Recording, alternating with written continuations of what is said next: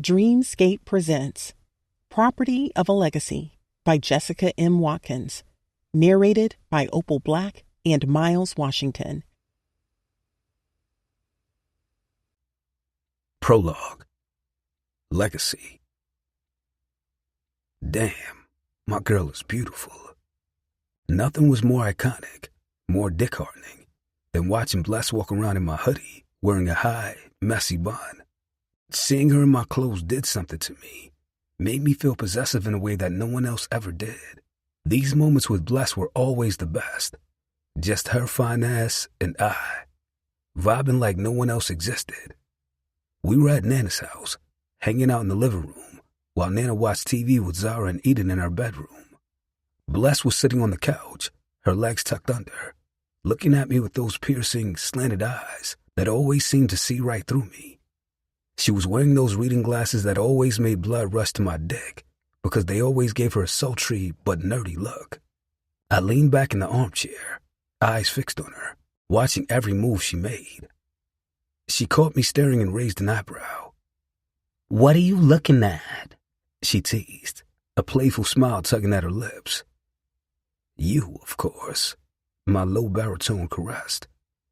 "You know you drive me crazy, right?" She blushed, looking down for a second before meeting my gaze again.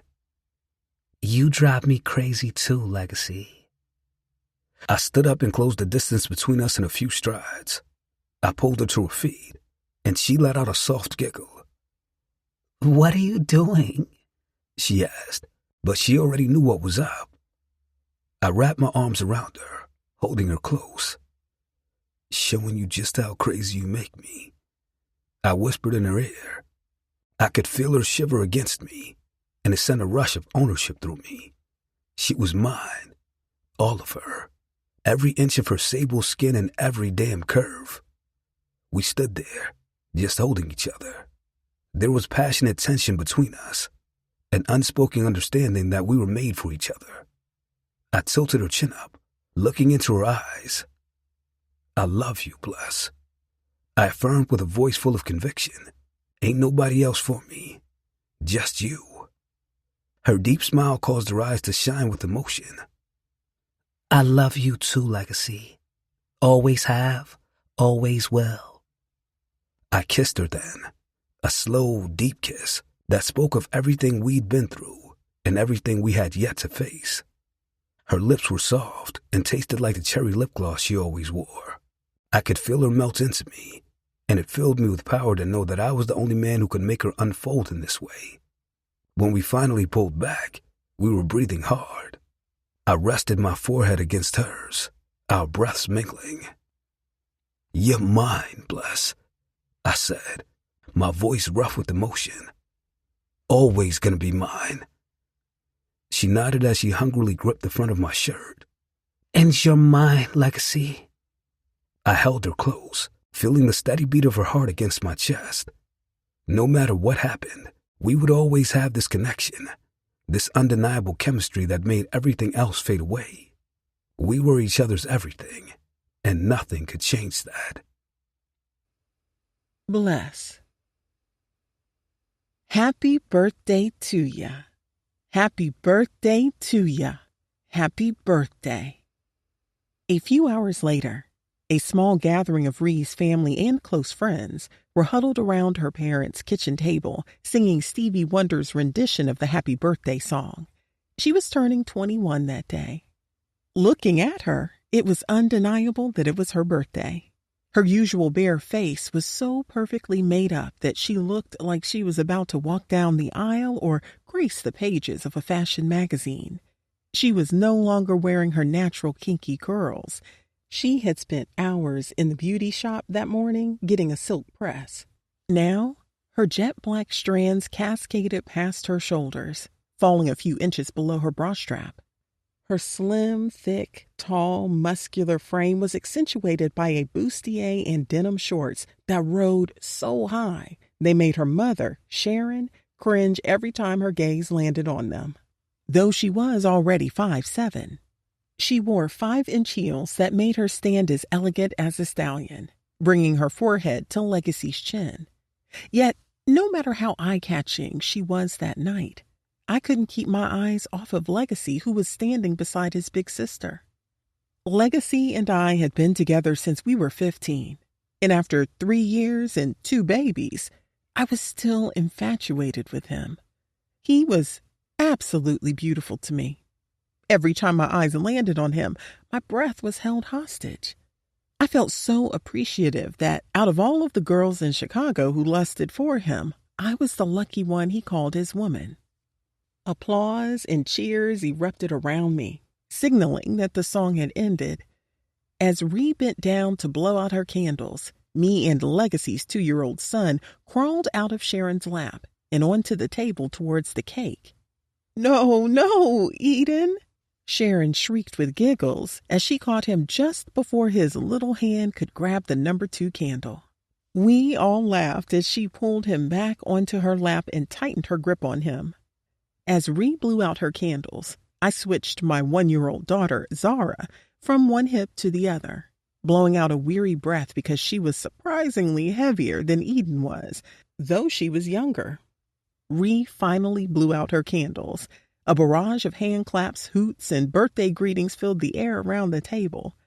Legacy spoke over the chatter. Okay. It's time for us to ride out." Immediately, Sharon expressed her reluctance with a smirk.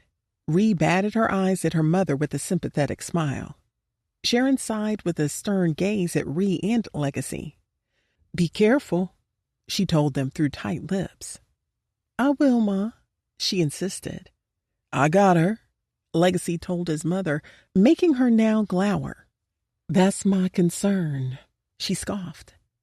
Legacy and Ree were like night and day. River, which was her government name, was attending Tuskegee University on a full scholarship. She was a straight-A student who'd graduated college at 17. Now that she had graduated undergrad a few weeks prior, she was officially pre-med. She had pledged Alpha Kappa Alpha, and though she was home for the summer, she busied herself with community service projects and volunteer work. On the other hand, Legacy had disappointed his parents, more so Sharon. He hadn't taken school seriously. Instead, he had partied too much for his parents' liking and kept a lot of secrets from them. He devastated them when he and I had a baby at 16 and then again soon after. Because he had refused to allow his parents to be the financial providers for his kids, he'd started hustling. He hadn't been able to hide his growing position in the game from his parents for long. Daryl, his father, understood Legacy's desire to take care of himself and his family by any means necessary. But Sharon was livid. She was persistent in convincing Legacy to go to a trade school or community college since he had managed to graduate high school. But Legacy took after his father, a strong-willed, dependable, protective provider. So no matter how much Sharon attempted to talk him out of the streets, he wouldn't fold. Leaning her head to the side, Ree smiled, bent down, and kissed Sharon on the cheek. "We'll be fine, Mama. I can't stay out too late anyway because I have to be at the hospital early in the morning." Sharon was visibly relieved. Smiling at her from his seat next to her, Daryl put his arm around her and squeezed her shoulder. "Ease up on them tonight, baby. It's her birthday." Then he looked at me. "Give me my baby." I handed Zara to him over his shoulder. She immediately cuddled up to him, burying her head into his chest. As soon as my hands were free, Legacy was where he usually was, right next to me, holding my hand, nurturing me. "You ready, baby?" he asked against my cheek. Turning towards him, I gave him a smile. "Yeah." Before walking out, Legacy bent down and kissed his mom on the cheek. "Stop frowning, woman. I love you." Finally, Sharon's stern gaze faded. She smiled up into Legacy's eyes. Though she disapproved of how her son made his money, she loved him anyway. She admired how dedicated of a father he was and how even at the ripe age of 18, he was completely dedicated to me. Sharon and Daryl were loving parents who adored and supported their kids no matter what. When I first became pregnant, Legacy and I didn't tell anyone. We naively thought that at 15, we could take care of it ourselves. Yet it had taken so long for us to try to come up with the money to terminate the pregnancy that I was soon 6 months pregnant. Since I couldn't hide it any longer, Sharon and Daryl eventually found out. After calming down, they assured Legacy and me that they would be there to help because they wanted us to focus on our education. Sharon was upset when I became pregnant with Zara just months after Eden was born, but she wasn't surprised because of how annoyingly in love Legacy and I were. Eventually, Sharon and Daryl practically took me in and continued to be very loving and dedicated grandparents. "I love you too," Sharon told him, holding his face for a brief moment. "Be safe." "We will, I promise," Legacy assured her. Ree and Legacy's cousins and friends followed us out of the house, creating an orchestra of excited, loud conversation and laughter behind us as we left out of the 2-story brick home on the southwest side of Chicago. "You looking good, bae," Legacy flirted. I blushed as we stepped out into the sticky, hot June evening. "Thank you." Though I'd had 2 kids, thankfully, Legacy was obsessed with the larger curves each pregnancy had given me. I was voluptuous in a mini tube-top bodycon. Its cream color popped off of my deep brown skin. The sweetheart neckline barely contained my big, full breasts. He squeezed my hand as we descended the concrete stairs. The simple gesture sent a jolt of yearning sparking through me so electric that I fought to keep my balance on my heels. Halting for a bit on the landing, Legacy swallowed me with his yearning gaze, licking his lips. I blushed. "What?" "You knew what you were doing when you put that dress on."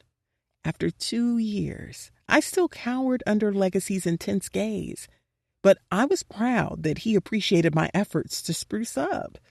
Although I had a lot of help raising my kids, mothering 2 toddlers left little time to dress up. "Fuck around and get pregnant again tonight," he threatened with visible lust. As I giggled, he pulled me close, taking the back of my head into his large hand. He laced his fingers through my curly mane. Kissing my forehead, he spoke against it. "I love you." "I love you too." I was so hopelessly, deeply in love with Legacy to the point that it scared me at times. He was my existence. I breathed him. My feelings for Legacy were like a wild roller coaster ride, twisting and turning through my heart with a thrilling blend of joy and fear. It was a love so deep and consuming that it scared me, yet I couldn't help but surrender to its inebriating pull. Legacy had woven his way into every corner of my being, lighting up my world with fire that danced between exhilaration and apprehension. Being in love with Legacy felt like standing on the edge of a cliff with my heart ready to leap into the unknown while craving the rush of emotions that came with every beat. Legacy. Even though I was 3 years younger than my sister, I threw her 21st birthday party.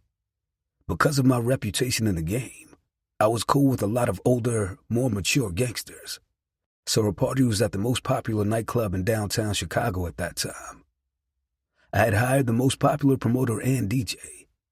Word had spread of her party to the extent that many of her college friends, who had been across the country for the summer, had flown into Chicago for the occasion.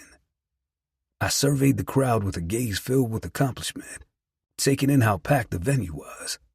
The promoter had pulled me aside a couple of hours earlier to tell me they'd hit the maximum capacity and couldn't allow anyone else inside. Now, I stood there surveying a sea of partygoers who were laughing, dancing, and sipping drinks. My chest swelled with pride at the energy and excitement I'd helped create. Bless was standing in front of me in our VIP section, hypnotically swirling her hips to the beat exploding through the speakers. As I held her tightly against me, grinding against her on beat, I looked over her shoulder at my sister. I smiled, appreciating that Ree had finally let her hair down so she could have a good time. I was so proud of my sister. Our parents had always been working class. They had raised us in a decent neighborhood and tried to make sure we had everything we needed. But surrounding our neighborhood were negative influences that threatened to take us off the positive path that our parents were diligent to keep us on. My sister stayed on that path, dominating it. I didn't.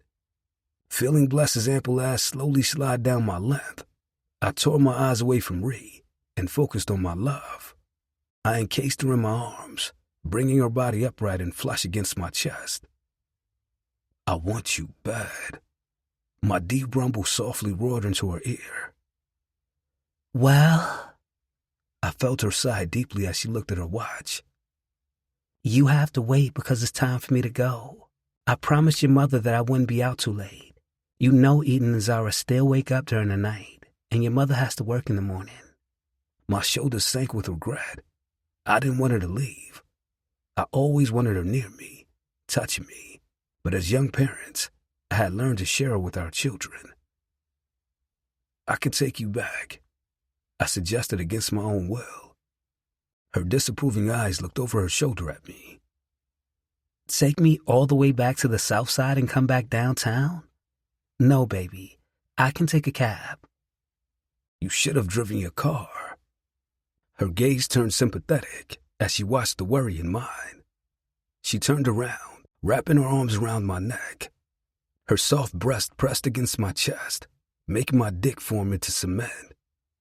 I bent down, connecting my forehead to hers as I wrapped my arms around her. She looked up into my eyes.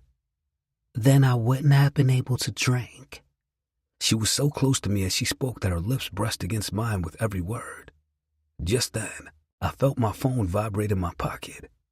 After taking it out, I saw my mother's name in the text message notifications. Ma Dukes, don't keep Ree out too long. She has to get up in the morning. Shaking my head at her constant worry, I replied back. Legacy, I got you, Ma. Love you. Ma Dukes, love you too. After leaving out the text message thread, I went to me and my father's and sent them a message. Legacy, tell Ma to go to sleep and stop worrying. As I closed my phone, Bless asked, Who is that? Still shaking my head, I told her, Ma. Bless became rigid in my arms. She's still up? Let me get out of here. I pressed my full lips against hers, sucking in her bottom lip. She relaxed into me, moaning into our kiss. Then I regretfully released her. Come on, I'll walk you out. I forced my arms to unravel from around her tiny waist. Then I took her hand and led her out of VIP. As we left the section, I tapped Ree on her shoulder while she danced with a group of her college friends. She never stopped dancing as she gave me her attention. I'll be back. I'm about to walk Bless outside. She nodded, unable to keep the cheeky grin off her face. I chuckled at the drunken haze in her eyes. My homie Brando got my attention. Where you going? He asked before he drank from a Hennessy bottle, holding on to it by the neck. Bless has to go get the kids. I'm just walking out. I'll be back. Brando nodded as he winced from the burn of the Hennessy. I led Bless out of the VIP section, through the thick crowd, and out of the club. Exiting the club, I expected to feel some relief from the thick, stifling heat inside. Instead, the summer night greeted us with the same kind of oppressive warmth, offering no escape. Sweat trickled down my forehead, and my fitted teeth clung to my skin even tighter now. Bless started to head toward the curb to hail a cab, but I quickly reached out and pulled her back. She looked at me with a questioning expression at first, and then seemed intrigued by the mischievous look in my eyes. Wait a second, I said, leading her towards my Infinity truck. Legacy, you really don't need to take me all the way to the south side. She insisted as we walked. I can handle getting home in a cab. I looked at her with an evil grin and demand flashing in my eyes. I'm not taking you home. Once at my SUV, instead of opening the passenger's door for her, I opened the back door. Bless's expression changed to match my own, a sly smile spreading across her face. She climbed into the back seat as I held the door open for her. I helped her inside and then climbed in behind her. As Bless settled into the back seat, I could see the playful anticipation in her eyes. I slid in beside her, feeling the tension between us erupting uncontrollably. I leaned in, my hand gently cupping her jaw, and claimed her lips in a deep, passionate kiss. I had been waiting all night to taste her. My lips moved against hers with hunger that mirrored my desire for her. She melted into the kiss, eagerly giving way to me in thrilling surrender. My other hand found its way to her waist, pulling her close as our kiss deepened. While kissing her, I gently guided Bless to lie back on the seat as I pushed her dress up to her waist. The sounds of the club played around us, the roar of cars passing by, tires crunching on asphalt, and the rhythmic bass from the club pulsing through the air. The thumping seemed to match my racing heart as I took in the sight of her gorgeous, brown body, so willing and submissive. I grabbed the back of her knees and pushed them up to her chest. I salivated at the sight of my pussy being wide open for me, already leaking in anticipation of my strokes. Holding her knees in place, I bent down and tasted her salty sweetness. I let my tongue linger for a moment, allowing her sweet juices to form a lewd ballet on my taste buds as I savored the taste of her. My dick began to ache for her, so as I took one last slurp of her center, I pulled it out of my jeans. Then I held both of her ankles with one hand and held her in place by the waist with the other. Then I dove inside. "Shit!" she hissed. 2 years and 2 kids later, this pussy still felt like a warm, tight hug after a long day. I felt weak. With each stroke, she snatched my soul. Bless owned every inch of me, every fiber of my being. From the moment I met her, I knew there was something different about her. What had started as immature puppy love had quickly transformed into infatuation and dedication as we grew up together. I loved her intently. Her happiness was my purpose. Her presence was my greatest comfort. No matter how young I was determined to love and protect Bless, no matter what it took. Over the years, my feelings had only deepened. I'd known early on that she was the woman I wanted by my side, and I had made it my mission to keep her safe and cared for.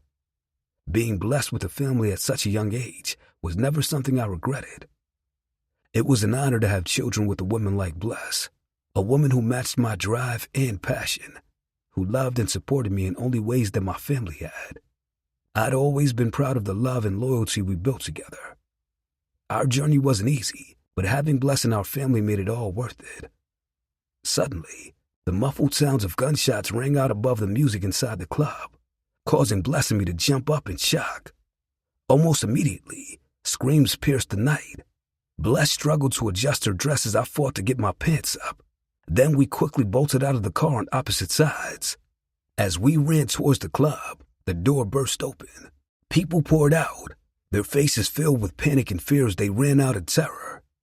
I turned back to Bless, my gaze locked onto her worried eyes. "Stay here," I told her firmly. She nodded, breathing heavily with fear etched across her face. Turning back, I pushed my way against the flow of the panicked crowd, fighting my way into the club. The mob of people was thick. Everyone was desperate to get out. Because I didn't see Ree, her friends, or my people in the mob, I was desperate to get inside to them. As soon as I entered the main area of the club, my frantic gaze fell on a scene that was absolute chaos. Tables and chairs were overturned, and the floor was littered with debris. Club guards and staff cautiously emerged from their hiding places, looking around with wide eyes and uneasy expressions. A blood-curdling scream snapped me out of my shock, immediately grabbing my attention. It had come from the VIP section where I had been earlier. I spotted Ree's crew huddled around something, their faces twisted with dread as they looked down in horror. My homies were also gathered around something else nearby, equally concerned and disturbed. Panic consumed me. I sprinted towards them, jumping over tables and chairs that had been knocked over. I pushed past people who were lingering as they stared towards the section. My mind raced with fear as I closed in on the horrific scene. As soon as I reached the VIP section, I forced my way through the huddle that was my sister's crew. My heart raced as I pushed past them. When I didn't see Ree among the others, fear gripped me, but I kept going, determined to ensure that she was okay. When I finally broke through the crowd, my heart dropped. Ree was on the floor with a gaping wound in her chest. A river of blood poured from it, changing the color of her bustier to crimson red. Her eyes darted chaotically, as if she was trying to figure out what was going on. When her panicked gaze landed on me, her breath became sporadic. Her hand shook uncontrollably as it reached out for me. I dropped to my knees beside her. My voice broke as I roared, "We need an ambulance! Now!" My hands hovered over her, unsure of how to help. Tears blurred my vision as I looked at Ree's pale face. I tried to hold myself together for her sake. Her fearful, painful orb stayed on me, but she was alive. That sliver of relief kept me going as I tried to reassure her. "Ree, you're gonna be okay. Just hold on. The help is on the way. Hold on, sis," I whispered with trembling words.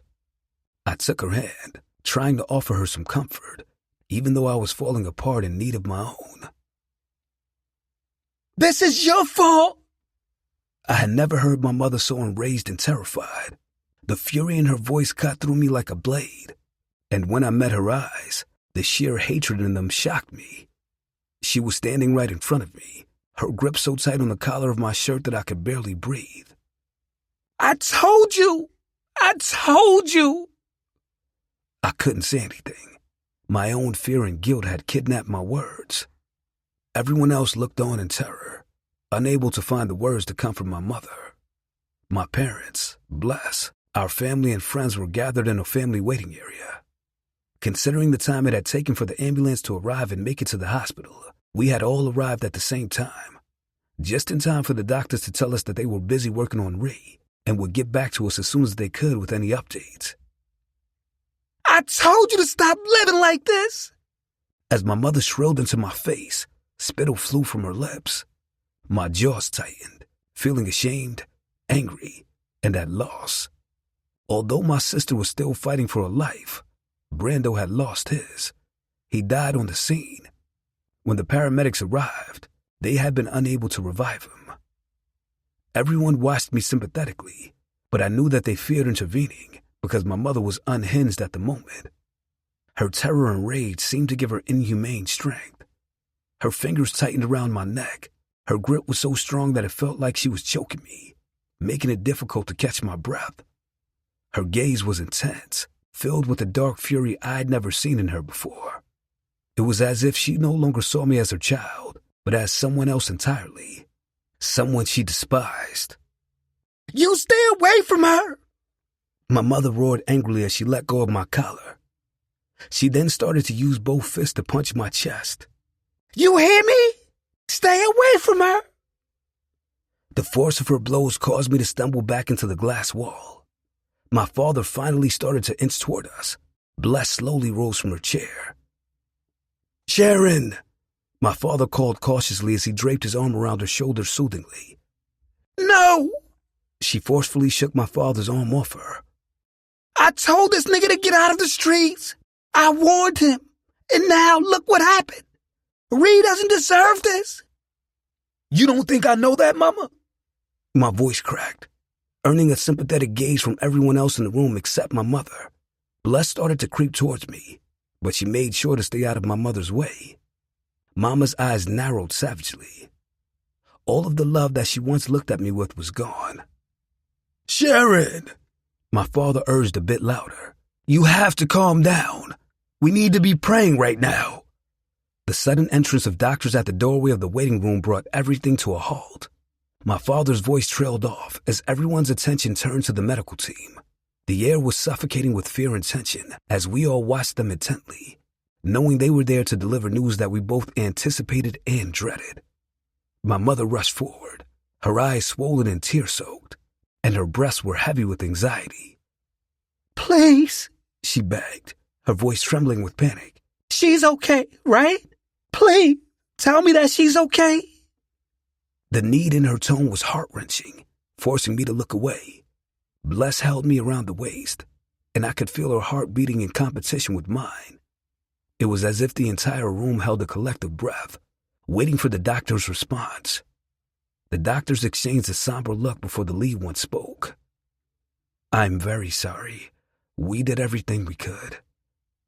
I couldn't understand anything else after that. I stumbled, losing my balance, landing in a chair behind me.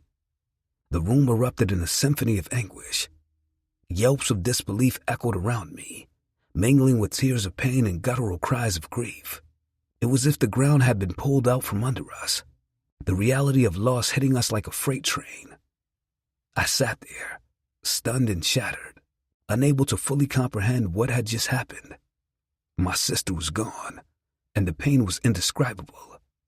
As the room exploded in sorrow, a mother's voice suddenly cut through the chaos with sharp and venomous shrills.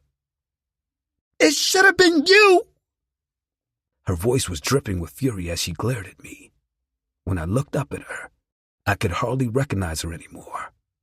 The rage twisting her face was unlike anything I had ever seen.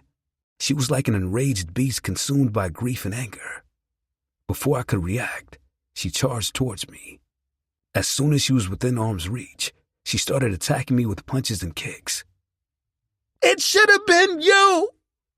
My mother's mantra cut into my heart deeply. I tried to shield myself, but her attacks were relentless. The pain of her blows was nothing compared to the anguish and guilt I felt. The woman who had always been my source of love and support now hated me. I was suddenly dealing with the loss of two people I loved. Bless and my father tried to convince me that my mother was just angry, that she didn't mean what she'd said, but as days went by, she refused to speak to me.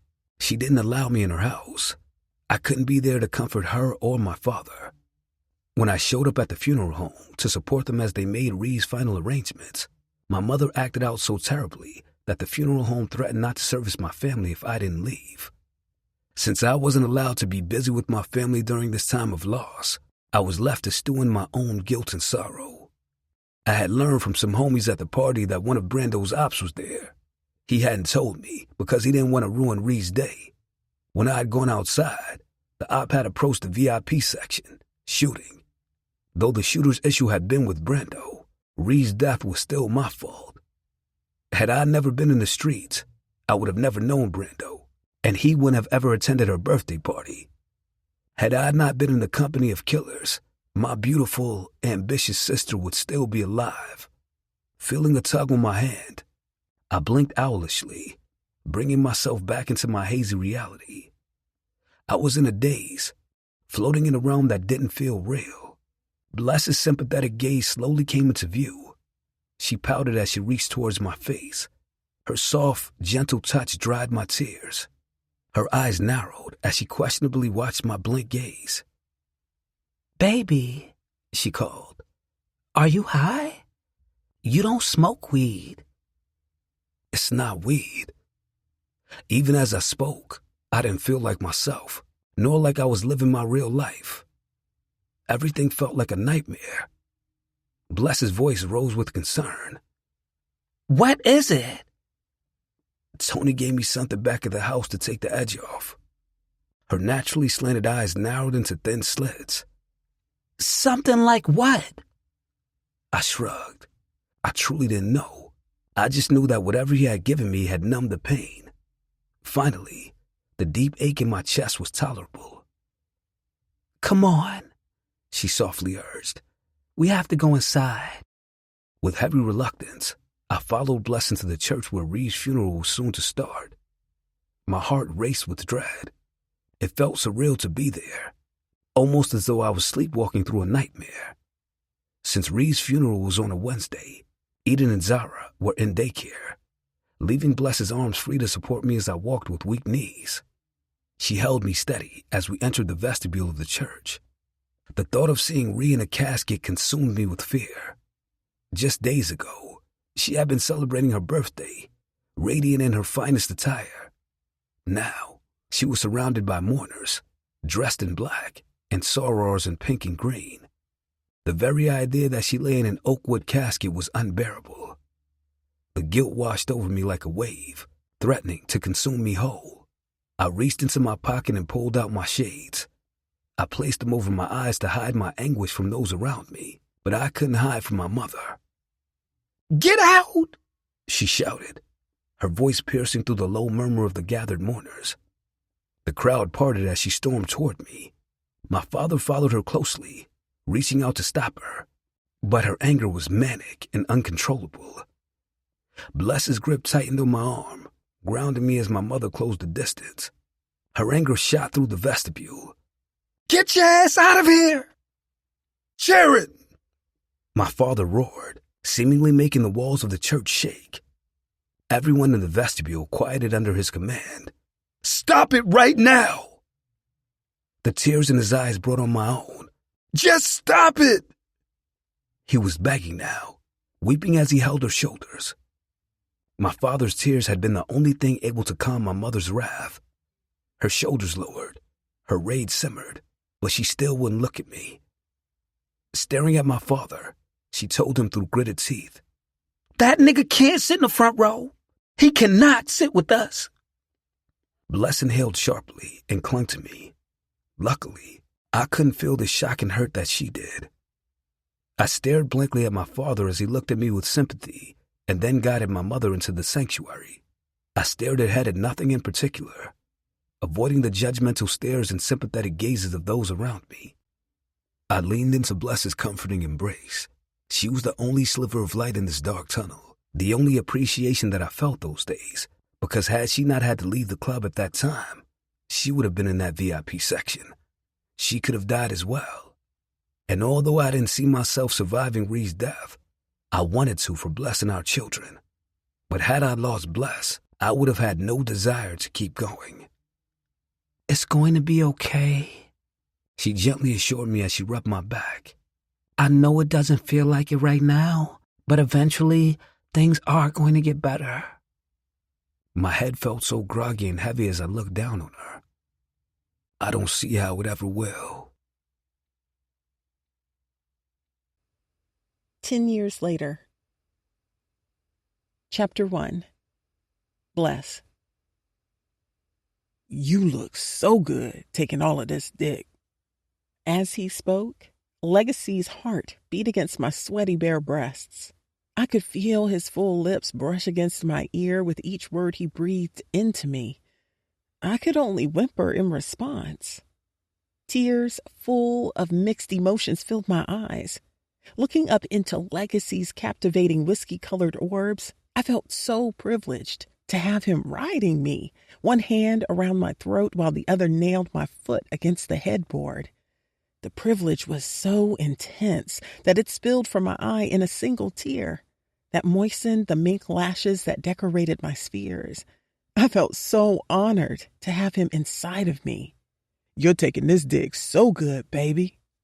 But the intensity of his penetration was extreme and profound. His inches drowned in pockets nestled into corners of my center that were buried deep. I strained to take every inch of him. He submerged the tip of his massive steel so far inside of me that it collided with my cervix. Each stroke conjured more tears, but he felt so good. His dick felt too good to push him away, so I happily forced myself to take him in. "You're so pretty with my fingers wrapped around your throat." His constant words of affirmation while stroking me was one of the things about him that had me still madly in love with Legacy after 10 years. Legacy tightened his grip on my throat, instantly initiating yet another orgasm. "Oh, God," I cried out. A rush of adrenaline and excitement soared through me.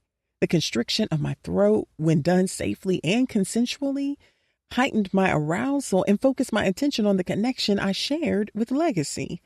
The loss of control I felt was thrilling, as it required trust and Legacy to keep me safe.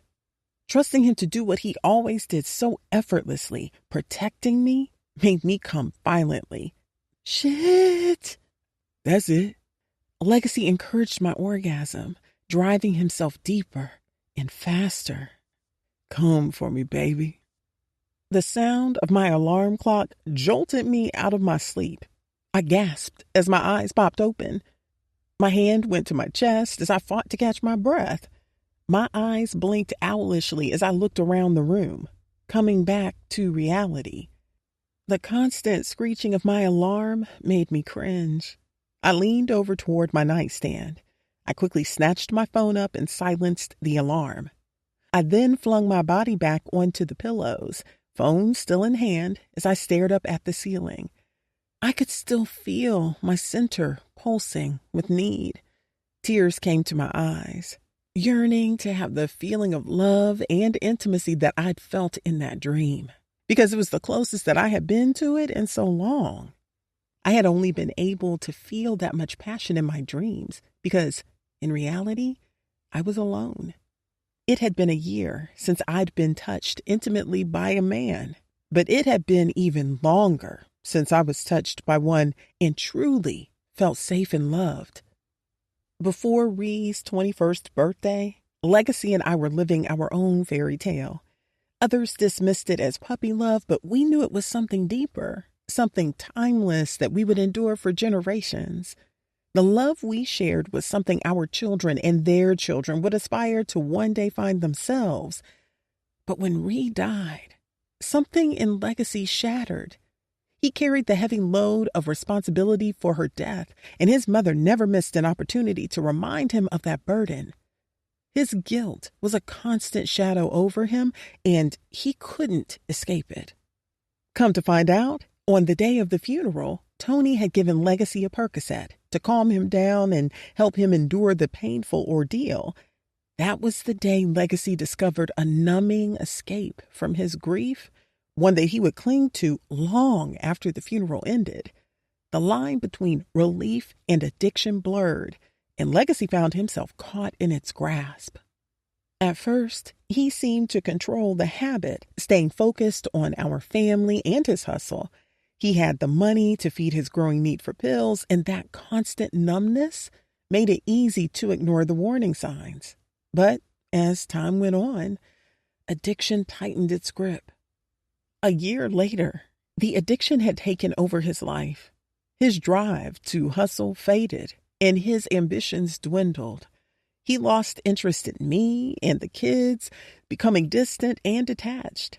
His personality shifted, and the spark that once defined him vanished. He no longer seemed like the man I had fallen in love with. He had been replaced by a hollow version of himself.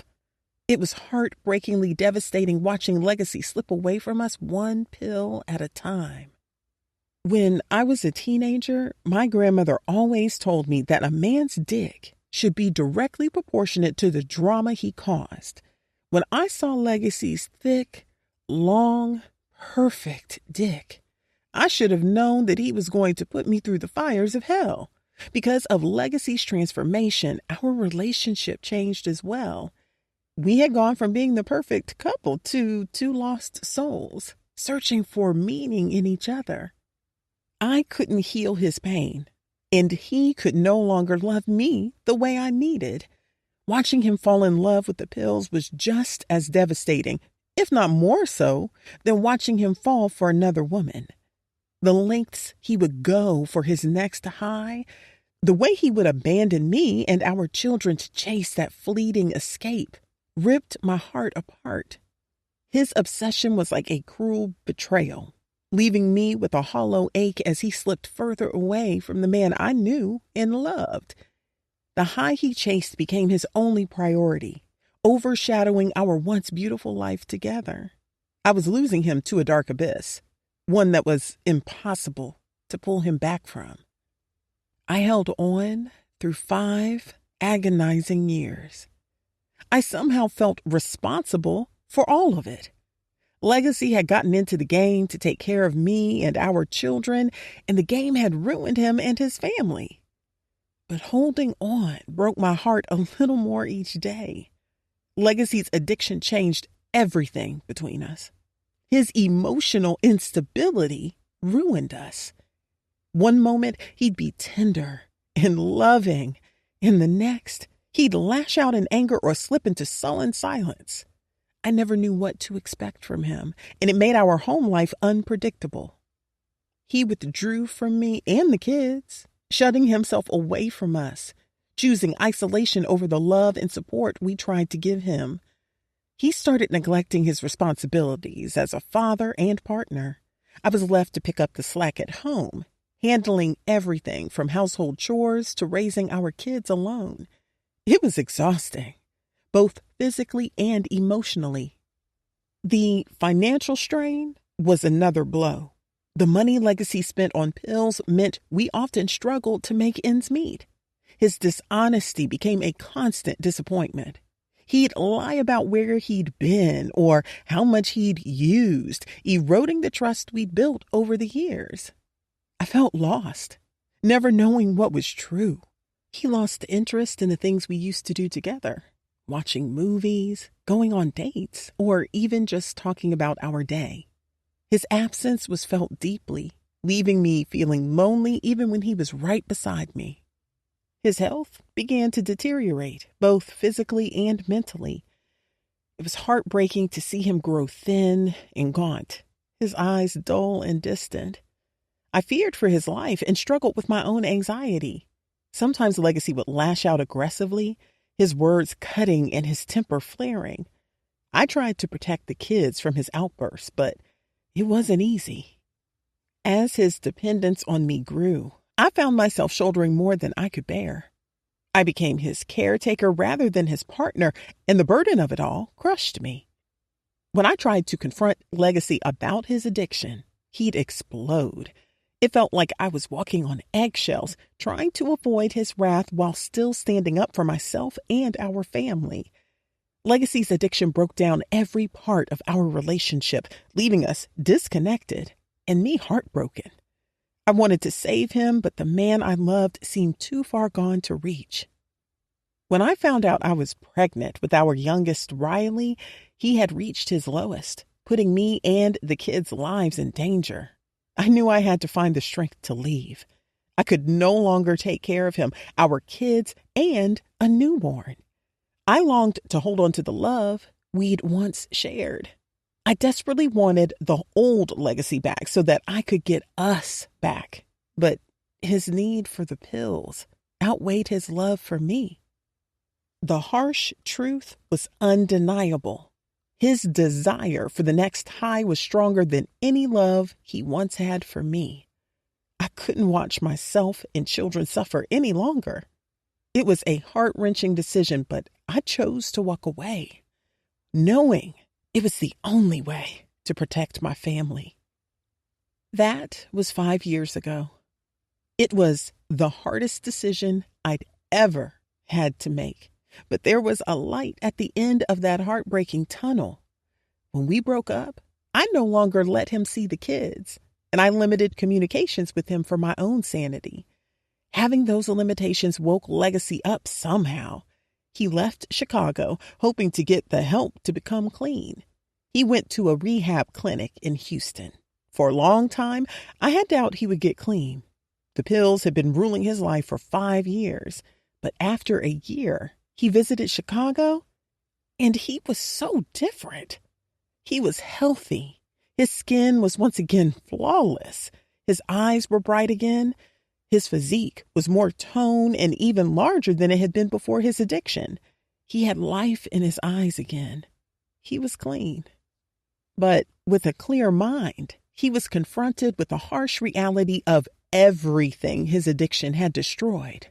Ashamed and embarrassed, he decided to stay in Houston.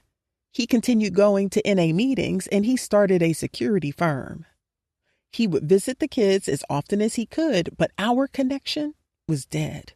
I couldn't forgive him for a lot of the things he'd done, and he blamed me for leaving and taking the kids from him.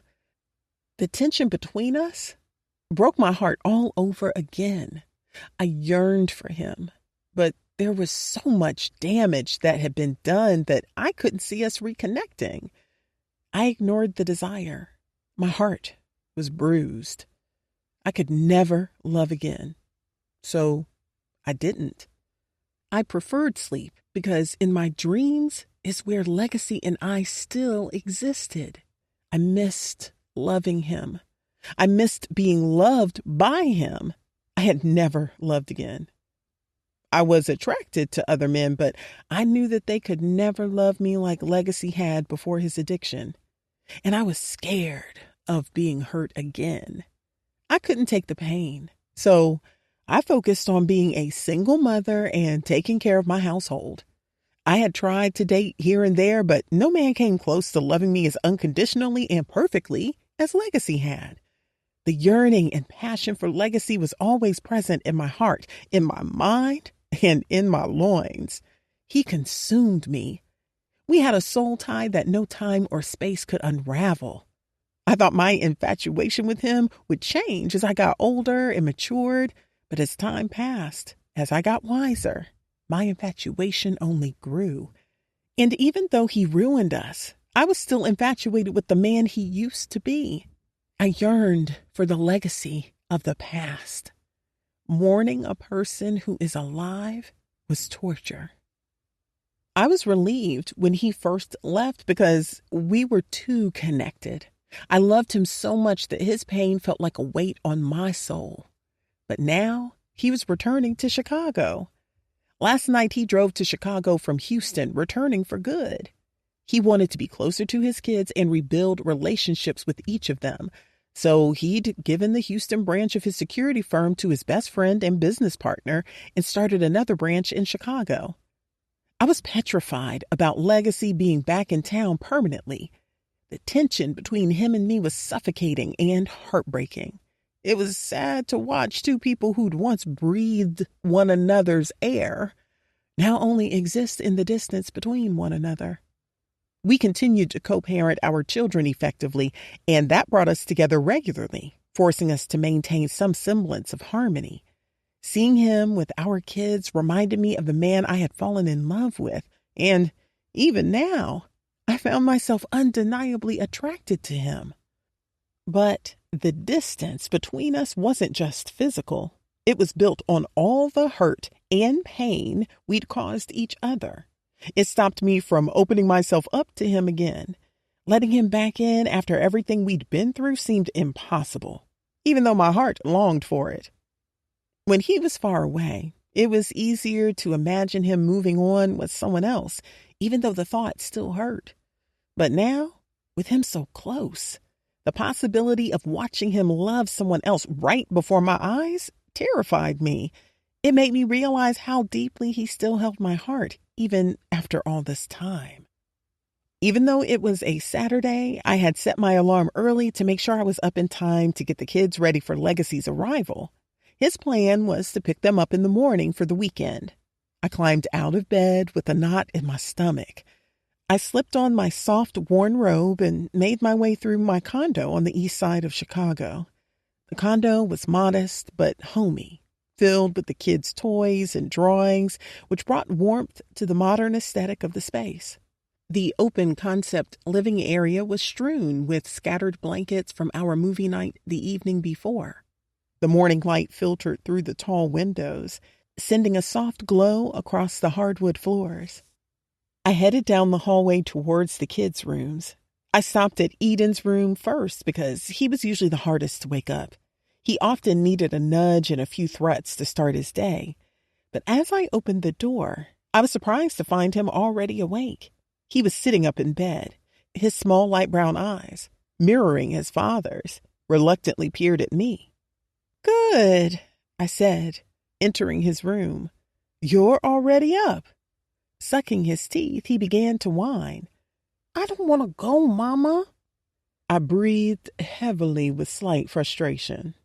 "We already talked about this, Eden." He began to pout. "Why do I have to go with him?" Being the oldest, Eden had gone through a lot as well because of Legacy's addiction. He could remember his father breaking promises and acting irrationally. Because of that, he fed into everything Sharon had to say about Legacy. After 10 years, she still openly blamed Legacy for Ree's death. At every celebration of Ree's life held on the anniversary of her death or birthday, Sharon blamed Legacy. She would show the kids videos of their Aunt Ree, reminding them of her while openly blaming their father for her death. Zara didn't take heed to everything Sharon would say because she was a daddy's girl. But Sharon was adding to Eden's negative outlook on his father. Because of this, I put space between the kids and Sharon. They no longer visited her. When Daryl wanted to see the kids, he had to come to them. Because he's your father, I said, as I sat on Eden's bed. He shrugged his shoulders, pouting. Why did he have to come back?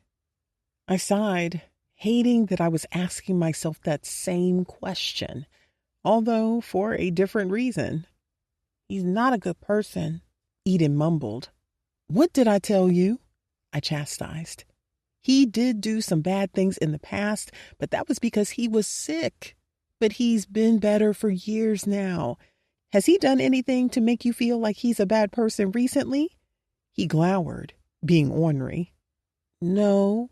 Exactly. So stop treating him like that and get dressed. He sucked his teeth again and huffed, throwing the covers off of him.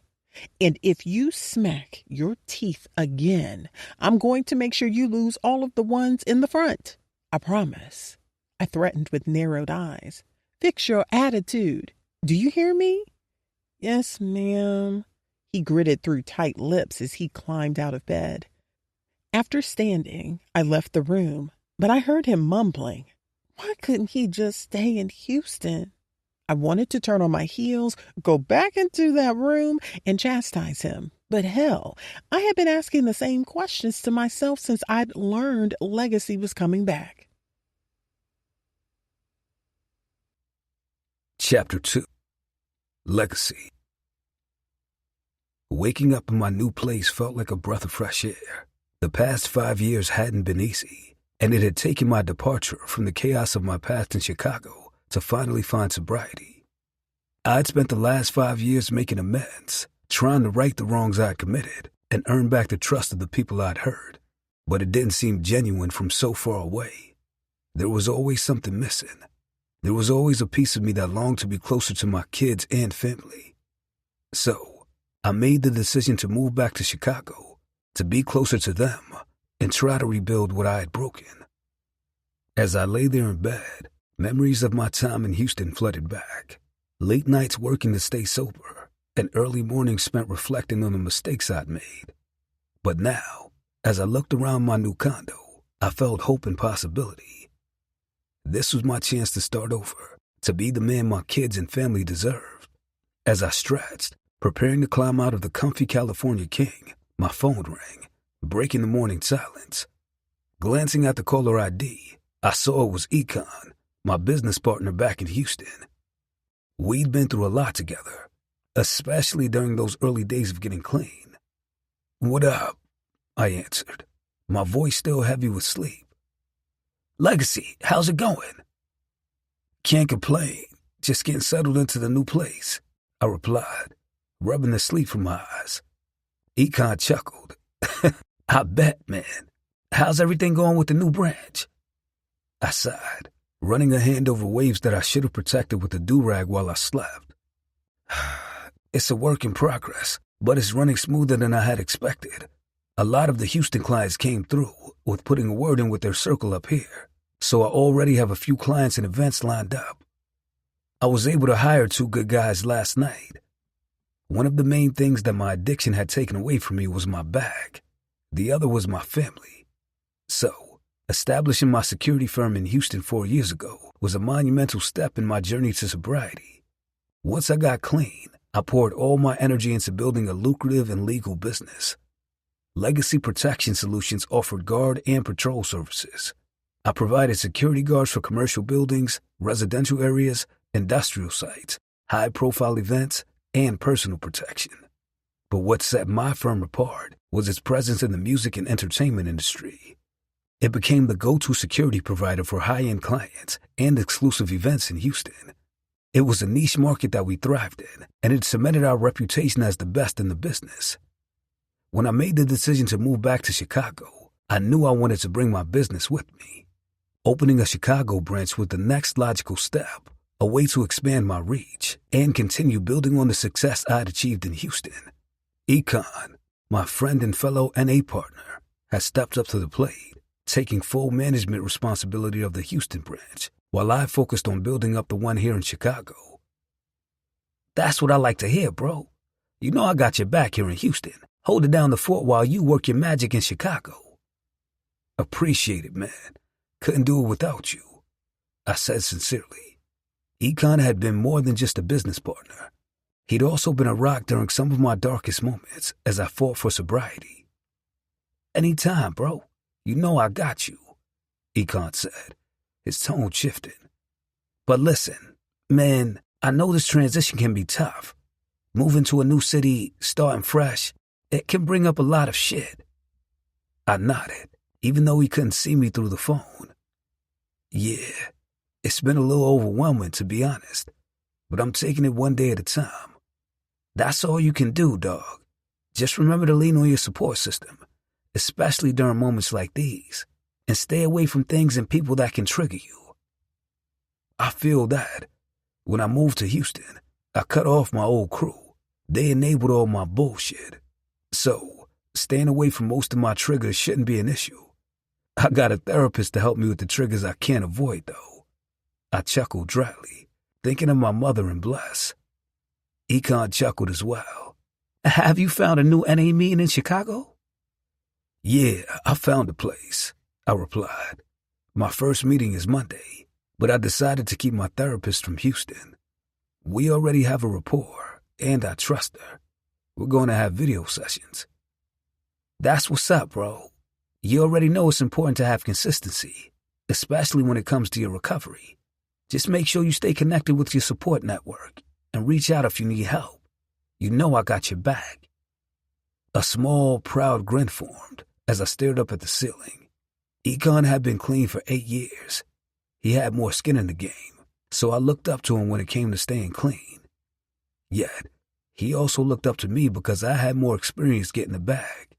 In exchange for his support with my sobriety, I had brought him in as a business partner in my security firm, giving him his first chance at a lucrative entrepreneurship. Thanks, man, I told him. I appreciate it more than you know. Anytime. You've come a long way, and I have no doubt you'll continue to thrive in Chicago. Nervously, I rode the elevator up to the 3rd floor of the building where Bless lived. The familiar pit of anxiety tossed violently in my stomach as I prepared to lay eyes on her. The thought of seeing her on a regular basis now that I was back in Chicago unraveled my nerves. Every time I visited home in the past, the mere sight of her would send my emotions into a tailspin. The longing for her, mixed with the shame of losing such a perfect woman and breaking her heart, was unbearable. I would always find myself fleeing back to Houston, desperate to escape the memories and the pain. I had been with other women since Bless left me, but none of them came close to filling the void she had left behind. I was obsessed with her, consumed by thoughts of her even when she was miles away. Now that I was living in Chicago full-time, the prospect of being separated from her while still carrying her in my heart was a daunting one. It was so daunting that my sobriety would feel like it was slipping through my fingers. I wanted her back. I wanted us back. But I knew that the damage I had done was irreparable. And she had hurt me when she left and kept the kids from me. Although it had pushed me to sobriety, it had also caused a rift between me, her, and Eden that felt irreversible. I had resentment that kept my feelings for her on the inside, where no one else, especially not Bless, could see them. As I stepped off the elevator, the lively voices of my kids filled the hallway, pulling a smile to my ears. It felt good to know that this was no longer just a temporary weekend stay, but a permanent part of my life again. The front door of Bless's condo was unlocked, since she had buzzed me into the security door downstairs. Pushing the door open slowly, I was greeted by the aroma of breakfast food wafting through the air.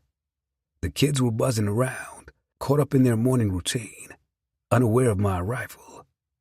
Bless stood with her back to me, her messy bun perched on top of her head, and her signature glasses framing her face. She'd worn those glasses since I met her, because she hated putting contacts in her eyes. I relished the sight of her mature, bountiful curves swaying gently in her robe. Her curves made the stains of daily cooking and cleaning on it look like art. She moved with grace that captivated me. She was so beautiful and sweet that she must piss honey. Put those toys down and get your shoes on, Riley. Bless rushed. Okay, Mommy. Daddy! Zara exclaimed, stealing my attention as she rushed towards me. Riley's eyes followed her, causing a grin to form on her chubby cheeks. As Eden and Bless froze up at the announcement of my presence, Zara and Riley rushed towards me with open arms. It was a familiar ritual. Riley and Zara, the only two who were genuinely happy to see me. I enveloped Zara in a tight hug and lifted Riley up into my arms. But my gaze remained fixed on Bless, watching as her expression turned stoic. Then she forced her attention on Eden. Go get your bag. Hurry up. As usual, Eden didn't offer me a greeting, walking right past me without a word, silently reminding me of the distance that was now between us two. You're getting heavy, girl. I chuckled as I stood Riley on the floor. As she giggled, Bless rushed her and Zara as well. Go get your bags so you guys can leave. And Riley, put your shoes on like I told you to. Once the kids had disappeared into their rooms, Bless finally spoke to me with a voice barely above a whisper as she busied herself cleaning up the kitchen. With her eyes fixed on the dishes in front of her, she asked, Did you have a good trip? Yeah, it was fine, I replied, attempting to maintain a casual tone despite the rapid thumping of my heart, as I watched her effortlessly exude allure while going about the most mundane of tasks. How have you been? Bless shrugged, avoiding my gaze. Busy. You know how it is. I nodded slowly, trying to find something to say to her to get her attention, but all that I could come up with was, yeah, I get it. Did you get here in time last night to put their beds together? Though I had just arrived the night before, I had had my place for 2 months. I had taken that time to furnish it completely so that as soon as I moved back, the kids could spend as much time there as they could. Yeah, I was up until 3 a.m. I should have hired somebody. I chuckled dryly, hoping for her to join me. But instead, she sighed heavily, finally looking at me. I hated that my past actions had taken away all sense of trust, love, and security when she gave me her eyes. Are you sure moving back here was a good idea? I lightly scoffed, raising my shoulders. Life has shown me that I can't be sure about anything, but I know I'll do my best to ensure that it turns out to be a good idea. I have a handle on my sobriety. I'm not really talking about that. What about the beefs you created back then? Do you think it's safe for you to be back? I handled all of that before coming back. I have it under control. She didn't believe me. I could see the ever-present doubt in her eyes. She sighed deeply and returned her stoic gaze to the dishes in front of her. The silence that followed was heavy with unspoken words and unresolved feelings. As much as I wanted to bridge the gap between us, I knew it was irreparable. Chapter 3. Bless. Since I had the morning to myself, I decided to go sit with my grandmother. Because she was getting older, her health was declining. She wasn't able to move around like she used to. My older sister, Sky, didn't have kids, so she had been picking up the slack more than I had been able to. But now that Legacy was back in town, I was happy to be able to help more often since his plan was to get the kids during the week and every other weekend. When I pulled up to my grandmother's house in Jeffrey Manor, I smiled when I saw my sister's car. I hurried out of my Kia, enjoying the relief of not having 3 kids in tow. Although Legacy had been visiting during the last few years, it was only once, maybe twice a month, when he would manage to get away from his duties at Legacy Protection Solutions.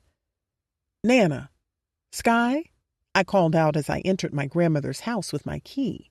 Hey, Bless, I heard my sister shout. We're in the kitchen. Since my grandmother's 3-bedroom home was modest, I was able to see Nana and my sister sitting at the table in the small kitchen, staring oddly at my mother, who was standing over a boiling pot on the stove. The closer I got to the kitchen, a foul aroma nearly suffocated me, causing me to frown and cough.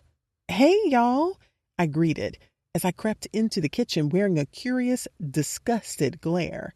My questioning cat-like eyes bounced between Nana and Star's judgmental, humored expressions to my mother's diligence at the stove. "What is she doing?"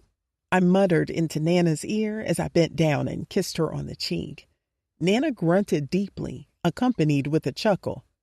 "Child." As I moved over and hugged Sky, she laughed along with Nana. "Y'all laughing and shit, but watch how this shit works." Pam, my mother, didn't even turn around to look at us as she scoffed while rolling her neck. "That shit ain't gon' work," Nana snorted. "And it stinks," Sky exclaimed with a bellowing laugh that Nana couldn't help but mimic to the point that she was doubling over.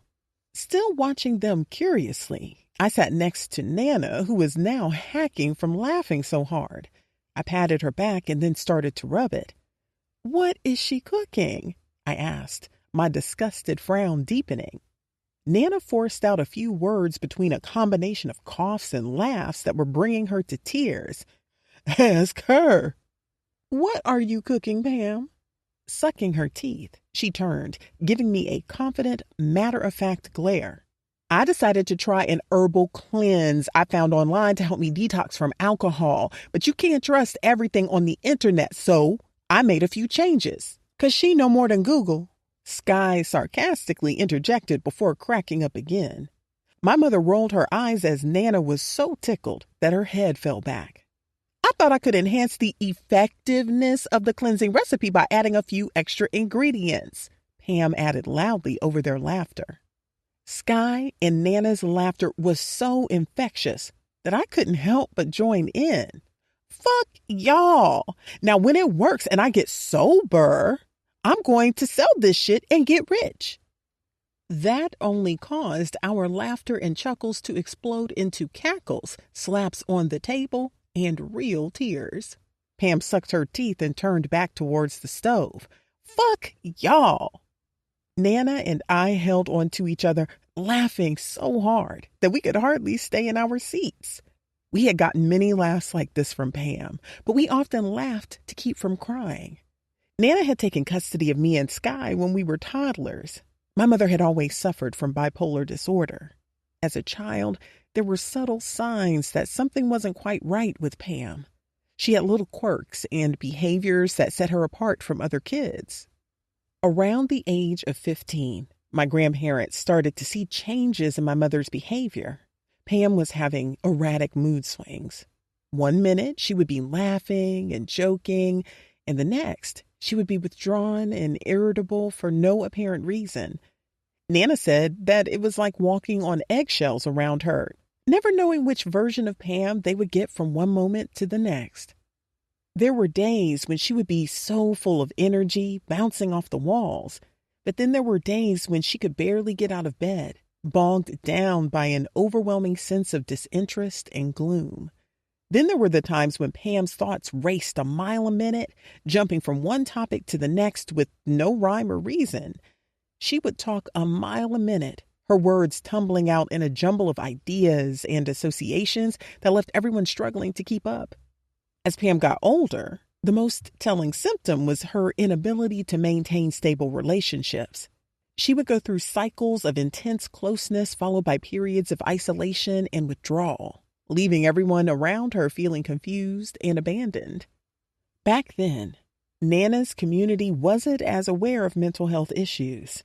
Many people assumed that my mother was just a bad or an off kid. It wasn't until Pam got to high school that a counselor suggested that she was bipolar. However, my grandparents didn't believe in the white man's diseases and medicine, so they never got Pam the help she needed. They left her to wreak havoc everywhere she went, especially in my grandmother's home. Pam never moved out because she could never maintain employment. As she got older, her symptoms became more severe. She started to deal with them in the aftermath they caused with alcohol. She began to drink so much, often losing track of time and blacking out, that she had no idea who had gotten her pregnant with me or Sky. By the time I turned 3 years old, my mother was an alcoholic. She was hardly home to take care of me and Sky, who was 5 years old, which left my grandparents to raise us. Over the years, Pam's addiction and mental health worsened.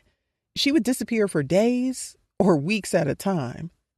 When my grandpa died a few years ago, she started making attempts to sober up, which failed every time because they were always some off-the-wall, at-home remedies, since she didn't believe in doctors or the white man's medicine either.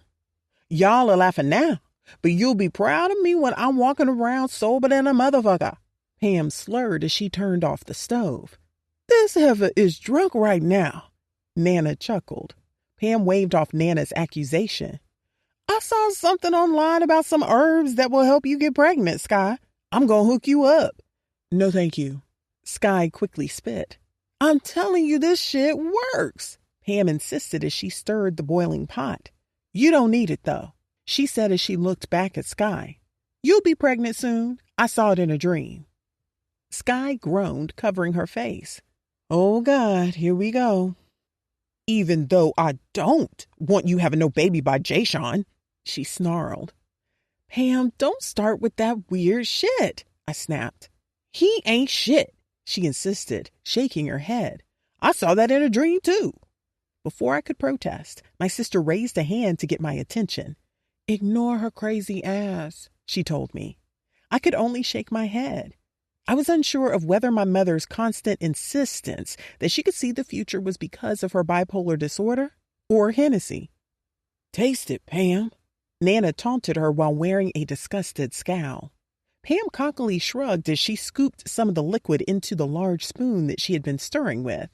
She then carefully brought it to her lips and blew it until it was cool enough to consume.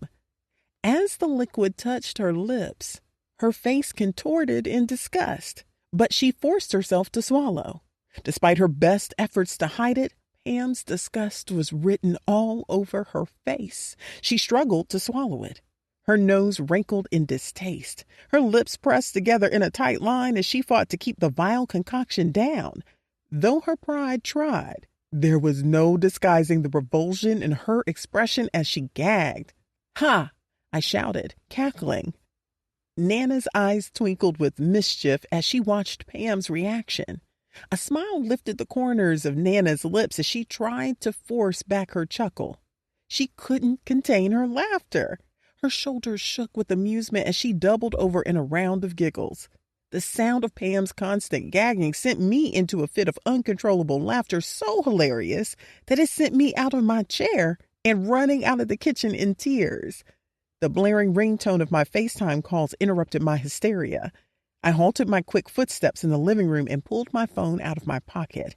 When I saw that it was Raja, my heart-shaped lips should have formed into a giddy, coy grin, but I could only force a half-hearted smile as I answered while sitting on the couch. Although my smile was forced, Raja's was genuine and beautiful, showing all perfect, white, straight teeth through his luscious, full, dark beard as he gleamed at me saying, "Hey, beautiful." Looking at such a gorgeous man, it was hard not to submit even though in my heart I was resisting. "Hi," I purred. He sat back in his driver's seat, putting his massive build on display. When I'd met Raja a few months ago at the grocery store, his size was the first thing to get my attention. He was a massive, dark-skinned man, similar to Legacy, except he had long locks that hung down to his waist. "How are you enjoying your free day?" I immediately began giggling again, thinking about my mother as Nana and Sky's continuous laughter escaped the kitchen. "It's going good." Watching me chuckle made Raja's grin grow. "What's so funny?" "My mother," I said, shaking my head with a snicker. "Oh, okay." He nodded, giving me an alluring, flirtatious gaze. "Do you have plans for tonight?" "I'm supposed to have some plans with my sister," I lied, hoping that my sister hadn't heard me and would then bust me out. "Supposed to?" Raja questioned with a raised brow. "I need to confirm with her." "Why don't you do that and get back with me? I want to spend some time with you." "Okay." "Cool. I'll let you get back to your family. Hit me back." "I will." Licking his kissable lips, he gave me a wink before ending the call. "Why are you lying to that fine-ass man?" I heard Sky blurt. Groaning, I looked up. Watching her walk into the living room, I admired her long, flowing hair. She had gotten that straight hair from our mother, so she was able to enjoy a silk press without worrying about the summer's humidity. Because I don't know if I feel like being bothered. Sky rolled her eyes as she sat on the love seat.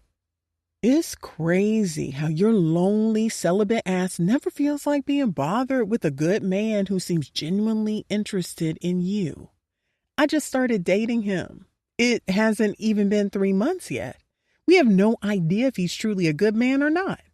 Girl, men get the coochie without dates, especially one as fine as he is and who's willing to court like Raja.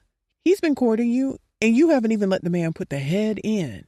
And he still hasn't pressured you and continues to court you. He's a good man." Or, I pressed, "he likes the chase and plans to obliterate me the moment I let him get some."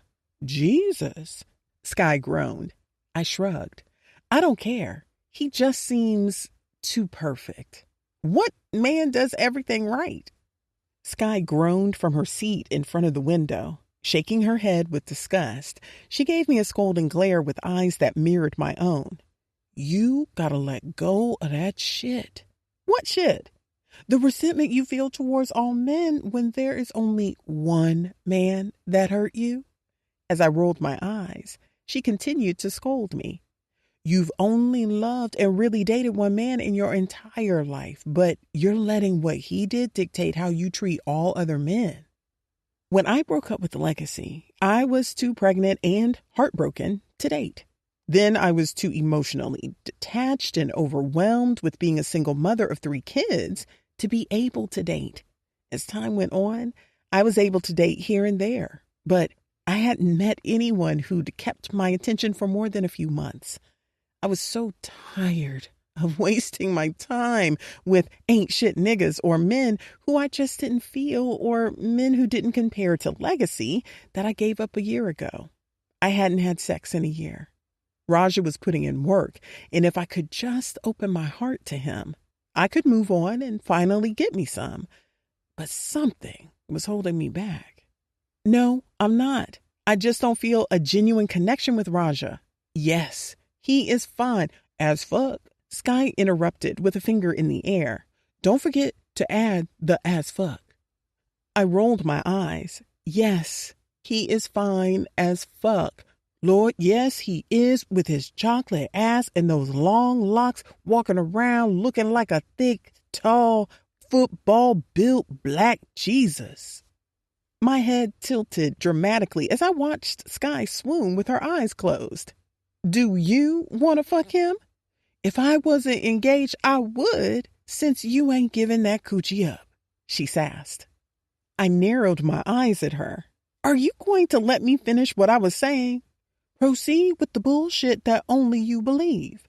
Sky gestured that I had the floor with a wave of her hand. "Whatever, Sky," I snapped with a humored scoff. "Forget it. Don't be mad at me because I see through your bullshit. Any other time you get a night without the kids, you go out with Raja, but now you're making excuses because Legacy is back home for good and you're in your feelings." My hands landed hard next to my thighs on the couch. Of course, I'm in my feelings. It was easier when he was long distance. I didn't have to see him on a regular basis.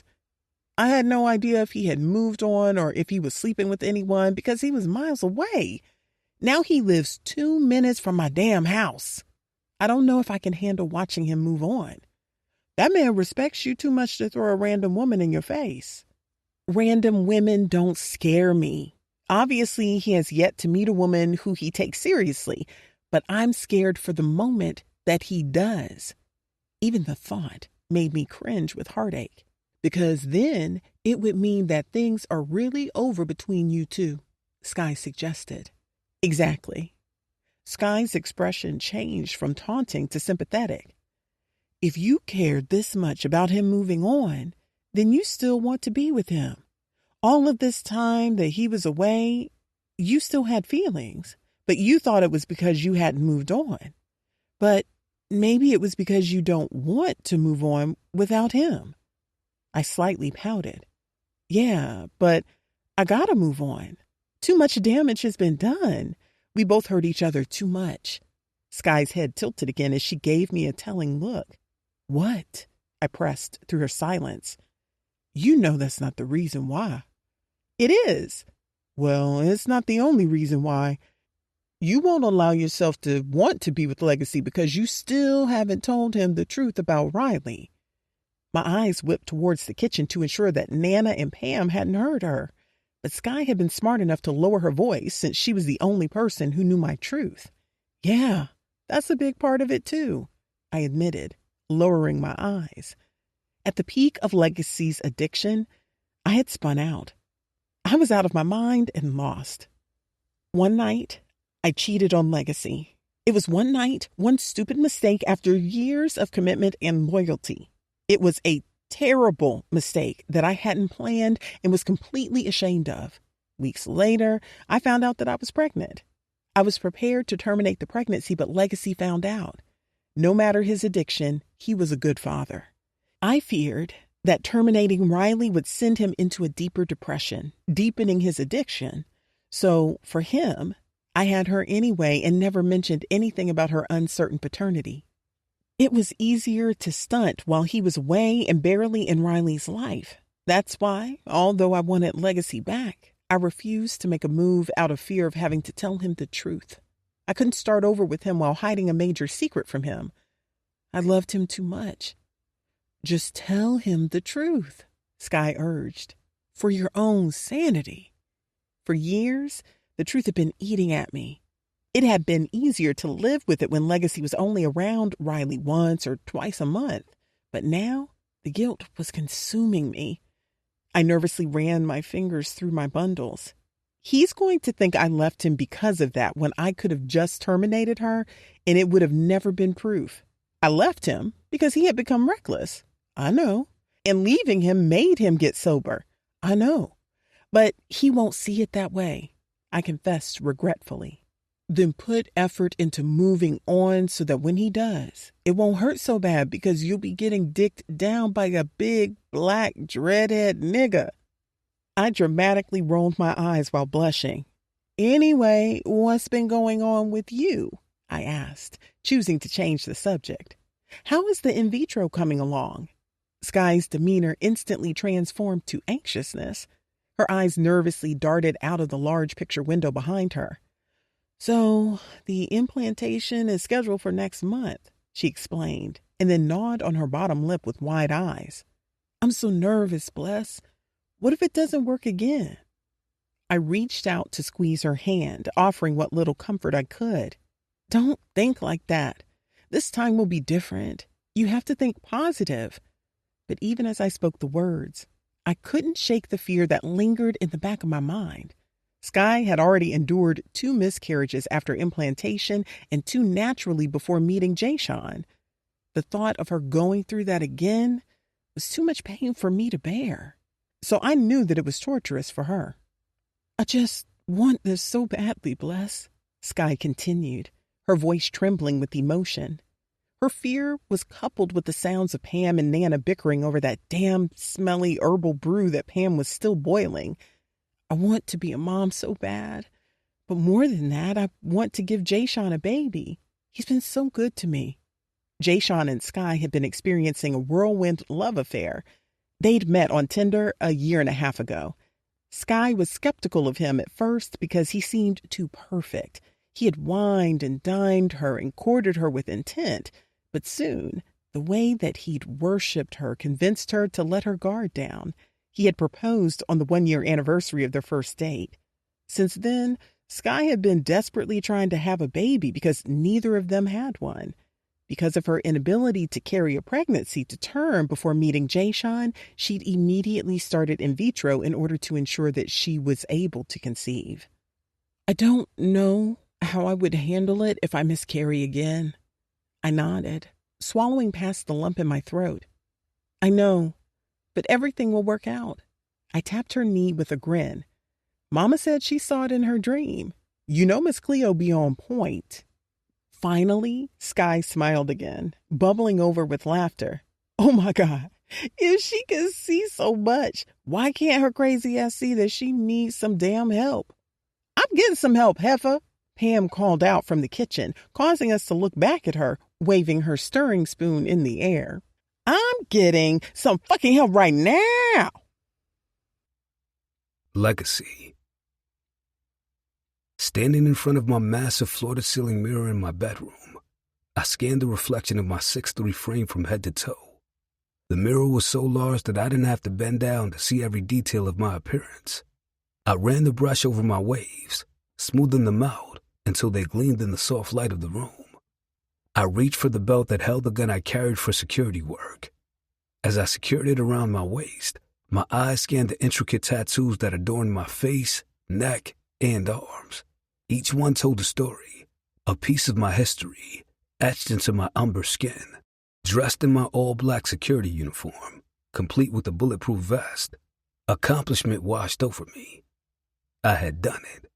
After all the years I had struggled with sobriety while losing everything, I was back at home, clean with a thriving business, while my kids watched movies in the living room.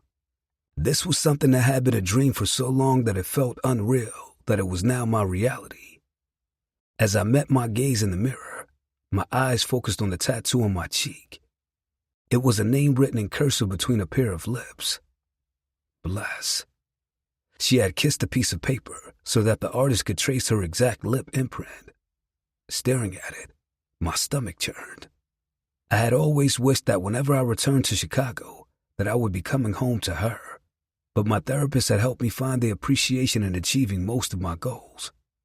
As I turned away from the mirror and left out of my bedroom, I reminded myself that getting blessed back couldn't have been a goal if that desire only existed in my imagination. I had never expressed needing and wanting her back because embarrassment and animosity kept me silent. Once I exited my bedroom, the intercom's shrill tone cut through the quiet of the hallway. I made my way down the hall, passing the living room where Eden and Zara were engrossed in their phones. They had asked to watch a movie, but they were more interested in watching other kids on YouTube do what they should have been doing, which was playing. I glanced over at Riley, who had fallen asleep on the couch, her small form curled up between two large pillows. Her chubby cheeks and the way that her curly hair fell into her face softened my heart. Eden looked a lot like me. Zara was my twin, but Riley had some of Bless's features, like her curly hair and brown skin. Other than that, I assumed she had a mixture of both of us and our ancestry.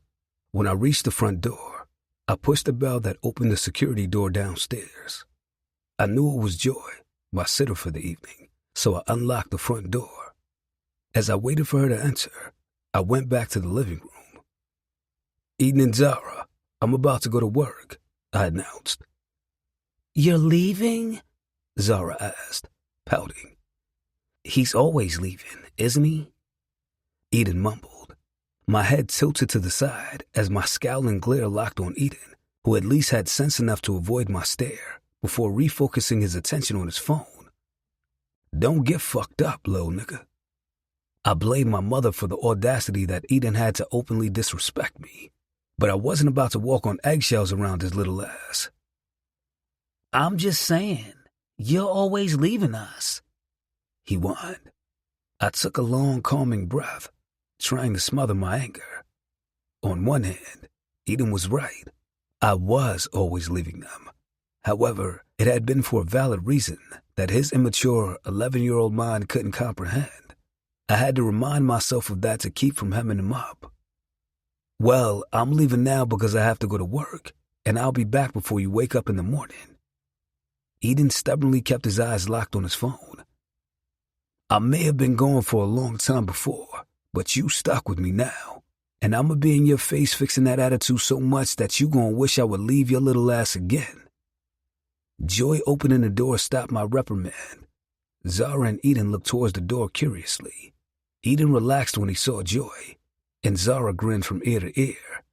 Hey, y'all, Joy exclaimed, excited as she playfully swayed toward the kids. They hopped up from the couch, meeting her in the center of the living room. I felt the pang of jealousy watching Eden embrace her presence with happiness and open arms.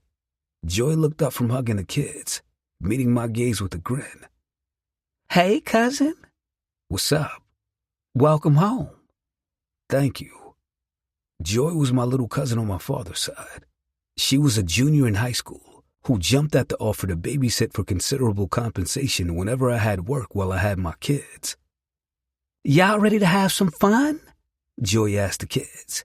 We're gonna stay up late, watch movies, play video games, and I'm going to order some pizzas. Eden and Zara's eyes ballooned with excitement. But we already had dinner, Zara snitched, causing Eden's eyes to narrow towards her with reprimand. Joy waved nonchalantly. So, I know you still have room for some pizza. Well, Eden can't have shit because he has a smart mouth, so he's going to bed in an hour. Eden threw a fit, pouting and stomping toward the couch where he flung his body down, folding his arms tight across his chest, with his cheeks filled with pissed-off air. And if you keep acting a fool, I'll send you to your room right now. Try me. Although he unfolded his arms, he continued to pout. Frustrated, I pulled my threatening glare off of him and gave Joy a warning expression. And I got cameras all around this motherfucker, so I'll know if you really make him go to bed or not. Okay, Joy drawled, rolling her eyes playfully. I nodded once in appreciation before giving Zara and Eden my attention. Y'all be good and listen to Joy. Okay, Daddy, Zara agreed while returning to the couch. Eden murmured a disgruntled, yes, sir. Joy gave me a sympathetic look as I walked towards the front door. Following me down the hall, she assured me, things will get better now that you're back home. Unfortunately, my mother and Eden were so verbal with their hate for me that much of the family knew my business. Things need to get better real quick before I end up killing his ass. Joy giggled as we arrived at the front door. Thanks again for watching them. I'm securing a private party that's supposed to be over at 2 a.m, so I'll be home soon afterwards. But feel free to make yourself comfortable in the guest room. Cool. I walked out, allowing Joy to lock up. The lukewarm May weather was a relief. Back in Houston, it was most likely in the 90s, even at night. As I walked to my ride, I took a deep breath, feeling accomplishment wash over me once again. But though I had finally returned to Chicago, I still had constant reminders of my mistakes. I was back home, but I had yet to even see my mother's face. My son despised me. Bless could hardly look at me. It was painfully obvious that I had a long road ahead before I would fully redeem myself and fix what I had broken. Chapter 4. Legacy. Sunday morning.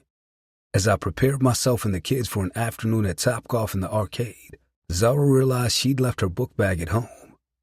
Feeling the exhaustion from the chaotic event I'd secured the night before, I knew that after kicking it with the kids, I would want to go straight home. So, I decided to get it before we headed to Topgolf. The private event had been an album release party for a local rapper named Styles, who was barely 18. It had been a long night, dealing with fights and rowdy teenagers. I had broken up multiple fights and physically put out 3 people who thought they were somehow stronger than me. So, I was physically drained.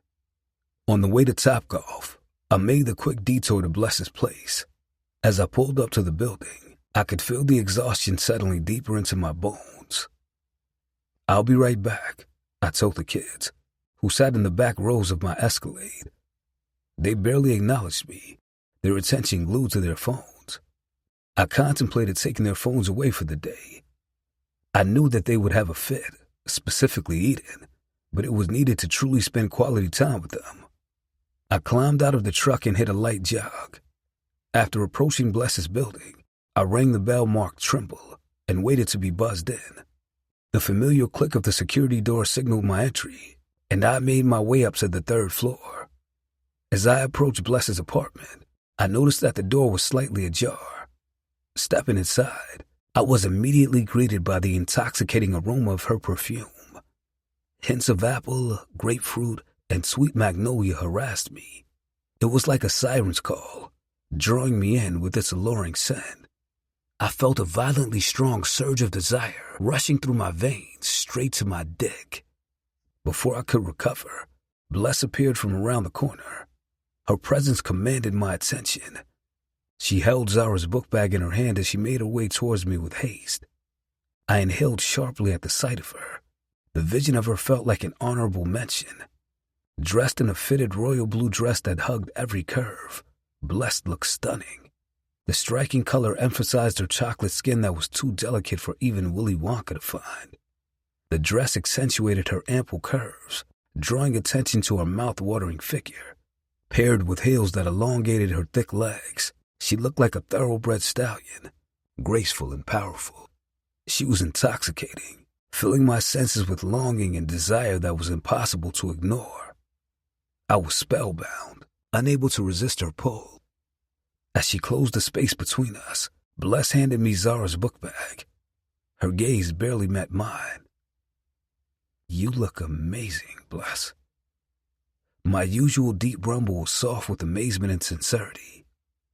Her reaction was nervous jittering that I hadn't seen in her in a long time. "Thank you." Her words were rushed and clipped. Eager to rush me out, her movements were hurried and tense. I have to hurry. I'm running late." I wanted to ask her where she was going, to pry, but I knew it wasn't my place. Instead, I tamped down the rising tide of jealousy and insecurity that was successfully consuming me. The assumption that she was going out with another man was conjuring up fear and anxiety that felt like death. So, filled with defeat, I made my way towards the door. But as Bless closed it behind me, her phone rang, and I couldn't help but linger in the hallway, straining to hear the conversation. "I'm on my way," a man's voice said through the closed door. My heart sank like a stone in my chest. A wave of nausea washed over me, and I had to steady myself against the wall. The swimming of my stomach made me double over, bracing myself with my hands on my knees. I had known that Bless would eventually move on, but now it was right in my face, making it impossible to ignore. And as I stood there in the hallway, listening to the sound of her sweet voice drifting away from the door, I couldn't help but feel like I'd lost something precious, something I could never have again. The weight of defeat settled heavy on my shoulders. I felt a familiar tug of overwhelming emotions, the same ones I used to numb with opioids. But I knew better now. I couldn't allow myself to spiral back into that darkness after all the progress I'd made. Taking a deep breath, I closed my eyes and focused on the sensation of my breath entering and leaving my body. It was a grounding technique my therapist had taught me, a way to bring myself back to the present moment when my thoughts threatened to overwhelm me. Next, I shifted my focus to my surroundings, taking in the details of the hallway, the pattern of the wallpaper, the texture of the carpet beneath my Jordan 1s. It was another technique my therapist had recommended, a way to redirect my attention away from intrusive thoughts and back to reality. But despite my efforts, I couldn't shake the feeling of loss and defeat that threatened to consume me. It was as if my worst fears had been realized. Maybe moving back to Chicago had been a mistake, and the constant reminder of losing Bless would become too triggering. Bless. As I danced with Raja at Enigma, swaying my ass against his pelvis to the beat of smooth R&B, I felt like I didn't belong there. I couldn't shake the feeling that had come over me the moment I saw Legacy earlier that afternoon. My discomfort had grown during our date until I couldn't ignore it any longer. I looked over my shoulder, regretting that I saw Raja's beautiful face instead of Legacy's stunning one. "My feet hurt. I need to sit down," I told him, using the excuse to bring the dance to an abrupt halt. The day before, I had declined Raja's invitation because I was caught up in my feelings about Legacy's return, but being alone in the house had only made things worse. The walls closed in around me until I felt suffocated by my own thoughts and needs. So, this morning, I had decided to meet Raja at a popular Sunday Fun Day, R&B sing-along day party in the South Loop. After gently grabbing my elbow, Raja led me to our section where we took a seat on the plush sofa. But as I sat there, surrounded by music and people joyfully eating and drinking, I couldn't shake the guilt that had assaulted me when I saw the hurt in Legacy's eyes earlier that day. It had cut me to the core, and I felt like I was cheating on him just by being here with Raja, despite my best efforts to move on, to let go of the past and embrace the present. I couldn't escape the guilt that gnawed at me. As I sat, lost in my thoughts, the familiar strains of My Boo by Alicia Keys and Usher began to fill the room. I was drawn out of my thoughts as Raja sneakily glanced at me before standing up. My curiosity piqued as I watched him wave down the MC, who was carrying around the microphone for those who wanted to sing along to the song. A slight blush of curiosity and embarrassment crept onto my cheeks as Raja took the offered mic. The blush deepened as he began to sing along with Usher's lyrics just as the first verse began. I was astonished by how well he could sing. His voice effortlessly filled the room with warmth, richness, and beauty. Despite the turmoil of emotions swirling inside me, I forced myself to be swept away by him, the magic of Raja's voice, and the moment. I allowed my grin to explode as he took my hand and stood me up. As Raja's crooning continued to fill the room with its captivating tone, I was amazed by the caliber of man I had been keeping at a distance. Women around him were impressed, swooning at his sexiness and charm. As Alicia Keys' verse began, Raja surprised me by handing me the mic. I squealed in embarrassment, protesting, "No!" I couldn't hold a note, so I definitely had no business holding a mic, but he smiled and encouraged me. "Come on, baby." The other women surrounding us joined in, urging me to sing along. "Girl, you better sing. Sing for that fine-ass man, girl." Reluctantly, I took the mic. As I began to sing awfully off-key, Raja took my hand. He pulled me in front of him and wrapped his arms around my waist. His chin nestled on my shoulder as he pressed a tender kiss to my neck, sending shivers down my spine as I continued to stumble through the verse. The coos and cheers from the crowd around us faded into the background as I melted into Raja's embrace. I made a conscious effort to push aside thoughts of legacy and live in the moment. With a smile on my face, I sang along to the song, allowing myself to be swept away by the music and Raja's touch. His kisses on my neck sent sparks of electricity through me. I leaned into him, swaying to the rhythm of the song. He leaned over my shoulder to sing Usher's parts. I felt unity I hadn't experienced in years as we sang into the mic together. As the song came to an end, the MC took the mic from me. Raja turned me around, and before I could protest, his lips met mine in a soft, lingering kiss. At first, I hesitated, thoughts of legacy clouding my mind and making me reluctant to fully relish in the moment. But as Raja deepened the kiss, his tongue sliding gently into my mouth, I forced myself to let go of my reservations and simply enjoy the sensation. But though our lips moved together in perfect sync, the kiss wasn't perfect because he wasn't legacy. Chapter 5. Legacy. The next morning, I dropped Zara and Eden off at school and took Riley to daycare. After that, I headed straight to my first NA meeting. I needed the support after the weekend I'd had. Eden had been trying my patience. His distance was like a nagging bully, determined not to let me forget past mistakes. I could never outshine, no matter the good I did. And the visions of Bless with some nigga in that dress was driving me insane. The urge to numb the pain was so powerful that I could taste the perk on my tongue. As I drove through the city, Econ caught me up on updates on the Houston branch. I had to fire 2 security guards over the weekend. Econ grunted with frustration. What happened? Got complaints they were being overly flirtatious with female guests and drinking on the job. Econ explained. I gripped the steering wheel tighter. How the hell did niggas like that even get hired? They were favorably recommended and had great resumes, Econ assured me. Guess they played the part well in the interviews. We need to tighten up our hiring process. We can't have guys like that representing us. Already on it. I'm going through their references again and putting stricter protocols in place. Good. We can't afford to have niggas out here making us look bad. Facts. I got you. Econ caught me up on a few other administrative things before we ended the call. I sighed with relief as I pulled up to the hall where the NA meeting was being held. Since I was early, I took my phone from the cup holder and started to scroll Instagram to pass the time. Most of my followers were local clubs, rappers, athletes, and Instagram models because they made up my main clientele. Since the move back to Chicago, I had been intent on following as many Chicago-based potential clients as I could.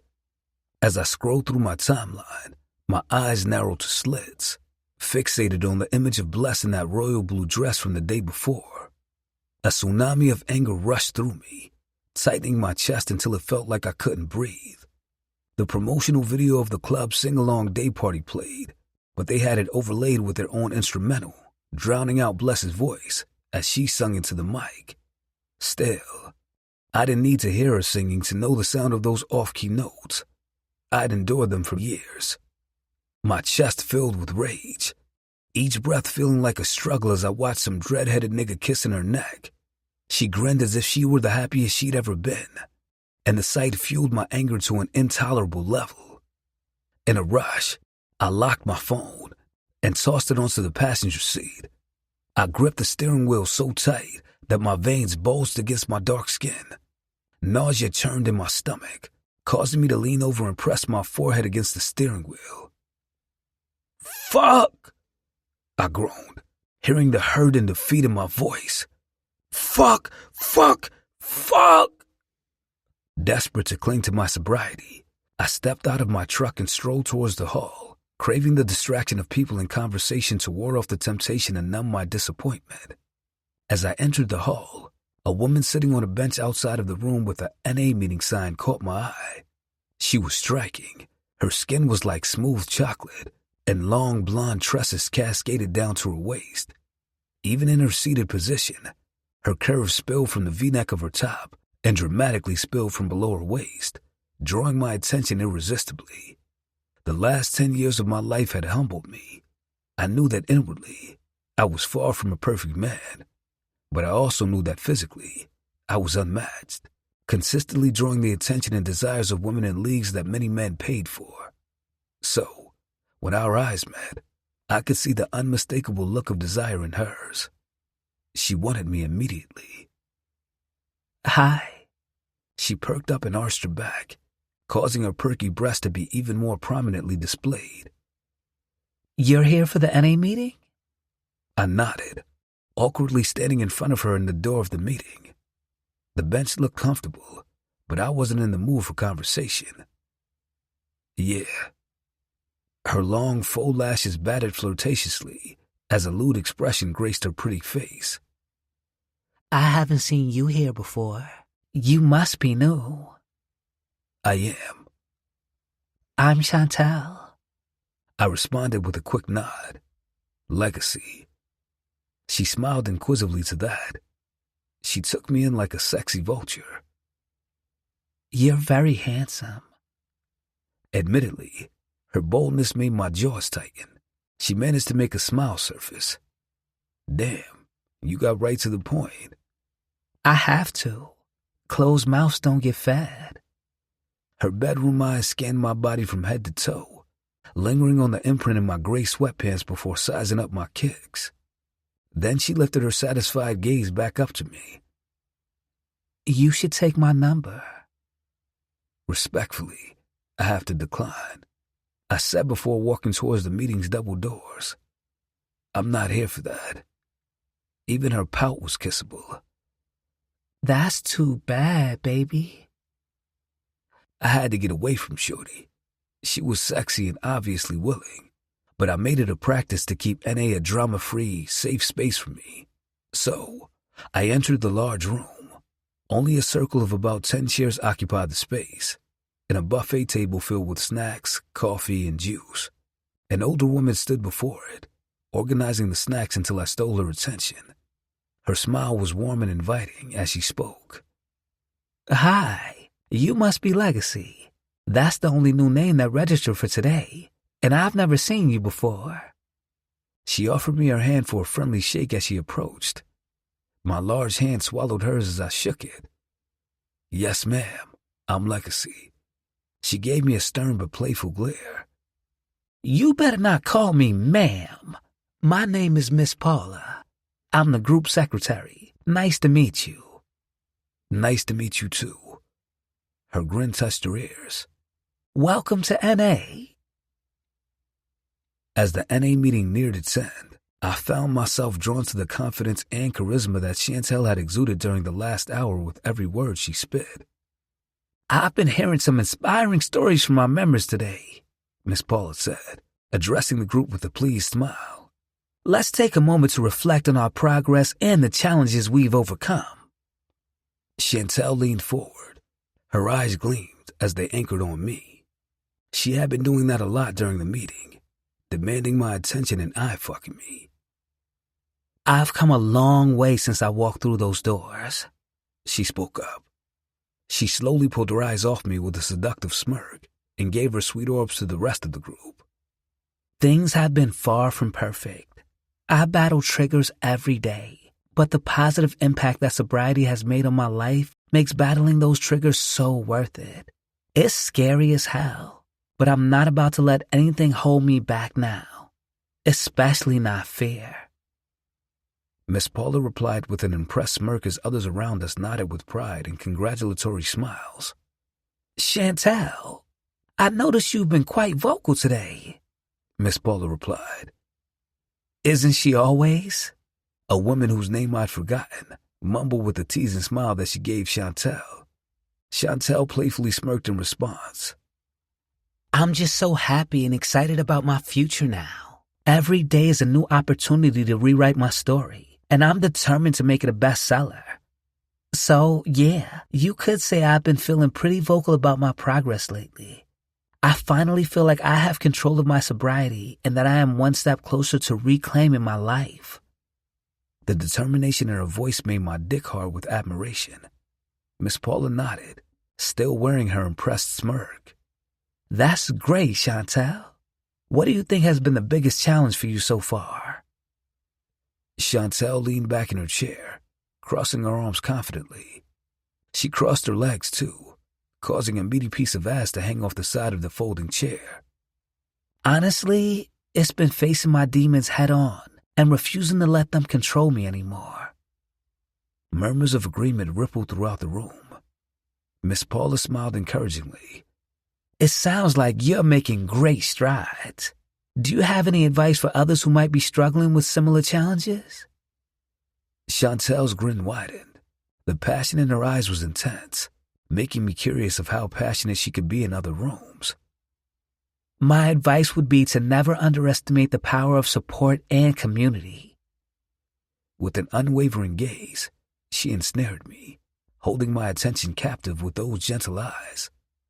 Surround yourself with people who uplift you and encourage you to be the best version of yourself. And most importantly, never give up hope.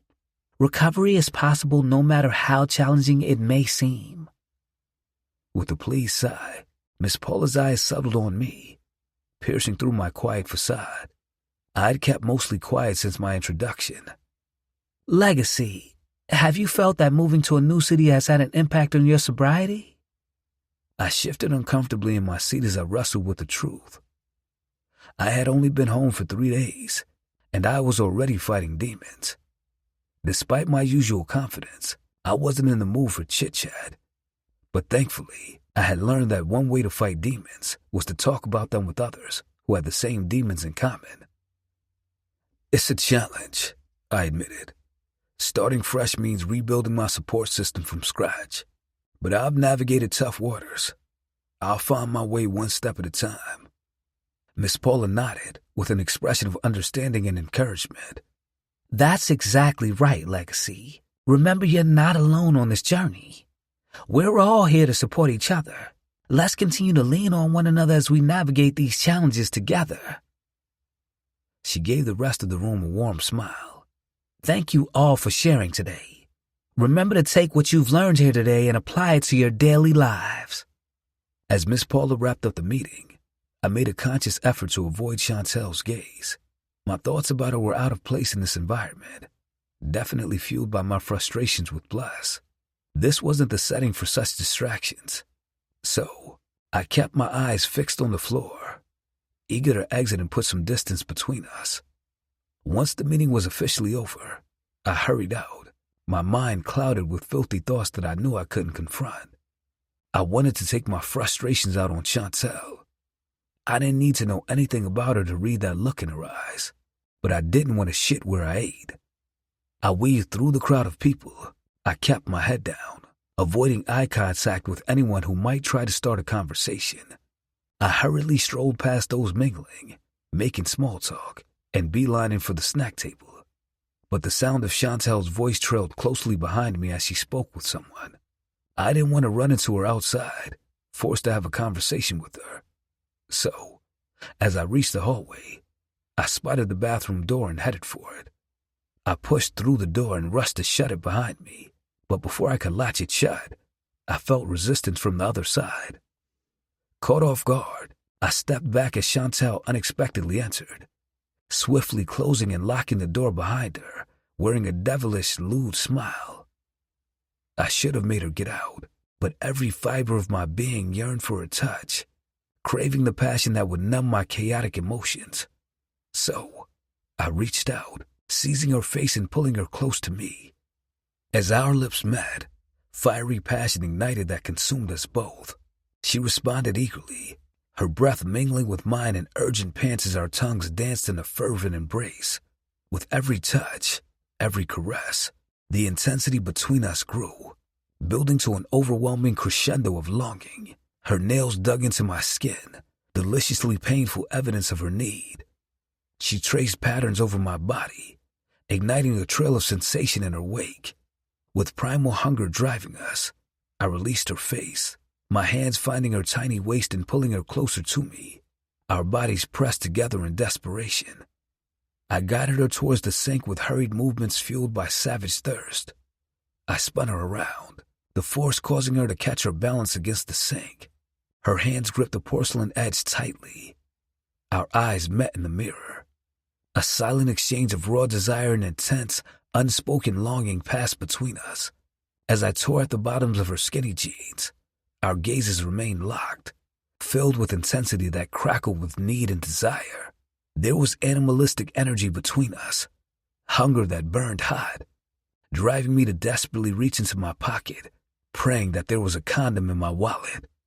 I was so happy to find one that my dick got harder. I threw the wallet to the floor and spread her legs apart with my knee. Then I decided against that. Put this leg up. I tapped her right leg, and she placed that knee onto the sink. I salivated at the pink silk pulsating for me. I leaned forward, wrapping my large grip around her neck from the front, forcing her eyes up into the mirror. I stared at her as I guided my dick towards her sleek, dripping center and dove in. I wasn't careful or gentle. I didn't brace her for my size. I watched her expression convulse as I forced her to take all of me in suddenly. Her eyes popped open wider and her pretty mouth fell open. I gripped her waist and threw all of that ass back on my big dick, making her take it. "Shit," she panted softly. "Fuck, oh my God." Her hand darted between my hips and her ass. She pressed it against me, trying to slow the pace of my strokes. I said, smacking her hand away. "This is what you came in here for, right?" "Mm-hmm." She bit her lip, nodding her head energetically. Her eagerness made my dick harden with so much desire that it hurt. "You wanted this dick, right?" "Yes," she panted. "Yes, oh God, yes." "Then take it." She nodded even more hungrily this time. Her willing submission encouraged me to close the grip on her throat even tighter. Her eyes rolled to the ceiling, but desperately found mine through the mirror again. She watched me, locking her orgasmic gaze on me as she leaped all over my dick. God damn! I grunted, lost in her gaze and the warm sensation of her melting all over me. She had the audacity to start throwing that ass back on me as she came. She bit down on her bottom lip to muffle her whimpers and serenades of pleasure. I groaned as her pussy massaged my dick. My body stiffened, strokes ceased, allowing her to fuck me. Yeah, give me that motherfucker. Feeling myself about to explode, I let her neck go. She began to grasp for breath she willingly had been allowing me to take. I held on to her waist, found the deepest, most sacred corner of her center and pounded it until I leaked into the rubber. Ugh! Shh! She insisted frantically. Holding on to the top of the condom, I pulled out of her. I then fell against her, putting all of my weight on her ass as I exploded inside of it with a grunt. The bathroom was then silent. The only sound that could be heard was our joint attempt to catch our breaths and the faint murmurs of conversation on the other side of the bathroom door, further down the hall. Panting, Chantel pulled her pants up with weak arms and eyes that told of the hard beating she had just received. You hungry? My head tilted as my eyes lowered curiously. Chantel's ease and confidence was interesting. I shook my head shamefully, knowing that I shouldn't be going down this road. But this journey felt good, made me feel numb to the bullshit. I can eat. Chantel and I grabbed some food and drinks at Bar Louie. It was recommended that addicts avoid anything that might alter our reality while sober, but liquor had never been my weakness, so I still drank. As we sat at the bar in Bar Louie, Chantel began to open up about her past. Her story was painful and full of struggle, but her resilience kept my attention. I was in a car accident when I was a teenager, she explained. I hurt my back and had to undergo a few surgeries. I was prescribed Narcos for the pain. Before I knew it, I was hooked. I leaned in, intently watching as she vividly painted a picture of her struggle. I listened with empathy and fascination. Despite hearing similar stories countless times in NA, it was always comforting to know others had made the same mistakes I had. I was able to hide it from my parents for a long time. I came from a good family, a 2-parent household that worked a lot, she confessed. We lived in Hessville, Indiana, so I was surrounded by white kids who had easy access to opioids, which made them so easy to get. I chuckled, nodding with understanding.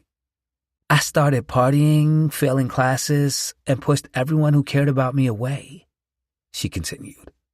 Eventually, my parents found out. They tried everything to help me. They spent so much money on rehab facilities, but I couldn't kick the habit. I was trapped in a cycle I couldn't escape. I feel that. Though she had gone through the same thing, her head tilted as her eyes washed over with sympathy. How did you become addicted to painkillers? I cringed. Although I had told this story in NA meetings and to Econ, I had never divulged such sensitive and private information to a woman I had been intimate with. My deepest, darkest secrets were sacred, something that I saved for Bless only. However, Chantel had a way of giving me comfort with her eyes. It was perhaps the fact that we had gotten the intimacy out of the way after she already knew about my addiction. My sister, I forced out. She was killed at her 21st birthday party. Her eyes wrinkled with sadness and empathy. I'm so sorry to hear that. My mother blamed me. Chantel inhaled sharply as I went on. I was in the streets while my sister was a college student. She was a good girl and wouldn't have been in that environment had I not put her in it. She was shot in the midst of one of my homies being killed. So, I blamed myself too. I took it hard, real hard. I was desperate to numb the pain. One of my homeboys gave me a pill the day of her funeral. He told me that it would make me feel better. And it did. I felt nothing. I craved that feeling every second of every day. I kept feeding it to the point I lost everything. My woman, my kids, and my hustle. I lost it all. When did you get clean? I finally started getting clean 5 years ago. I moved to Houston when my girlfriend left me and refused to let me see my kids. That pushed me to sober up, but I couldn't do it in Chicago. There were too many triggers here. Are those triggers still here? I scoffed with a cynical chuckle. Hell yeah, but I'm stronger now. Now, I can deal with all that shit in other ways. Our gazes locked with knowing passion exploding between us. Chantel swallowed hard, blushing as she gave her attention to the virgin daiquiri in front of her. Bless. Raja was waiting outside my job when my lunch break started. This was something he often did since my time was so limited outside of work. We headed to a hibachi restaurant in the area. After eating and having a few drinks, I felt like taking a long nap instead of going back to work. So, once we left, I felt lazy, stuffed, and completely uninterested in returning to my cubicle. As Raja drove me back to the office, I leaned back in my seat, wishing the break didn't have to end. Once we arrived back to my job, to my surprise, Raja didn't pull into the usual parking spots near the entrance. Instead, he steered the car to the very back of the parking lot, where there were no cars and plenty of shrubbery, bushes, and trees. I sat up, glancing around at the secluded area, a bit puzzled. "Why are you parking back here?" Raja turned to me with a mischievous grin. His eyes danced with deviousness, seductive intent. "You still have some time before you have to go back in," he said low and sultry, "and I want to taste you." I blushed nervously as I looked around the parking lot. "Raja!" I squealed. But a shiver ran down my spine at his words. My heart raced, torn between the naughty excitement of his proposition and the reality of being in the parking lot of my job in broad daylight. He leaned in closer until his lips brushed against mine. His breath was warm against my skin as he coaxed me. "Just a few minutes. I promise. It'll be worth it." I hesitated for a moment and then nodded, unable to resist. Though I had never had sex with him, he had convinced me to at least let him taste it a few times. He was superb at it. He moved swiftly, leaning over to recline my seat. Then he positioned his face between my thighs. As he lifted my skirt, his hand slid up my thighs. I surrendered to the moment, relaxing. I opened my thick thighs wider for him, placing one foot on the dash and the other on the driver's seat headrest. The top of his head disappeared between my thighs. He started to French kiss my clit perfectly, as if he were drinking fresh water. Teasingly, he made soft circles on my opening with the knuckle of his index finger. I grabbed the back of my knees, spreading myself open even further. My head fell back against the window. I pulled my eyes away from watching him feast on me to ensure that no one was back there with us. A barrage of moans filled his car's interior along with uneven breaths. Deep moans accompanied mine as he growled into my pussy, making me even wetter. He was sucking me so slowly and intently. I could feel the ridges of his tongue on my clit as he licked my hood. I sat back, allowing him to feast for 15 pleasurable minutes until I felt my body exploding. "Fuck, I'm coming." A thick, deep moan left Raja's throat, vibrating against my pussy. He locked his arm across my thighs, holding me in place as he locked my clit in his suction and lapped it. "Oh, God," I cried out. My body tensed up as I released. Then I began to have many spasms as he ate me through my orgasm. Okay, I panted, begging for mercy. Chuckling deeply, he sat up. He looked in the rearview mirror. At first, his eyes narrowed as he admired the way my juices gleamed in his beard. Then he reached for a napkin in the cup holder and wiped his face. Spent, I fought to catch my breath. I lowered my legs, positing them in front of me again. As I pulled down my skirt, he told me, "Get in the back seat." My brows met together. Huh? His gaze was between my legs as they narrowed. He licked his lips, staring. I want to feel you, baby. I sucked my teeth and then giggled as if he were being silly. Rasha, the first time that we have sex won't be a quickie in your car during my lunch break. Inhaling slowly, he sat back.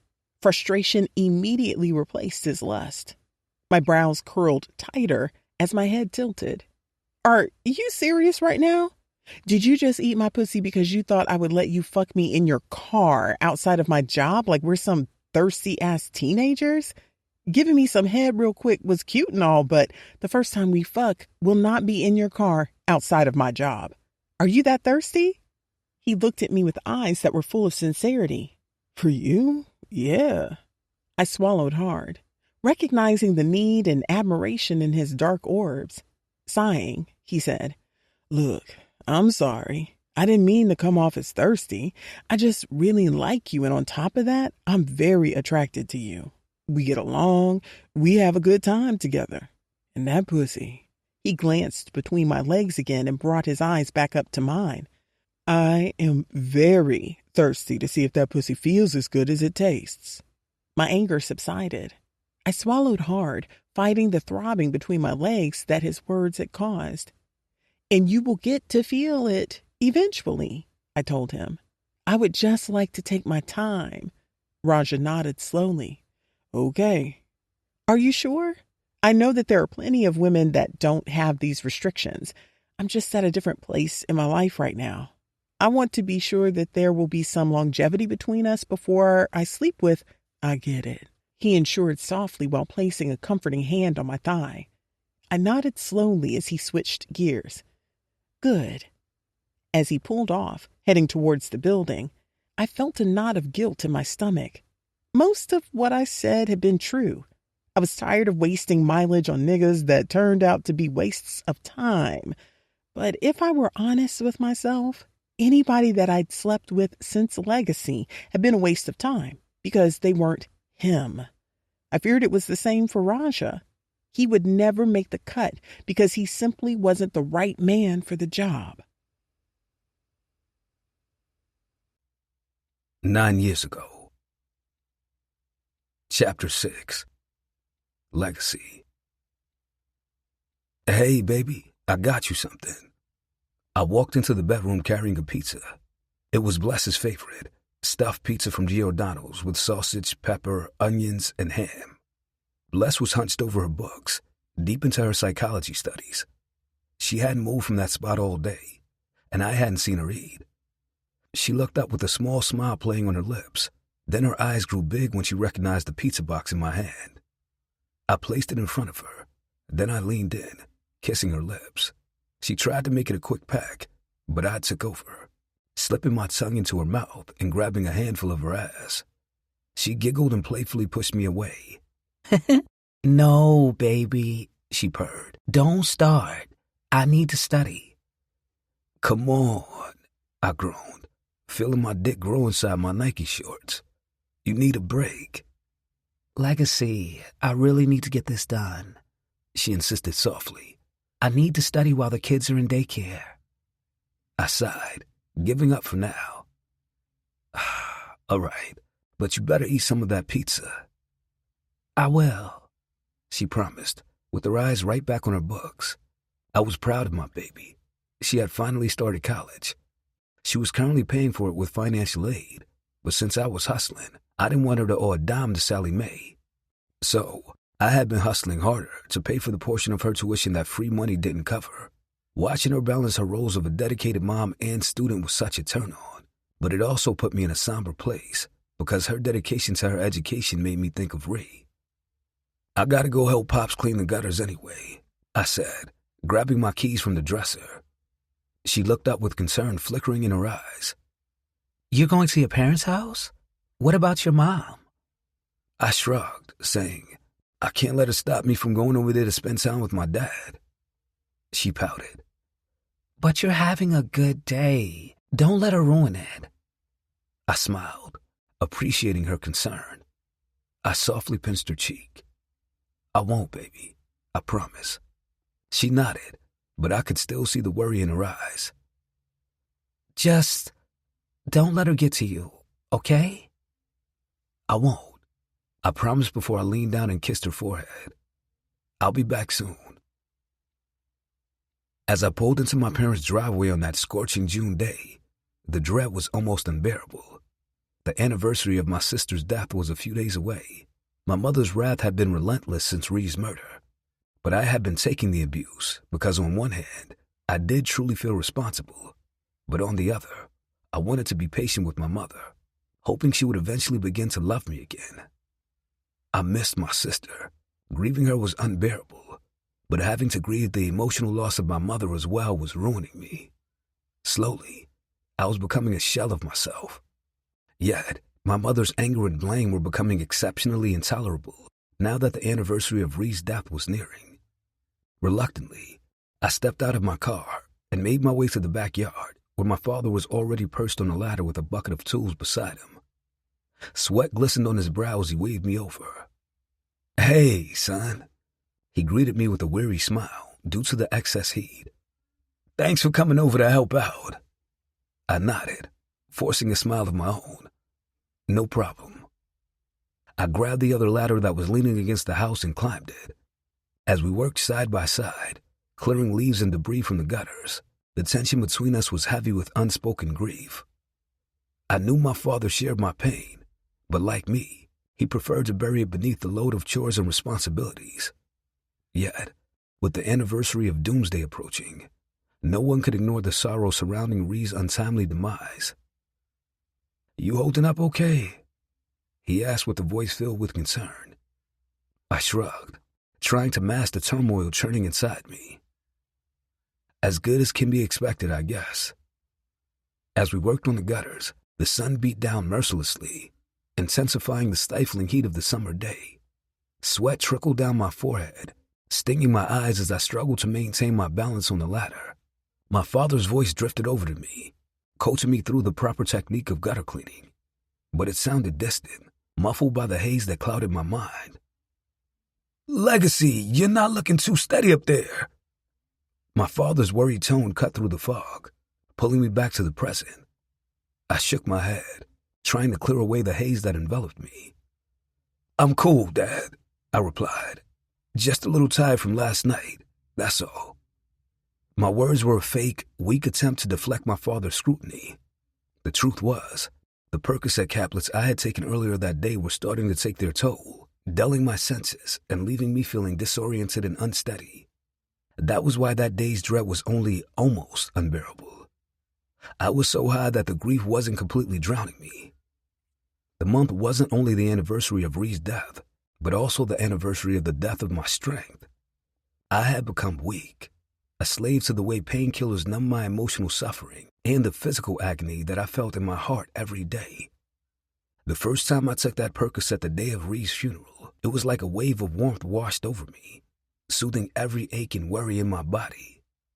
As the high hit me, I felt myself slipping into a state of blissful oblivion where time stood still and nothing else mattered.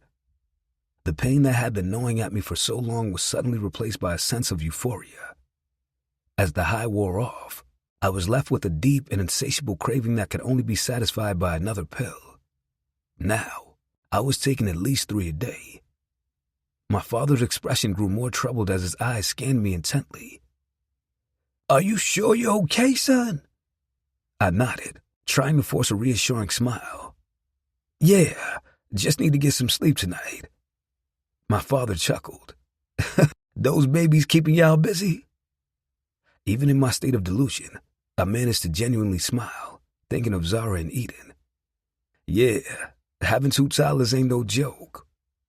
My voice trailed off as the familiar sound of my mother's car engine slowly grew louder behind us. Fear and reluctance covered me. I could feel my father's sympathetic gaze on me, but I refused to meet it. Instead, I focused on the gutters. Not today. I don't want to see his face today."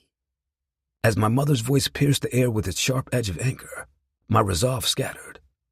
I glanced towards her, watching as she marched toward us with fury etched into every line of her face. The same tears were in her eyes that had settled there randomly since Ree's death. They had been in her eyes every day as the anniversary of Reed's death neared. Get out of here, Legacy! Her words cut through me, each syllable dripping with venomous disdain. My eyes bulged as she grabbed the ladder, shaking it violently. I instinctively grabbed the gutters for support. My heart pounded in my chest as I struggled to maintain my balance. "Ma!" I exclaimed, trying to steady myself against the force of her anger. But deep down, I knew that her resentment outweighed any physical strength. "Sharon, stop it!" My father flew down his ladder as fast as his aged legs could take him. "You make me sick!" The venom in my mother's eyes was unbelievable. I cringed, fighting to hold on to the gutters in my hazy state.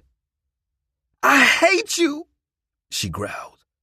"No, you don't, Mama." It pained me to hear the hurt causing my voice to crack. I had never been the weak nigga that I had turned into since Reed's passing. "Get a hold of yourself, Sharon!" My father fussed through gritted teeth. Finally on the ground, he raced towards her, taking her into his grasp by the shoulders and slightly shaking her. She immediately began to sob, resting her head on his shoulder. "She shouldn't have been there that day. She should be here. I should not be planning a balloon release for my daughter." "But she had a choice," my father reminded her. "She was a grown woman. She knew the life that Legacy lived. We all did. And she went anyway. It was her choice, Sharon." My mother's head shot up. Rage filled her eyes as they locked on my father. "So, you're blaming her?" "No." My parents' arguing faded in the distance as I allowed myself to get lost in the haze of euphoria. I climbed down off the ladder slowly and carefully. My parents' bickering stabbed through the cloud of peace in my mind as I walked towards them. "I love you, Ma," I mumbled as I continued past them, down the driveway, towards my ride at the curb. I zoned out purposely so that I couldn't hear the hateful words that she spit in response. I jumped in the car and hurriedly started the engine, but before pulling off, I reached into the cup holder for the sandwich bag of pills I had just copped. I took one out and then another one. I wasn't numb enough. Bless. As I heard Legacy's keys in the front door, I sighed reluctantly. Lately, I didn't know which personality to expect when he came home. Daily, upon his arrival, I tried to have everything just as he liked it, in order to keep the peace. The babies had been fed and bathed, and the house was clean and quiet. And I had cooked dinner, too. But there was always something that seemed to trigger him, causing him to unfold in anger, sadness, or both. The door slowly opened. As Legacy entered, his towering frame stumbled a few times. My shoulders sank with disappointment as I recognized the lost, loopy state of his expression. He was high. He slammed the door, causing Zara to jump out of her skin as she slept in a pack and play in the living room. I stood from the couch and hurried towards it. I then bent down and patted her back soothingly to ensure that she remained asleep. "Legacy," I gritted quietly as he glared at me. "What the fuck is wrong with you?" He frowned as he slowly struggled through the living room. "Nothing." I glared at him as I returned to the couch. "I can't tell. Don't come in here with that shit today." He scoffed as he faltered through the living room. "Oh, so you don't want me here either? There's nowhere I can go where motherfuckers want me?" Blowing out a heavy breath, I held my forehead. I reminded myself that he had been suffering, that this wasn't him, that he was under the influence of a much more powerful substance than his love for me. He closed the space between us with a menacing glare, bringing us nose to nose. "Fuck you," he gritted. I inhaled sharply. "Fuck me?" "Yeah, fuck you." Glaring at him, I said as calmly as I could, "You're high. Go sleep it off before you say something you can't take back once you're sober." He held his angry glare on me for a few seconds, his chest heaving up and down. I saw it in his eyes. The rage stirring inside of him was not meant for me, but I couldn't fix it. As he finally walked away, I released a sigh of relief. Closing my eyes for a brief moment, I gathered myself, but it was so hard to take in a breath. I breathed legacy, but the old version of him was gone. Now, I had no air. I had been in this chaotic routine with the legacy for a year, but I had been experiencing this mania all of my life. I had experienced dealing with the highs and lows of addiction because of my mother, so when I saw the signs in legacy after Ree's funeral, I didn't unravel. I sympathized with him because even though he was also an addict, he was so much different than my mother. He still wanted to be a father. He still made an attempt to love me. He had yet to admit to being an addict because he related addicts to heroin or crack. Legacy didn't consider taking a pain pill every day to relax an addiction. He didn't see the signs of dependency that I knew so well. He hadn't fallen completely into the rabbit hole. He was still functioning, still taking care of us, and still making money. There were just days that the guilt and grief must have been too much to bear, and he numbed it with too many pills. No part of me wanted to leave the man I couldn't exist without. I figured that the high was something he needed to get through the rough patch. And even though that rough patch had lasted a year and was damaging the perfect, loving threads of our relationship, I couldn't see myself walking away from him. But sticking beside him was slowly ruining us. The heavenly, joyous connection that we'd shared was now filled with unstable chaos. The ding of my text message notification drew my attention. I reached for it and saw that it was from Daryl. After unlocking my phone, I read Legacy's father text message. Daryl, check on Legacy. He just left my house. His mother started in on him again. It was bad. Sighing, my irritation towards Legacy quickly turned to empathy. I placed my phone down on the couch and went looking for him through our apartment. As I passed the kid's room, I double-checked that Eden was still napping as well. Glad that he was, I continued my search. As I took my journey through my place, I could feel the stress in my bones. I hadn't just been taking care of 2 toddlers for the last year. I had been taking care of Legacy too. The closer I got to the back of our apartment, I could hear sounds of outside. So I knew that Legacy was sitting on the balcony outside of our bedroom. Reluctantly, I tiptoed through the room. Despite the changes that had come between us, I couldn't shake the unconditional love I still harbored for Legacy. That love drew me to him, knowing that he must have been in so much pain. Sharon had been relentless since Ree's death. She took no mercy on Legacy. Some days she tolerated his presence, but even then, she barely spoke to him. Nothing like the loving mother she once was to him. But on days like the one she had been having as of lately, she fired rage into him that he could barely recover from. Stepping out onto the balcony, I found him there, his gaze fixed on some distant point beyond the horizon. His expression was of deep sorrow and resignation, and my heart ached, watching what was once such a strong, dominant man succumb so weakly. I approached him slowly, uncertain of how he would receive me, but to my surprise, he made no move to push me away as I sat on his lap. I wrapped my arms around his neck, feeling the warmth of his embrace as he pulled me close. For a passing moment, it was as though nothing had changed between us. I closed my eyes, savoring the familiar sensation of his arms around me, the peace that I usually always felt when I was in his arms. "You saw your mother today?" My head tilted as I watched him sympathetically. He nodded slowly. "Yeah." My hand brushed his cheek, caressing the tattoo of my lips that he'd gotten a few months prior. "It was bad?" "Yeah, real bad." My chest tightened, causing me to bite down on my bottom lip. My heart sank at the sight of the immense hurt in his eyes. No matter the changes he'd gone through, my connection to him remained unshaken. My heart still stuttered at the sound of his voice, at his presence entering a room. I still longed for him to be close. I couldn't imagine breathing air that he hadn't exhaled first. Despite our constant fights and the heartbreaking sides of him I now witnessed, I couldn't help but sympathize with him. My heart reached out to him, desperately clinging to the memory of the man he used to be. Whatever souls were made of, Legacy's and mine had been crafted from the same essence. We were one, and it tore me apart to see the other half of me in such ruin. I'm so sorry, baby. You know that she doesn't mean it.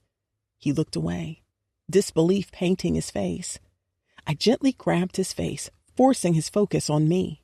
She doesn't mean it, I pressed. It's the grief. She's so busy grieving Ree that she doesn't see that she is killing me. Tears stung my eyes. My arms looped around his neck tighter, bringing him into my bosom. He clung to my waist, burying his face into the crook of my neck. I'm sorry. His lips were muffled against my skin. I know.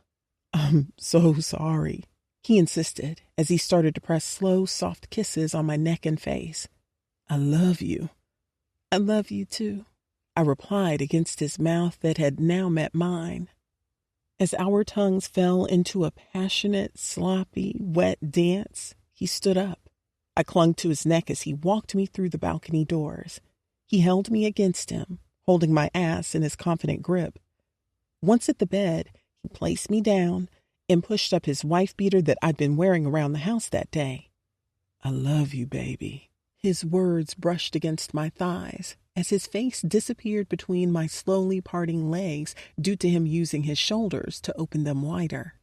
I inhaled deeply when he took my clit into his mouth, sucking softly, flicking the tip of it with his tongue. Please don't leave me, he begged, with a mouthful of me. He temporarily released me, promising me, I'll do better, baby. I'll get better. My heart went out to the need in his words and the longing in his eyes as he stared up at me. My fingers found his waves, brushing over them as I swore, I'll never leave you. Legacy. Taking care of 2 toddlers and dealing with my shit always left Bless working off of just a few hours of sleep. So, after I made sure she let off 2 good orgasms, she was knocked out. I was settled beside her, ready to allow the nut that I had bust in the haze of the Percocet to take me to sleep as well. But as I glanced at my phone, a text from Tony grabbed my attention. Tony, we found him. Meet me at the spot. My heart quickened at the message. Hastily, I slipped out of bed, barely registering the way Bless stirred beside me. Where are you going? Her voice was thick with sleep as she watched me curiously. Going on a quick run. I sensed her reluctance, her hesitance to let me go, and I cursed silently at the strain my bullshit had put on our relationship. I'll be right back, I promise, I assured her, already halfway out the door before she could protest further. Creeping through the silent house, I tiptoed past Zara and Eden's rooms, careful not to disturb Eden's slumber. As I quietly hurried through the living room, I spotted Zara, who was still asleep in the pack and play. Stepping out into the stifling June heat, redemption propelled me forward. My ride's air conditioning was a welcome refuge from the suffocating warmth, and I wasted no time driving to my trap house just a few blocks away. As I navigated the hood, eager anticipation filled me. I embraced the feeling of euphoria that came over me that finally wasn't birthed by Percocet. This happiness was all about the opportunity of sweet revenge. After arriving at the trap house, I parked so recklessly that I got the worried attention of many of the people sitting on the hoods of cars, standing on stoops, and kids playing on the sidewalks. I hopped out, taking long, quick strides toward the small, one-story house that I trapped out of. After entering with my key, I went straight to the basement where I know Tony would have taken the man who had killed my sister. The streets talked way too much, just never to the police. So soon after Ree's murder, I learned that the man who had killed Ree was Bear, a nigga that had beef with Brando over another woman. My sister had been killed because this bitch-ass nigga was in his feelings because Brando was fucking his bitch. The beef unfolded after that, adding more rays to the hostility between them. The cold of the underground basement was more relief from the heat outside, but not the heated fury that was boiling over inside me. Satisfied with my arrival, Tony stepped back from Bear, who was tied to a chair in the middle of the floor. He stared at me with no fear in his swollen eyes. Tony had beaten the shit out of him. He was hardly recognizable, but he was cocky and had no sympathy. And I had no words for him, no questions to ask him. He simply needed to die. He had been successful in hiding from us for a year, but he had finally slipped. I took my hammer from my waistband and cocked it without a word. Tony stepped further back into a corner just as I began to fire rounds into Bear's body. The sound was deafening inside the basement, but since this was my torture chamber, I had made it soundproof so that the echoes of slayings couldn't be heard on the other side of the walls. Bullets flooded his body. His head dropped and his eyes closed. His body went limp as it filled with holes that immediately spilled blood as smoke slowly swam from them. Present day. Chapter 7. Bless. So, like I was saying, Monique said, rolling her chair over to my desk as she ended her call, you and Raja were looking real cozy on that video. Monique and I were sitting beside one another in our cubicles. The quiet conversations of my other coworkers played as a background to the one that me and my work best friend were having between phone calls from clients filing insurance claims.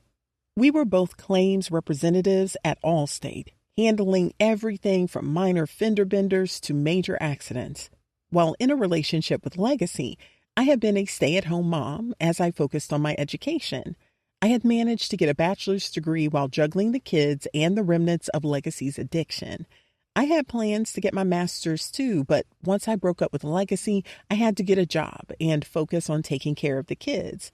Although he eventually started his business and was able to provide lucratively for me and the kids again, I continued to work because I never wanted to be in the position of having to rebuild again because I didn't have a man's assistance. I still cannot believe that we ended up in that promo video. I groaned. When I broke up with Legacy, I deleted all of my social media accounts. I needed a clean break from him, which meant not seeing him on social media. The peace I'd gained being without social media had kept me off the apps since. So I'd had no idea about the promo video until Monique showed it to me when I got to work. My heart sank. I'd had to take a break and nearly had a panic attack in the bathroom. All I could think of was Legacy seeing it. Although we hadn't been close to intimate in years, I was sure he had slept with other women since we'd broken up. I felt like I had been disloyal to him, and the proof was all over the internet. Believe it, Monique pressed with a teasing grin. And y'all are such a cute couple. We are not together, I reminded her. Monique sucked her teeth. And why aren't you two together? Don't you miss having a man? I sighed, leaning back in my chair. Right now, I'm just focusing on me. You've been focusing on yourself for years, Monique murmured. Monique and I had been working together for 4 years. We had first become close while we were new hires during the pandemic. We got to know each other through our work chats while working from home. Then we finally met in the office when the pandemic was over. So we spent a lot of time venting to one another about past relationships and lack of a current one. And I'm okay with that, I retorted. I'm okay with being by myself. I'm learning who I am.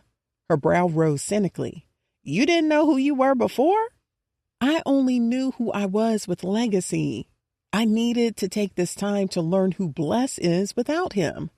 Monique shook her head, making her long braids sway with each motion. I can't relate. I've been single for so long that I'm sick of myself. I just want to find the right guy, get married, and have kids. But it seems like every guy I meet is either not interested in anything serious or just straight up wrong for me. I bit back what I truly wanted to say. Monique came off as thirsty to me. All she talked about was men, the lack of one in her life, and trying to get one so that she could settle down. She was so desperate for a relationship that she often made very naive choices when it came to men. She had even slept with her cousin's boyfriend because he had been able to convince her that he was actually in love with her and was only with her cousin because of their kids. Of course, he never left her cousin, and it caused a lot of drama in her family. Maybe you need to take a step back and just enjoy being single for a bit too, I suggested. It's not the worst thing in the world. She laughed, but it sounded a bit hollow. Easy for you to say. You've experienced love and have your kids. I feel like my biological clock is ticking louder every day. What happened to the guy you met a few weeks ago when you went out? You said you liked him. She smiled from ear to ear. It was that blushing, girlish grin that women got when they'd finally met a man they really liked. Rajon, I actually like him, and he is showing me that he likes me. We spend a lot of time getting to know one another. He's actually almost too good to be true. I sarcastically chuckled, thinking of Raja. I like him a lot, almost too much, and the dick is phenomenal. Her eyes rolled dramatically for effect. I keep telling myself to slow down. I don't want to get my hopes up. Right. Don't rush into anything just because you feel like you're running out of time. You don't want to rush into something that's hard to get out of.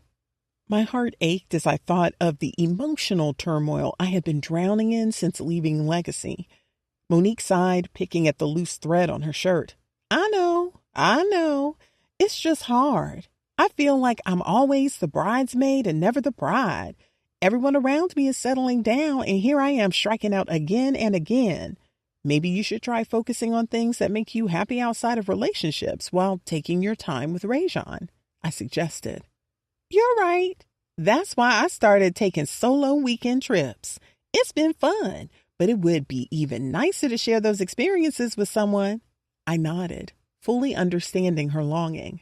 I get that, but you have to be happy with yourself first before you can be happy with someone else. Monique opened her mouth to reply, but her phone rang, cutting her off.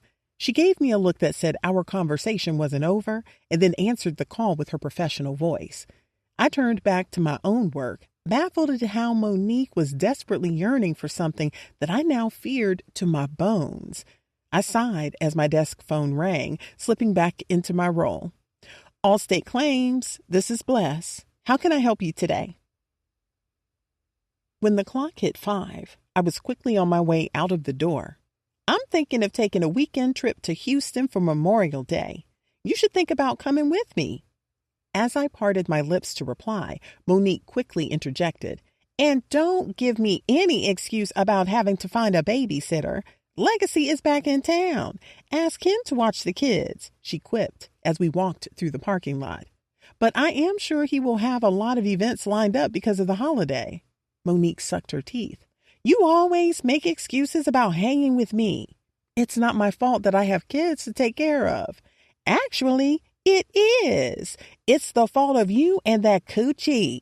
I giggled, playfully swatting her arm. Whatever. Monique pouted as she approached her Hyundai. I gave her a sympathetic expression. Though we were work besties, she had hardly hung out outside of the job. I had only managed to get drinks with her a few times over the years, limiting us to work friends. Monique lived a fast, single, kid-free life when it was hard for me to find a sitter since my grandmother was aging and my sister spent her free time with her fiancé. I'll ask him, I told her. Cheesing, she popped the locks on her car. Cool. See you tomorrow. See you, I said, and I continued the trek to my ride. It was a beautiful Monday afternoon. It was the kind of day that felt like summertime. Shy was already in full swing. After I got into my car and rolled the windows down, the warm air kissed my face, bringing with it a flood of memories of past days spent with Legacy at South Shore Beach. We used to spend hours there, laughing, talking, and sneakily fucking in public once the sun went down. Those were some of the best days of my life. Legacy was always a constant presence in the background of my thoughts. But ever since I saw Enigma's promo video, he had been at the forefront. The video made me and Raja look like a picture-perfect couple.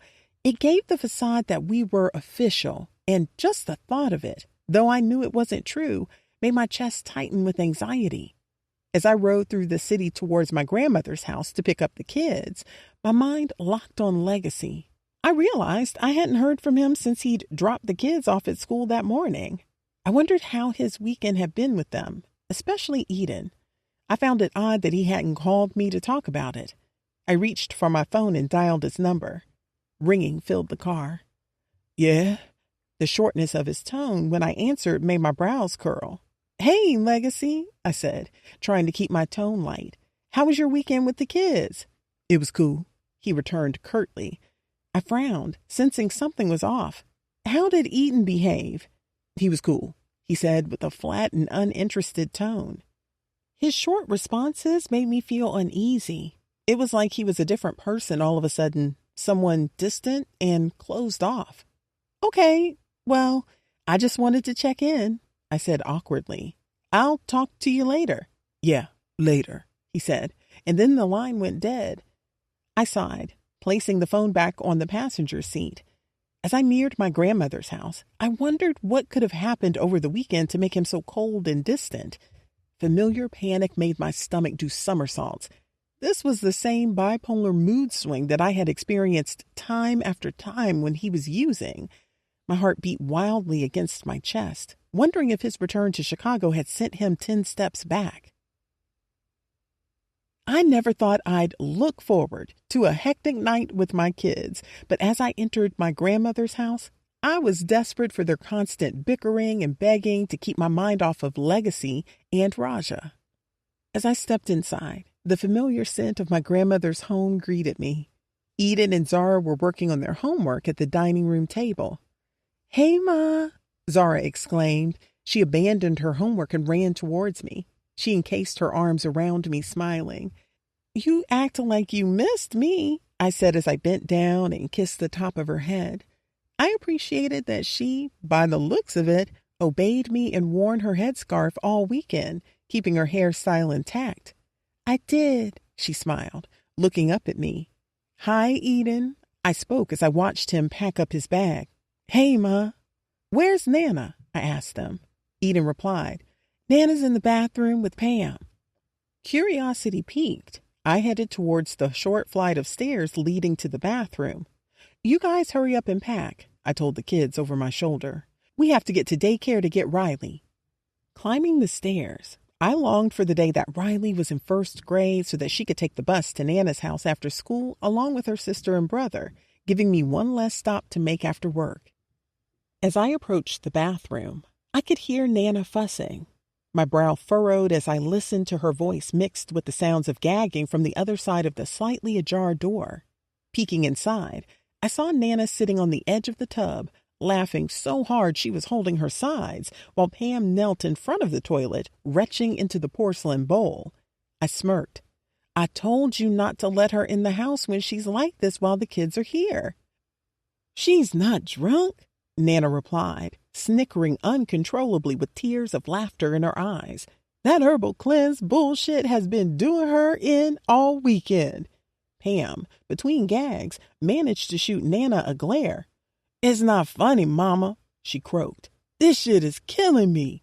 Nana continued, not even bothering to hide her amusement.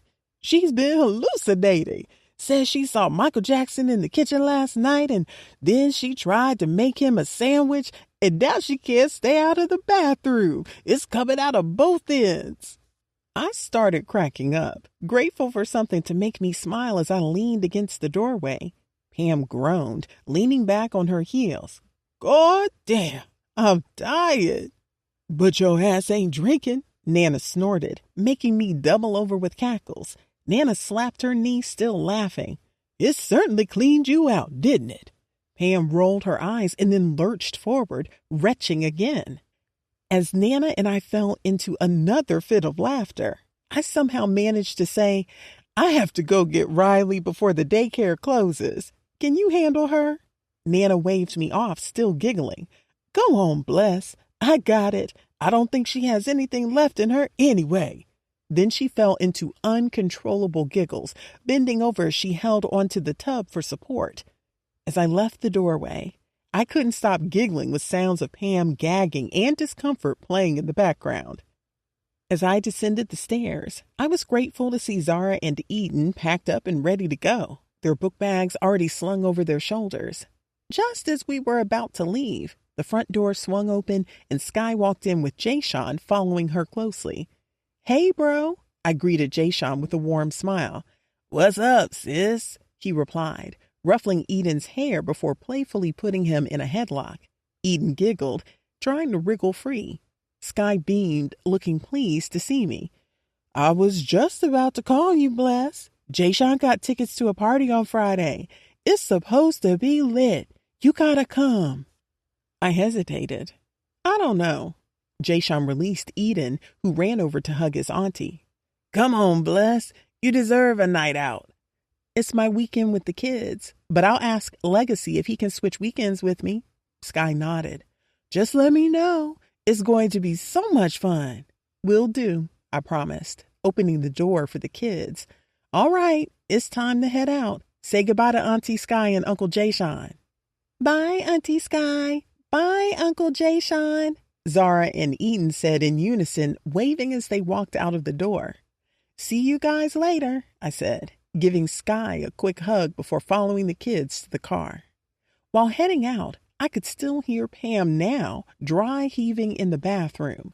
I laughed, shaking my head.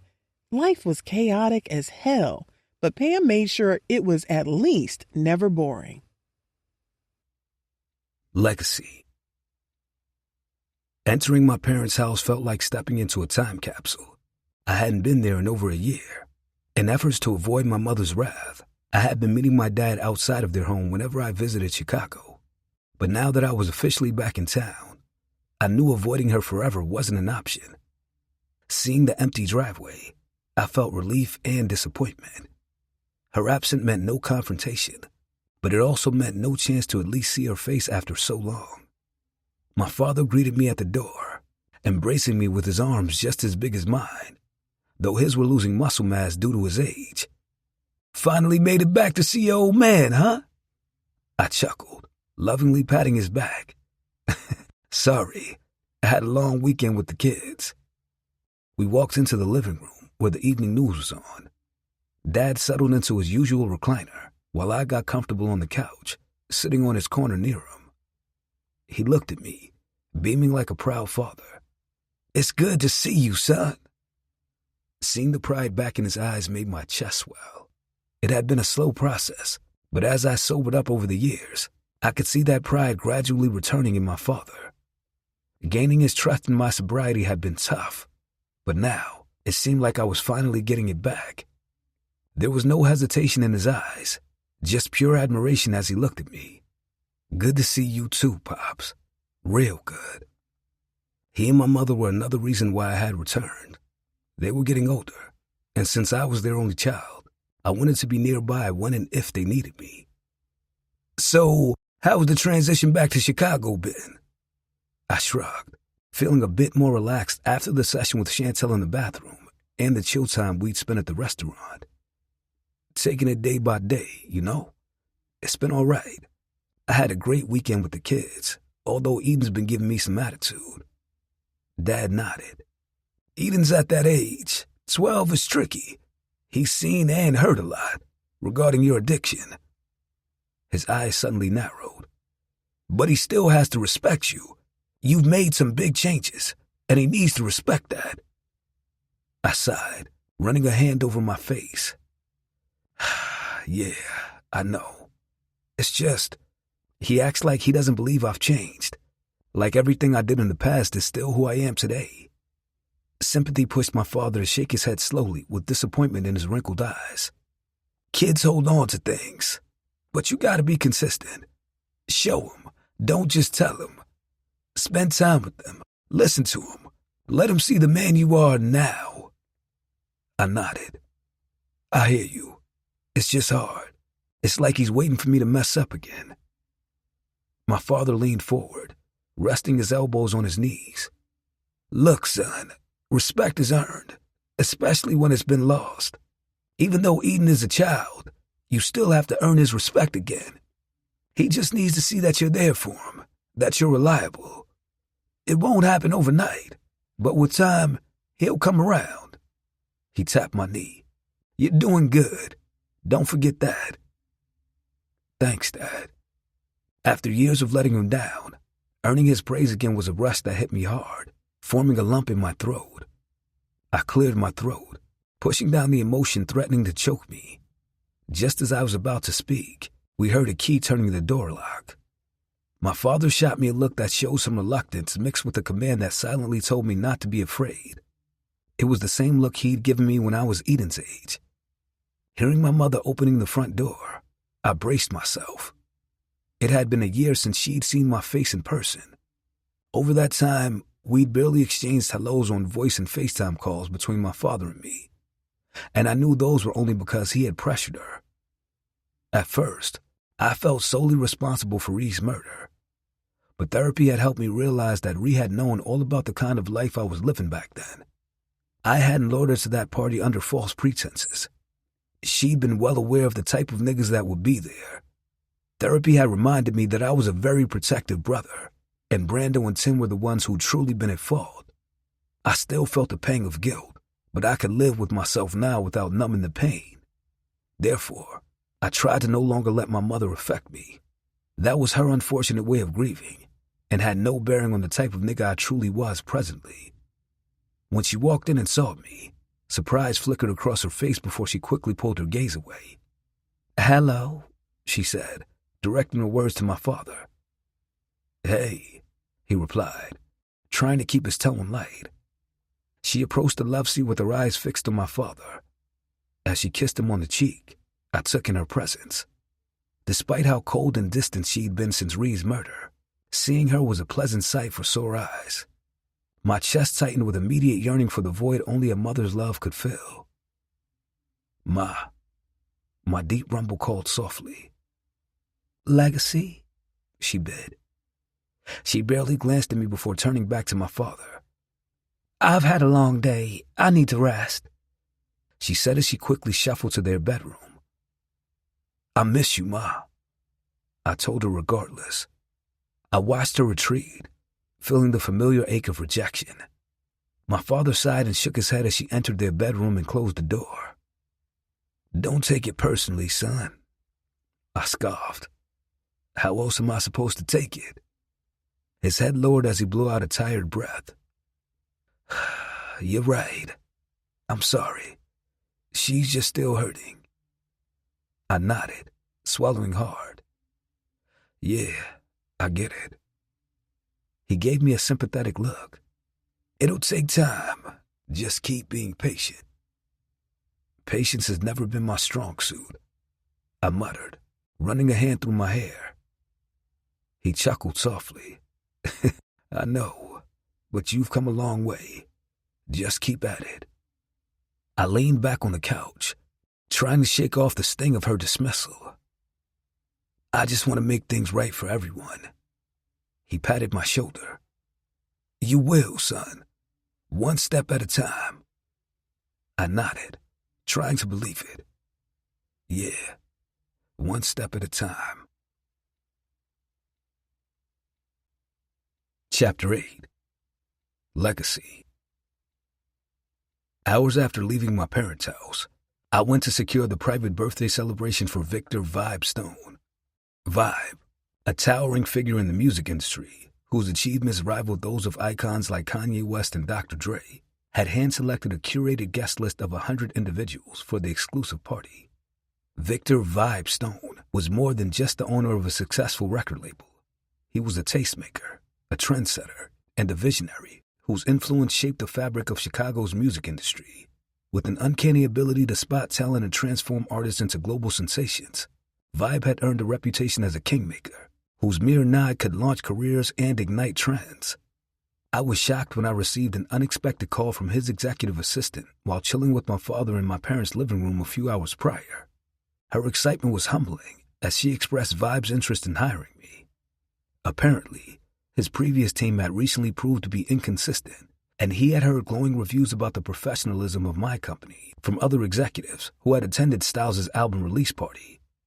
I had kept it cool when I first met Vibe after he finally arrived at the party. Luckily, because of my business, I was experienced with meeting celebrities of all types.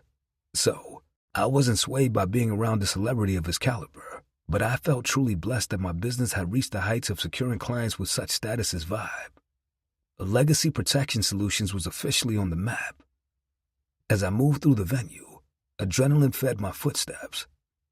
I was proud of Legacy Protection Solutions for being a part of such a historic event.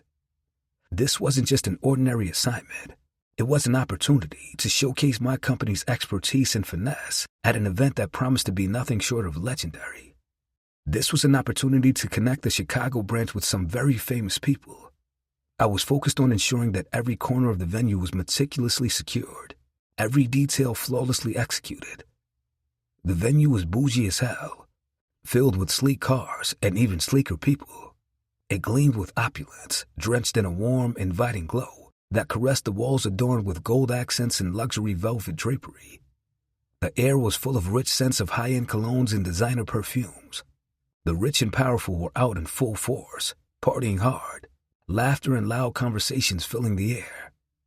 It was clear that the partying wasn't limited to just alcohol. I watched as people casually indulged in lines of coke and popped pills like they were candy. The familiar itch crept up my spine. The craving whispered in my ear. This was the worst kind of torture, being surrounded by the very thing I was trying to avoid. I had to keep my cool, had to stay focused on why I was there. I was there to secure a bag, not ruin my future. As I strolled through the crowd, securing the premises, I walked up on Trey, one of Vibe's homies, sitting in his personal VIP section. Trey was surrounded by women who clung to him. They were of all sizes and nationalities. On the table in front of them was an assortment of drugs that was like a candy factory to anyone ready to indulge. Uppers and downers, pills and powder. Anything anyone could want was inches away from me. Legacy, you've been working hard all night. Trey shouted over the music with a diabolical grin. Then he motioned me to the table in front of him. It's time to relax. I shook my head, forcing a casual laugh. Nah, man, I'm good. Gotta keep my head on a swivel. He shrugged, taking a rolled-up bill from the Latino woman with the biggest fake breasts I'd ever seen sitting next to him. You're lost, bro. I watched as he bent down and snorted a line, coming up with a satisfied grin. I felt the pang of jealousy. Uppers had never been my thing, but I saw the opioids that surrounded them in pill form that I was sure many would crush up so that they could snort as well. My hands itched, my mind raced. I could almost feel the numbness that would follow. I moved away, needing some space. I found a quiet corner and leaned against the wall, taking deep breaths. The urge was so strong. I closed my eyes, trying to focus on the reasons I needed to stay clean. My kids, bless. I had made a promise to myself and everyone who believed in me. I pulled out my phone and scrolled through pictures of the kids, needing a quick distraction. Seeing their faces helped ground me a bit. They were my anchor, my reason for pushing through the cravings. I had to be strong for them, had to show them that their dad wasn't going to fall back into old habits. As I pocketed my phone, a familiar voice called my name from mere inches away. I looked up to see Aesop standing there. The last time I'd seen him, I was newly sober, and our history wasn't friendly. At my lowest point of addiction, I had lost so much money that I had resorted to stealing from Aesop right before I hit rock bottom and left Chicago. Making amends was a crucial part of my recovery, and one of the first things I did once I got sober was repay him. Smoke, our crew leader, had made sure that once I paid Aesop back, he wouldn't seek revenge. Still, seeing him now, I was on guard. I had cut off all my old crew because they were enabling my addiction, but Aesop was the one person in the streets who I had violated. But to my surprise, Aesop slightly grinned and extended his hand. We shook up, a gesture that was both unexpected and relieving. What's good?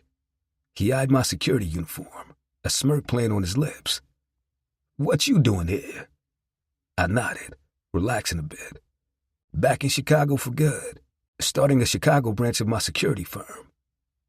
Aesop raised an eyebrow. Yeah, I heard you was out of the game and had gone legit down there in Houston. That's what's up. He looked around the party, shaking his head. I'm here 'cause the chick I'm fucking invited me, but this ain't my speed. Shit's too uppity.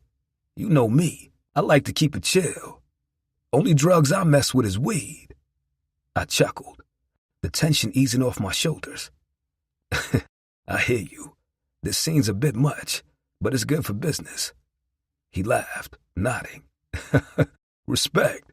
You always were a hustler. Glad to see you turned it around. He paused. Then his tone shifted. Look, man, I know we had our shit, but I respect what you did. Paying me back and shit. It takes a real man to own up to his fuck-ups. I owed you that and more. Aesop clapped me on the shoulder, nodding. You did what you had to do. We all got our demons, but you're good with me, big dog. He declared as he stepped back. I'm gonna bounce, though. This ain't my scene. I chuckled. I feel that. We shook up before he walked away. Before doing another lap through the party, I felt my phone vibrating in my pocket. I took it out hurriedly and answered when I saw Zara's name on the screen. Hey, sweetheart, I said, putting a finger in my other ear to block out the noise. What are you doing up? You were supposed to be in bed an hour ago. I just wanted to tell you good night, she whispered. I grinned, knowing that she was sneaking to make this call. That's sweet. Good night, baby girl. I love you. I love you too, Daddy. As I hung up, the grin remained on my face. It felt like God knew I'd needed to hear Zara's voice at that moment, giving me the strength to be in this environment without slipping up. It was a reminder of what mattered most and why I couldn't listen to the demons. As I scanned the crowd, ensuring everything was under control and my team was executing flawlessly, Vibe's voice boomed across the room, calling out my name. Spotting him in the VIP section, he eagerly waved me over. Navigating through the sea of dancing guests, I attracted a few admiring looks from some of the women along the way. When I finally reached Vibe, he greeted me with a firm handshake and a grin that showcased veneers decorated with iced-out grills. Legacy, my dude. Relax and let your team do their thing. You're among trusted company tonight. He reassured me while extending a glass full of a clear substance my way. Eyeing the bottle surrounding the table, I guessed that it was tequila. Nah, I told him, shaking my head. I'm on duty. Vibe shrugged and sat the glass down on the table between us. He then introduced me to the notable people in the section, who were music producers, singers, rappers, and even professional athletes. I exchanged nods and greetings with influential figures that I had only previously seen on social media. With each introduction, Vibe hyped up Legacy Protection Solutions. Legacy, meet the faces that shaped the industry, he told me proudly. Tank couldn't stop singing your praises after Styles' album release party. Tank was the big brother of Styles, who had hired me for his album release party. I tried to grin coolly, but my chest ballooned underneath my bulletproof vest. Hey, Vibe called out, nudging me slightly with his elbow. I got another event this weekend that I'll need a private detail for. You available? I gave him a confident nod. For sure, I got you. Cool. He eyed my stiff demeanor with a chuckle. Relax, my nigga. The party is almost over. This ain't no young crowd. These people have too much to lose to get out of pocket. I relaxed, discreetly allowing my body to unwind. Satisfied that I was visibly loosening up, Vibe handed me a bottle of a brand of tequila that cost more than he paid me to hire my company. You've done your job, he said as I took it from him. Enjoy the fruits of your labor. Grateful for the recognition, I took a cup from him that he handed me as well. As I poured myself a shot, I exchanged nods and greetings with influential figures surrounding us, feeling a very rare moment of validation. Bless. As I cooked dinner the next evening, the sounds of Legacy helping Riley with her homework drifted from the dining room. Okay, baby, let's add 3 and 2. What's the answer? Legacy's voice carried warmth and patience as he guided Riley through her kindergarten homework. Guilt made my stomach churn. I winced, gripping the stove. His velvety voice used to soothe my soul, but now it only saddened me and made me feel like complete shit. Ever since I'd walked away from Legacy, there had been an invisible barrier between us that I had built with my own hands. However, this weekend, it felt like he had solidified that wall, distancing himself even further from me. His silence spoke volumes, and his avoidance cut deeper than any words could. In the living room, Zara and Eden were engrossed in a TV show, oblivious to the tension between me and Legacy. Meanwhile, I couldn't shake the sadness of our disconnected state. The difference between the loving family unit we'd once been made the backflips in my stomach accelerate. As I stirred the pot of spaghetti sauce on the stove, my cell phone rang. The vibration rattled the countertop. I glanced at the screen and saw Raja's name. My heart didn't flutter at all. It merely skipped a beat out of obligation. I quickly wiped my hands on a towel, picked up the phone, and hurried into my bedroom. I avoided eye contact with Legacy as I breezed past the dining room table. Yet, I wondered if his eyes ever drifted towards me as I scurried down the hall. Once inside my room, I closed the door. "Hey, Raja," I answered, trying to infuse some warmth into my voice. "Hey, you. How's your day going?" His voice was deeply smooth as always, laced with genuine sweetness. "It's been busy, just cooking dinner right now." "I can't wait to taste your cooking one day," he said, chuckling softly. "I just wanted to confirm our plans for Friday. We're still on for that party with Jay Sean and Sky, right?" "Hopefully. I plan on asking Legacy tonight about switching." "If we go, what time are we meeting?" "Around 7? Is that good for you?" "Yeah, that's fine." Suddenly, Legacy and Riley erupted in giggles, causing me to squeeze my eyes closed with regret. Carrying the secret of her unconfirmed paternity had been so much easier when I would only see him once a month, when he would just pick them up and leave, and I didn't have to watch his interactions with Riley. I should get back to cooking now. I don't want the sauce to burn. "Of course. I'll let you go. Call me later when you get the kids down." "I will," I said quickly and hung up, leaning against the door with a sigh. I felt a pang of guilt. Raja was such a nice guy, always so sweet and considerate. I should have been more interested, more engaged, but I just couldn't muster the enthusiasm. Every time he spoke, every time he made an effort, I felt a barrier inside of me, an invisible wall I couldn't break through. "Why can't you just give him a chance?" I muttered to myself, shaking my head. "He deserves more than this." But no matter how hard I tried, I couldn't force myself to feel something that just wasn't there. The shadow of my past with Legacy loomed too dominantly, casting a long, unshakable shadow over my present. Raja was wonderful, but my heart just wasn't in it, and I didn't know how to change that. As I left my room, I could hear Legacy's sweet laughter echoing down the hall. It was a sound I hadn't heard fill my home in a long time. For a moment, I closed my eyes and enjoyed it. But as I entered the dining room, his laughter stopped abruptly, and he avoided making eye contact with me. "Was that your boo?" I inhaled sharply, the tone of his words causing my stomach to flip. "What boo?"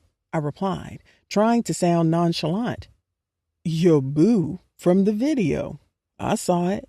A teasing smile played on his lips, though his focus was on Riley's homework. "I saw you hugged up with your man. You don't have to hide him from me." Embarrassment consumed me, and I struggled to find my voice. "He's not my man, and if he was, it's not your business," I mumbled as I quickly shuffled into the kitchen. I turned my attention back to the pot on the stove, stirring it absently. I heard Legacy's chair scrape against the floor, and I could feel his presence drawing near. His shadow loomed over me, making it hard to breathe. Suddenly, he was right behind me, his nearness overwhelming. "You'll always be my business, Bless," he said, his voice low and intense. The air between us exploded with unspoken tension. I could feel the heat radiating from his body, making my skin tingle. My heart raced, and I struggled to keep my composure, focusing on the rhythmic motion of stirring the sauce. "Legacy," I started, but the words caught in my throat. I wanted to explain. For some reason, I wanted him to know that Raja and I weren't what we appeared to be on the video. But I also didn't want him to have any idea that I had spent the last 5 years so consumed by him that I hadn't been able to move on. Yeah? Now, suddenly, his eyes were fixated on me as if they were daring me to be brave enough to speak my truth. Nothing, I stammered. Legacy stood there for a moment, our eyes locked in a breathtaking gaze that held me captive. The world around us faded, and all I could see was the intensity of his stare, the unspoken words hanging heavily in the air. After what felt like an eternity, he finally stepped back. "I gotta head to work," he announced, breaking the spell. As he walked away, I closed my eyes, trying to steady myself, but his presence was intoxicating. The line between past and present blurred, and for a moment, it felt like nothing had changed. But deep down inside, I knew that everything had. He turned to Riley, who sighed in disappointment. My heart sank along with hers as I listened to Legacy say goodbye to her. Because the space was open concept, I could discreetly watch Legacy move into the living room. He bent down and kissed Zara on the cheek, saying, "Bye, baby girl." "Bye, Daddy," she replied with a small smile, her eyes lighting up. Eden, however, didn't take his eyes off the television. "Later, Dad," he muttered with his tone flat. Legacy, unfazed, stood directly in Eden's view, blocking the screen. "You know the drill, son." Eden sighed dramatically, but finally tore his defiant gaze from the TV to look at Legacy. With reluctance, he stuck his hand out, and they shook up. As I watched, I felt an overwhelming yearning for Legacy. Not only was I still attracted to him, but I also loved seeing him in our home, being the man of the house, a presence I deeply missed. Legacy turned to me, his eyes seeking mine. I quickly looked away, trying to appear nonchalant. "I'll see you." "See you." All of a sudden, I remembered. Oh, wait. I looked up, regretting having to focus on his beauty. "Can we switch Friday? Sky and Jay Sean want me to go to this big event with them." "I got hired for a party. My client wants me personally." His eyes lingered on me as if searching for a reaction. "I can send Joy over." I nodded, trying to maintain my composure. I forced a casual tone. "Okay, thanks." My heart raced, betraying the calm facade I was trying to project. Legacy held my gaze for a moment longer. We stood there, stuck in air that was thick with unspoken words. "No problem," he finally said. Our eyes remained locked, and for a brief second, it felt like time stood still. The weight of our shared history and suppressed feelings hung heavy in the space between us. I could see the conflict in his eyes, mirroring my own. I turned my attention back to the stove. The heat from the simmering spaghetti was nothing compared to the warmth flooding my cheeks.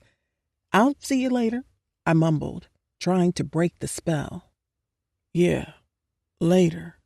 As he walked away, I felt an almost magnetic pull towards him. My longing for him intensified with every step he took. He paused at the doorway, looking back at me one last time. Our eyes met again, and in that fleeting moment, it was as if our souls were trying to reach out to each other despite the barriers we had built. I swallowed hard, avoiding his powerful, hypnotizing gaze. "You can let yourself out and lock the bottom lock." He lingered for a moment as if waiting for something more. But when I didn't offer it, he made his way to the door. "Bye, Daddy," Zara called out cheerfully. "See y'all later." His voice was warm towards the kids as he glanced one last time in my direction before stepping out. The door clicked shut behind him, and I was left with longing and regret. The room felt so much emptier without him, and the tension lingered, leaving me breathless and yearning for what could never be. Feeling the overwhelming tug of longing, I hurriedly lowered the fire under the spaghetti to the lowest setting. "Riley, did you put your homework back in your book bag?" "Yes, Mama." "Good girl.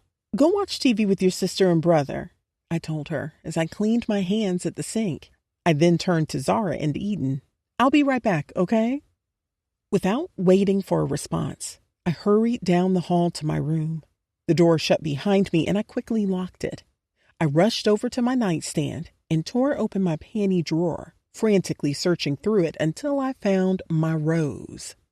Climbing into bed, I buried myself under the covers, clutching the rose tightly, and closed my eyes, trying to drown out the noise of the world and the ache in my heart. Instead, I focused on the ache in my clit. I allowed the delicious vision of legacy to take over as I turned on the rose to my favorite setting.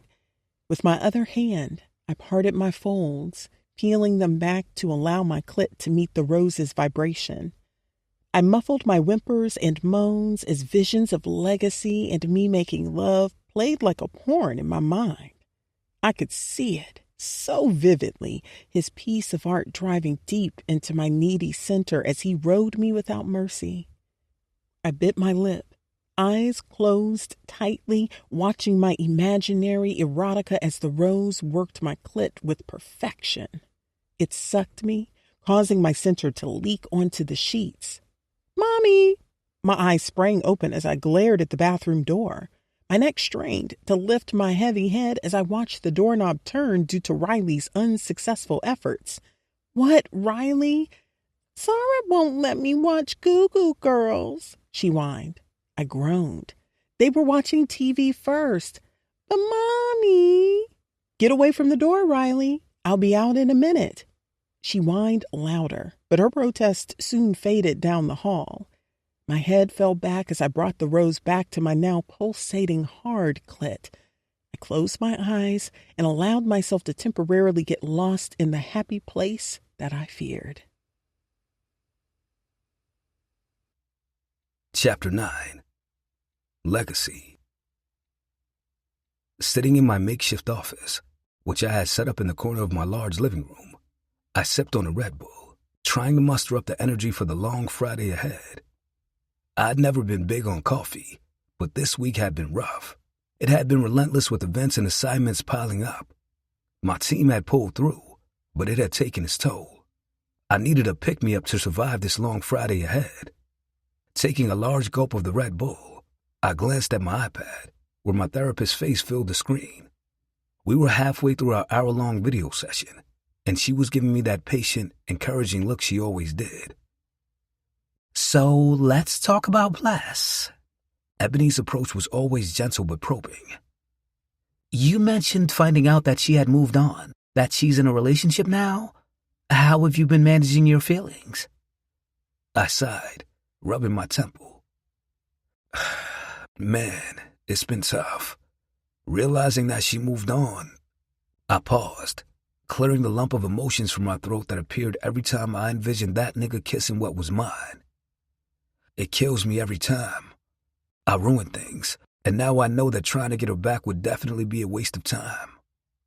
Ebony nodded with concern-filled orbs, sitting behind large, black-framed glasses. "I understand, but I'm worried about the stress this is putting on your sobriety. You've come so far, Legacy." "Yeah, I know," I replied before taking another sip of my Red Bull. "I ain't gonna slip, though. It's just, she's always in my head, you know? She's my one true love. It's like no matter what I do, I can't get Blessed out of my head and heart." "That's powerful," she said, leaning closer to the screen. "But it's important to focus on what's best for you. Have you thought about what it would mean to truly let her go?" I leaned back in my chair, staring up at the ceiling for a moment. Letting her go. It feels impossible, like a part of me would be missing. But I get what you're saying. I need to take care of myself first. Ebony leaned forward slightly as her eyes filled with empathy. "I know it's hard. Letting go of someone who means so much to you is never easy. But focusing on your well-being and staying grounded is essential." I ran a hand over my face. Then my hand rested on the smooth, curly strands of my beard. My fingers began to comb them nervously. "I hear you. It's just, she's the one person who ever really got me, you know? We had something real. She nodded with understanding. You had a deep connection, and it's okay to acknowledge that. But it's also important to recognize the growth you've achieved on your own. You built a successful business, stayed committed to your sobriety, and you're an incredible father to your kids. I couldn't help but smile a bit at that. Yeah, the kids are my anchor. They are the main reason why I can't mess up. Exactly, she said, wearing a prideful grin. You have a lot to be proud of. And if Bless is truly your one true love, then perhaps in time, things will fall into place. But for now, focus on what you can control. Yourself, your business, and your children.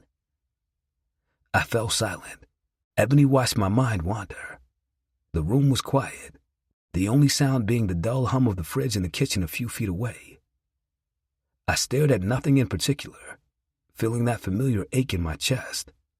Bless was always there in the back of my mind, in my heart. I sighed, releasing a slight groan. Yeah, you're right. It's just hard, you know? Seeing her with someone else makes me feel like I'm losing a part of myself. That's understandable, she said softly. But you're not losing yourself. You're rediscovering who you are outside of that relationship. And that's a powerful journey in itself.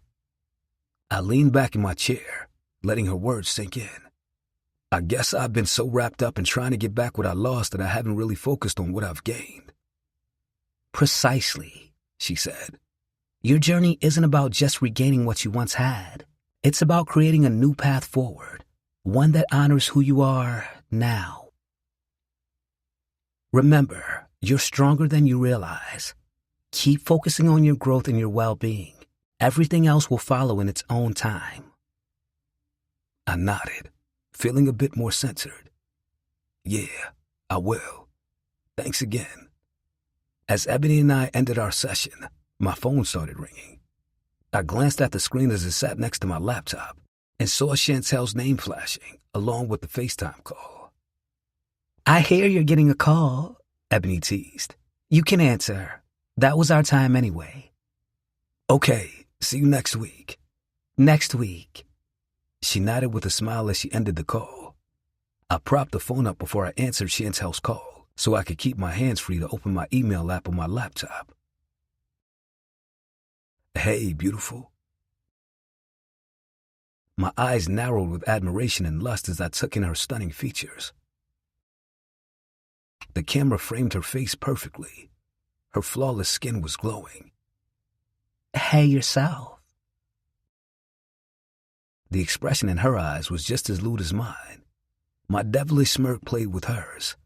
Since we'd talked earlier this week, we'd been texting back and forth, but I could sense that she wanted more effort from me. What's up? You miss me already?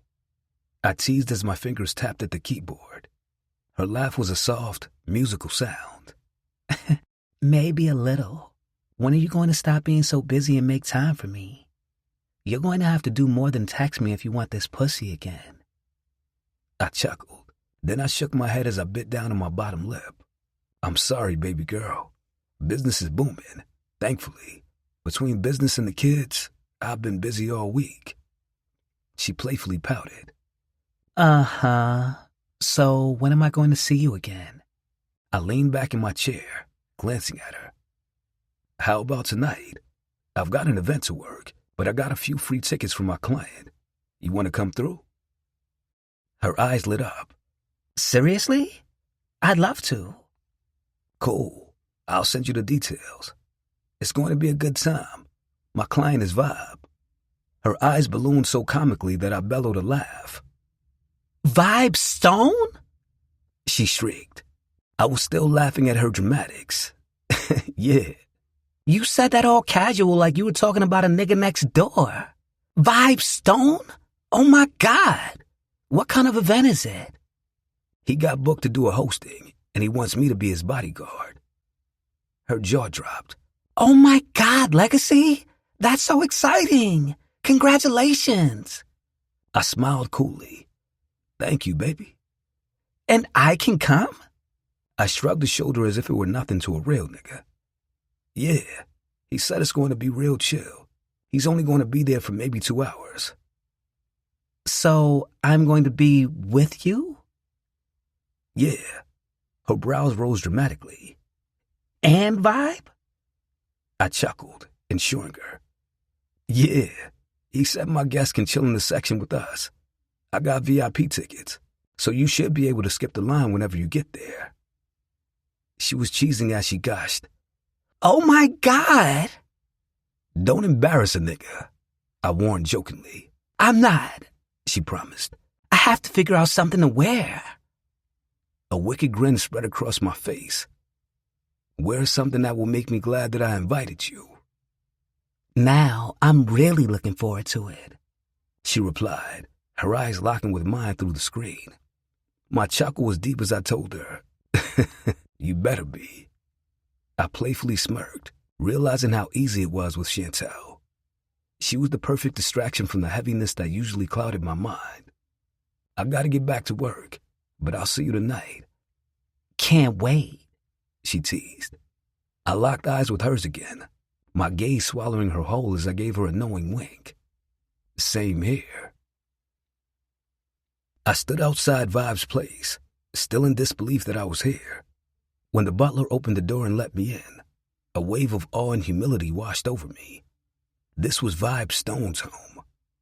I'd done security for plenty of celebrities before, but none had ever been as down-to-earth and personable as Vibe. Since the day we'd met, he had treated me like one of the homies. Legacy, my man! Vibe greeted me with a wide grin, clapping me on the back as he ushered me inside. It felt surreal. Here was one of the biggest names in the industry, treating me like one of his guys. Thanks for taking on this event at such short notice. No problem, I said coolly, trying not to show how impressed I was with his dope-ass spot. Come on, let me show you around. As we walked through the penthouse, I took in the sheer lavishness of the place. The living room was massive, with floor-to-ceiling windows that offered a breathtaking view of the Chicago skyline. The city lights shined like stars, giving the space a jaw-dropping backdrop. This is the living room, Vibe said, gesturing around. Plenty of space for parties, but sometimes it's just nice to kick back and enjoy the view. He led me to the first guest room and opened the door to reveal a space that looked more like a 5-star hotel suite than a simple guest room. The bed was enormous, draped in luxurious linens. A large flat-screen TV hung on the opposite wall. This is one of the guest rooms, Vibe said casually. Even though niggas crash anywhere they want to around this motherfucker. He chuckled, giving me a knowing look. We continued the tour, and he showed me the rooftop deck. My jaw practically dropped. There was a pool and a jacuzzi surrounded by plush lounge chairs. The view was even more incredible from up here with the city spread out beneath us. Man, this place is unreal, I admitted, still trying to wrap my head around it all. Yeah, it's something else, Vibe agreed, leaning on the railing as he looked out over the city. I came a long way from the little nigga selling weed on the corner in O-Block. I nodded, feeling a genuine sense of camaraderie with him. Despite his fame and fortune, Vibe was just a real, down-to-earth dude. It was a rare thing to find in this industry. Let's roll out, he announced, forcing our gazes away from the city below us. We headed back inside. I enjoyed the sound of my footsteps echoing off the marble floors. Bless. The bass from the speakers thumped through the club, ringing in my chest as I swayed my hips to the beat. Sky and I were deep in the groove, twerking to Sexy Red's lyrics, feeling the rhythm pulse through our bodies. Jayshawn and Raja were right behind us, moving in sync with our hips. Though the promoter had promised Jayshawn a section in a prime location, he had only been able to seat us on the second level of the club. It was the promoter's birthday party, so the club was packed with people all vibing to the best DJs in the city. Vibe Stone was supposed to make an appearance, so the city had come out in abundance. Looking over the railing, I could see the excitement happening below. The second floor was getting the overflow of those who didn't want to pay $2,000 for a section on the main floor. Why did the promoter sit us all the way up here? I strained to speak into Sky's ear over the thundering bass. We stood next to each other, hands on our knees, just as Sexy Red was instructing us to. Confusion grew lines on Sky's sweaty forehead. I think he hooked Jay-Sean up with a free section. Oh, I sang as I continued rotating my ass against Raja. Even in the middle of all this, I was struggling to stay present. Raja was sweet, attentive, and genuinely interested in me. I could feel his hands on my hips, trying to connect with me through the music. I wanted to feel something more for him, something real, but every attempt felt forced, like I was playing a part in a scene that wasn't mine.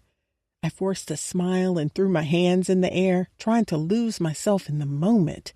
Raja leaned in close, his breath warm against my ear. You having fun? I cringed when I heard the hope in his voice. All night, I could feel Raja's eyes on me, searching for a connection that just wasn't there.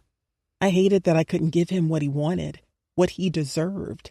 But my mind kept drifting back to legacy, the memories of us together, and the undeniable pull that still held me in its grip. I glanced over at Sky, who was laughing with Jay-Sean, completely immersed in the moment. I envied her ability to be present, to enjoy the now. I took a deep breath and tried to push my thoughts away, focusing on the music, the lights, and Raja's hopeful eyes. For tonight, I wanted to be here with him, even if it felt like I was just going through the motions. As I danced with Raja, my attention was drawn to the sudden commotion below. The crowd was parting. I watched people's expressions change to excitement and shock, their faces lit up by a big spotlight. I squinted, trying to make out what was happening. Then I saw Vibe Stone walking through the club, but what really caught my eye was Legacy walking beside him.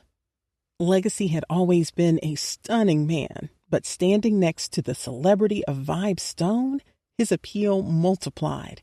He looked incredible, impeccably dressed in designer clothes that hugged his large, muscular physique just right. His jewelry sparkled in the club lighting, which added to his commanding presence. I watched in awe as Legacy, Vibe, and their entourage made their way to the VIP section on the stage. My heart skipped a beat seeing Legacy not in his usual security uniform, but dressed to impress, blending in with the high-profile crowd. I felt a pang of hurt, realizing how distant we had become. Because how did I not know about this obvious connection with Vibe Stone? It stung to think about how much our lives had diverged, how many things we no longer shared. As I continued to dance with Raja, my movements became mechanical as my mind raced. Raja noticed my disconnection and leaned in closer. Everything okay? Yeah, just a little surprised, I replied, forcing a smile. Vibe Stone actually came. Look, I told him as I pointed toward the stage. Raja followed my gaze and nodded, impressed. Oh, shit, that is him. I nodded absent-mindedly. My eyes remained locked on Legacy. He seemed so at ease, so confident. Seeing him here, so close yet so far away, made me yearn for the connection we once had. Is that Vibe Stone? Sky's excitement was suddenly in my ear. I could only nod as I stared at Legacy. Ooh, my sister suddenly blurted out. Then she grabbed my shoulder. She turned me around to face her. Immediately, she read my expression and I read hers. I need to go to the bathroom, she said quickly. Okay, let's go. Luckily, there was a bathroom nearby. And since the second floor was only occupying with the overflow, it wasn't difficult for Sky to drag me to it and through the door. Once inside, I scooted on my high heels to the nearest empty stall. Sky was right behind me. As soon as she closed it, I broke down sobbing. There were so many sources of my tears. I hated how distant me and Legacy felt. I hated that it was my own secrets and lies that were keeping me at bay from what I felt was meant solely for me. I was so proud that he had sobered up and become successful, but I hated that he had ruined me for any other man just for him to move on, be rich, and rub elbows with celebrities while I was suffering. It's not fair, I cried. Sky slid her arm around my shoulders comfortingly. What's not fair, babe? He's fucking kicking it with Vibestone while I can barely have a good time with the nigga that really likes me. My arms started to flail as I paced the small space between the toilet and the stall door. Legacy fucked me up. He ruined me. He broke my heart and he gets no repercussions.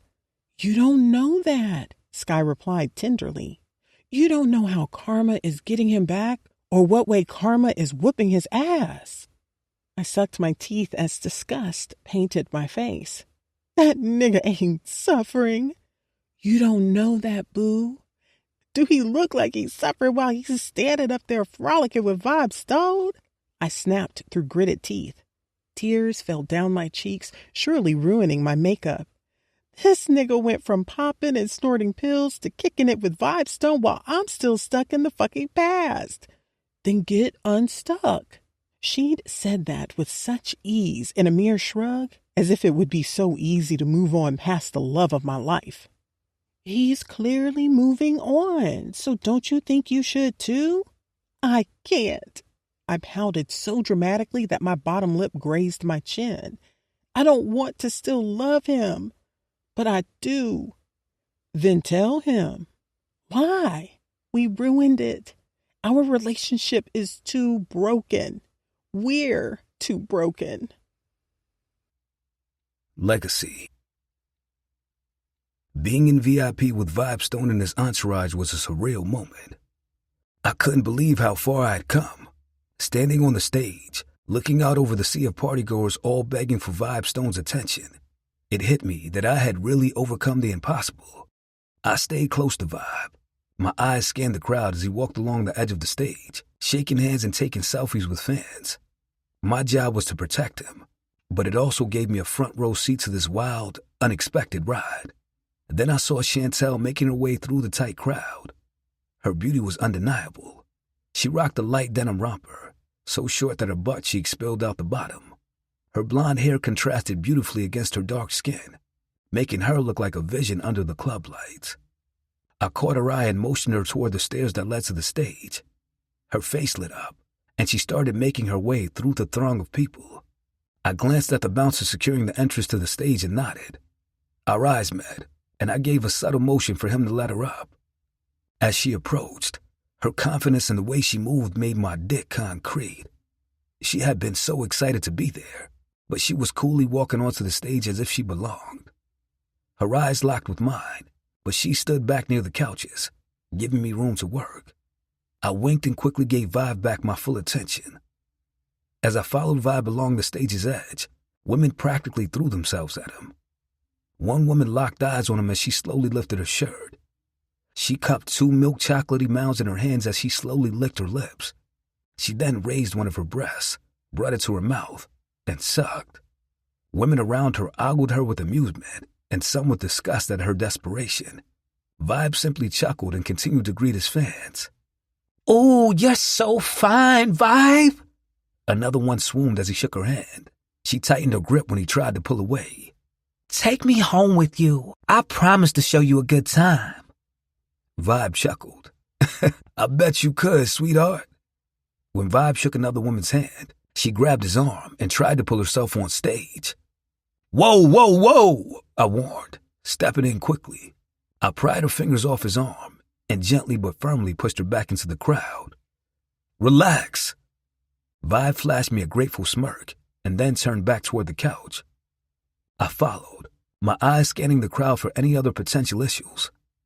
As Vibe settled back on the couch, I scanned the stage and spotted Chantel making her way toward us. Her romper hugged her curves so perfectly that even Vibe couldn't help but look twice. He hadn't paid much attention to any woman that evening, but Chantel had made him do a double take. Hey, baby, she greeted as she wrapped her arms around me. She pulled me into a slow hug, her body pressing against mine.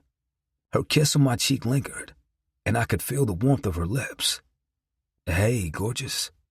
My voice was low enough for only her to hear in her ear amidst the noise of the crowd.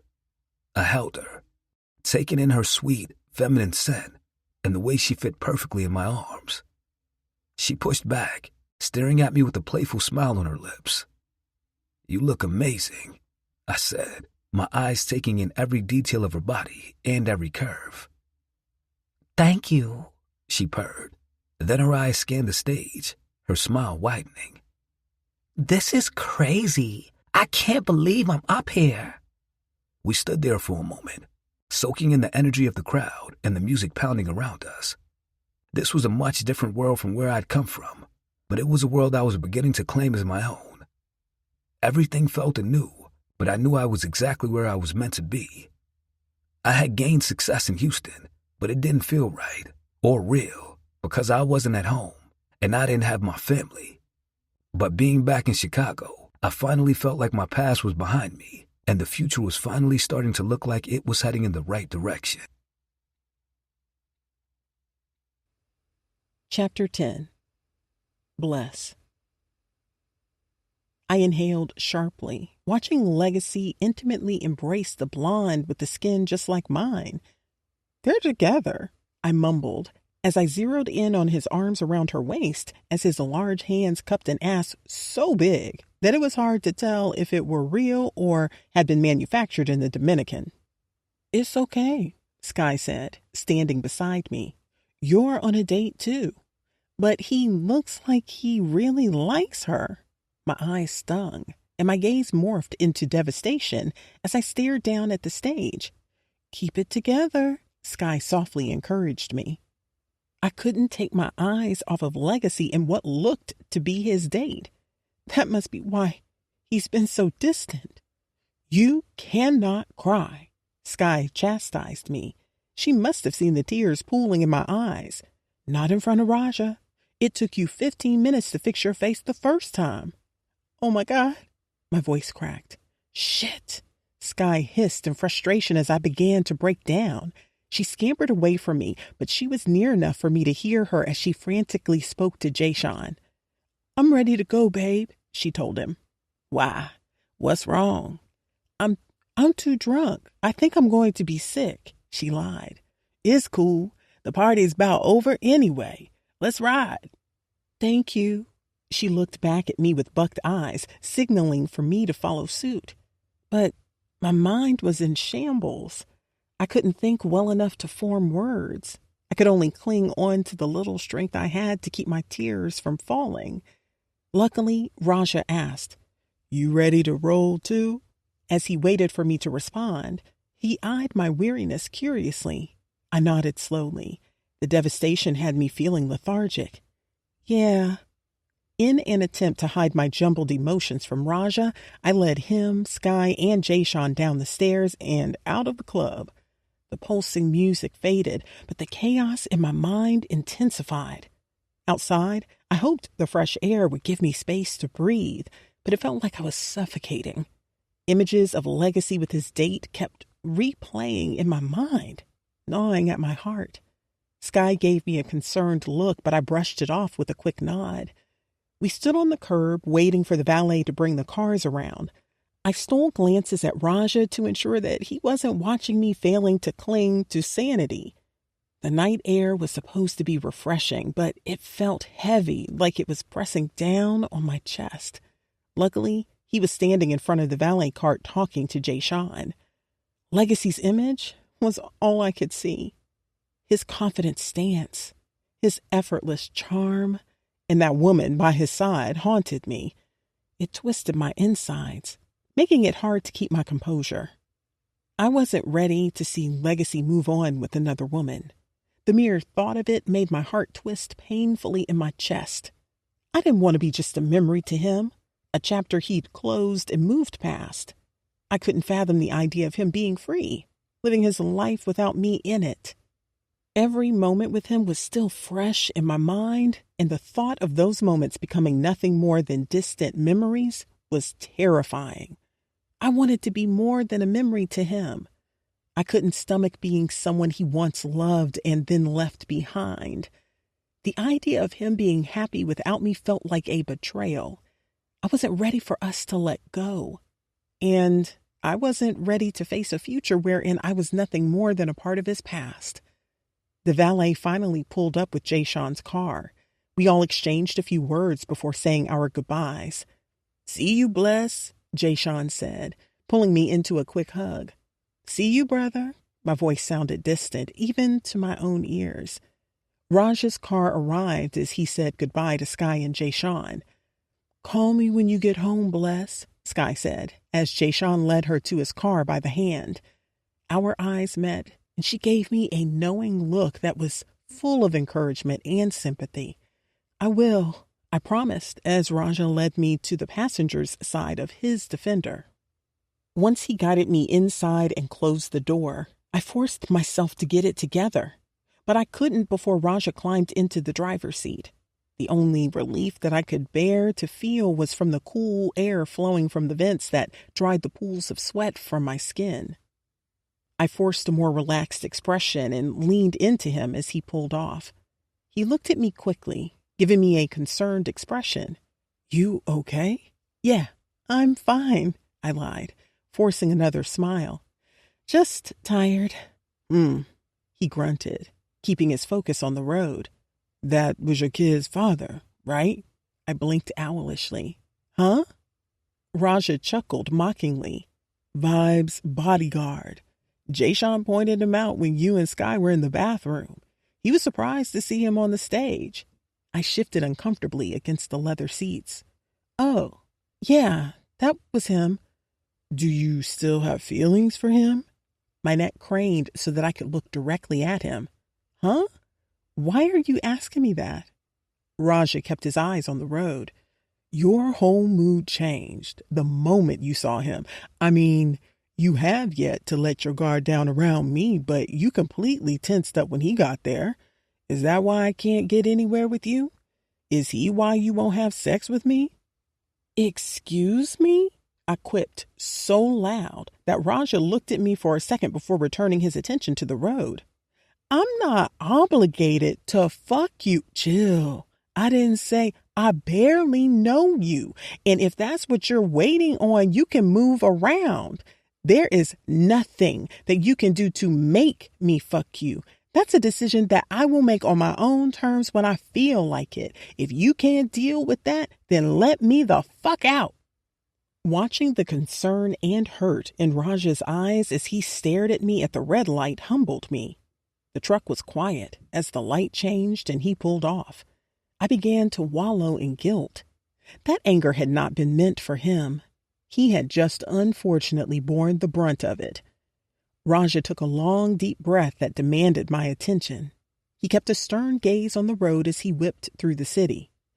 "I'm ready to truly be with you, Bless."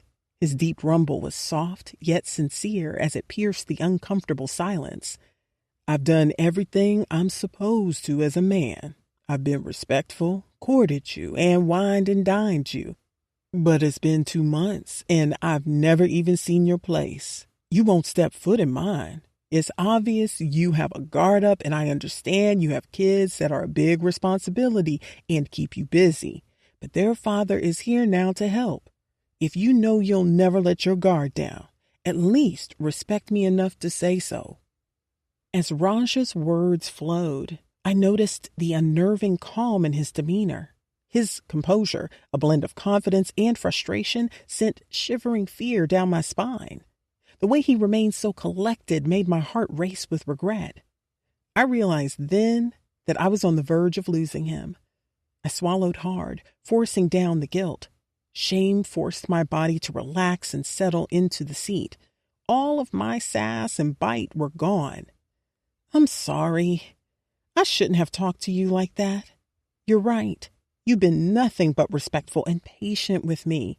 I truly appreciate that, and I'm sorry that I don't show that appreciation more." Raja was silent for a second. I held my breath, looking at him with apprehension. Finally, he released a slow breath. He then reached for my hand and held it tenderly. He brought it to his full lips, kissing the back of it slowly.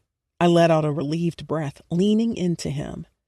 All I wanted was to escape these feelings, to lose myself in him and forget about legacy. But as I took a deep breath, trying to steady myself, the ache in my chest remained. Legacy. As soon as I felt like the past was behind me, God showed me different, because my past wasn't behind me at all. She was up above me, standing on the second floor against the railing, in that dreadhead nigga's face. I had been able to spot Bless, her guy, Sky, and Jay Sean above us when a strobe light scanned their faces. It had only been for a second, but I would know Bless anywhere. Luckily, after spotting her, Vibe was ready to bounce. So, I had been able to hide my frustration in getting him securely out of the club. Guiding Vibe through the club was like navigating a violent storm. The crowd was tight, and the fans were rowdier and more intoxicated by then. I kept Vibe close, pushing past the fans with the club bouncers forming a protective circle around us. My mind kept drifting back to Bless and her date, the vision of them together clouding my focus and stoking my anger. We finally got outside and started making our way toward Vibe's Sprinter. Chantel was close behind, sticking to us like glue. Just as we were about to reach the van, a guy appeared out of nowhere, approaching Vibe with a wild look in his eyes. He wasn't a part of Vibe's entourage, and something about his demeanor didn't sit right with me. As soon as he reached in his pocket, I reacted. My fist connected with his face before he had a chance to react. He staggered, and I followed up with a hard punch to his gut, sending him to his knees. The crowd around us erupted in chaos, the entourage freaking out as the bouncers pulled me back, stopping me from stomping the guy out. Vibe looked at me, shock and admiration on his face. "Damn, Legacy!" "Fuck!" The guy winced as he spit out blood. "I just wanted an autograph, nigga." I finally focused on what was in his hand. It was an old poster of Vibe when he first became famous. The entourage and Vibe laughed as my head lowered in shame. I had to get it together. Bless had me tripping. I reached out for the guy's hand. He looked up at me, obviously reluctant. "My bad, dog," I told him, making everyone laugh around us. "I just wanted a fucking autograph." He whimpered as he took my hand. Standing him up, I felt bad. Now that I was focused on him, Shorty wasn't even that old, obviously too young to get in the club, so he had stayed outside waiting on his chance to meet Vibe. "Shit, I'm sorry, young blood." Vibe stepped in. "My bodyguard was just doing his job. You can't walk up on niggas going in your pocket. You should know that." "My bad." He winced. Vibe put his arm around him, taking a photo that was in his hand. "I got you on the autograph." Vibe then went over and beyond, obviously to make up for my aggression. He signed the old poster. He then took a picture with the fan with his phone. He even did a quick video with the young dude so he could post it on his social media. "Thank you so much." By the time Vibe was done laying it on thick, the shorty was smiling. "You're welcome. I'm going to send you those free backstage passes to Summerfest. I promise," Vibe told him. The fan was grinning even harder now. "Cool." As he bounced away, Vibe looked at me grinning teasingly. "You gotta relax, my nigga." "My bad." I shrugged, feeling my adrenaline still pumping. "Gotta protect the boss." I laughed to ease the chaos of emotions rushing through me. Chantel reached out, touching my arm. "Are you okay?" she asked, her eyes wide with concern. "I'm fine," I replied, giving her a reassuring nod. "Just doing my job." And the bouncers closed the doors behind us. I leaned back against the seat, trying to calm my racing heart. The vision of Bless and her date was still there, gnawing at me. Vibe clapped me on the shoulder with a grin spreading across his face. "I knew I made the right choice bringing you on board." "Always got your back," I said, returning his grin. I sat at my desk, struggling to keep my eyes open. My head felt heavy, and my eyelids were like lead weights. I'd partied hard with Vibe and Chantel last night. After leaving the club, me and Chantel followed the entourage up to Vibe's penthouse where the party continued. Chantel had been all over me. She was so awestruck that she was in Vibe Stone's crib. That shit had earned me major pussy points. She had given me another session in one of his many bathrooms. We didn't leave Vibe's penthouse until 4 a.m. Even then, the party was still in full swing. Now, here I was, trying to focus on a FaceTime meeting with Econ about the Houston branch of Legacy Protection Solutions. Econ didn't look much better than I felt. His eyes were bloodshot, and there were dark circles under them. He was updating me on a few new contracts he had obtained from local businesses in Houston, but I could tell something was off. "Man, you look like you need some sleep," I said, trying to stifle a yawn. Econ chuckled, but it lacked his usual energy. "You want to talk, bro? You look like you're about to pass out yourself." I laughed, shaking my head. "Yeah, last night was wild. I still can't believe you were partying with Vibe Stone. I gotta get up there to kick it with y'all." "For sure. It seems like he really fucks with me in the company, so I'm sure he'll hire me for another gig. So, just tell me when." My eyes narrowed as I focused on him. "But seriously, are you okay?" Econ's smile faded a bit, and he rubbed the back of his neck. "I'm fine, just a little worn out. It's been a hectic week, you know? But I'll be good after some rest." I wasn't convinced. Econ's usual spark was missing. "You sure, man? You look like you've been running on fumes." He sighed, glancing away from the camera for a moment. "Yeah, just need to catch up on sleep. Been pushing hard to get these contracts sorted out and keep things running smoothly." I nodded, understanding the grind all too well. "We both need some sleep, no doubt about that. But don't burn yourself out. We can't afford to have you running on empty." Econ managed a weak smile. "I hear you. Don't worry. I'll be back to my usual self soon. Just need to recharge." We continued discussing the new contracts and some other business matters, but my mind kept drifting back to how Econ looked. I knew he was dedicated, but I also knew the toll this job could take on him. Econ might have said he was fine, but I knew better. I'd have to keep an eye on him and make sure he wasn't pushing himself too hard. We'd both been through too much and come too far to fuck up now. Bless. I sighed with relief as I shut down my computer. It was time for lunch, but regret creeped in. I wasn't ready to face the world outside of my cubicle. The chaos of Monday morning had been a good distraction from my worries and stress. I collected my purse and keys from the drawer, trying to push away the thoughts that had been haunting me all weekend. Monique's face was lit up with excitement as she leaned against the wall that separated our cubicles. "Rajon just sent me a message. He's outside. He surprised me for lunch," she exclaimed, practically bouncing on her feet. I hoped that my forced smile looked genuine. "That's so nice. You sure you okay with that? We could still grab lunch together if you want," she offered. "He won't care if you come with us." I waved a dismissive hand. "Girl, no. We eat lunch together practically every day. Have fun with your boo." I preferred to be alone anyway. I was still deep in my feelings about seeing Legacy with that chick. The image of them together had been playing on a loop in my mind, and it was driving me crazy. All weekend, I had been a mess. I hadn't spoken to Legacy at all. Instead, he had been calling the kids directly on their cell phones. Every time I heard their voices chatting with him, it stung a little more. I knew it was petty, but I couldn't help it. I took a deep breath, trying to steady myself as I left my cubicle and followed Monique out of the call center. She was bubbling over with excitement. "I'm so glad you get to meet my new boo. I'm really starting to like him, girl." I nodded absently, lost in my own thoughts. For years, I'd known I wasn't over Legacy, but now it felt like I would never move on while he was easily doing so. The image of him with that woman was stinging my heart every time it resurfaced. But every time I thought about confessing my feelings to him, I was reminded that I had more to confess than simply my love for him.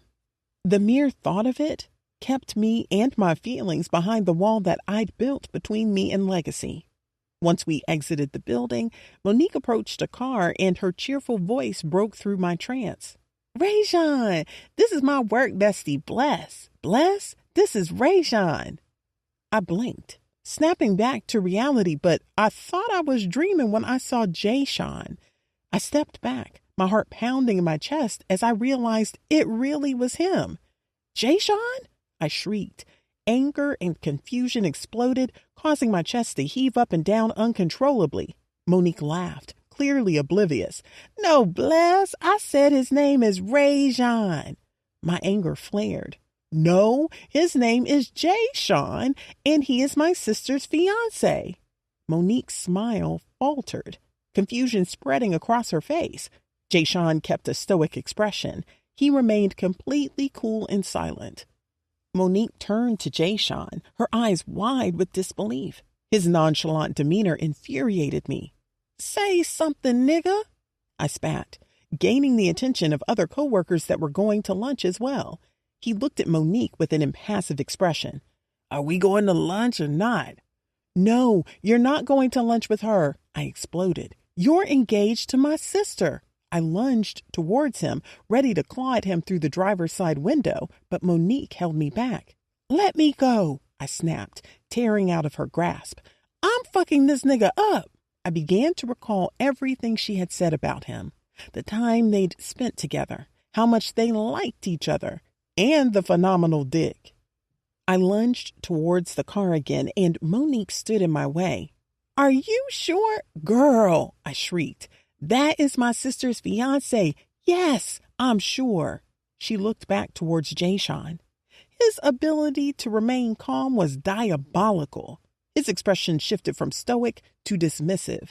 Monique desperately sought an explanation from him, but he shrugged nonchalantly, trying to downplay the situation. Look, Bless, he said, his tone annoyingly mild and smooth. You're blowing this way out of proportion. Monique and I are just getting to know each other. There's no need to make a big scene. My voice rose with disbelief. Blowing it out of proportion? You're engaged to my sister. She's stressing herself out trying to have a baby with you, and you're fucking someone else? Monique's face twisted with confusion and hurt. Is this true, Jay-Sean? It pissed me off that she even asked him that. Yes, it's true, I screamed. Jay-Sean rolled his eyes, clearly annoyed. Baby, he addressed Monique.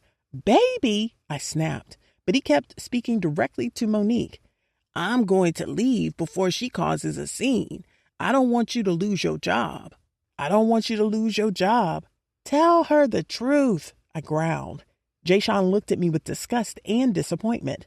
She and I are friends. We just met. I can have friends. Chill out. Friends? I snapped, feeling my blood beginning to boil. Do you always fuck your friends and lie about your name? He shrugged again, deflecting with a smirk.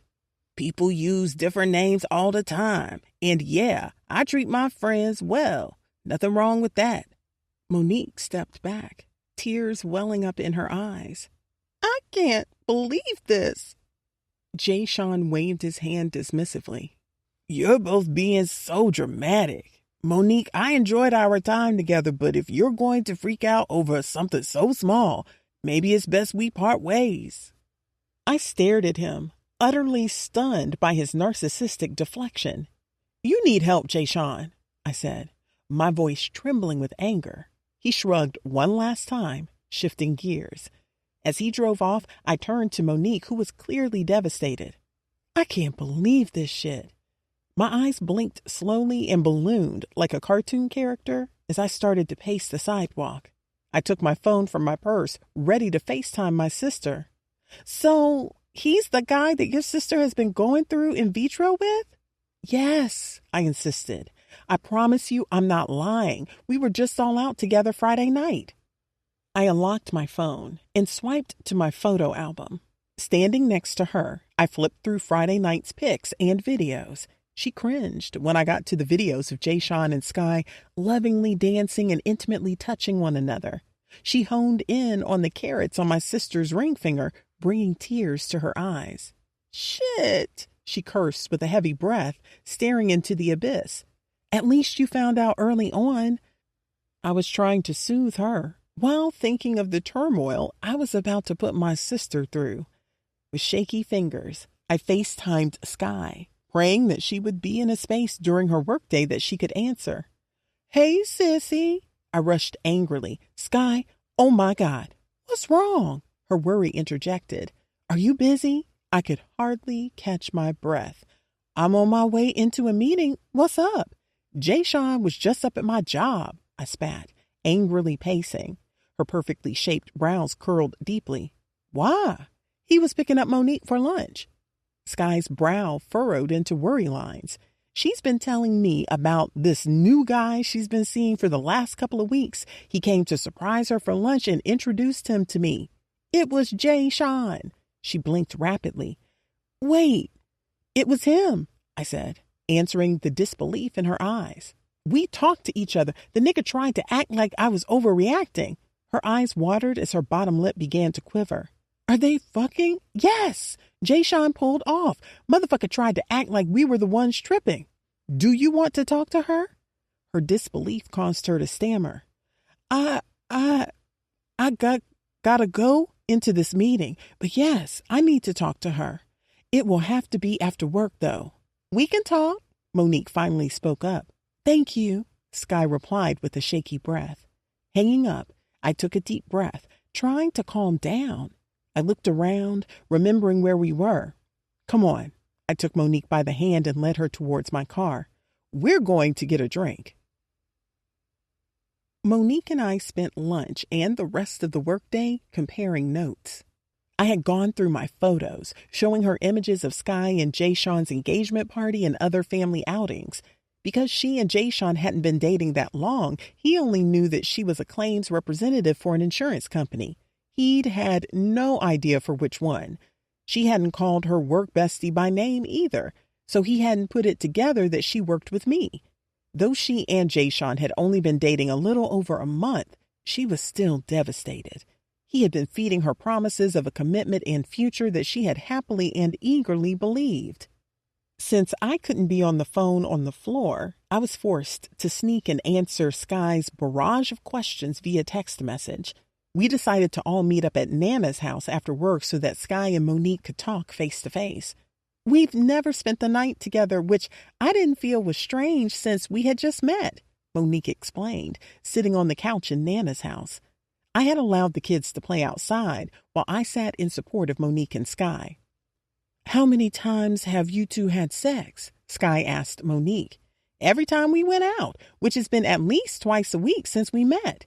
Sky winced, as if that had hit her violently in the gut.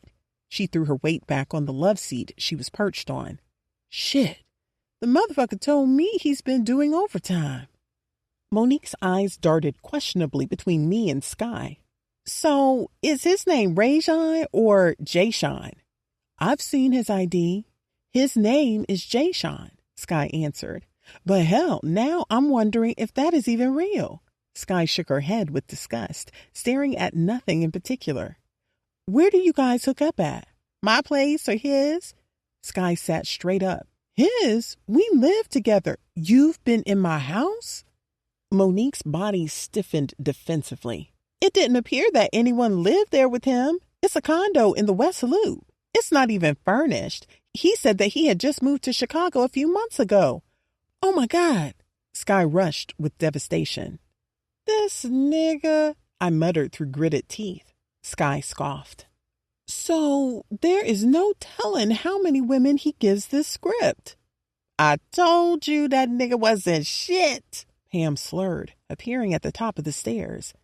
Not right now, Pam, Sky snapped. I don't need your shit right now. Pam shrugged drunkenly. Shit, don't be mad at me because I was right.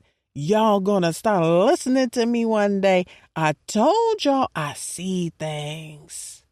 You don't see shit but the bottom of a liquor bottle and those demons you fighting, Sky seethed. Pam stumbled down the stairs, sliding down the last two. She caught herself on the railing. I shook my head shamefully. But luckily, I had already told Monique about my mother's mental issues and alcoholism. Gathering what composure she could, my mother managed to stand up, though she was swaying. She stared at Monique for so long that it felt awkward. Then she bursts into laughter so suddenly that we all jumped out of our skin. This is the bitch he's cheating on you with? She blurted out. Nigga ain't got a type, do he? I gasped. Get out, Pam. Niggas fuck anything, she bellowed. Suddenly, Monique burst into tears. I hurriedly scooted over, encasing her in my arms. Girl, don't listen to her. As Monique buried her face into my shoulder, I glared at Pam as she struggled to make it to the front door. Sky jumped to her feet, anger painting her face.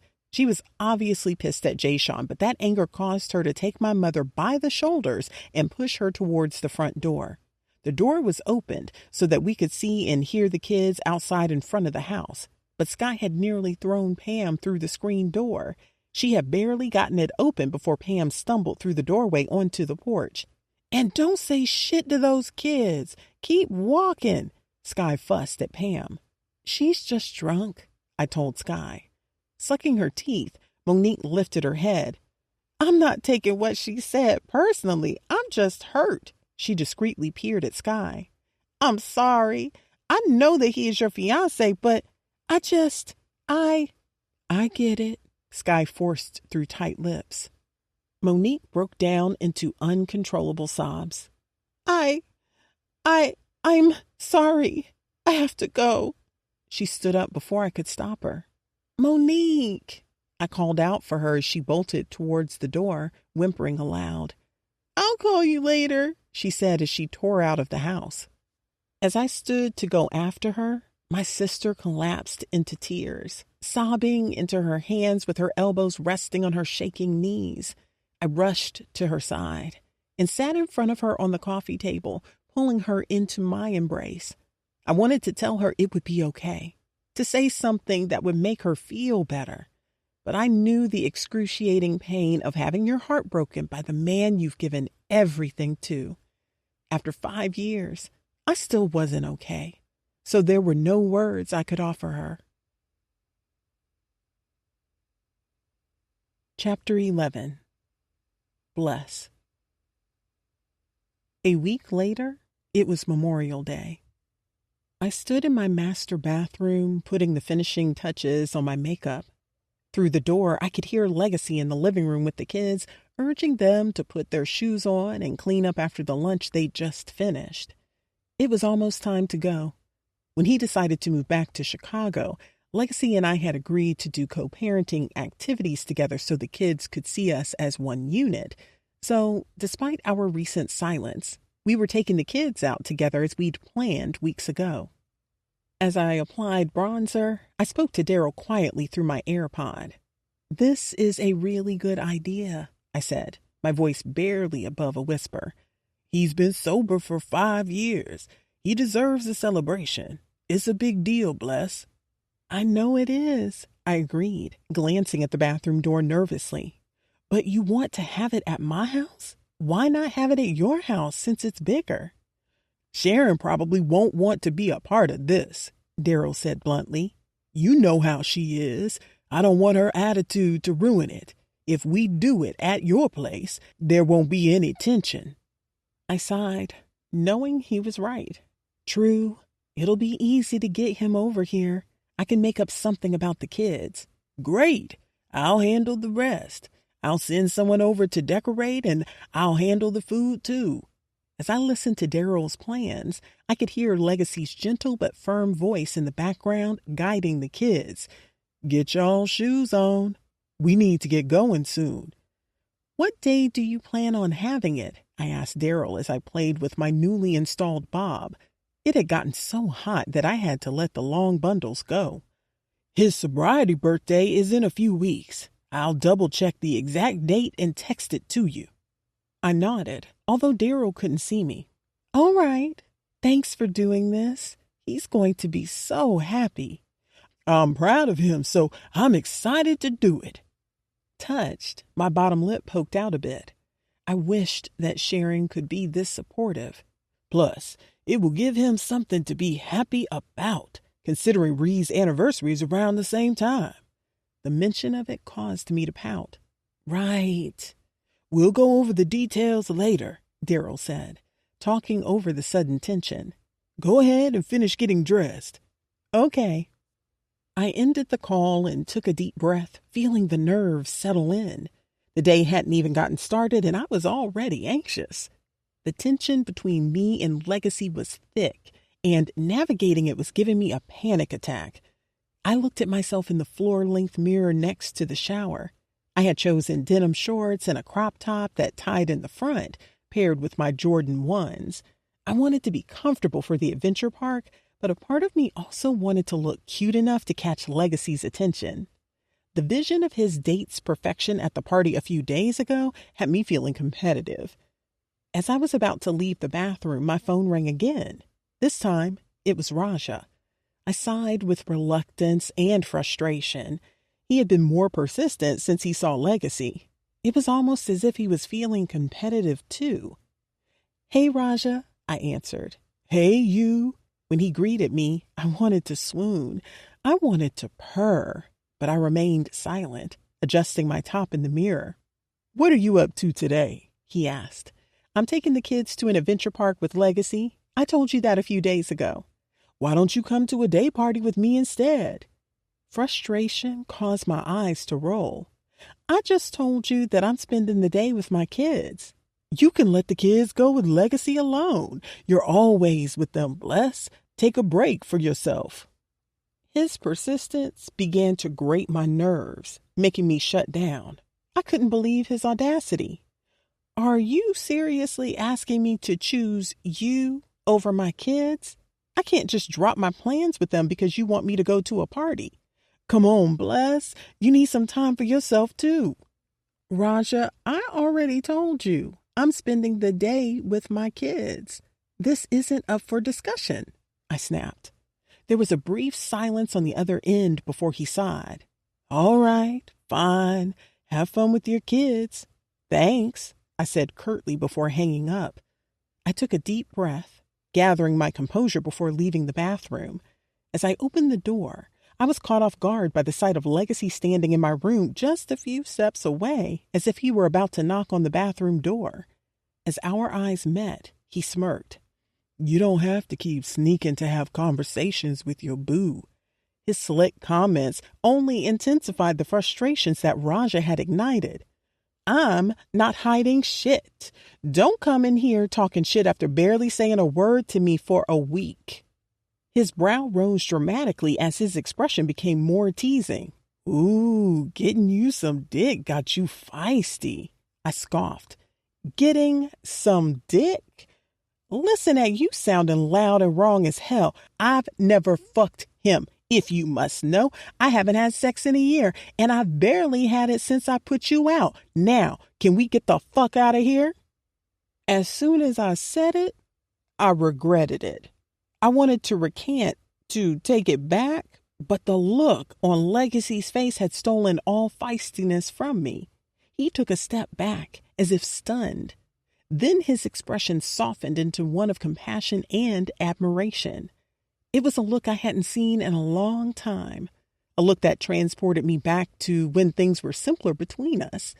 The love in his eyes caught me off guard, making my heart skip a beat. Suddenly, I felt exposed under his admiring gaze. A rush of shyness washed over me. I quickly averted my eyes and shuffled past him, eager to escape the intensity of the moment. My cheeks flushed and my heart pounded as I hurried out of the bedroom and into the living room.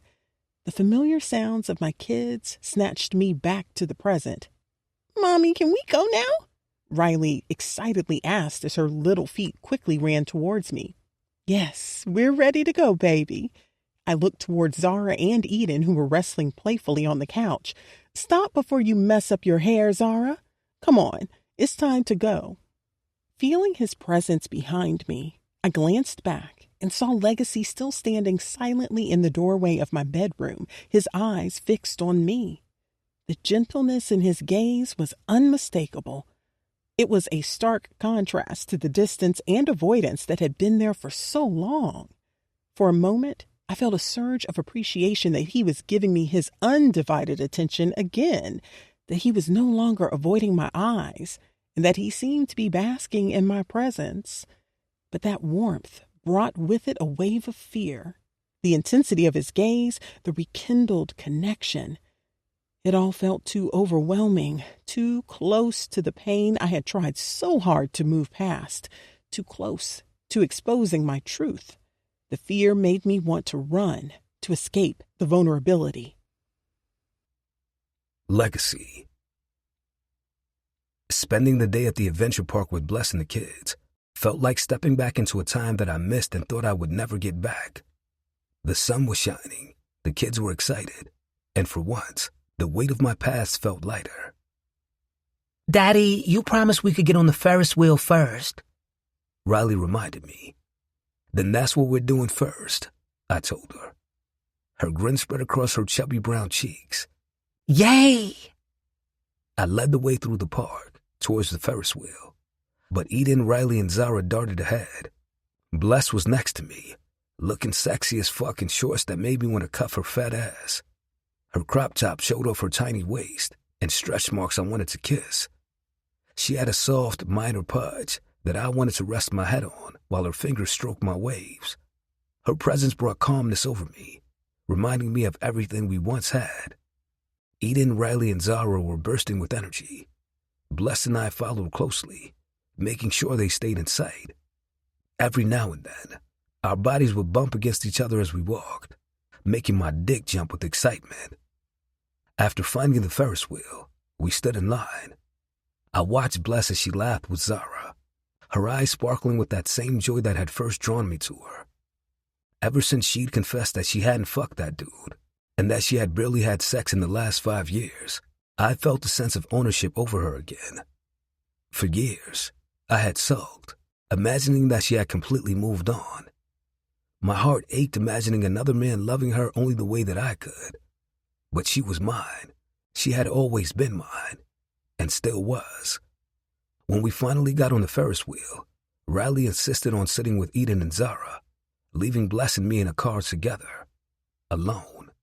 As the wheel started to turn, lifting us high above the park, I glanced at her, no longer hiding my obsession with her.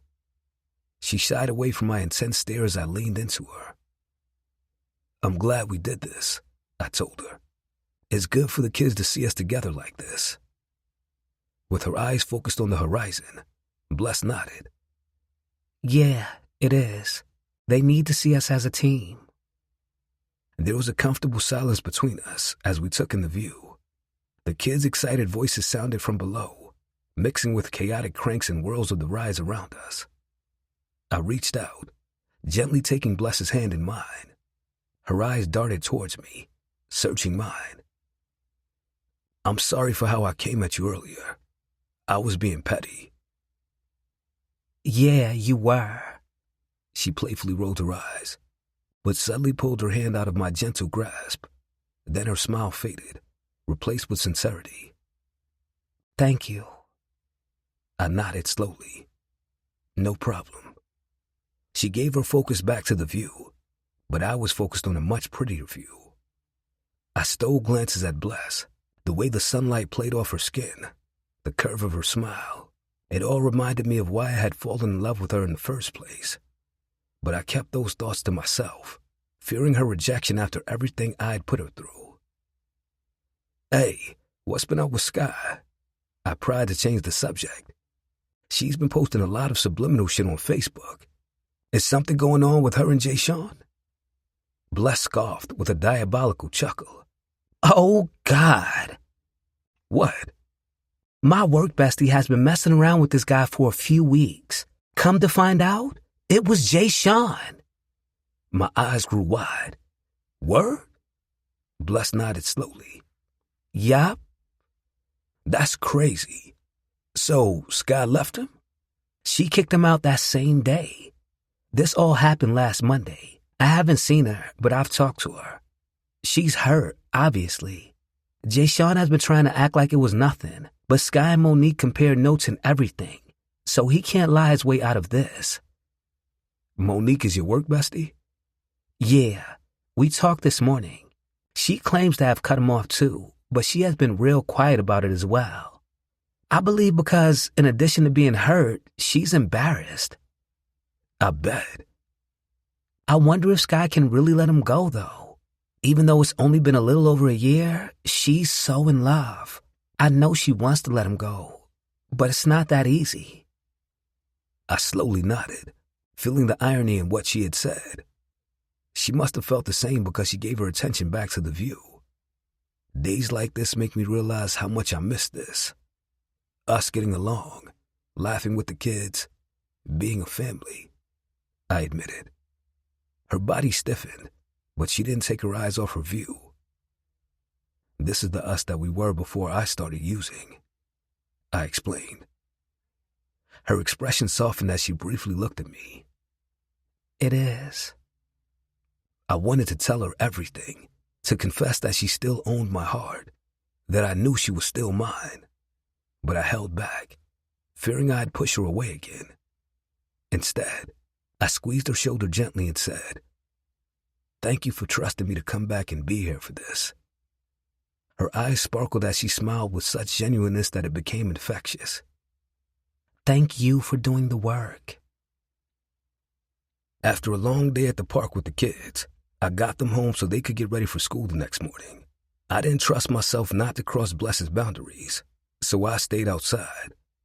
I just dropped them off and left. As I drove away, I got a text from Vibe, inviting me to a Memorial Day kickback at his house. Vibe's penthouse was lit, as usual. His rooftop deck was the perfect spot for a barbecue. Surprisingly, the crowd was smaller and more intimate than usual. Mostly Vibe's family and his closest friends. Most of them were in the pool. I was standing at the grill with Vibe as he flipped burgers and steaks.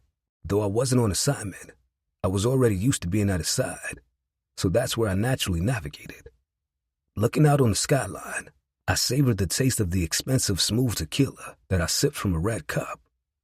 Man, I'm surprised you invited me out.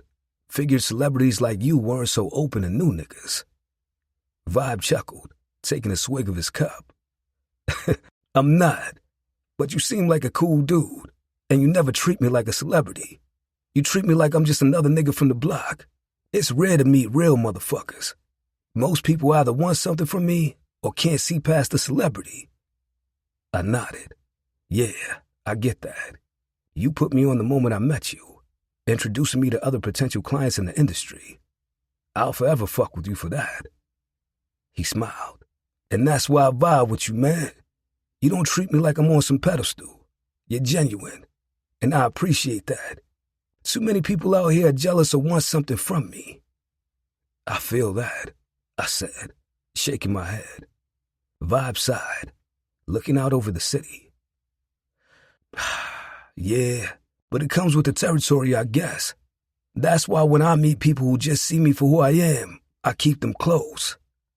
Always, man, I replied, giving him a firm nod. You know I got your back. He clinked his red cup against mine. And as long as you got mine, I got yours. As I stood by the grill, watching Vibe expertly handle the barbecue, he turned to me with a knowing smirk. You look like you've been through some shit, man, he said, flipping a burger. I can see it in your eyes. You look like you fought your way out of shit and made it to the other side. That kind of fight, it leaves a mark. I can tell that your business must be important to you. Yeah, I replied, feeling a pang of emotion. It is. I worked my way out of some dark places to get here. I can't afford to lose it. Vibe nodded. That's why I need people like you around me. People with something to lose. It keeps you smart, making smart decisions. You can't mess up when you've got stakes that high. Moved by his words, I decided to open up. I wasn't always like this. I overcame addiction, man. After my sister's murder, I fell into depression and started using opioids to cope. I lost my family behind that shit.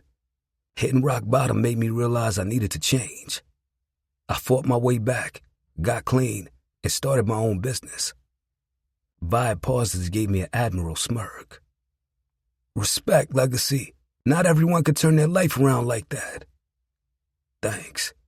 It's been a journey, but I had to do it for myself and for my kids. He placed a hand on my shoulder with a firm grip. You've got a good head on your shoulders. Keep it that way. Surround yourself with people who get it, who understand the stakes. That's how you keep winning. Yeah, I get that. And I appreciate you bringing me into your circle. It means a lot. You're one of us now, Vibe told me with a grin. Let's keep making smart moves together. Chantel called me over, So when Vibe's kickback ended, I made my way to her place. I knew what she wanted by inviting me over so late, so I wasn't taken aback when she immediately started to suck my dick when I got comfortable on the couch. I wanted to enjoy the expert suction, but my mind was elsewhere. Ever since I had learned that Bless hadn't really moved on, all I could think about was her. All I wanted was her. After 10 minutes of unsuccessfully getting my dick hard, Chantel stopped and looked up at me with concern. What's wrong? You seem so far away. I sighed, running a hand through my hair. I'm sorry. I can't do this. Her brow furrowed deeper as I bent down. I lifted as I pulled my jeans up. She stood and then sat next to me. What's wrong? She asked again as she brought a throw pillow in front of her and hugged it. I took a deep breath, meeting her eyes. Can I be honest with you? I already knew that Chantel was a cool, laid-back, open-minded chick.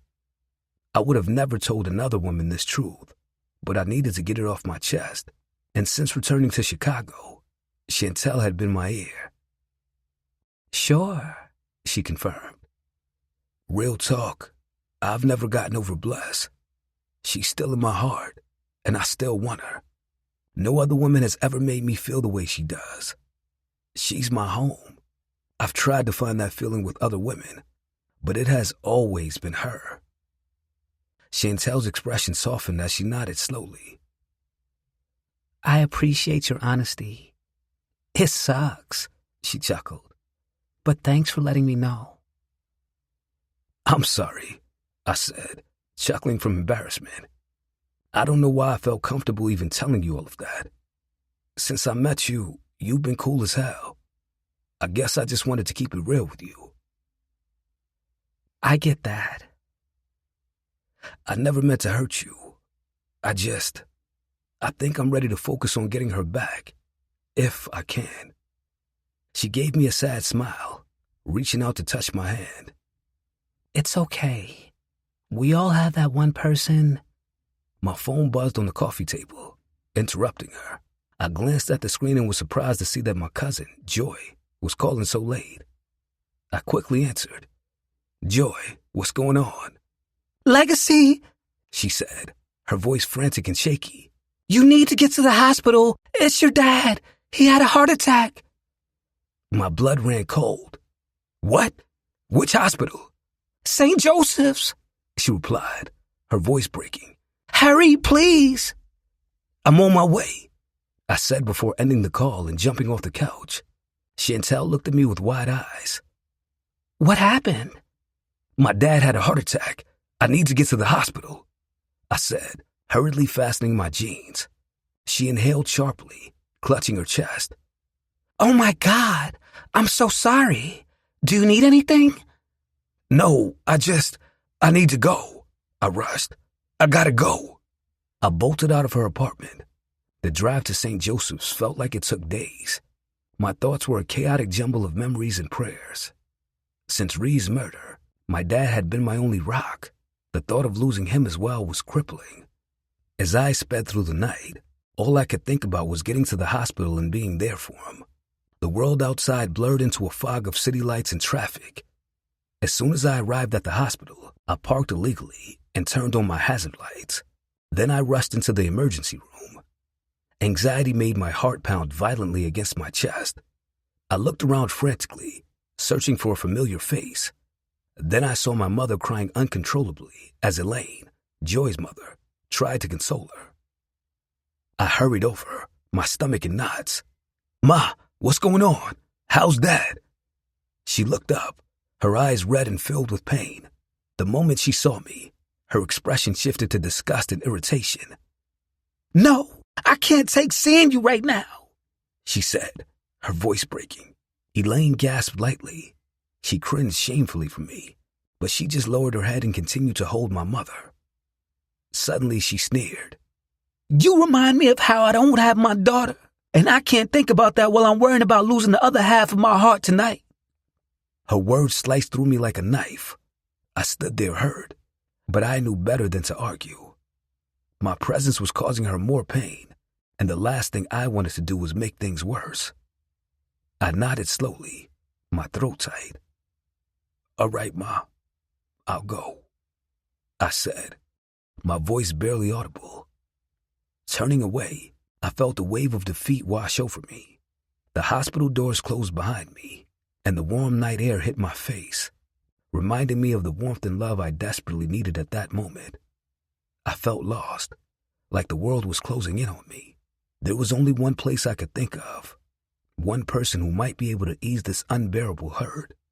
I got back into my car and drove to Bless's house. I needed her now more than ever. I just hoped she would physically and emotionally let me in. Chapter 12. Bless. Since spending the day with Legacy and the kids, my mind had been consumed with thoughts of him. I tossed and turned all night, unable to find any peace. The sense of security I'd felt while being with Legacy that day was unmatched. I hadn't felt that much peace since we'd broken up. There was unity in being together with him and the kids, a completeness that made everything else in my life feel like it was missing exactly that. Laughing with him felt like old times, times that I desperately missed. I yearned for those moments, for the way we used to be. But it was complicated. I wanted Legacy back, but the pain his addiction had caused still lingered in my heart. My own secrets kept my yearning at bay, yet my heart had a mind of its own. As I lay there, lost in my thoughts, my phone buzzed with a text message. I glanced at the screen and saw it was from Raja, asking if I was awake. The reminder of our conversation earlier that day instantly made me frustrated all over again. On one hand, I felt Raja was inconsiderate, but on the other hand, I knew I wasn't giving him the energy he needed or deserved. With a sigh, I decided to call him. He answered quickly, clearly surprised. "Bless? Hey, so you are awake."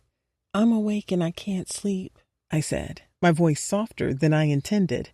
"Can you come over?"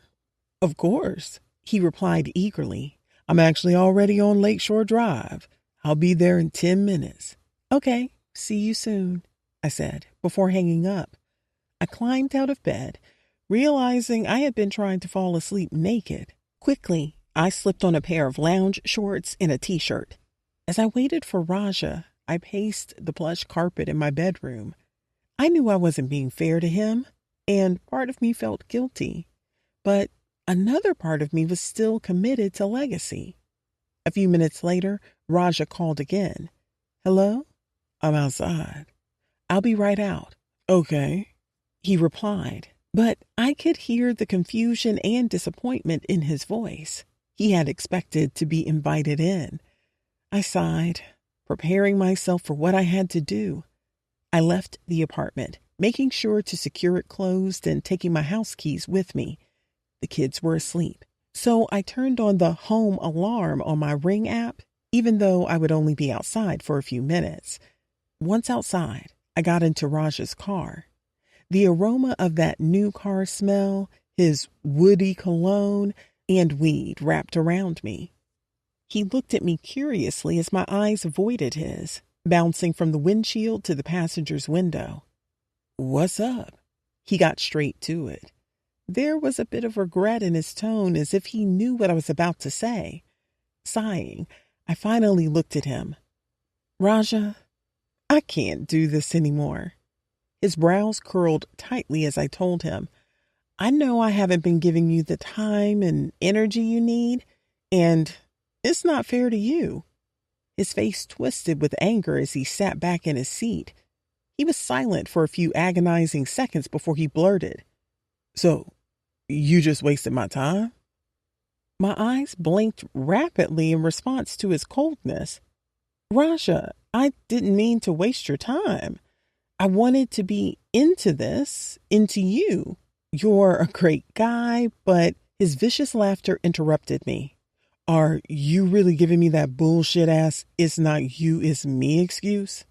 I took a deep breath, trying to stay calm. "It's not I feel like a goofy. All the money I've wasted on your ass, and you didn't even let me hit the pussy. Wow, okay, I said, grabbing the door handle. Clearly, you can't have a mature conversation about this, so I'm out. As I opened the door, he grabbed my arm, gripping it so tightly that I could feel his nails digging into my skin. He lunged over and closed the door, slamming it forcefully. "Let me go," I yelled, trying to pull away, but his grip tightened. Desperation took over, and I slapped him hard across the face. He barely flinched as his expression contorted into determined rage. Before I could react, he climbed over into my seat, his hands rough as he tried to pull down my shorts. Panic rushed through me as I fought back with all my strength, my heart pounding thunderously.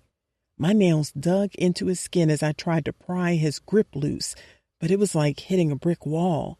His weight pinned me down, and I felt a wave of terror wash over me as I continued to struggle, my cries echoing in the confined space of the truck. "Get the fuck off of me!" Legacy. As I drove to Bless's house, I was in a state of shock. My mind raced with 1,000 thoughts, each one more terrifying than the last. Not knowing what was happening with my father was driving me crazy. The memories of holding Rhea after she had been shot kept replaying in my head like a haunting loop that I couldn't escape. I could feel the same intense fear and panic settling in, giving me chills. It was like waiting for updates on Rhea all over again, and remembering that when we finally received those updates, Rhea was gone. I couldn't breathe as I prayed that my father wouldn't have the same fate. On the way to Bless's house, I called Joy. "Hello? Legacy? How's Uncle Darryl?" "I don't know. My mother was tripping. She wanted me to leave, and I just did to keep her from further freaking out." She sucked her teeth. "Damn." "I need you to get any updates you can from Elaine. Please." "I got you. I'll call you back as soon as I know anything," she promised. "Thanks," I said, before hanging up. The drive felt like an eternity. Every red light, every stop sign mocked my urgency. My hands gripped the steering wheel so tightly that my knuckles turned white. My chest felt like it was going to explode from the anxiety. Finally, I arrived at Bless's house. I parked and took a deep breath, trying to steady myself. I pulled out my phone and called her, hoping she would answer. Each ring felt like a lifetime, but there was no response. "Come on, Bless, pick up," I muttered under my breath. When the call went to voicemail, I groaned, hanging up. "Please, Bless, I need you," I whispered, my voice breaking. The night was eerily quiet as I got out of my car. The barbecues and parties had ceased, everyone preparing for school and work the next morning. But as I walked toward Bless's house, I heard a scream that pierced the silence. I spun around, my eyes scanning the area. I spotted a car in front of Bless's house. Through the windshield, I could see a scuffle happening in the front seat. My first thought was whether I should intervene in what looked like a domestic violence situation. I didn't approve of men hitting women, but I also didn't want to get hurt trying to defend someone who might end up back with her abuser. But then, the large figure over the woman shifted slightly, revealing her face. My heart stopped when I realized it was Bless. All I saw was red. Fury exploded inside me, primal and uncontrollable. Without thinking, I charged towards the car. I reached it in seconds. I grabbed the door handle and ripped it open with such force that the handle broke off in my hand. "You dead, nigga!" I roared, my voice echoing off the buildings around us. I grabbed his shoulders and yanked him out of the car. My anger induced adrenaline, giving me beast-like strength. My blood boiled even higher as I recognized him as the nigga she'd been dating. I didn't think at all. I just acted. My fist flew, connecting with his face, his body. He tried to defend himself, but my wrath made me relentless. Every punch I threw was fueled by the image of him hurting Bless, by the pent-up frustration and fear of the night. "I'ma kill you, nigga!" I roared, my voice now raw. I didn't care about the consequences. I didn't care about anything except making sure he never laid a hand on her again. He barely had time to react before my fist connected with his jaw, sending him collapsing to the ground. I didn't give him a chance to recover. I was on him in an instant, my fist flying in a blur of motion. Each punch landed with a sickening thud, blood spraying from his nose and mouth. I landed another punch, feeling the bones in his face give way under the force of my blows. He tried to defend himself, but my fury made me relentless. I grabbed him by the collar, lifting him off the ground and slamming him against the car. His head hit the metal with a dull clang, and he groaned in pain. "I'm gonna enjoy killing you," I snarled, my face inches from his. I threw him to the ground, my foot connecting with his ribs in a vicious kick. He gasped for breath, curling up in a feeble attempt to protect himself. I knelt down beside him, my fist raining down on his face and body. Blood splattered onto my clothes, my hands. Legacy, stop! Please, you're going to kill him! Bless's voice broke through the fog of my rage, her words barely registering. But I couldn't stop. Not yet. I grabbed Raja by his locks, lifting his bloodied face to mine. "You're done," I growled, my voice filled with venom. I slammed his head into the pavement, feeling the impact reverberate through my arms. Legacy, please! Bless cried with desperation. "You're going to kill him!" Her words finally penetrated the haze of my infuriation. I looked up at her, seeing the fear and shock in her eyes. My fist froze midair, and I released my grip on his hair. He slumped to the ground, unconscious, his face a mess of blood and bruises. I stood up, my chest heaving, my hands shaking. "That's what I want to do!" As I stepped back, catching my breath, I noticed Bless's shorts were ripped. Rage reignited in me, hotter and more blinding than before. Without thinking, I reached for the gun tucked into my waistband and aimed it directly at Raj's head. "You don't think I'll kill for you?" I demanded, my voice deadly calm. Bless rushed towards me, placing herself between Raja and the barrel of my gun. "I know you will, Legacy," she said, words trembling. Raja lay unconscious in the grass near his truck, a pathetic heap. My vision tunneled, focusing only on Bless standing in front of me, her tear-filled eyes pleading. "You don't think I'll gladly take a life sentence for you? For the woman whose name my heart beats?" I continued, my grip tightening on the gun. "I breathe you. I'd proudly go to prison over you." Tears streamed down her face, her gaze filled with fear and something else, something deeper. "Please, Legacy, put the gun down. Come inside with me," she begged. I stood there, my mind a whirlwind of anger and love, unable to move. She stepped closer, gently placing her hand over mine, on the gun. "Legacy, please, come inside," she repeated. Luckily, her touch softened the edges of my rage.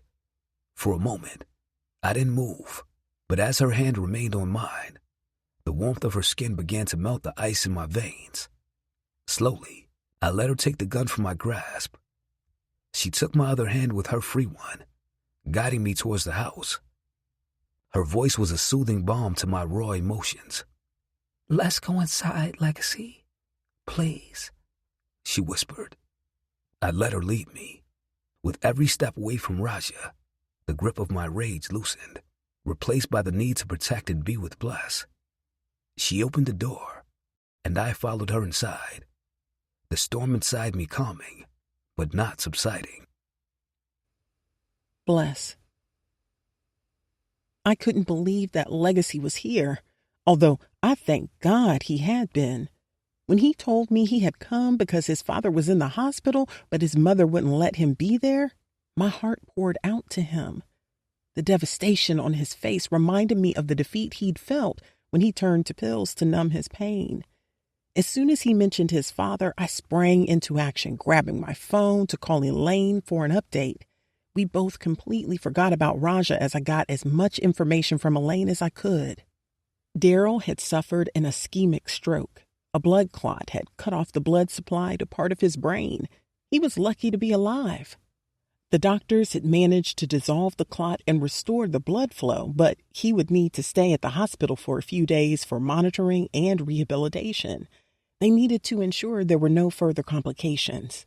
Hearing that his father would be okay, Legacy finally seemed to relax a bit, but I could see that it gnawed at him that his mother still hated him so much that he couldn't even be at the hospital with his father. I looked out of the window, relieved to see that Raja and his car were gone, but I couldn't help but wonder how he'd been able to drive after the beating Legacy had given him. "Is he still there?" Legacy's voice was still tense and protective. "No, he's gone," I replied, still staring out into the night. "What happened? Did he hurt you?" I took a deep breath, trying to steady myself. "I told him I couldn't date him anymore. When I tried to get out of the car, he grabbed me. He pulled me back in." The rage was building in Legacy's eyes again, his fists clenching at his sides. "I think he was trying to rape me, but he didn't hurt me before you got there. I was fighting back. He never hit me." The anger in Legacy's eyes turned into something darker, more dangerous. He took a step towards me, his hand shaking with barely controlled fury. "He was trying to what?" Legacy's voice broke off, his jaw tightening. "But he didn't," I quickly interjected, trying to calm him down. "You got there in time. He didn't get the chance." Legacy's rage didn't dissipate, but he pulled me into a tight embrace, his arms wrapped around me protectively. "I swear, Bless, if he ever comes near you again—" "I know," I whispered, holding him close. "You're going to kill him." Standing there holding each other, I felt overwhelming confirmation that this was where I belonged. The need to take care of Legacy as much as he had taken care of me that night consumed me. Gently, I grabbed his face, his fingers brushing against my skin. I wondered if he would resist since our lips hadn't met in 5 years.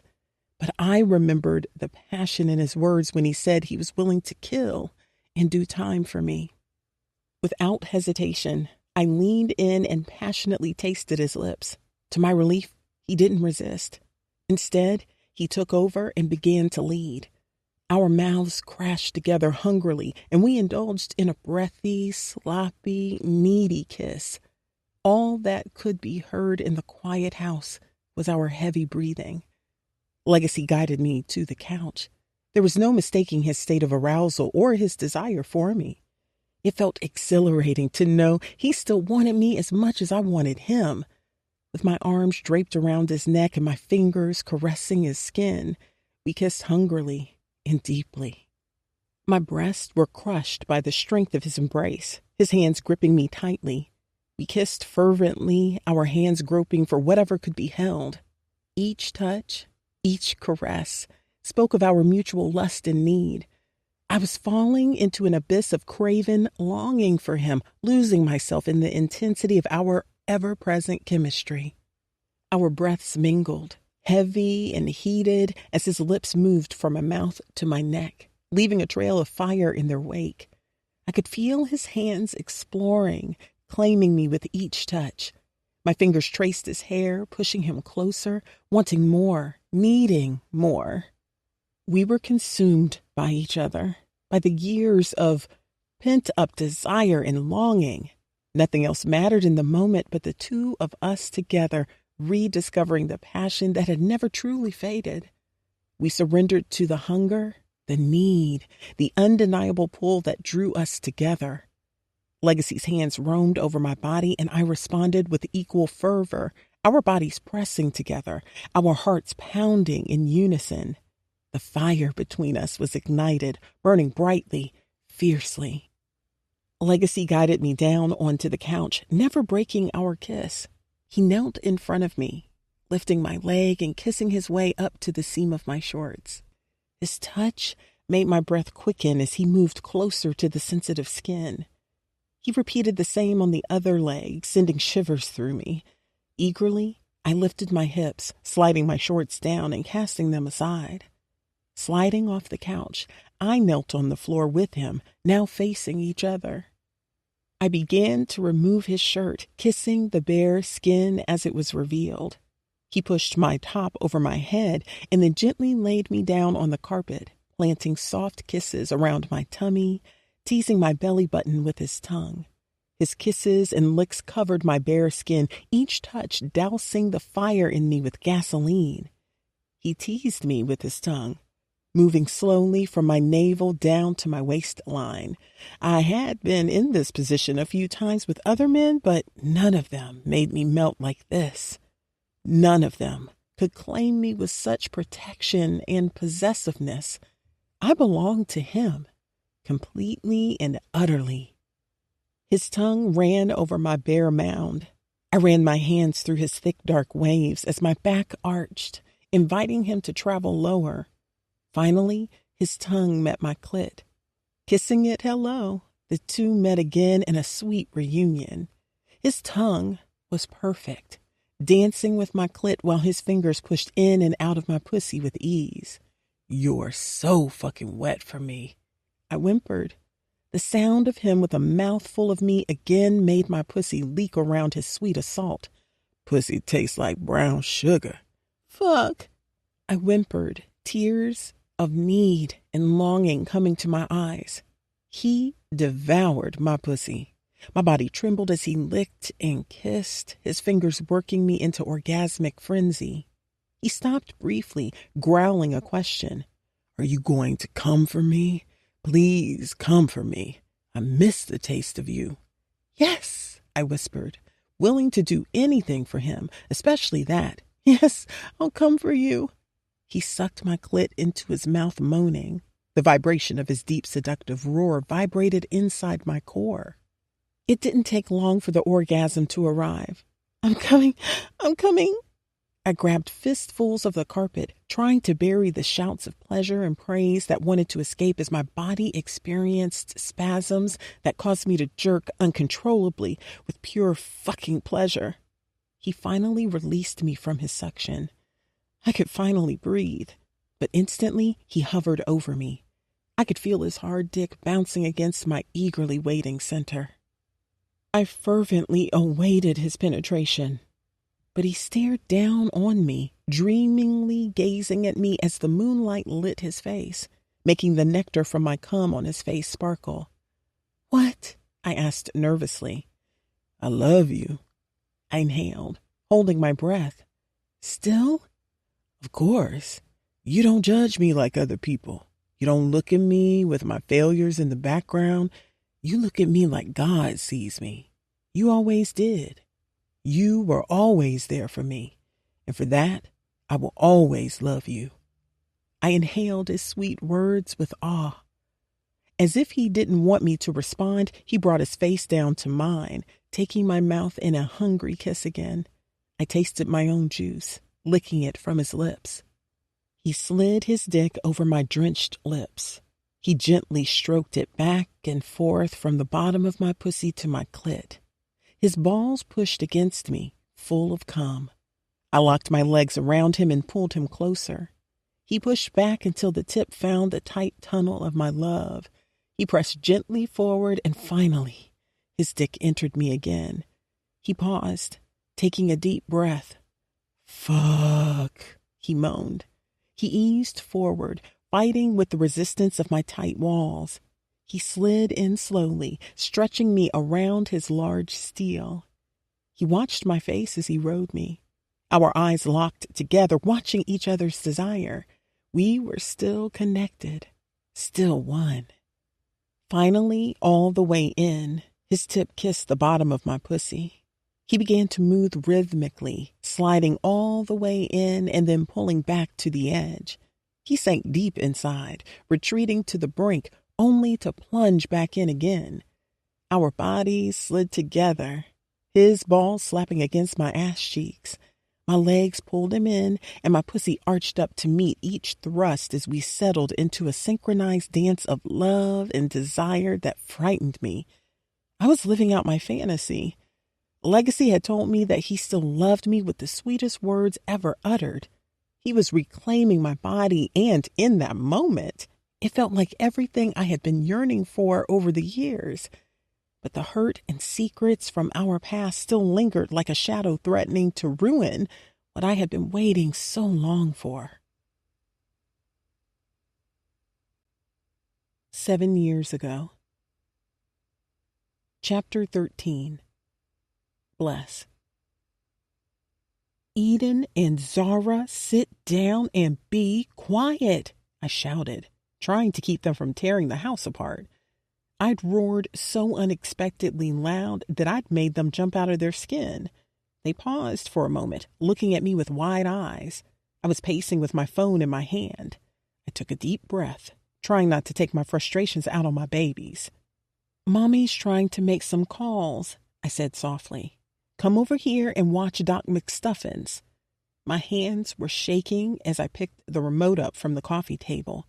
My fingers trembled as I pressed the buttons on the remote and found their favorite cartoon.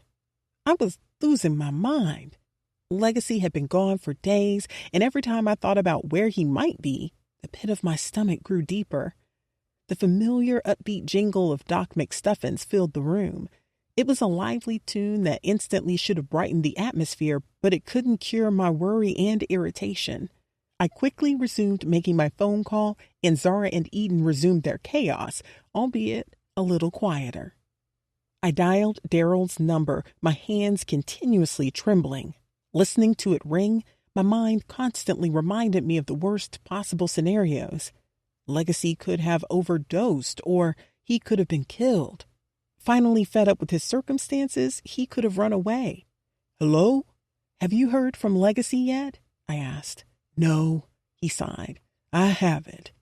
I haven't stopped looking for him, though." I hadn't either. Whenever Sky or Nana could keep an eye on the kids, I'd scour all of Legacy's usual hangout spots, hoping to see a glimpse of him. When I had the kids, I drove around, searching the streets. I had given up calling, however. He wouldn't answer. "Days, Daryl. It's been days. What if something's happened to him?" The desperation in my voice filled the living room. "We'll find him. I know he's been gone for a while, but we'll find him." Daryl tried to reassure me, but his words felt hollow. "I'm going to call Tony again." "Okay. You'll be the first person I call if I hear anything." "Same," I promised, before hanging up. I grimaced as I dialed Tony. I wanted to blame Tony for Legacy's addiction. He was the one who had given him that first pill, one of his mother's prescriptions from her surgery. Yet since then, Legacy had been getting pills from any source he could find. He was a grown man making a conscious decision to numb pain that felt unbearable. "What's up, Bless?" Tony answered. "Have you seen Legacy yet?" Tony hesitated, and I could practically hear him thinking of what to say. "Nah, Bless, I ain't seen him. You know how he is. Sometimes he just needs to be alone." I couldn't trust him. Tony was Legacy's right hand, so his loyalty was to him, not me. Even if he did know that Legacy was somewhere cooped up getting high and avoiding life, he would never snitch on his boy. "Don't lie to me," I softly gritted. "I know you know something." "Look, I can't help you if I don't know where he is," Tony said with an evasive tone that heightened my anger. "Tony, if you care about him at all, you'll tell me the truth," I pleaded. "Bless, I'm telling you, I don't know. He ain't been around me." Sucking my teeth, I hung up, feeling more helpless as Eden and Zara erupted in screams and squeals as they wrestled over a toy. "Eden, Zara, please." I plopped down on the couch holding my head in my hands. The heaviness of Legacy's absence pressed down on me. Each unanswered call, each vague response from his so-called friends was a reminder of how deeply his addiction had buried him. The kids' noise faded into the background as I fought back tears. My heart broke repeatedly as I realized what our lives had become since Ree's murder. In the last 3 years, Legacy had slowly slipped so far away that on days like this, it was as if we had all lost him too. For the last 3 years, I had watched Legacy slowly decline, He'd had his good days and his bad. Some days he managed to be his normal self, loving and gentle with me and the kids, focused on providing for and leading our family. On those days, though, I knew he had taken something. I had learned to spot the dilation of his pupils, the slight tremor in his hands, or the way his eyes seemed just a little too bright. He thought he was hiding it well, but I could see through the facade. Then there were the bad days, days when it seemed like he had given up entirely. He didn't care about anyone or anything. He looked lost, a shadow of the man he once was. He was irritable and moody, snapping at the kids and withdrawing from me. On those days, I knew he had gone on a bender, taking multiple pills and increasing the effects with alcohol and weed. It was like living with two different people. One who loved us deeply and wanted to do right by us, and another who had been consumed by his demons. But this was the first time he had disappeared for days. I felt as if Legacy had fallen into a deep depression after Ree's murder. The guilt devoured him, and his mother's constant blame only made it worse. It was as if a part of him had died that day, and he was struggling to find his way back. He was haunted by the past, unable to move forward, and it broke my heart to see him like that. I tried to be strong for him, to support him through his struggles, but it was exhausting. I never knew which version of Legacy I would come home to. The loving father and partner, or the lost, irritable man drowning in his own pain. It felt like walking on eggshells, always waiting for the next bad day to hit. I hoped and prayed that he would find his way out of this, that he would realize how much we needed him and how much he had to live for. But each day that passed without change made that hope harder to hold on to. And so I continued to watch, to wait, and to love him the best I could, even as he struggled to love himself. Legacy. I had fallen into a dark place that seemed impossible to escape. I didn't understand what was happening to me, only that I didn't want to see anyone. I had locked myself in a dingy motel room, the curtains drawn tight to keep out the light. I wanted to get up, to answer my phone that rang incessantly on the nightstand, but I just couldn't bring myself to do it. I sat in the darkness, feeling my heavy burdens pressing down on me. Outside, I could hear the sounds of life, people laughing and music blasting from cars. The summer was alive out there, but inside, I felt dead. The television was on, but I couldn't hear it over the loud, chaotic thoughts in my head. It was just a low murmur, blending into the background noise of my misery. The nightstand was cluttered with mounds of crushed-up pills. I looked at them with shame and desperation. I had graduated to snorting opioids, needing to feel the effects faster and harder. The numbness they brought was the only thing that seemed to drown out the pain, if only for a little while. I felt like a prisoner in my own mind. Every moment, every thought was an effort. I wanted to disappear, to vanish from the world and escape the torment inside my head. My body felt heavy, like it was bogged down by an invisible force. I didn't have the energy to do anything, not even to care. My phone buzzed again, but I ignored it.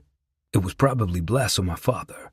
They were the only two people I had left that truly gave a fuck about me and loved me unconditionally. But I couldn't face them, couldn't let them see me like this. I was ashamed of what I had become, of how far I had fallen. The strong, confident man I once was had become a distant memory, replaced by this hollow, weak-ass shell. I stared at the crushed pills, contemplating whether to take another hit. I knew it wouldn't solve anything, but the thought of feeling nothing, even for a moment, was tempting. I reached for the straw, my hands trembling.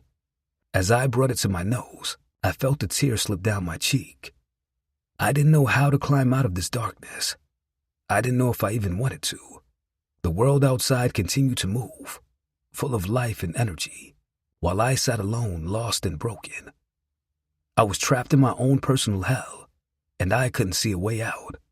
All I could do was sit there in silence in the dark, hoping for relief that never seemed to come. Bless. I had been driving around the South Side for what felt like hours. My heart was so heavy with worry that it literally ached. Sky was back at my place watching the kids so I could search for Legacy. I scanned every neighborhood, my eyes darting around, hoping to catch sight of him or his car. As I drove through the blocks, I saw hypes hobbling around, their eyes vacant and lost. It broke my heart to think that one day one of them could be Legacy if he didn't get help. I had driven for so long that my gas light came on. I pulled into a Shell gas station on South Shore Drive. I climbed out of my car, exhausted and worn down. I had hoped the summer would bring a break, a chance to relax since classes were over, but it was starting off with more stress and chaos because of Legacy's sudden disappearance.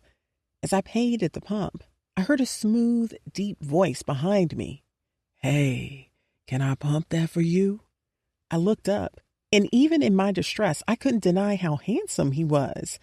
He reminded me of what Legacy used to be, with his tall, large frame. He was obviously a dope boy. I could smell the bricks on him and see the money around his neck and wrists. I was too tired to argue, remembering how pushy men could be, so I handed over the nozzle.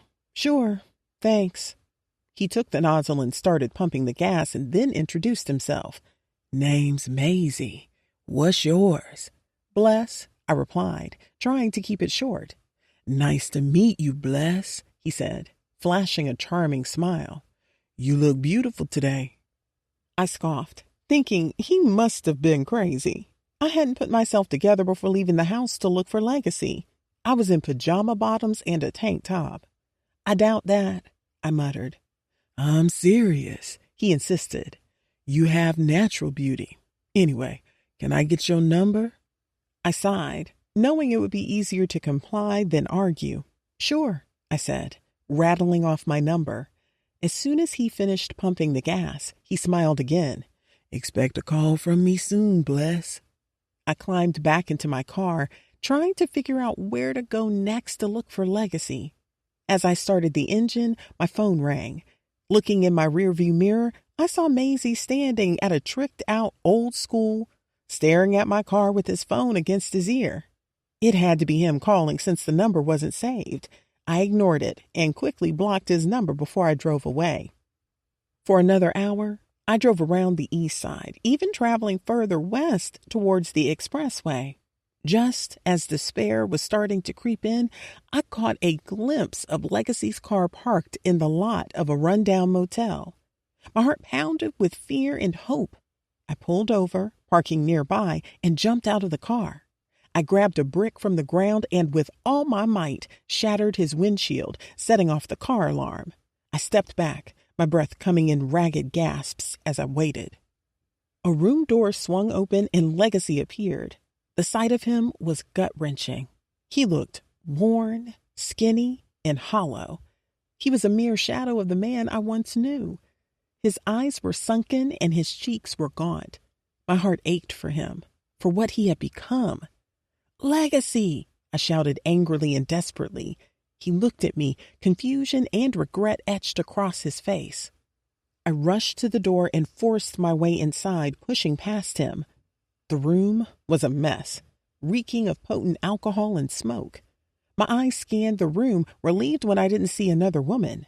But the relief was short-lived as my gaze landed on the nightstand cluttered with mounds of crushed-up pills, liquor bottles, and blunts in ashtrays. "Oh my God, Legacy," I whispered, tears streaming down my face. "What have you done to yourself?" He closed the door behind him, his shoulders slumping. "Bless, you shouldn't be here." "Neither should you," I cried. "You can't keep doing this to yourself. Look at you. You're killing yourself." He ran a hand through his disheveled hair, avoiding my eyes. "You don't understand." "I don't understand? I've watched you slowly destroy yourself for years. I can't just sit back and do nothing," I sobbed, stepping closer to him. "I love you, Legacy. I need you. The kids need you." He finally looked at me, his eyes filled with sorrow and shame. "I don't know what's wrong with me." I I took his hands in mine, feeling the tremors that coursed through him.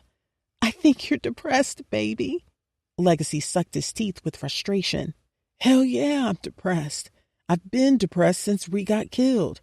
I mean, I think that you have depression and you need help. We'll get you help, but you have to want it. You have to fight for it. He nodded slowly, his eyes welling up with tears. I'm so tired, Bless. I'm so fucking tired. I pulled him into a tight embrace, feeling his body shake with sobs. I know, baby, I know, but we'll get through this. We stood there, holding each other, surrounded by the wreckage of his addiction. As we held each other, I breathed a sigh of relief. When I saw your car at this motel, I thought you were cheating on me. He pulled back slightly, looking into my eyes with sincerity. I would never cheat on you, Bless. Shame washed over me. I was more scared that he was cheating than him being in here high. I had grown so used to my loved ones being addicts that the thought of him being high didn't scare me as much as the idea of him being with another woman. The thought of losing him in that way was torturous. He wiped away my tears. His touch was so gentle and reassuring. No, I'm sorry. I've put you through hell, and you have every right to doubt me, but believe me when I say you're the only one for me. Always have been, always will be. I nodded, my heart aching with the love for him that consumed me. Despite everything, despite the pain and the struggles, I loved him with every piece of me. I love you, Bless, he continued. I know I'm not the man I used to be, but my love for you hasn't changed. I still love you the way I did when we first met. I want to get back to myself to be the man you deserve. I don't want to get better for me. I want to get better for you. His words pierced through the darkness that had enveloped us. I saw the desperation in his eyes, a genuine desire to change. I need you to get better, so I'll help you, I cried. I got you. Waking up in my bed the next morning, I felt a jolt of fear when I realized Legacy wasn't there. Panic began to set in as I remembered the night before. I had convinced Legacy to leave the motel with me, and we had left his car there because I didn't trust him to follow me home. The thought of him disappearing again made me whimper as I climbed out of bed. I slipped on one of Legacy's shirts that fell to my hips. As I made my way to the living room, I heard his deep voice chuckling, accompanied by the high-pitched giggles of Eden and Zara. Relief washed over me, and I padded quietly into the room. Legacy was tossing Eden and Zara into the air, and they were landing hard on the couch, bouncing and laughing hysterically. It was a beautiful sight that made my heart ache while longing to go back in time to before Ree was killed, to when things were simpler and happier. Legacy noticed me standing there and looked at me, a cool smile spreading across his face. He lowered Eden onto the couch and made his way over to me. "Morning," he said, his baritone soft and warm. I smiled up into his eyes. "Morning." He wrapped an arm around me, pulling me close. "I'm sorry, Bless, for everything." I nodded, leaning into his embrace. "I know, but you have to stop, baby. You need to go to rehab." He shook his head, a stubborn glint in his eyes. "I'm strong enough to stop on my own." I sighed, knowing that he was way too ornery to go to rehab. He was a hood nigga. Rehab would make him feel like a fiend. "Well, you need to go to therapy at least.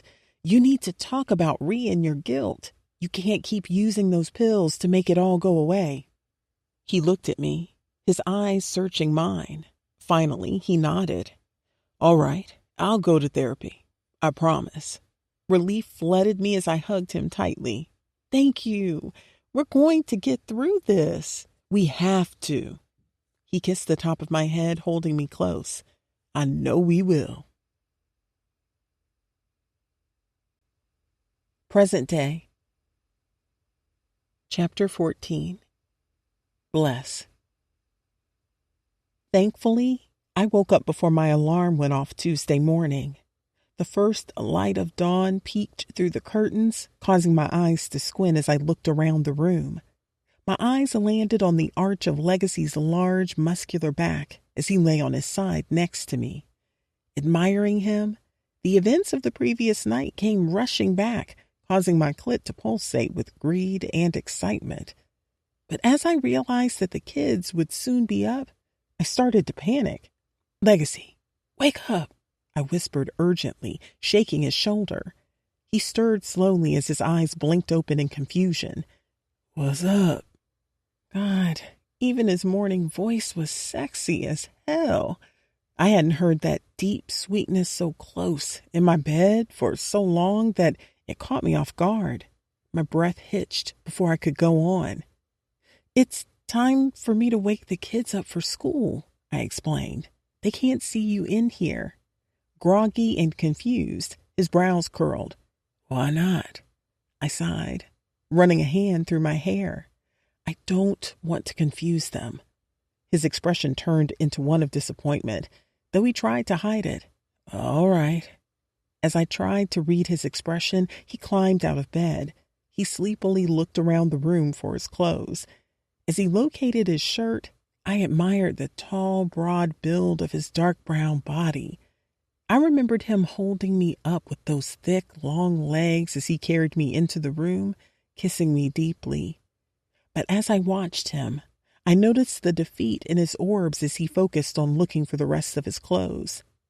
I bit my lip, trying to find the right words. I didn't know what to say, or what last night had meant, or what I wanted it to mean.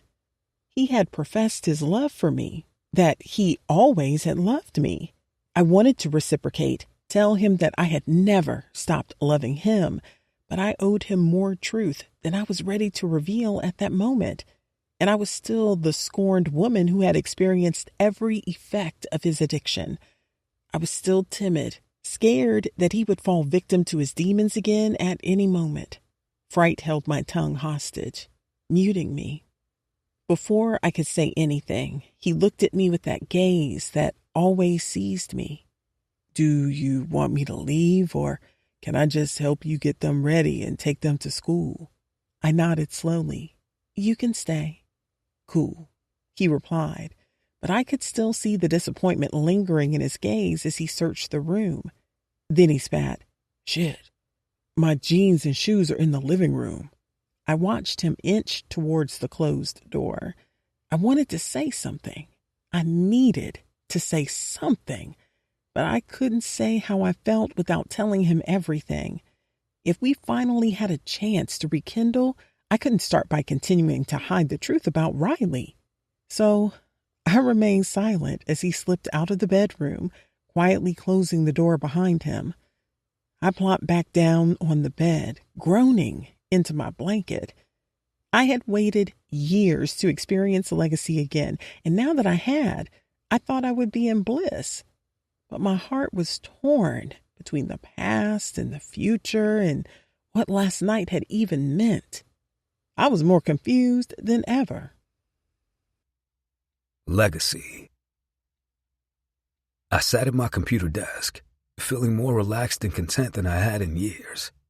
Being with Bless the night before had rejuvenated me, giving me a sense of calmness I hadn't been able to achieve on my own in years. Finally, Ebony appeared on the screen. "You seem different today, Legacy." I chuckled, causing the curiosity in her gaze to deepen. "What's going on? What's the source of this change and mischief that I see in your eyes?" A guilty smirk crept through my beard. I slept with Bless last night." Ebony's eyes ballooned. "Wow. Okay." I chuckled shamefully. "This is big. You've been struggling with your lingering feelings for her for quite some time." I nodded slowly. "I have." "What does this mean? Are you two back together?" "I don't know what it means," I replied, causing her brow to furrow with interest. We didn't talk much. I had envisioned conquering that pussy again over and over again for the last 5 years. Each time that I had lived out that fantasy in my head, afterward, she and I were back together. But this morning, as we got the kids ready for school, we were back to being co-parents with distance between us. She wasn't cold, however, and I understood her not wanting to confuse the kids since they'd been affected by our breakup as well. But I had expected for us to at least steal a few flirtatious glances and to touch each other behind the kids' back. Yet, there was nothing.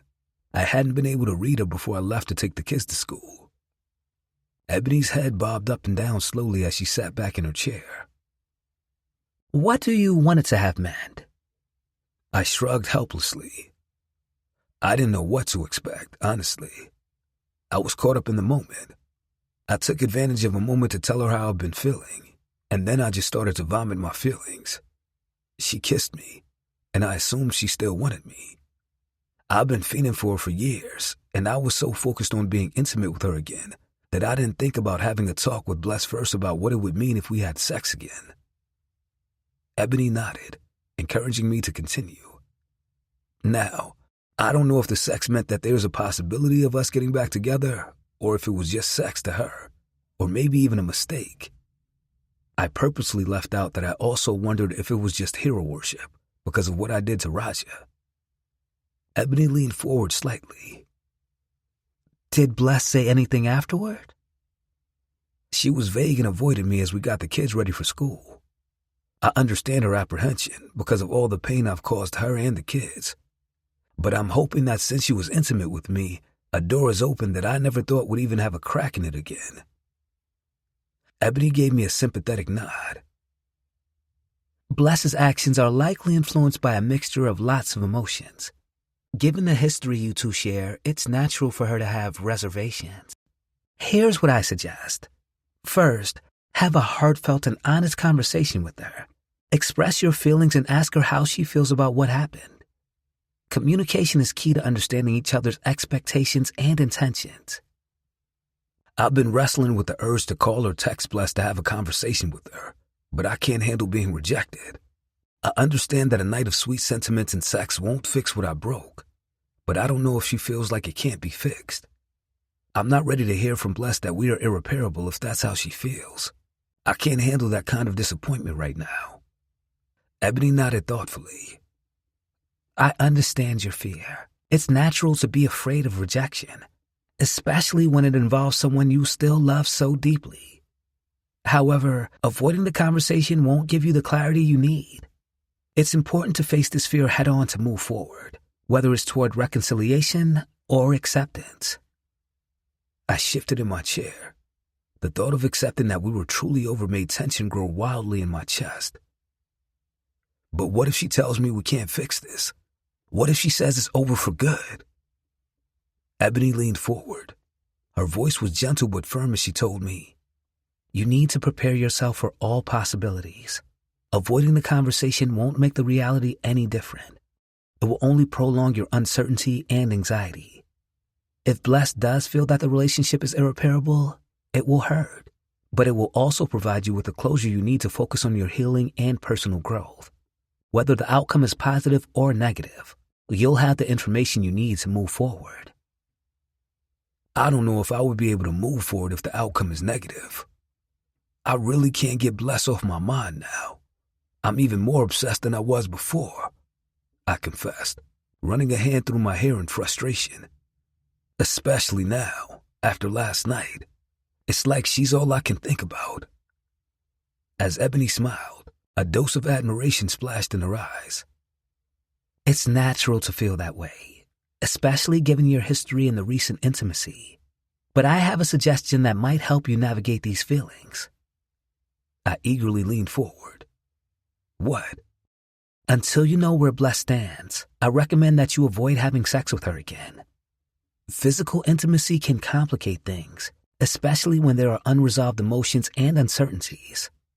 It's important to have a clear understanding of her feelings and intentions before adding that layer to your relationship. I groaned a bit. I get that, but it's hard. Being with her last night felt right.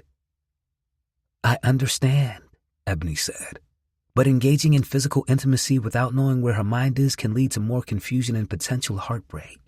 You both need to communicate openly about what you want and where you see your relationship going.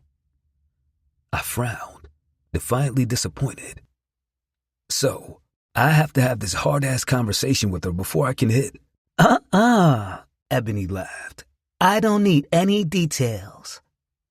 I chuckled and shrugged. I'm just saying. Still laughing, she told me. Have an honest conversation with Bless about your feelings and ask her about hers. Let her know that you're committed to understanding where she stands and that you want to take things slowly to ensure that you're both on the same page. This approach shows respect for her feelings and your own emotional well-being. Taking this step will help you build a stronger foundation for your relationship, whether it leads to reconciliation or understanding. And remember, focusing on your sobriety and personal growth is crucial during this time. Showing Bless that you're committed to positive change will speak volumes. I took a deep breath as I cautiously entered the hospital room. The sterile scent of antiseptic hit my nose. Faint beeping of machines accompanied my footsteps. My eyes scanned the room, taking in the sight of my father hooked up to various monitors. He looked pale and frail. Tubes and wires connected him to the machines monitoring his heart rate and blood pressure. An IV drip was attached to his arm, and the soft hiss of oxygen flowed through the nasal cannula. Relief filled me when I realized my mother wasn't there. Instead, my father was awake, his eyes turning to me as I approached his bedside. He looked tired, but I appreciated that he was alert. His tired eyes gleamed when he saw me. I grinned as I approached him. "What's up, old man? You trying to check out on us already?" He chuckled weakly. "So you and your mom can live rich off my life insurance? Hell no. Y'all got a long time to wait before you can cash that check." I scoffed humorlessly. I'll hold you to that." I sat down in the chair next to his bed. "I wasn't here when you woke up because Ma didn't want me to be. I didn't want to make things worse for her." His eyes were filled with understanding and sympathy as he nodded. "I know. I'm sorry.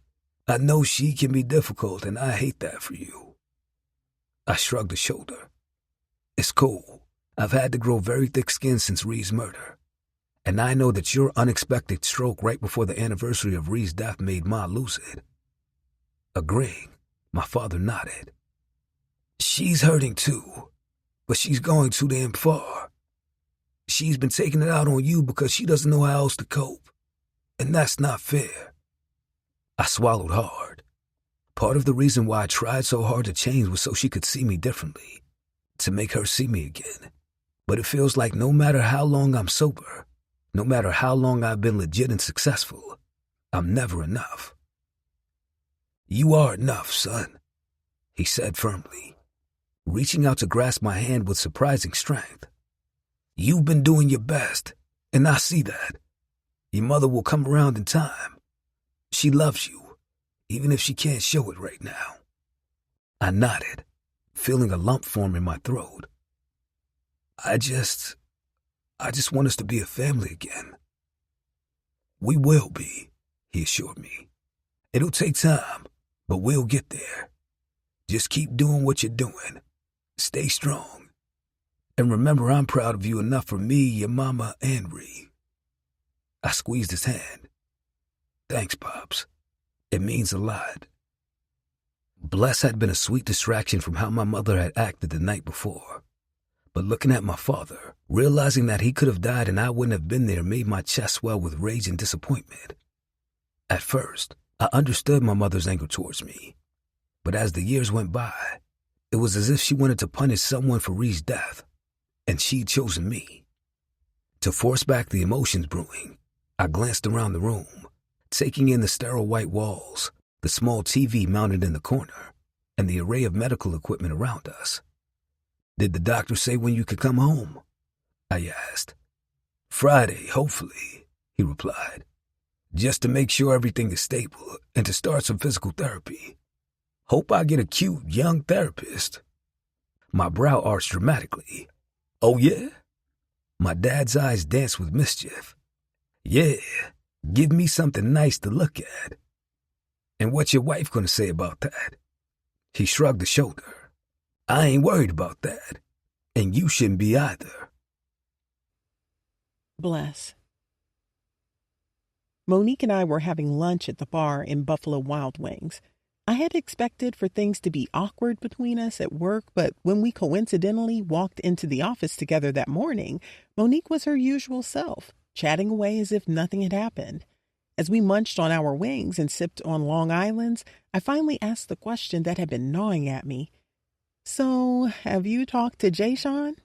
Monique rolled her eyes. Instantly, her expression hardened. "He's been calling me all weekend, but I ignored him. I'm done with that nigga." Anger caused my heart rate to accelerate. While Jay Sean had been calling my sister all weekend, he had been calling Monique as well. But I kept that to myself, not wanting to make lunch awkward. Instead, I nodded and took another sip of my drink. Monique sighed, clearly frustrated. "I feel so stupid for falling for all his lies. He wasted my fucking time. I'll never talk to him again." My phone buzzed on the bar, and I glanced at the screen to see another text from Raja. "I knew you were still in love with that nigga," it read. I bit my lip, trying to ignore the growing irritation. Another message followed right afterward. "Why did you waste my time, bitch? I want all of the money back that I spent on you, using ass bitch." His calls had started that morning, but when I never answered them, he started to send threatening text messages. I clenched my jaw, fighting the urge to respond as I blocked his number. As Monique continued talking, I found it hard to focus. Thoughts of the night I had spent with Legacy interrupted every attempt to participate in the conversation. The memories of our intimacy were breathtaking and orgasmic, leaving me in a daze. "Bless, you heard me?" Monique's voice broke through my thoughts. I blinked and forced a smile. "Yeah, sorry. I'm just distracted." Monique frowned. "What's going on with you? You've been off all day." I sighed, swirling the ice in my glass. "It's Legacy. Being with him again, it brought up a lot." Monique's eyes widened. "Wait, you and Legacy?" "Yeah," I admitted. "We spent the night together." "What?" Monique shockingly sang. "You should have led with that. You've been holding on to that hot-ass tea all day?" I giggled guiltily as she asked, "How was it? How do you feel?" I looked down at my plate, conflicting emotions swirling inside me. It was amazing. But I don't know. The fear is paralyzing. He's been doing so good. He's sober. His business is thriving. I'm just scared he'll slip back into addiction and I can't go through that again. The PTSD from the past won't let me fully digest his confession that he still loves me. Monique's dramatic gasp interrupted me. "He said he still loves you?" I smiled, the memory giving me a warm embrace. "Yeah. That's what you were waiting on, girl? Why do you look so conflicted and nervous?" "Because I'm scared, girl," I shrieked, making her laugh. "I'm scared to give that nigga my heart again. It hasn't even fully healed from the first time he broke it." I sighed, feeling like a hypocrite. Legacy had done his damage, but I had unquestionably broken his heart as well. He just didn't know it yet. Monique gave me a sympathetic pout. "I understand. Take it one step at a time. Don't rush yourself into anything. You need to do what's best for you and the kids. But maybe you should consider the fact that your heart won't fully heal until you allow the person who broke it to fix it." As I neared my grandmother's house to pick up the kids after work, I noticed a commotion on the busy corner of 95th and Jeffrey. My heart sank when I saw Pam in the middle of a heated confrontation with a familiar fiend that frequently roamed the area. Groaning, I reluctantly pulled over and got out of my car. Pam and the woman were scuffling and yelling at each other, drawing a crowd of onlookers who were laughing, instigating, and recording the scene with their phones. I ran up to them screaming, "Hey, stop! What's going on?" The woman, her face red with anger, pointed at my mother, trying to catch her breath as I separated them. "This crazy bitch sold me fake crack. I want my money back." I turned to Pam, who was swaying unsteadily, her eyes glassy and unfocused. "Why the fuck would you do that?" Pam shrugged, a sloppy grin on her face. "Nana wouldn't give me any money for my drink," she slurred. The woman lunged at Pam again, but I quickly stepped between them. Whoa, hold up. She's a drunk bitch, but I can't let you whoop her ass. Pam, clearly inebriated out of her mind, started laughing and taunting the woman. Exactly, bitch, my daughter will beat your ass. That gave the fiend Mighty Morphin Power Ranger strength. She charged forward, her shoulder bumping into mine so hard that she almost knocked me over. Shut up, Pam, I snapped, jumping between them again. I want my damn money back, bitch, the fiend snapped. All right, I said, digging into my pocket. I'll give you your money back, just chill out. Pam, meanwhile, was doing a drunken dance, swaying side to side, her arms flailing. She ain't gonna do shit. She ain't gonna do shit. If she do, she going to jail 'cause I calls the police. Police. Pam, please stop, I growled, embarrassment rising in me. The fiend tried to get around me again, but I blocked her path. Stay out of this, drunk bitch, she yelled at Pam. Who you calling a drunk bitch, crackhead? Pam retorted, stumbling over her words and almost falling. How much does she owe you? I asked the fiend. $50, she replied, still glaring at Pam. I quickly counted the cash and handed it to her. There, it's done. You got your money. The woman counted the bills as well. Satisfied, she finally backed off. You better keep her away from me, she warned before walking away, still muttering under her breath. I sighed with relief, but when I looked up, Pam was gone. Pam, I called, looking around the busy corner frantically. Pam! The crowd started to disperse, still laughing and talking about the spectacle they had just witnessed. I scanned the area, but I couldn't see her anywhere. Crazy ass bitch, I muttered under my breath. As I got back into my car, I continuously shook my head at the absurdity of it all. It was like living in a real-life sitcom, only not nearly as funny when you were the main character dealing with all the drama. Chapter 15. Legacy. I tucked Riley in bed, smoothing the covers over her small frame. She looked up at me with those big, hopeful eyes and asked, Daddy, can you read me a bedtime story? Looking down on her, I smiled. Of course, I got you, baby. I reached for her favorite book, My First Daddy-Daughter Dance by Karen Lee, on her nightstand. As soon as I started to read, her eyes grew heavy. She fought sleep the entire time I read to her. When I finished the story, she looked at me with a pleading gaze. Daddy, can you stay with me? She begged sleepily. I smiled softly, brushing a strand of curly hair from her face. Riley, your bed is too small for Daddy, I said gently, but I promise I'll pick you up in the morning, and we'll go to McDonald's for breakfast before I take you to daycare. Her face lit up with a grin. Okay, Daddy, she murmured, already drifting off. I watched her for a moment, my heart swelling with love and pride. No matter the mistakes I had made in life, my kids were never one of them. I loved them with all of me and was so happy to be their father. I leaned down and kissed her forehead, then stood up and walked to the door. I turned off the light, leaving the room in a gentle shadow. As I left Riley's room, closing the door gently behind me, I saw Bless coming toward me. She avoided my gaze just as she had been doing since I'd arrived to help with the kids for the evening. It had been 2 days since we'd been intimate, and I had given her space because I wasn't ready to have the much-needed conversation about what it meant or if it would happen again. She'd been avoiding me too, probably for the same reasons. As Bless passed Eden's room, she stopped, catching something out of the corner of her eye. She immediately started fussing at Eden. I told you to go to bed. Get off that phone. I approached, seeing Eden putting his phone on his nightstand with a defiant scowl on his face.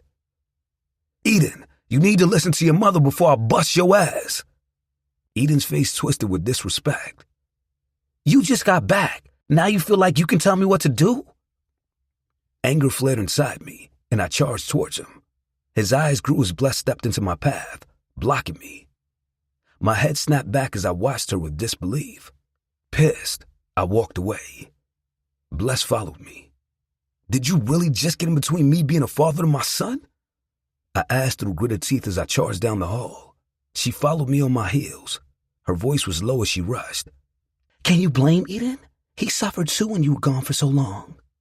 I stopped and turned to face her. I was gone because you made me feel like I wasn't wanted, like you didn't need me. I was gone because you refused to let me see them for an entire year. Remember? Her eyes narrowed and she stepped closer. You think I wanted to push you away? You think I didn't want you here? I did what I had to do for the kids and for you. Well, you didn't do shit for me but put a wedge between me and my son. I knew deep down that this angst wasn't really about Eden. It was the tension between us, unresolved and festering since that night. Fuck you, Legacy, she sneered. You did, remember? I taunted her before I turned and walked away. I took long strides towards the front door. As I snatched it open, I longed for her to stop me, to say something that would start the conversation that we needed to have. But when I heard nothing, I crossed the threshold and slammed the door behind me. Frustrated and needing a break from everything, I hit up Chantel for drinks. The bar was dimly lit. Loud, inebriated conversations forced me and Chantel to lean into each other so we could hear what the other was saying. She watched me with eyes filled with concern. Since I had rushed out of her house a few nights ago, she'd been reaching out, worried about me, my father, and my sobriety. Tonight, having her there truly felt like a lifeline. Are you okay? She gently asked as she sipped her mocktail. I nodded, taking a swig of my own drink. Yeah, I'm managing. My dad's getting out of the hospital tomorrow. She smiled as relief flooded her face. That's great. I was really worried about him. And you. I appreciated her concern. Sitting there, I realized how comfortable I felt, how I always felt whenever I was with her. But I knew it was because she was the first confidant I had found since I moved back. As we talked, I wanted to tell her about what had gone down between me and Bless. I wanted a woman's point of view, but instead, I knew I had to address something else. Chantel, we need to talk. I began, setting my drink down and looking her in the eyes. I don't think we should have sex anymore. She looked at me, confusion crossing her features. I assumed so after you told me that you were still in love with your ex. She was so direct that my eyes bulged a bit, but luckily, she chuckled, clearing the air. I completely understood what you were saying that night. I just wanted to be upfront and honest. We really didn't get a chance to finish our conversation. We don't have to finish it for me to get it. I've been reaching out because I was concerned about you. I never thought we were dating or falling in love. I fucked you in the bathroom the first day I met you at our NA meeting. That's not the beginning of my fairy tale. I laughed, telling her, it could be. Believe me, you're a beautiful woman and you're cool as hell. It's me. My heart is elsewhere. And I don't want to hurt you by pretending I can give you something I can't. She smiled. I appreciate your honesty. I really do. But you've been a great friend, and I don't want to lose that. Chantel squeezed my hand with a faint but genuine smile on her lips. I understand. I really appreciate you being honest rather than pretending. Your ex is a lucky woman. I hope you can get her back. She grinned and took my hand in hers. As she shook it up with me, I told her, thank you for understanding. That's why you're my girl. Bless. As I drove to work the next morning, my phone was pressed to my ear as I listened to Sky's sobs.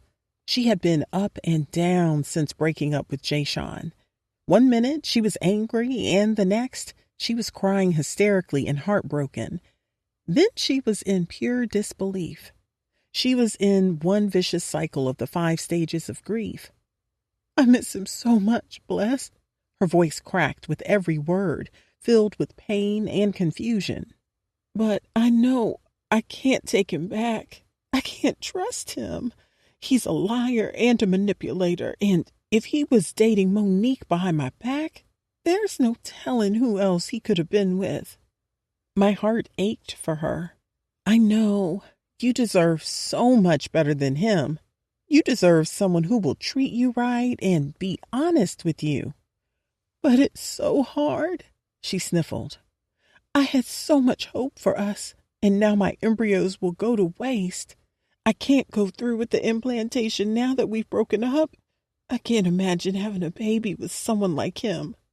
I understand, but all of the money and embryos will go to waste. If it's not worth the pain and uncertainty, then it's still money well spent because in the process you learned his truth. As I comforted her, my mind wandered to my own secrets. I wondered if Legacy ever found out about Riley. Would he feel the same way about me as Sky felt about Jayshawn? I wondered if he would see me as a liar and a manipulator as well. The thought sent a chill down my spine. I just don't know what to do, Sky sobbed. I feel so lost. Sky's heartbreak was a painful reminder of the fragility of trust and love. I just hoped that if and when the time came, Legacy would be able to understand and forgive me. As Sky continued to vent to me, her words barely registered. My mind was too consumed with my own thoughts and turmoil. Since that night with Legacy, I'd been torn. Being intimate with him again had reignited an obsession that was already barely tolerable. He was constantly on my mind. Every memory of that passionate, loving night sent shivers down my spine and made my knees weak, leaving me breathless with longing. I wanted him, physically, intimately, and emotionally. I wanted us to be a family again. I wanted to wake up to him. I wanted to feed him. But my secret loomed over me like a menacing storm, casting a shadow over every moment I spent with Legacy. I couldn't bear the thought of getting back together without revealing the truth. I had never intended to cheat on Legacy, and I had Riley to save him, to keep him grounded. But I was terrified that he wouldn't understand that. The fear of his judgment, of losing him again, was keeping me silent. Yet the desire to be with him, to hold him close, was overwhelming. I didn't see how I could move forward with him when this secret threatened to destroy everything we had and everything we could grow to be. I was trapped, stuck between the longing for his love and the fear of his rejection, and it was tearing me apart. Legacy. As I drove to the hospital to see my father, my phone rang with a FaceTime call. Glancing at the screen, I saw Econ's name. I answered, and immediately, his excited, wide grin filled the screen. "Yo, Legacy, check this out," Econ said, panning his camera to show the background. I blinked in shock. Econ was standing right in front of my building. "What the hell, bro? You in Chicago?" Econ laughed. "Yeah, surprise, nigga. I thought I'd come by to see you and visit Daryl in the hospital. Figured you could use some support." I was floored. Econ knew my dad well from his visits to Houston, and they'd hung out together quite a few times. The fact that he'd come all the way to Chicago meant a lot. "Man, I can't believe you're here," I said, my voice thick with gratitude. "I'm actually on my way to the hospital now. I'll turn around and come get you." Econ shook his head. "Nah, don't worry about it. I'll grab an Uber and meet you there. No big deal." My grin grew. "Thanks, dog. Seriously, it means a lot that you're here." "No problem, bro," he said, still grinning. "See you at the hospital." I hung up, still smiling. Being an addict had been the worst thing I'd ever gone through, but it had also led me to some of the best people and success in my life. Seeing Econ standing outside the hospital, my excitement quickly shifted to concern. There was something off about him. I was reminded of how I had that same feeling during our last video chat. Now, face to face, I knew he was suffering from more than simple exhaustion. "My nigga," he greeted, showing all 32 teeth. He pulled me into a brotherly embrace. Though his appearance was gnawing at me, it was still good to see him, so I embraced him back. "What up, bro?" Letting each other go, he looked at me with eyes that looked defeated.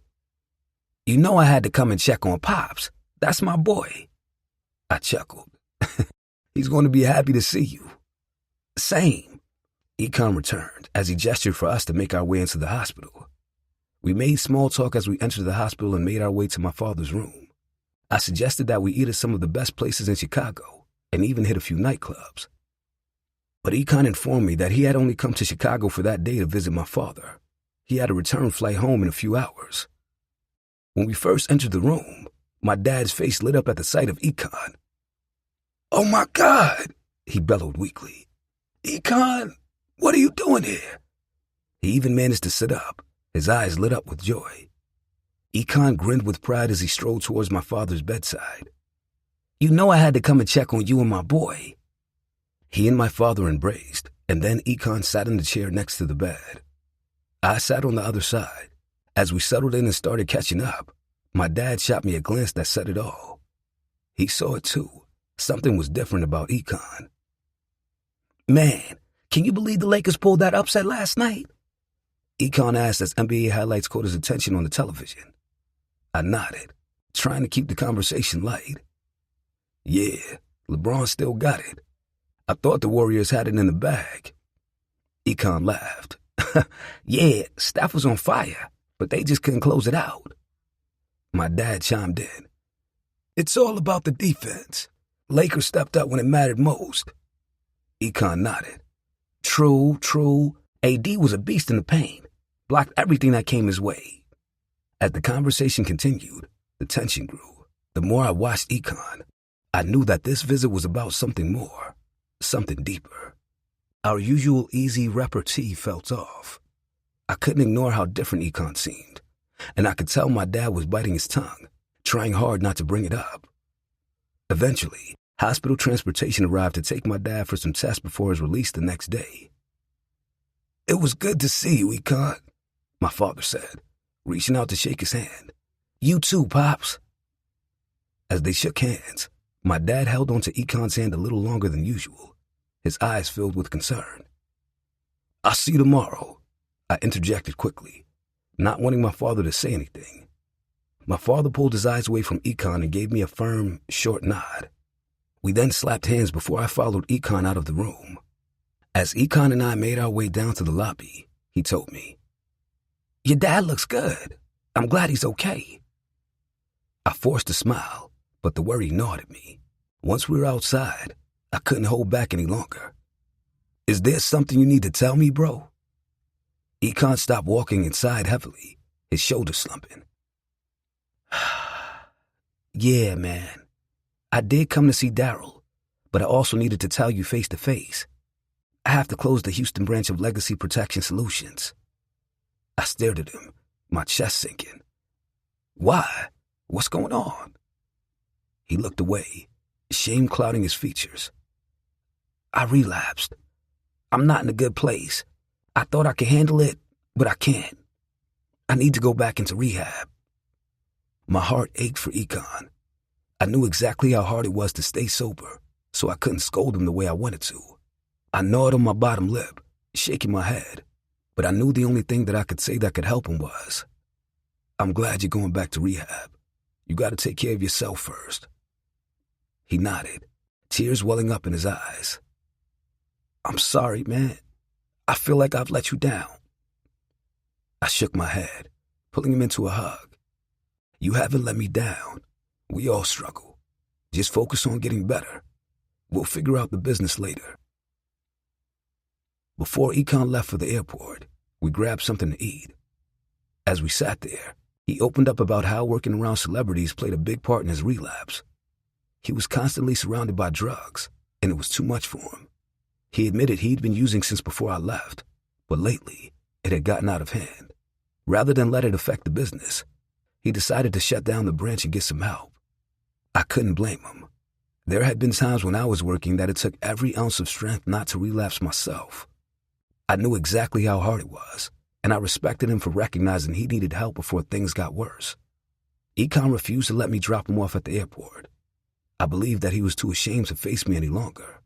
So, I didn't push, and allowed him to call an Uber to take him. I was actually relieved that he left me at the bar and grill because I was able to take my frustrations out on some whiskey. I appreciated Econ's visit and honesty, but it had come at a bad time. I had already been avoiding the feelings that came with Ree's anniversary, which was the next day. I appreciated that my father was being released that day, giving us something happy to focus on. But the grief was hovering over me, taunting me. Thoughts of her perfect innocence threatened to overpower me, to take me under with her. After a few drinks, I was still frustrated, only with a hard dick. I paid my tab and left. On the way out, a few women gave me longing, desperate gazes, and it pissed me off more that I paid them no attention because I was too consumed with Bless. Once I got in my car, I headed her way. I knew she had made it home from picking up the kids because the kids' location was pinging at their house. I was determined to have this conversation and get my woman and my family back. Out of guilt and shame, I had allowed Bless to take the lead for 5 years. I had been doing whatever she'd wanted and how she'd wanted. But I didn't have to live in the shadow of the weak nigga I used to be. I wasn't him anymore. And because I wasn't that weak nigga anymore, if she rejected me, I would deal with it. What's up? I didn't know you were coming. Bless was hesitant, but she moved out of the doorway, allowing me in. Did the kids call you? No, we need to talk. I looked around her condo, happy to see no signs of the kids. Are the kids down for the night? She seemed timid in the presence of my dominance and determination. Yeah, she meekly answered. Let's talk in your room. I led the way, walking towards her room without giving her a chance to protest. I entered, holding the door as I waited for her to follow. Swallowing hard, she finally did. She patted inside on pretty, bare feet. My eyes swallowed her curves. She must have been getting ready to settle down for the night as well. The scent of Dove body wash attacked my senses. She was barely covered up with a button-up sleep shirt that hardly covered her bottom half. Drinking her in, I closed the bedroom door behind her. She looked up at me, confused as I locked it. Then my focus anchored on her, the woman I had dreamed of every night. The need to have the conversation fled and was replaced with the need to have her. I took her face into my hands. She grabbed my wrists, resisting. Legacy what?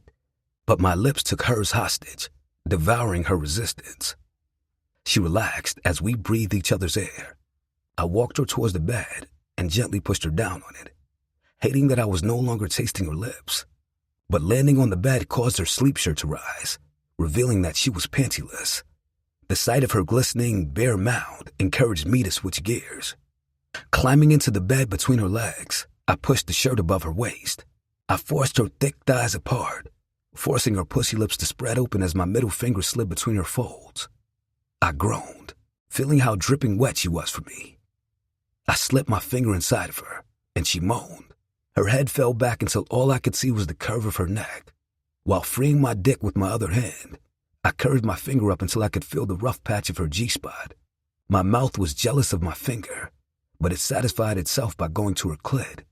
I sucked it into my lips as my finger drew across her spot. Oh, God! She whimpered as her thighs quaked against the sides of my face. I started a rhythm of stroking her and sucking her clit simultaneously. I flicked her clit as I stroked her G-spot. She moaned and quivered, but before she could reach an orgasm, I brought my dick to her center and dove in. She gasped, eyes widened with shock. She still hadn't gotten used to the way that I stretched her out. But as I began to ride her, she began to buck along with me. Never losing my rhythm, I leaned down, resting on top of her. Our flesh pressed against each other, her erect nipples in my chest, and my dick in her belly. Bless. I looked up at the ceiling, struggling for a steady breath. Legacy had ridden me for an hour, tossing and turning me around as if I didn't weigh nearly 220 pounds. My once perfect bob was now all over my head. My skin was dripping with sweat. My eyes were also threatening to leak. But it wasn't the result of the multiple orgasms that had jolted through my needy body. It was because of the way Legacy now looked down on me as he held me around my stomach. Still trying to catch his own breath, after finally coming to a finish, he searched my eyes with orbs that reflected so much love for me. "Will you come to a therapy session with me?" My brow wrinkled at such a daunting but touching request. "Why?" "So we can have the conversation we need to have with help." "What conversation do we need to have?" He smiled with one corner of his mouth. "Let's not play games with each other, Bless. I want you back, baby. I know it won't be easy. I know that there are things we need to address so we can heal before getting back together can even be considered a real possibility. But I want to try." My eyes swelled with tears. I had been waiting 5 years to hear these words. Yet for those same 5 years, I had also been terrified of them. "I don't feel whole without you."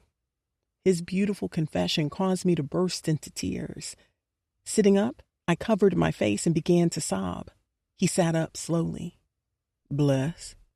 "Stop, Legacy. Please stop. Just go." "No," he snapped, refusing. "I'm not going to let you push me away again. I know you still love me. You haven't moved on, and neither have I, because we love each other." The kindness and unconditional love in his words crushed me. With each promise, the guilt consumed me. "I put you and our family through some shit. I know, but I was sick. I had no idea the damage that depression could do. Hell, I didn't even know what depression was.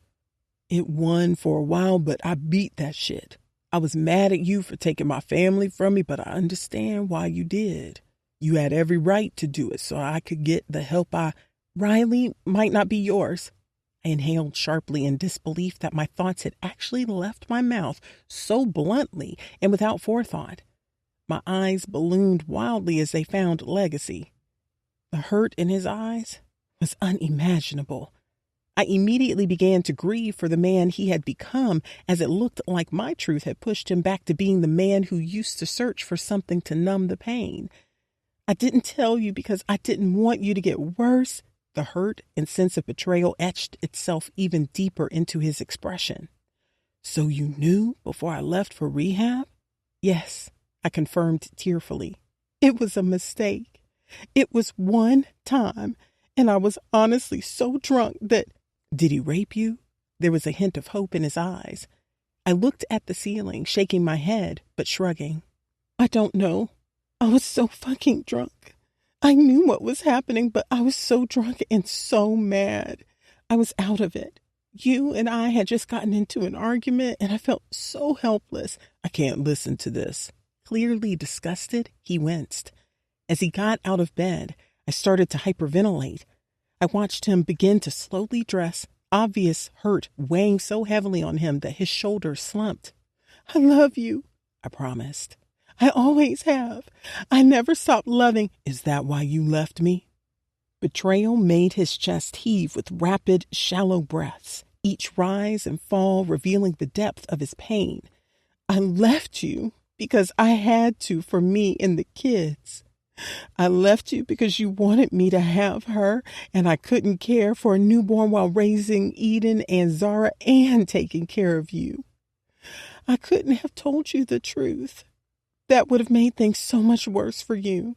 And when you begged me to have her, I knew if I didn't, you would spiral even more out of control. Then you went to rehab and started getting clean. I couldn't get rid of her then. I didn't want to hinder your sobriety, so..." His laughter was cynical as he threw his shirt over his head. "So you're telling me that you had Riley for me?" "Yes," I shouted, hoping that I hadn't awakened the kids. "Yes. I could have used any excuse not to have her, but I went through the pregnancy because I didn't want to negatively affect your recovery. You know how much you love your kids. It would have crushed you had I terminated that pregnancy, just as it would have crushed you had I been honest about cheating. I didn't know what else to do." A thunderstorm of anger and yearning danced in Legacy's eyes as he just looked at me. "That's why I never said anything." Tears streamed down my face, blurring my vision until all I could see was a vague silhouette of him watching me with disappointment.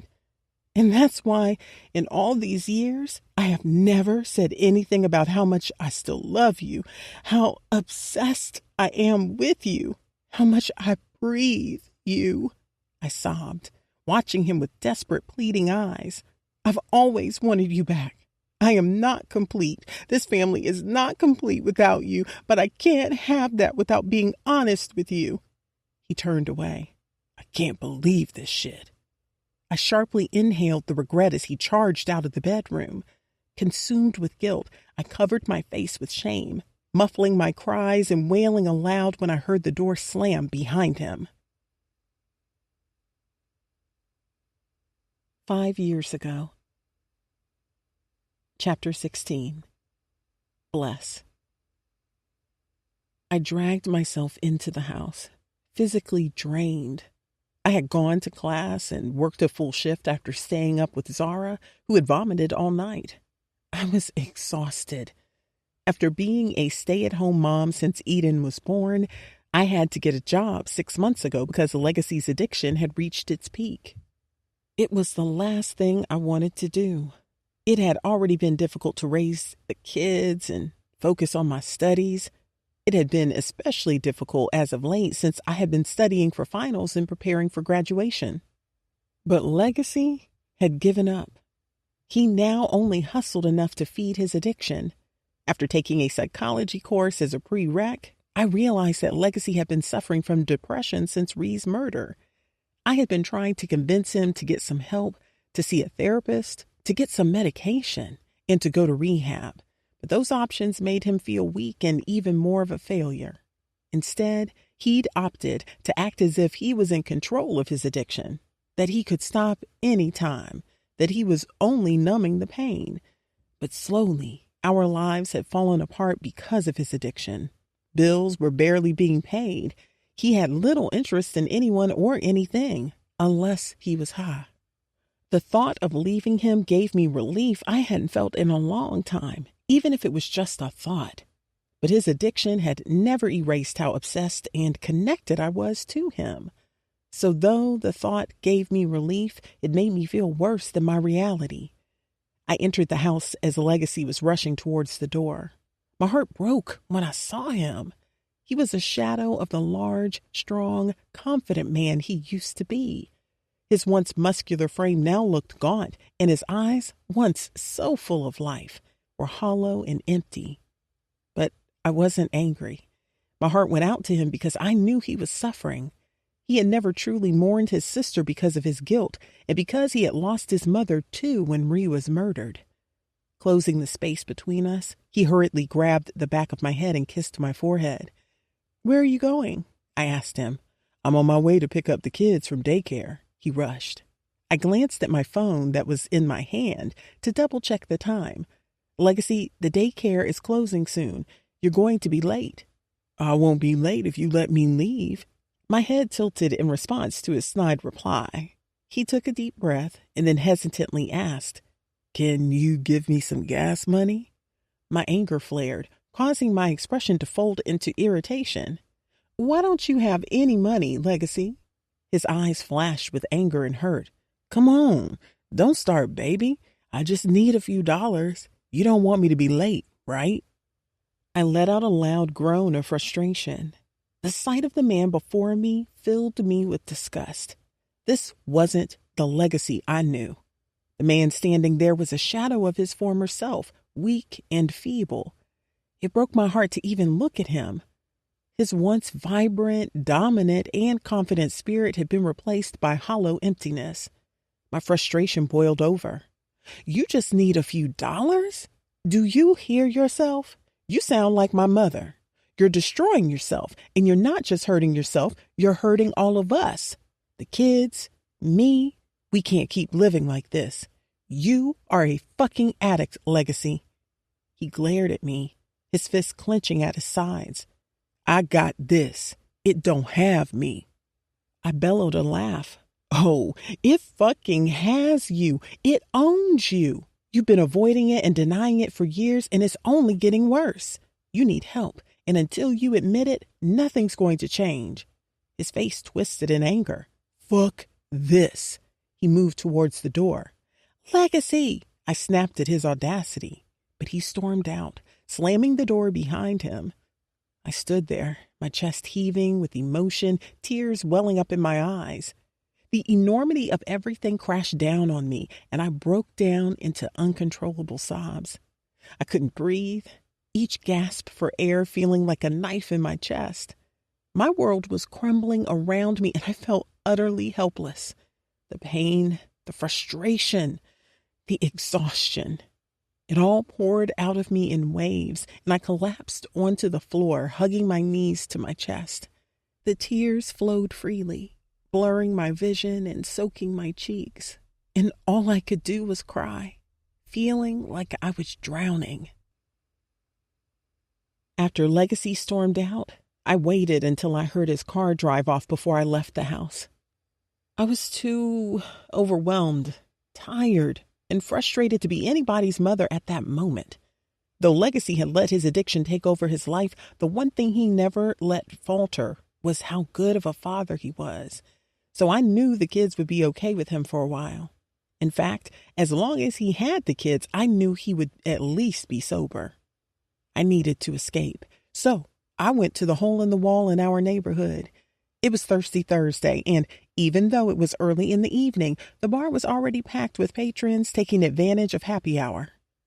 I walked in, wishing that I looked as happy as everyone else, but I was wearing an expression of despair and confusion, coupled with my disheveled work clothes.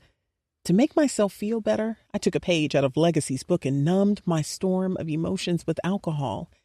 As I sat at the bar, nursing my third drink, I felt so torn. On one hand, I was devoted to loving Legacy through sickness and health, but remaining by his side was destroying me. Like metastatic cancer, his addiction was spreading throughout our family, tainting the kids and me. Sitting at the bar, stewing and throwing back shots, I was relieved at how free I felt. For so long, I had been pouring so much into my kids and Legacy that I hadn't poured into myself. I could remember the last time I had been out without the kids. I downed another shot, feeling the warmth of the alcohol spreading through my veins, dulling the sharp edges of my pain. I started to sway to the music, allowing the temporary escape to take me away. I was lost in my thoughts when a masculine scent covered me. I looked up and found myself staring into the captivating eyes of Maisie, the attractive dope boy cloaked in swag that I'd met a year ago. Though I had blocked his number, how fine he was made him hard to forget. He gave me a taunting, charming smirk as he started to recognize me. I know you, he said, with a smooth baritone timbre that demanded my attention.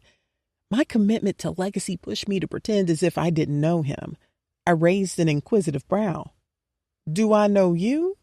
He watched me for a few seconds before it dawned on him. We met a while ago. His eyes widened as it continued to click.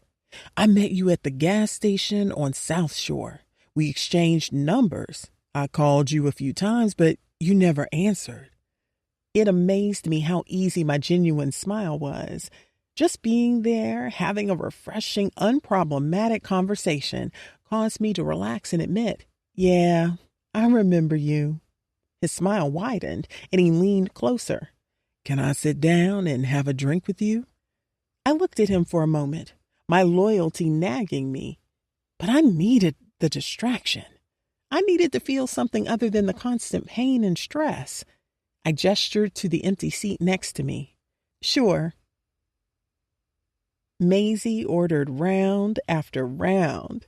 The conversation flowed easily, and for the first time in what felt like forever, I felt a sense of normalcy. We talked about everything and nothing, and as the night went on, I found myself laughing and forgetting, if only for a moment, the turmoil waiting for me back home. But deep down, I knew this escape was temporary. The real world would come crashing back in soon enough. And it did.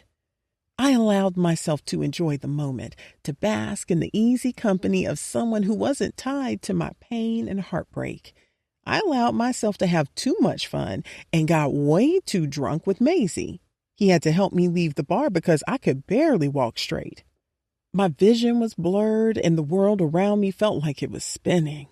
As we stumbled out, Maisie guided me to my car, which was parked in the lot on the side of the bar. His arm around my waist was the only thing keeping me from collapsing. "You sure you're okay to drive home?" he asked as we walked to the driver's side. Even though I was wasted, I felt like I could make the 2-minute drive home safely. I tried to sound more coherent than I felt, but I ended up slurring. "Yeah, I'm fine." Maisie reached past me, his eyes flirtatiously roaming my body as he opened my door. I could feel his gaze lingering on me, making my skin prickle. But before I could break eye contact and climb in, he grabbed my face and kissed me. I didn't want to, but I didn't say no. I was too drunk to say no. His hands started to roam my body, traveling up my shirt and cupping my ass. It was strange to have someone else touching me, but it also felt good. Lately, I had been too upset to enjoy the intimacy between me and Legacy. Making love to him felt like a chore in recent times, so the touch of another person felt soothing in my drunken state. "Maisie, wait," I mumbled, my words barely making sense even to me. "Shh," he whispered, with his lips still against mine. His hands moved with familiarity that made me uncomfortable, but I didn't push him away. My mind was a mess of conflicting emotions. I didn't want Maisie touching me, but my drunken mind was telling me that I needed it. I leaned against the car for support, trying to find some clarity in the haze. His touch was eager and persistent. He turned me around, pressing my skin against the cool steel of the car. I tensed when I felt his nails brush against my waist, pulling down my slacks. The cool breeze of the nighttime air hit my ass, jolting me back to reality for a brief moment. My body stiffened when I felt his hands enjoying the shape of my ass, and as if he felt me freeze, he pressed his body against mine and started to place kisses so gently on my neck that my eyes closed, allowing me to truly lose myself in the moment. I allowed myself to float away into the fantasy wherein my pain, anguish, and hurt didn't exist. I was free. No worries, no obligations, no suffering. I gasped when I felt him penetrate me from behind. My eyes shot open, bulged with shock. Once again, my body stiffened. "Maisie, shh, it's okay," he coaxed me as he held me gently by the waist. His strokes were gentle and slow. Each one was so meaningful and deep. My body relaxed against his muscular frame as he rode me from behind. "Bless, you feel so good," he murmured, his breath hot against my neck. I felt tears prick at the corners of my eyes. Drunkenly, every emotion started to explode. Guilt caused me to whimper, but I also cried for how good it felt to be temporarily free of the drama and stress Legacy's depression and addiction had caused. But this wasn't what I wanted. I didn't want to feel this way without Legacy. I wanted him to get better so we could feel this way together again, but I was too drunk and too overwhelmed to stop Maisie. His strokes continued to make me whimper with satisfaction. I aimlessly stared up at the sky, tears blurring my vision. He guided me a few inches over until we were in the doorway of the driver's seat. With his hand in the arch of my back, he bent me over. I anchored myself on the driver's seat, locking my elbows. "Beautiful, baby." I looked back to see that he was looking at my ass bounce back on his dick as he'd said that. I couldn't take seeing his face, though. He felt good, but looking at him was proof that he wasn't Legacy, that I was cheating. I turned around, facing forward, hating that this felt good and wrong at the same time. I was so drunk that I didn't realize he was finished until I felt him pulling my pants up. Now that he was no longer penetrating me, I could focus more. Suddenly, I was disgusted with him and myself. I took on the task of pulling my pants up, stepping away from him. You deleted my number, didn't you? He asked as he fixed his own clothes. I drunkenly shrugged, now feeling both intoxicated from the liquor and shame. Grinning slyly, he dug into my pocket. He must have known that's where my phone was. He then got his out of his pocket and tapped a few buttons. He must have gotten a new number since we'd met last year, or he was using a burner phone because my phone started ringing. Lock me in, he told me as he returned my phone to my pocket. I nodded. You sure you don't need a ride home? My eyes were nearly closed as I slurred, I'm sure. Make sure you let me know you made it home safely, he said as he guided me into the car. I will. Maisie gave me a sly, flirtatious grin as he closed the driver's side door. Through my tears, I watched him in the rearview mirror as he walked away, probably heading back to the club. As soon as he disappeared, I burst into tears. Sobs racked my body and I punched the steering wheel in frustration and self-loathing. I hated myself for what I'd just done. Groaning, I took my phone from my pocket. I swiped to my call log. I went to Maisie's number and blocked that one too. After tossing the phone into the passenger seat, I rested my head on the steering wheel, weeping uncontrollably. My sobs were loud and ragged, echoing in the confined space of the car. I felt like I was mourning Legacy, though he was still alive. The burden of my guilt pressed down on me, suffocating me. Since meeting Legacy, no other man had ever touched me. Now I felt like I had betrayed him in the worst possible way. The guilt bubbled up in my stomach, churning and rising to my throat. I couldn't hold it in any longer. I pushed open the door and threw my upper body out just in time to start throwing up. The retching was violent, and the remnants of the drinks I'd had burned my throat.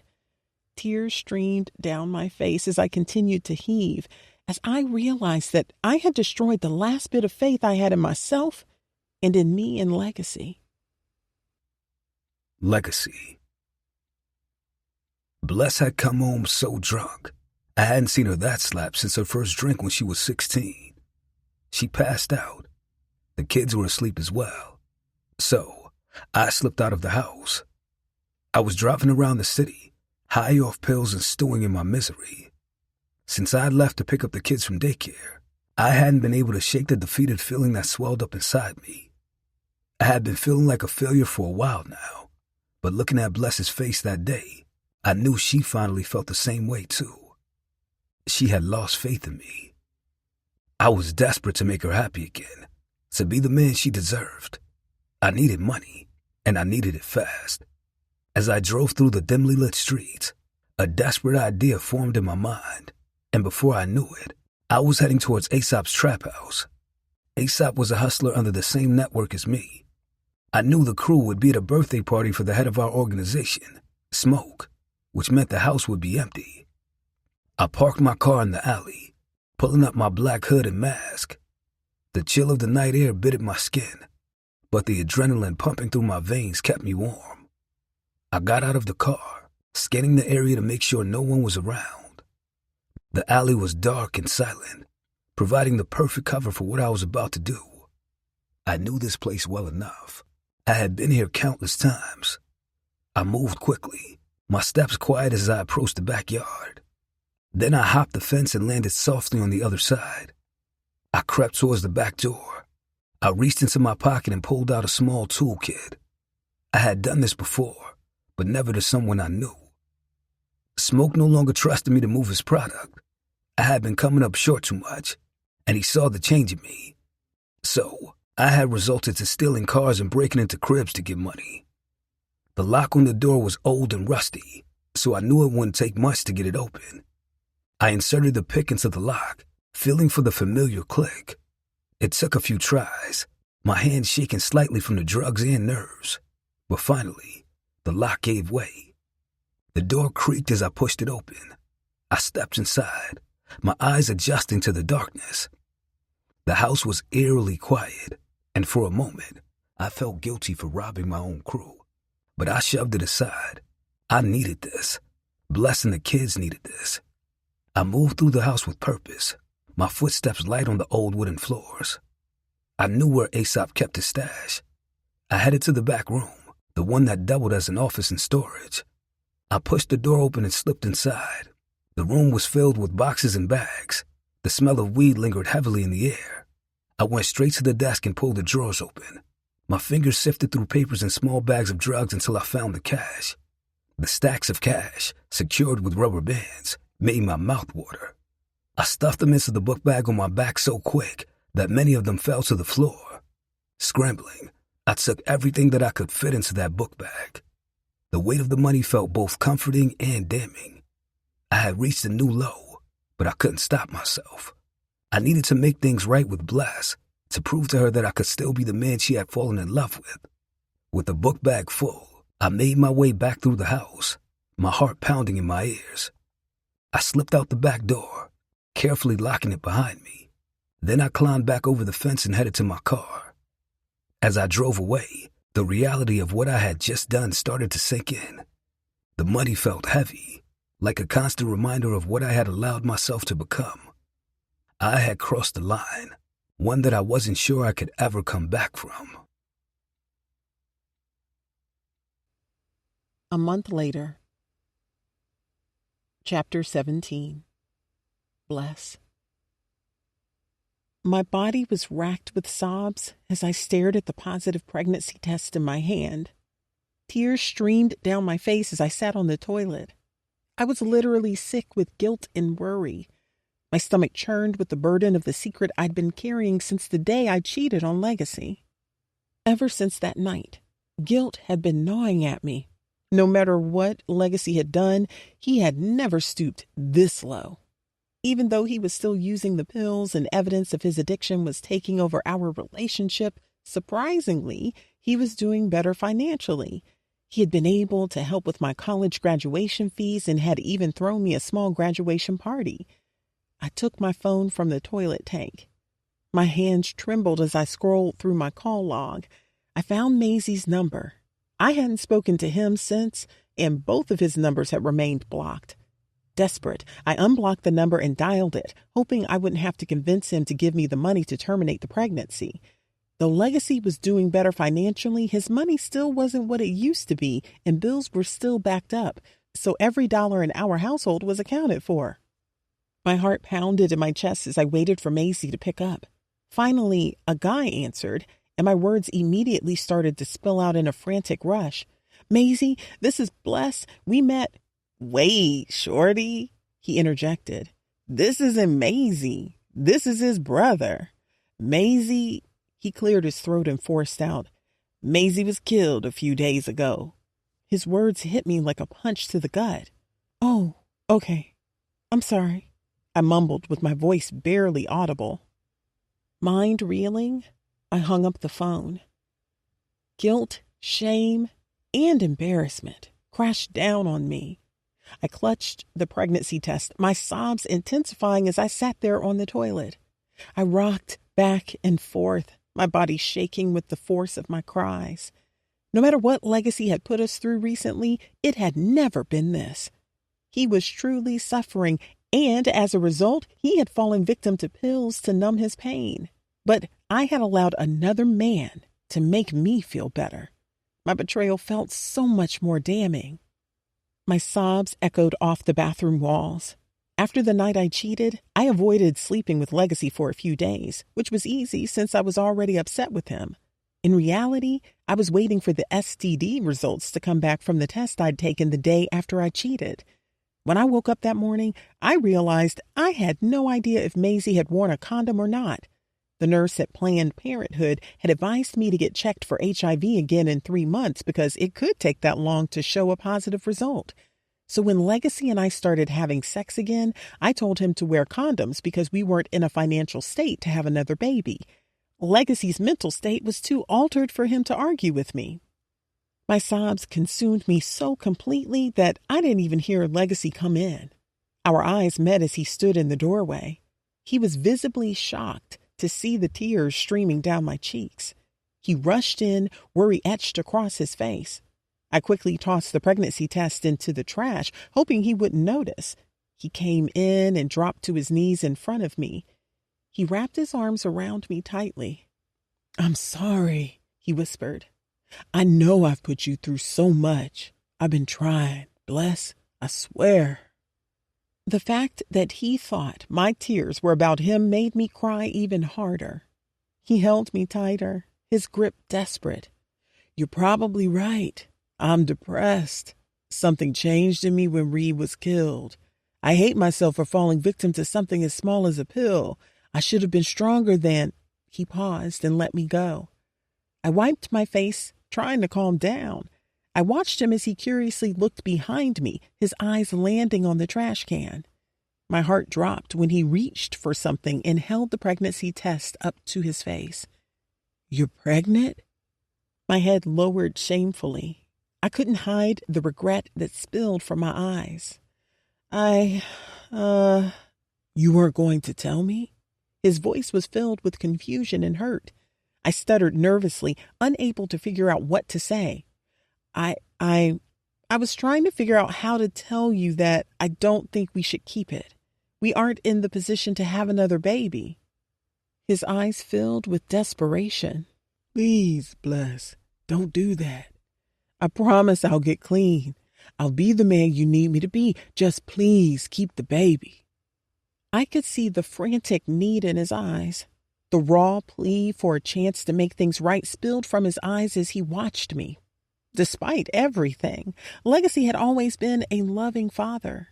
We were so young when I got pregnant with Eden and Zara, but he never once suggested termination. I knew that if I terminated this pregnancy, it would send him into a deeper depression. He would assume I had made the decision because of his addiction. He would blame himself for the loss of this child. Reluctantly, I nodded, unable to commit any other disloyalties behind his back. "Okay, Legacy, I'll keep the baby." That night, I was in the closet, putting away our clothes that I had just folded. My mind was consumed with thoughts of being stuck with this pregnancy, not knowing who the father was. I felt trapped in a situation that had no way out. I grabbed a stack of folded T-shirts and tried to put them on a high shelf. As I stretched to reach, I lost my balance and fell, bringing down shoe boxes, shoes, and purses along with it and on top of me. Groaning in frustration, I stood up, brushing myself off. The mess around me felt like a metaphor for my life, chaotic and overwhelming. I began picking up the fallen items, grumbling under my breath. As I moved a box, something caught my eye. Scattered among the shoes and purses were wads of money and bags of drugs. My heart sank. This was a lot, too much for Legacy to have gotten on his own. He was no longer a hustler of this magnitude. I recalled the gossip I heard about Aesop being robbed. Everyone thought it was someone he must have known because not many people knew that spot was a trap house. I had even heard rumors that Aesop felt like Legacy had done it. He wasn't at Smoke's birthday party, and many knew of his habit. But Legacy had sworn he didn't do it, and there hadn't been proof of him having the amount of money and drugs that Aesop was missing. I sat back on my heels, staring at all of the bills and product around me. Anger and betrayal bubbled up inside me. Legacy had to have been the one who robbed Aesop. That was the only way he could have gotten this much money and drugs. I couldn't believe that he had been so desperate that he would put all of our lives in danger by robbing a hustler on Aesop's level. Suddenly, Legacy rushed into the closet. His face was filled with concern as he asked, "Bless, are you okay? I heard you fall." I looked up at him, tears streaming down my face. "You have to go, Legacy," I choked out. "I can't do this anymore." He looked at me confused. "Why? What's going on?" I held up some of the bills and baggies, my hand shaking. "You robbed Aesop, didn't you?" He tried to deny it, shaking his head. "No, I didn't. Please don't make this worse by insulting my intelligence." He fell silent, guilt written all over his face. I saw the truth in his eyes, the desperation and shame. "Our relationship is over, Legacy," I said, my voice breaking. "I can't trust you anymore. You know what it means if he finds out it was you. Niggas get killed for less every fucking day. Can you stomach it if the kids or I become innocent bystanders in your shit? No, because getting caught up in your life is already killing you. He flinched, lowering his head. My heart softened, causing my voice to lower with love and concern. This isn't you. This is the drugs. You need help, but I can't give it to you. Obviously, I can't help fix this. He stared at me with eyes filled with sorrow and helplessness. The man I'd fallen in love with was buried beneath layers of addiction and despair, and I finally realized that staying together was only dragging us both down. You have to get out, I repeated firmly, despite my heartbroken tears. You need to leave. Your addiction is destroying everything. I need to protect myself and the kids. Legacy's shoulders slumped. He looked at me with eyes that once held so much promise and love. Now they were clouded with regret and pain. Please, Bless, he whispered, but there was no fight left in his voice. I'm sorry, I said softly, my heart breaking as I watched him. I love you, but I can't do this anymore. He nodded slowly, the reality sinking in. He turned and walked out of the closet, leaving me surrounded by the remnants of our shattered life. I sank to the floor, the tears coming harder now, the sobs racking my body. It felt like a part of me was being torn away, but I knew it was the right thing to do for me, for the kids, and for him. A few days later, I stood at the front door, letting Legacy into the house. The night I broke up with him, he'd taken a lot of things, but not everything. I knew that he thought my anger would blow over and I would let him come back home. But as the days passed, I felt lighter. I missed him with every fiber of my being. Legacy had been woven into the fabric of my existence for so long that I couldn't remember who I was before him. I loved him with a depth that defied words. He was the air I breathed, the reason my heart beat. I lived for him, and without him, I felt an aching void that nothing could fill. But since he'd left, I realized I felt free from having to nurse him, from having to face him while possibly carrying another man's baby. I only allowed Legacy to come over to get the rest of his things. As he walked in, my heart sank. I could see that he was high. His eyes were glazed and his movements were slow and unsteady, but he had sense enough to shamefully avoid my stern glare. I turned away from him, unable to bear the sight, and walked into the living room. He disappeared into the bedroom, and I could hear the sounds of him going through drawers, followed by rustling in the closet. Tears collected at my eyelids, threatening to spill over. I didn't want to do this. The thought of leaving Legacy and taking the kids away would only add to his suffering, deepening his sense of loss. My stomach churned with the weight of it all. A few minutes later, he followed me in. His voice trembled as he begged, "Please, Bless, don't leave me. You and the kids are all I have." I steeled myself, determined not to let his desperation sway me. "You should have appreciated us then, Legacy," I said sternly, refusing to look at him. "It's over. You have to get out." His face crumpled with sorrow and regret. "At least do this one thing for me." I froze, waiting for his request. "Don't kill my baby." A lump in my throat swelled. I swallowed hard, forcing out a quiet, "I won't. But you need to leave." He nodded, his shoulders slumping as he turned to go. Watching him leave, looking the most defeated and heartbroken I had ever seen him, my heart shattered. And though I knew it was because of me, I also knew this was the best for us. But the guilt gnawed at me, making it hard to breathe. As the door closed behind him, I broke down. I knew this was the right thing to do, but it didn't make it any easier.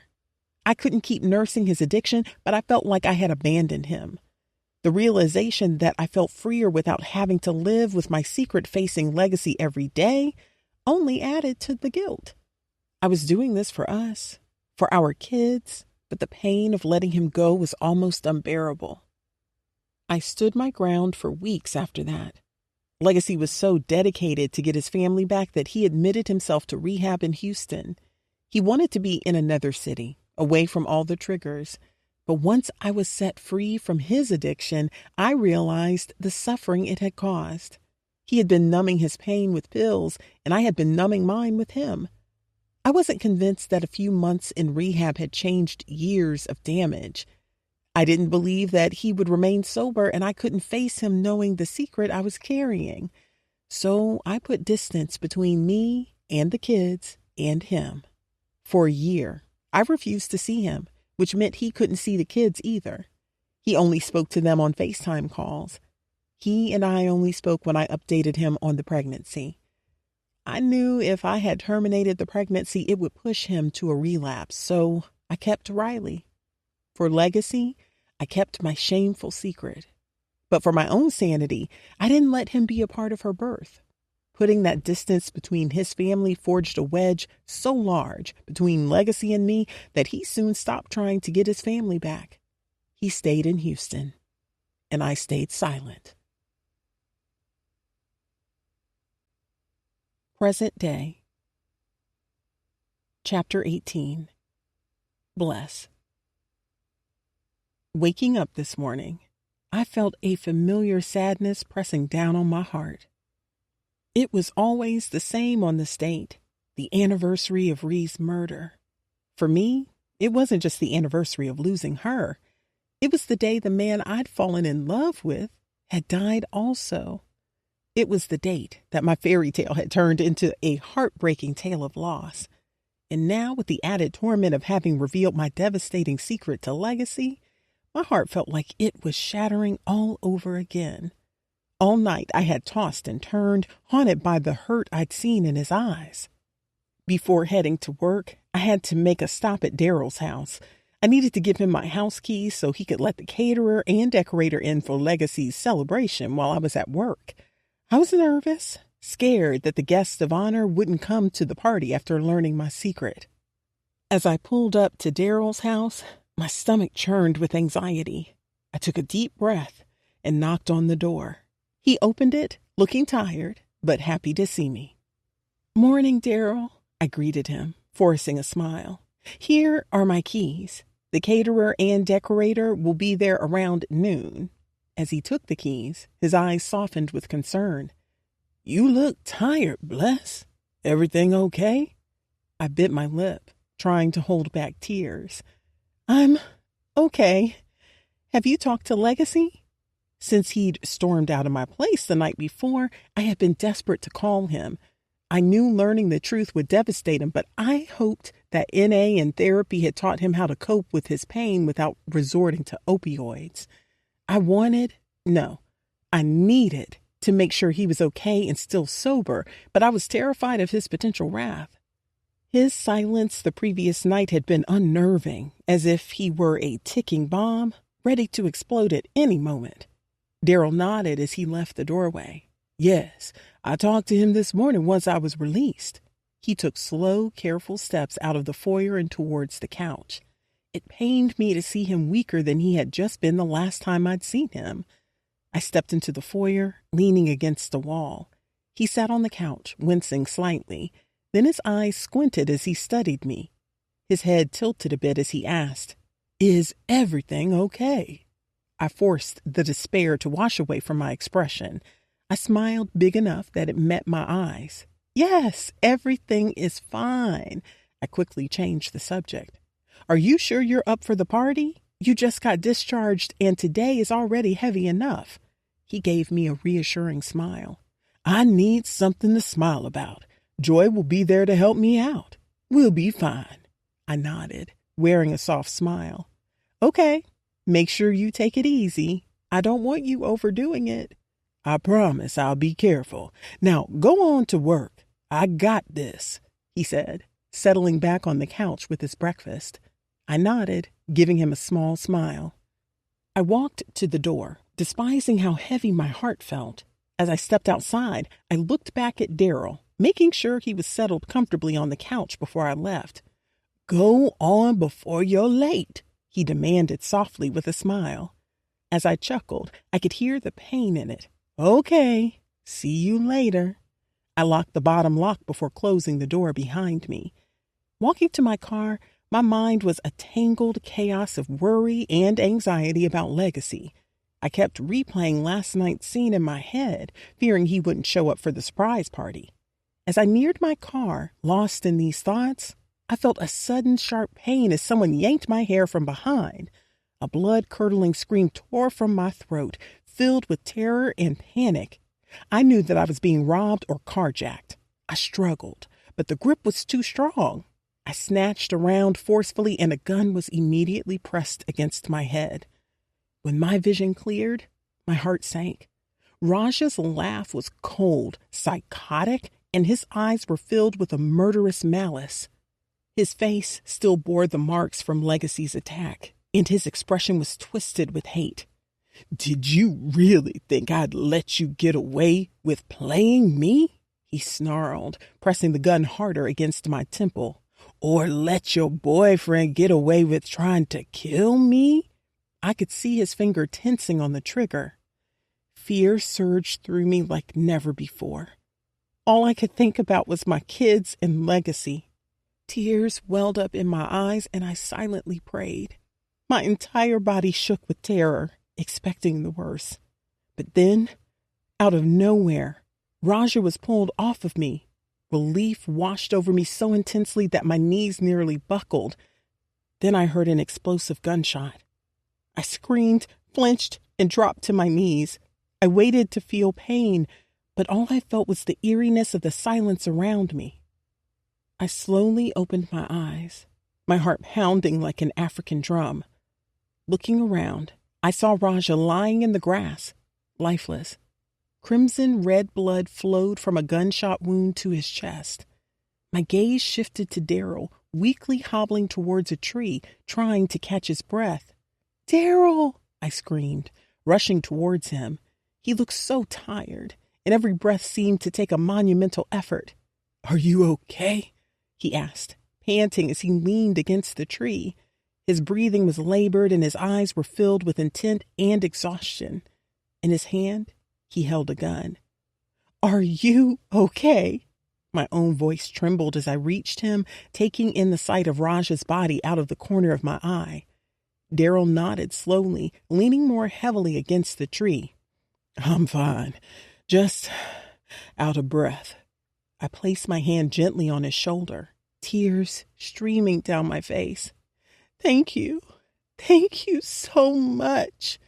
I clung to him, shivering, and he held me with one arm, bringing me closer. "You're okay," he promised. "You're okay." Legacy. I know I love Bless. I told Ebony. When she told me about that night, the first thing I wondered was if the guy had raped her.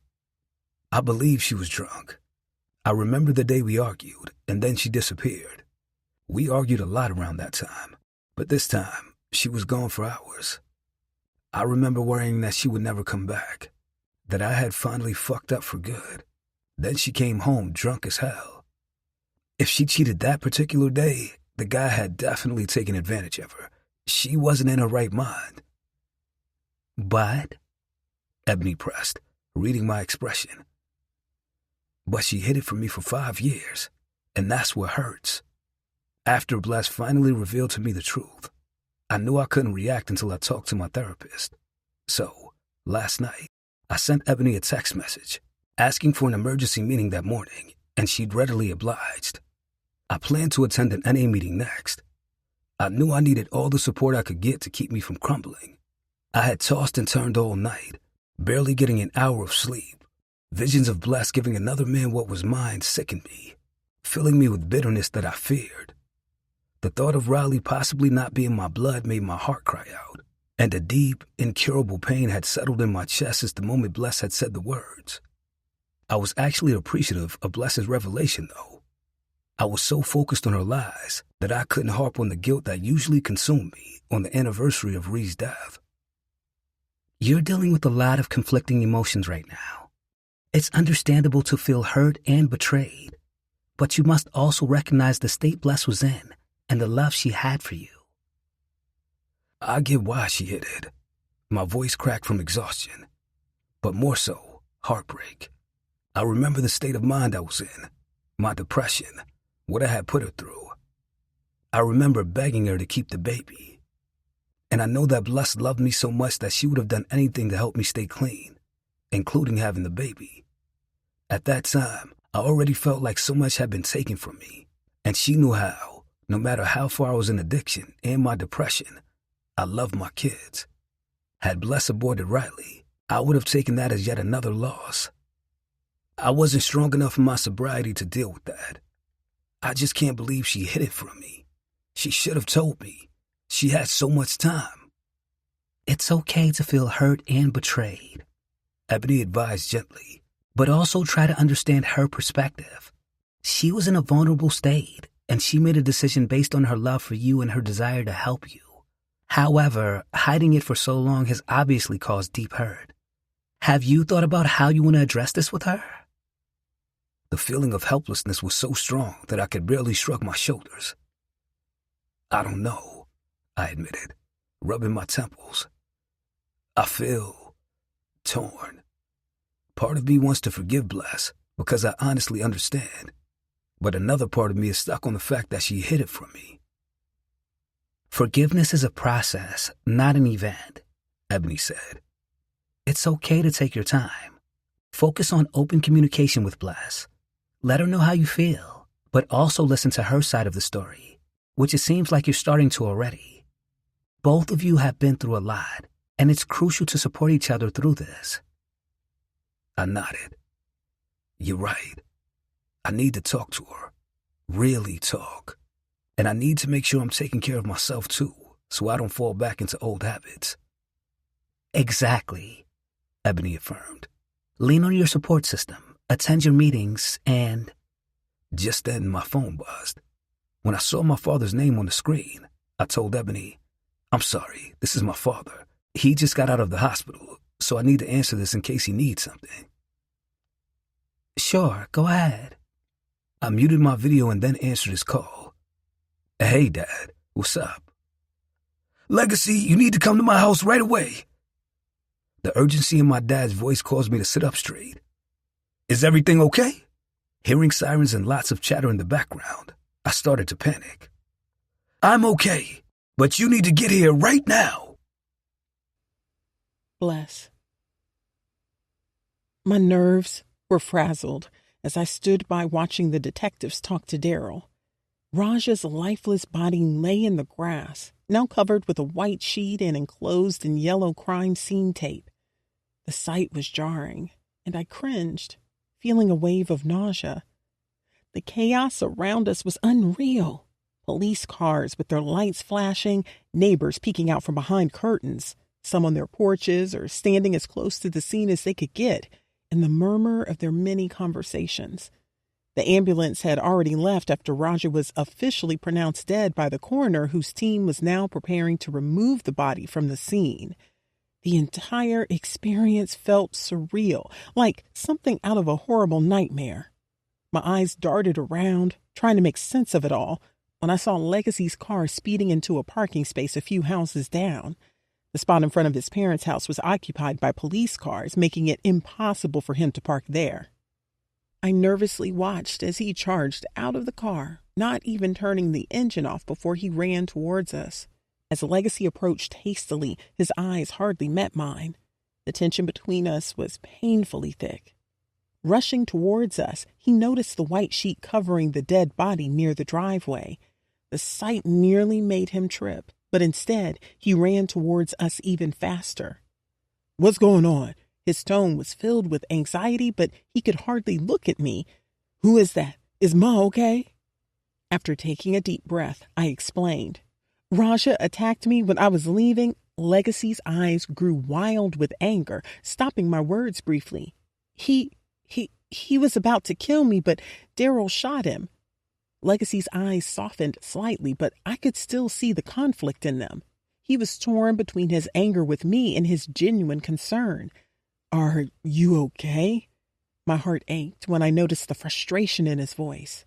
I nodded, tears brimming in my eyes. I'm fine. Just shaken up. The detective who had been speaking with Daryl turned to us and said, "We're not pressing any charges. The ring camera footage clearly shows the attack. It was self-defense." "Thank you, Detective," Daryl told him. "We will most likely need to follow up with more questions." "Sure," Daryl replied. In response, the detective gave him a sharp nod. As the detective walked away, I looked at Legacy, hoping for some sign of comfort or understanding. My eyes grew with hope as his eyes finally landed on me for a moment, but they quickly drifted away.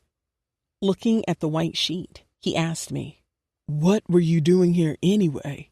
My mind raced, trying to come up with a lie. She came over to visit me before work," Daryl quickly interjected, saving me from my own fumbling.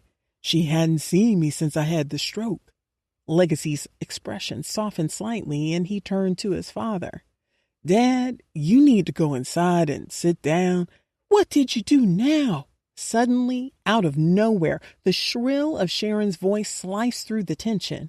"Today of all days? What now?" She stormed toward us, wearing panic, worry, and rage in addition to her work slacks and blouse. "Be quiet." Daryl's bark was so loud and strong that it caused all of us to freeze in silence. "I'm so sick of this shit," he snarled with disgust as he glared at Sharon. "You didn't even ask if everyone was okay." Legacy eased closer to his father, whispering, "Dad, calm down. Your heart can't take this." When Daryl looked at Legacy, his eyes softened. "My heart can't take this either." "Not anymore, son." His eyes narrowed on Sharon. "Go in the house. I'll explain everything." Sharon scoffed as she stormed off, muttering under her breath. My eyes bounced between Legacy and Daryl, wondering what to do or say. Luckily, Daryl told us, "Come on, let's leave the detectives and the coroner's office to finish up their work."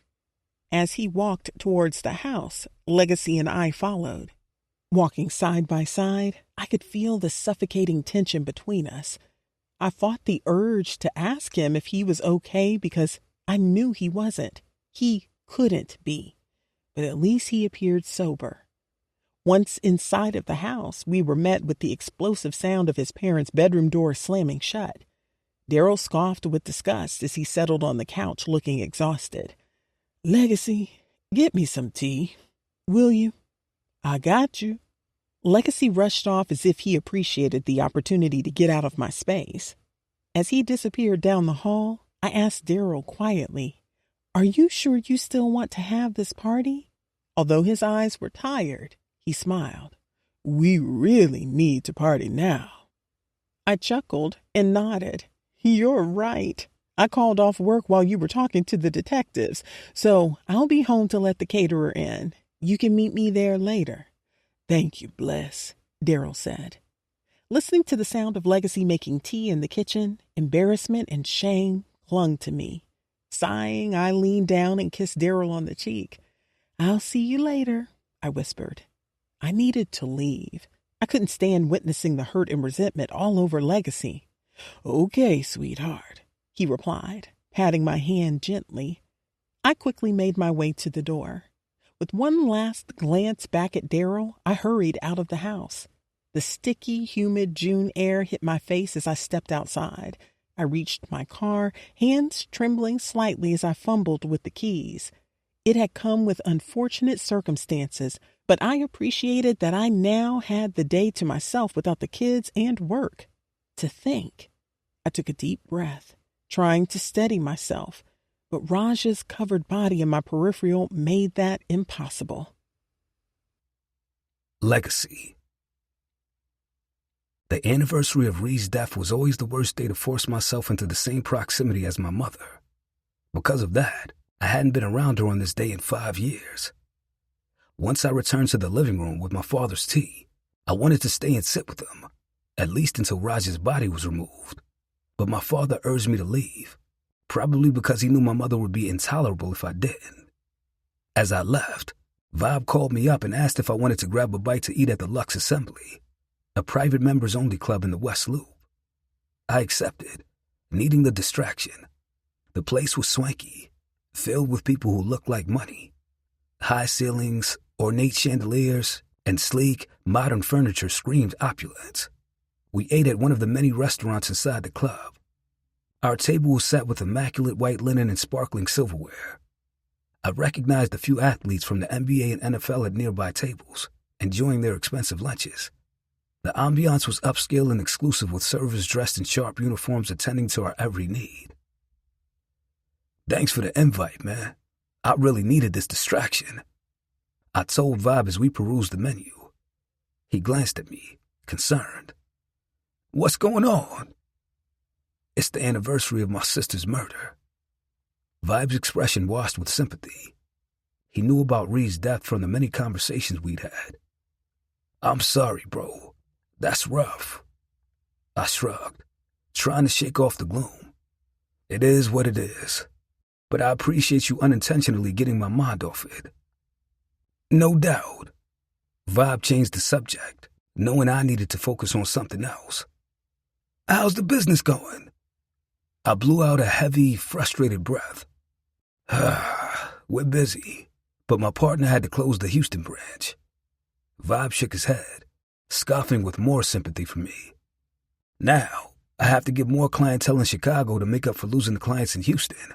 Plus, I hate that the staff members in Houston are losing their jobs. Vibe nodded and took a sip of his drink. That's tough. Yeah, I know. It's just a lot to handle right now, but I'll figure it out. What's up with Shorty you had at the event? What was her name? Chantel? She was bad. I chuckled, shaking my head. She's good. Had to let her go, though. Vibe raised an eyebrow. Why's that? She seemed solid. I sighed, feeling a bit silly for what I was about to share with a man I hadn't known very long. But I had received professional advice. Now, I needed the advice from another man from my world, from the streets. She's a good girl, beautiful too, but I'm too focused on Bless to focus on any other woman. Vibe nodded. I feel you. So, what's the deal with Bless? What's stopping you from locking that down? Taking a deep breath, I decided to lay it all out. I put her through a lot when we were together. Yeah, you told me some of the stories, but I never stopped loving her. I always wanted a chance to make it right. When I got back to Chicago, I couldn't shake the need to get her back. So, I made my move last night, and she told me that our youngest, Riley, might not be mine because she cheated. Vibe's eyes swelled. Whoa! His animated shock made me chuckle. Right. Now that's tough. I scoffed. Ain't it though? It's crazy, but I don't even blame her for sleeping with someone else or hiding it from me. I was doing a lot of messed up things back then. I just can't believe she held it in all this time. I feel tricked. Vibe leaned in, his eyes serious. What would you have done if she had told you the truth back then? I probably would have gone on a downward spiral, never gone to rehab, or I would have relapsed. I was in a bad place. Vibe nodded. Sounds like she did what she needed to do for you. I know. Vibe sat back, shrugging. Man, if you understand how it could have happened, then you gotta forgive her. She's been loyal, stuck with you through all the mess. That's rare. I sighed in response to what I knew was true. Yeah, I know. It's just hard, you know? Look, bro, women like that don't come around often. If she's been by your side through all the madness, you gotta hold on to her. Loyalty like that, you don't just throw away. I get that she had a moment of deception and infidelity, but like you said, you get why it happened. If she never made a mistake like that before, she deserves to be forgiven as much as she has forgiven you. I nodded, feeling a bit more at ease. Yeah, you're right. It's just tough, though. Riley, man, that's my baby. That's my heart. All of my kids are. So I can't imagine one of them not actually belonging to me. Biologically, I mean. Vibe leaned forward, his eyes locked on mine. She belongs to you, blood or no blood. Listen, man, we all make mistakes. If you love Bless and she loves you, that's what matters. Don't let your pride get in the way. Forgive her, make things right, and move forward. Chapter 19. Bless. Sky, Joy, and I were rushing around my condo, trying to make sure everything was perfect for Legacy's surprise party. The buffet table was nearly set, and the kids were running around, laughing and playing. Custom balloons were scattered about the living room. Joy had gotten them made on Etsy. They read, "Congratulations on 5 years of sobriety," and "Happy Soberversary." They were accented by other balloons, all bearing the number 5. The DJ was spinning. My house was full of so much joy and laughter as Daryl and other relatives from both sides of Legacy's family sat around telling stories about him and Ree. Nana had come as well and was catching up with Daryl, who she had gotten to know over the years through our blended families. Daryl had been right. This was definitely needed on this particular day. However, although everyone was having a good time, I was a mess. It obviously showed since Sky gave me a concerned look. "What is wrong with you, girl? Everything is turning out perfectly. We got this." I blew out a frustrated breath. "It's not that." Her head tilted as she looked me over with sympathy. "Are you still shaken up about Raja?" I shook my head. "Not really." I hated that Raja had to lose his life, but he had taken away any sympathy I would have had for him when he attacked me twice and tried to kill me. Then what's wrong? My hesitance caused her worrying to deepen. I took Sky's hand and pulled her into the closet room, which was Riley's, ironically. I closed the door behind us, and Sky watched me curiously. I plopped down on Riley's bed and held my face in my hands. "I told him," I said, my voice muffled by my hands. "Told who what?" "I told Legacy the truth," I replied, lifting my head to look at Sky. "I told him about Riley." Sky's eyes expanded wildly as she inched towards the bed. She slowly sat beside me. "I just blurted it out. He told me he still loves me and wants to make things work, so I had to tell him." Sky's eyes stretched even wider in shock. "Wait, what? When did all this happen?" "Last night after we had sex." "Excuse me?" "Shh." I hushed her even though the DJ's speakers were pumping so loud that no one should have heard her. "Oh my God. Why didn't you tell me?" "There has been too much going on today for me to tell you about that drama too," I whined. "Now I'm scared he won't show up for the party because he's upset." Sky put a comforting hand on my shoulder. "Bless, he's going to come. No matter what, he's always shown up for the kids." Before I could respond, Zara burst into the room, grinning excitedly. "Daddy's here. I just buzzed him up." My heart skipped as I glanced nervously at Sky, who gave me an encouraging nod. Taking a deep breath, I stood up. Sky and I followed Zara out of the room and up the hall into the living room, her ponytails bouncing with each step. The DJ had turned off his music and Daryl was quieting everyone down. I admired the smile on his face, a rare sight that warmed my heart on a day that was usually so weary. The knob started to turn, and everyone fell into a tense silence. Legacy walked in and everyone yelled, "Surprise!" He stood frozen, completely caught off guard. His eyes widened as he took in the crowd.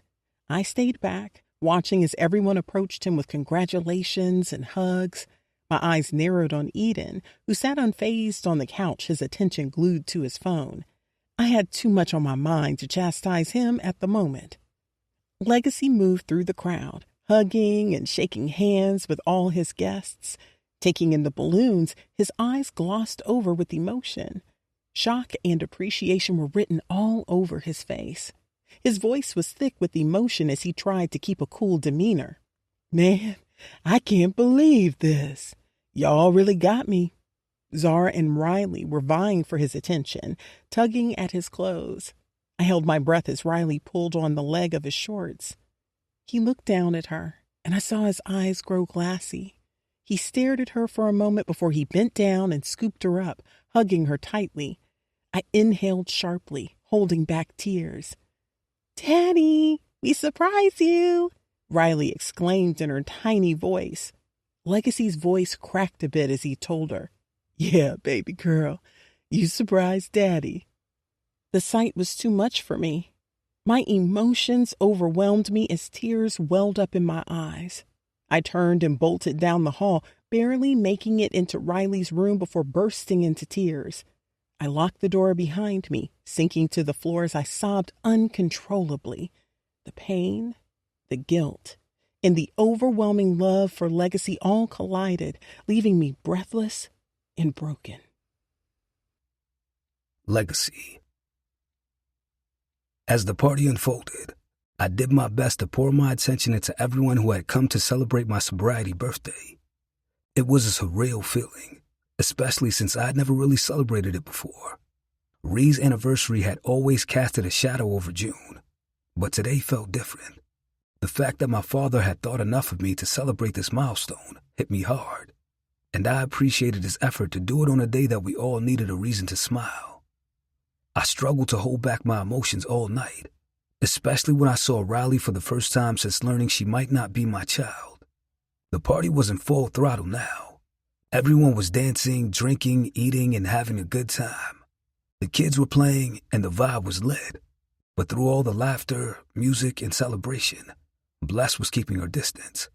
She'd only told me happy sober birthday since I'd gotten here, and I had simply thanked her for helping my father throw the party. As I moved through the room, greeting guests and soaking in their well wishes, my attention defiantly drifted to Bless, as it always did. She looked torn and somber. She was lost in thought. The pain in her eyes mirrored mine. I knew she was hurting, and I hated it. Despite everything, and regardless of what she had done to me, my heart still went out to her. I wanted to fix it, to make things right, even though I wasn't sure if that was possible anymore. But talking to Bless, opening up that door meant facing the full extent of her betrayal, so I held back.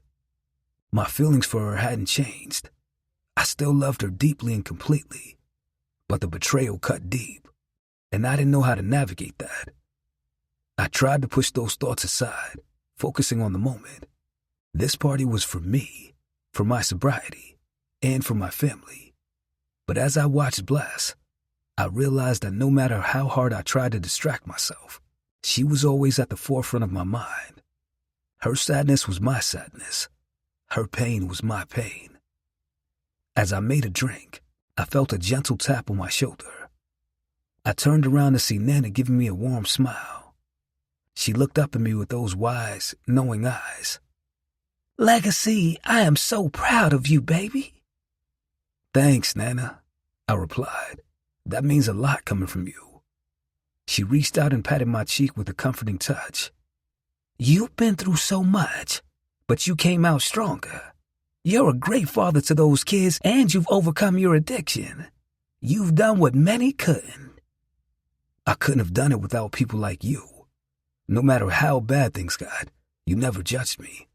I really appreciate that." She nodded with misty eyes while waving a dismissive hand. "That's what family is supposed to do." She grinned mischievously. "I remember when you were just a boy, promising me that you were going to do right by my grandbaby and her child. And despite it all, you did just that. The road was bumpy, but you did it." I swallowed hard, trying to breathe past the lump in my throat. "Thank you," I managed to say. "It means everything to hear you say that."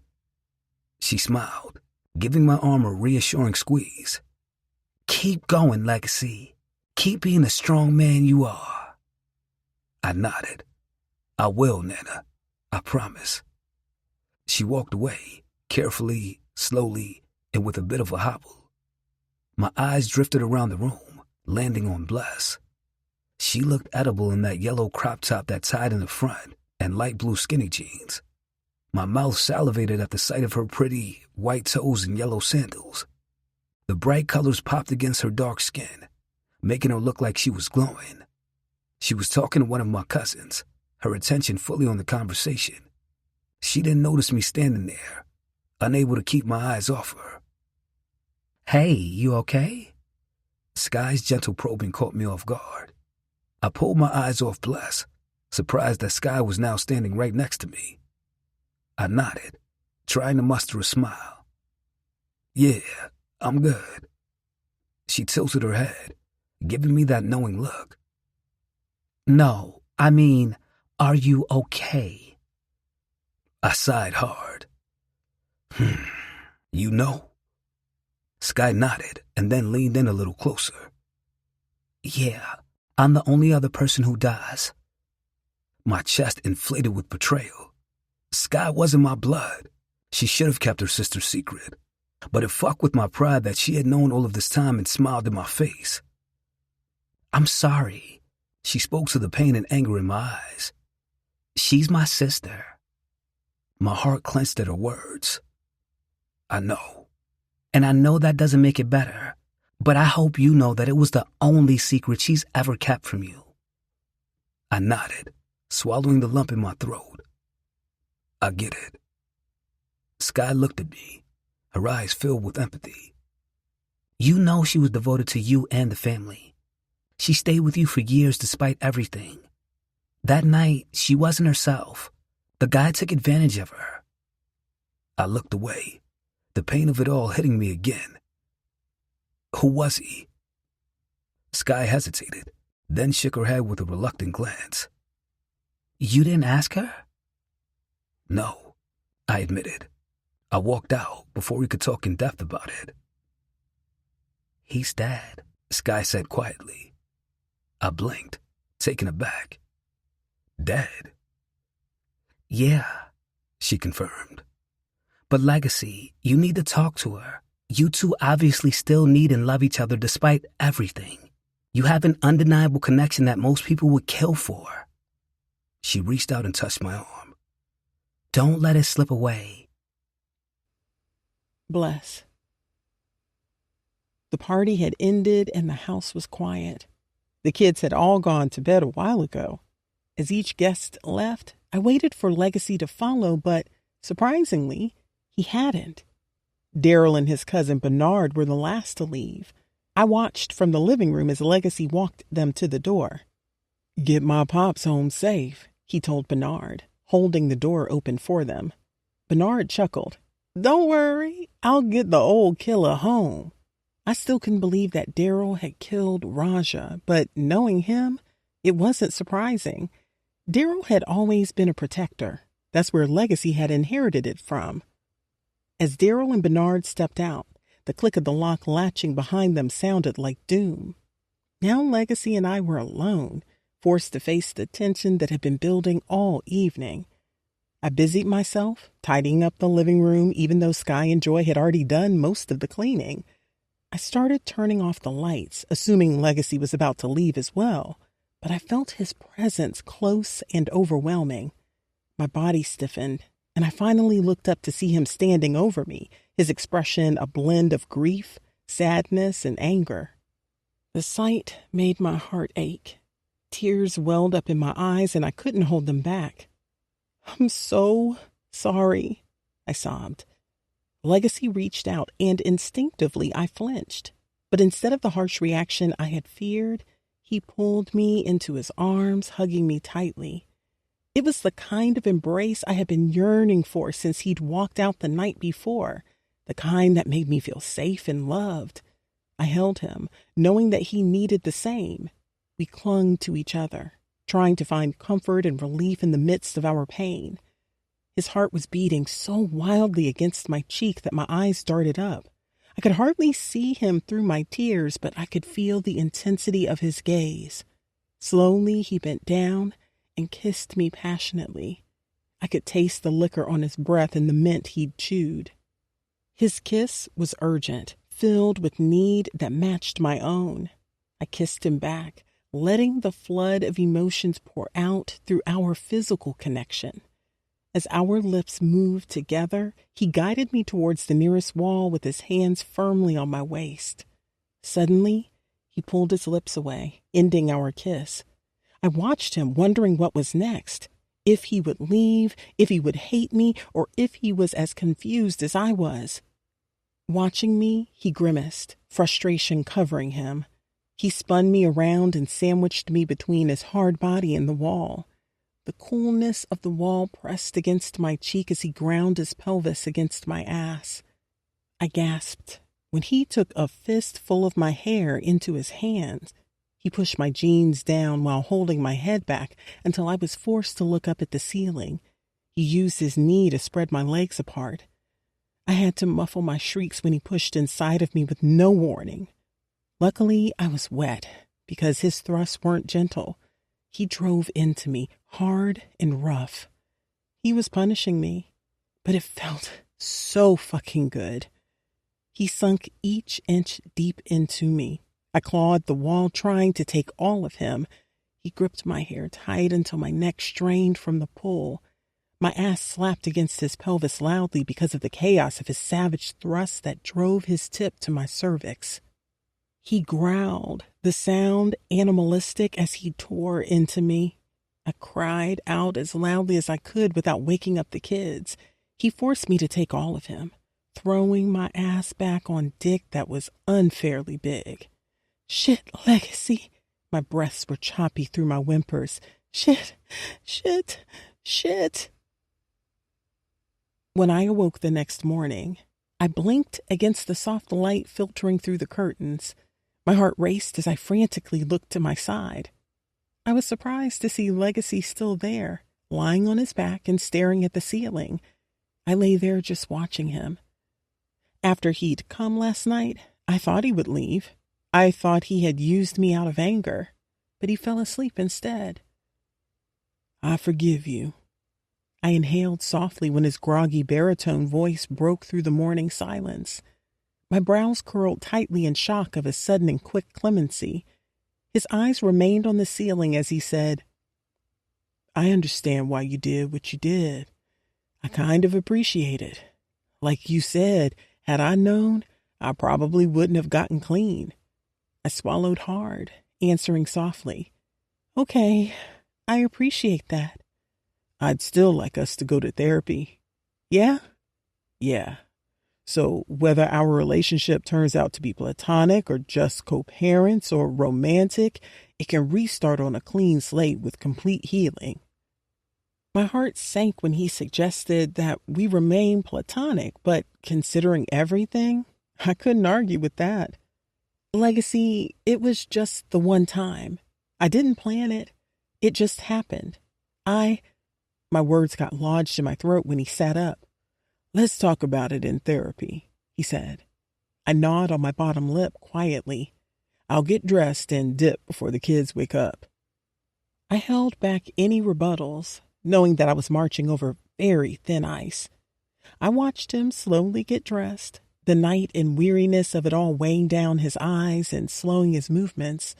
The sunlight touched his dark skin as he dressed, kissing his perfection. My pussy clenched, and a pain shot through my core, reminding me of the punishment I'd gotten the night before. Looking at him, I wanted to beg him to stay, but I was honored that I had his forgiveness. I was blessed that he even understood. I wanted him to be mine again. I wanted him to truly own me again. But considering how I had hurt him, I was more than willing to take what I could get.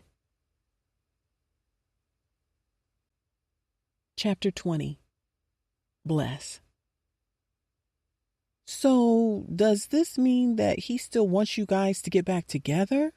The hope in Sky's voice peeked through my car's speakers as I headed to work. I don't know, I sighed. It didn't sound like it. He said that he wants us to talk everything out in therapy so that we can work on healing our relationship, whether it is platonic or otherwise.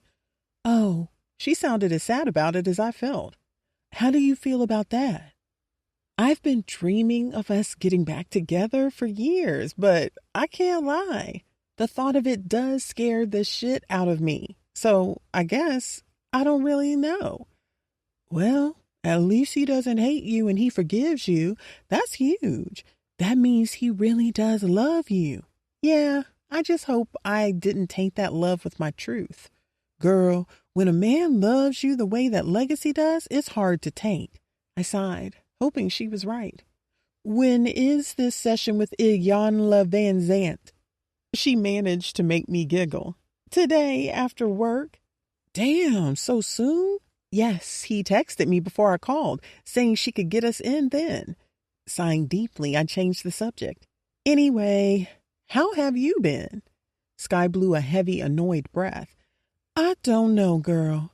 Some days I'm strong and know that I deserve better. The next, I'm in shambles and missing my man. I'm taking it one day at a time. Is Jay Sean still calling you?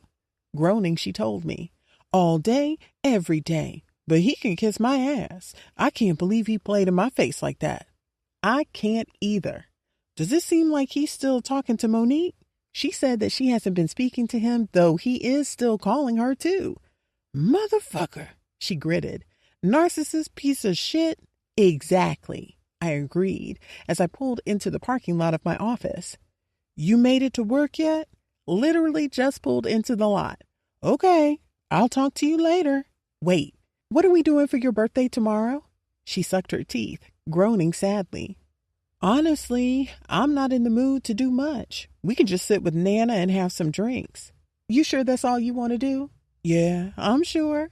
Okay, I'll talk to you later then. All right, sis. Bye. Her voice trailed off as I ended the call. As I grabbed my purse and keys and got out of my car, I spotted Monique already walking towards the entrance. Monique, I called out, trying to catch up with her. Her footsteps halted. Then she looked back, but she snarled at me. I gasped as she rolled her eyes and whipped her head forward. Then she quickened her pace towards the building. The fuck? I mumbled. Monique, I called again, jogging to catch up with her. I finally reached her just outside the entrance. What's wrong with you? Monique stopped abruptly and turned to face me, her eyes blazing with anger. You ran your fucking mouth to your sister about me, telling her my personal business, and then she went and pillow talked with Jay Sean. I blinked, taken aback. Wait, what?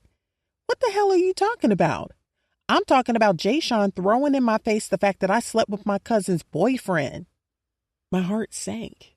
I had told Sky some things, not to gossip, but to share with my sister about my workday with a person I assumed she would never even meet. Monique, I'm sorry. I didn't mean for any of that to get out.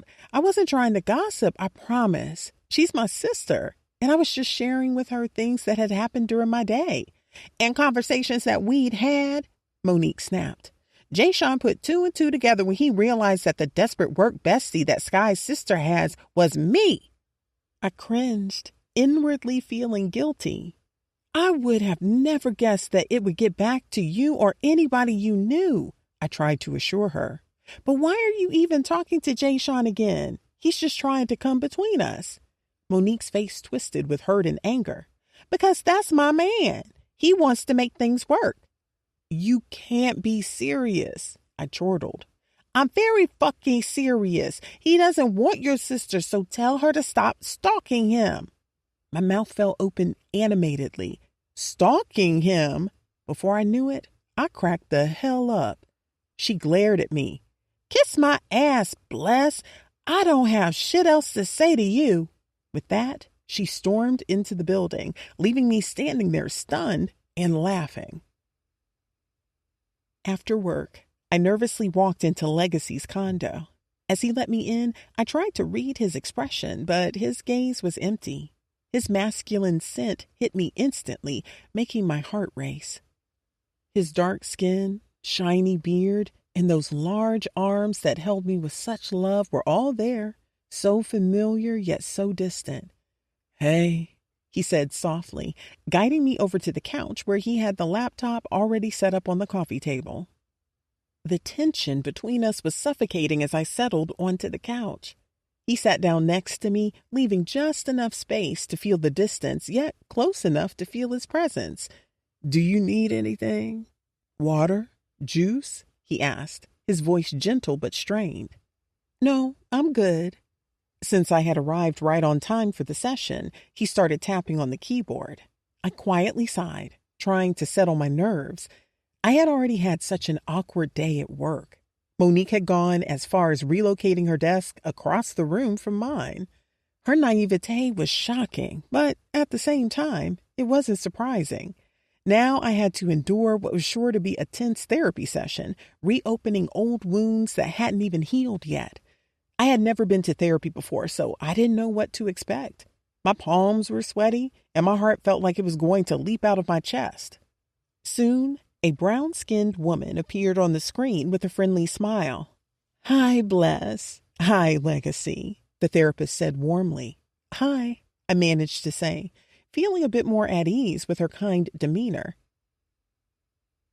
Hi, Ebony, Legacy responded.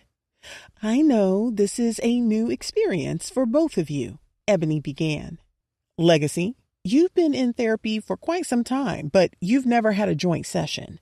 Bless, because this is a brand new experience for you, I want you to know this is a safe space. We're here to start the healing process for your relationship as co-parents and to address any issues with hope to begin the healing process from past traumas involving you and Legacy. I nodded, feeling a lump form in my throat. At first, the session felt light, almost too easy. She wanted to know what I hoped to gain from these sessions with Legacy. The three of us then talked about communication strategies, conflict resolution, and the ways to support each other as co-parents. She provided tools and techniques to help us manage any lingering feelings and past traumas. Then shit got real. Bless, you recently revealed to Legacy that he might not be Riley's biological father. Legacy, how did that make you feel? He didn't hesitate. Hurt? Betrayed? I don't understand how she lied to me for 5 years. I cringed, feeling the punch to my gut. I understand you're hurt, but I didn't cheat on you willingly. I felt forced into it because of your addiction. You were emotionally and physically absent. I was desperate and scared. Legacy's eyes flashed with anger. So you're blaming me? I took a deep breath, trying to keep my composure. I'm not blaming you for the act itself. I'm blaming the addiction that consumed you, that took you away from us. I felt alone. You weren't you anymore. I felt abandoned. Ebony interjected with a soothing tone. Legacy. Bless is expressing her feelings of abandonment and fear. Addiction can have a devastating impact on relationships. Can you see her perspective? He sighed, rubbing his hands over his face. I get that I wasn't there. I know I messed up, but lying to me for 5 years, how could you keep that from me?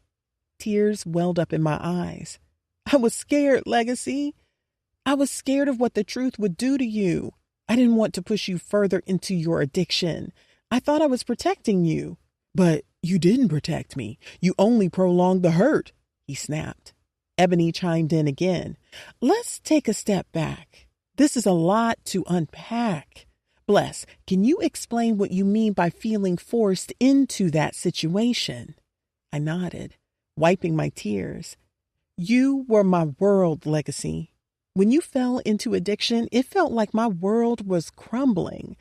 I needed support, love, stability. That day with Maisie, I was weak and vulnerable. He took advantage of that. I'm not using that as an excuse, but it's the truth. Legacy's jaw tightened. You should have told me the truth. I shook my head, frustration bubbling over. And risk losing you completely? Watching you spiral even more? I couldn't do that. Ebony raised her hand gently. Let's take a breath, both of you. This is a lot of pain and anger, but remember, you're here to heal. Legacy, can you understand why Bless felt she had no other option? He looked down, his anger slowly giving way to a deeper sadness. I guess. I wish she had trusted me enough to tell me at some point. I get that she feared that I would relapse, but it's been 5 years. Bless, Can you see why Legacy feels betrayed? I nodded, tears streaming down my face. Yes, I can see that. Legacy. Is that the real reason why you left me, Bless? I couldn't look at her as I asked. Did you leave me because you knew Riley could possibly be another man's child? Her weighted breath drew my eyes to hers. She shook her head, her eyes glistening with tears. No, I left because you had gotten so deep into your addiction that you were making mistakes that were life-threatening for me and the kids. I had to protect us. Scoffing, I shook my head. I don't buy that. I started getting clean, and you still kept the kids away from me. Eden treats me like a stranger because of that. Do you know how that feels? To be rejected by your own son? She looked at me with pain in her eyes. I had to separate myself to protect us, Legacy. I admit that it was easier to keep my secret when I didn't have to face you so frequently. But even while you were getting clean, the wounds were still there. Just because you were getting clean, the past wasn't erased. I was still scared of you disappearing for days, lying, manipulating me into thinking you were clean when you weren't. The stress of it all. I was pregnant and couldn't risk it. Ebony interjected gently. Legacy, can you see how Bless felt like she had no choice? And Bless, can you see how Legacy feels about being kept away from his children? I took a deep breath, trying to soothe my bitterness. I get that you were scared, but I was trying, Bless. I was doing everything to get clean for you and the kids. Keeping them from me only made things harder. She sighed as she wiped away a tear. I know you were trying, but the damage was done. I had to put the kids first. I couldn't let them see any more than they already had. But I'm their father. I deserved a chance to make it right.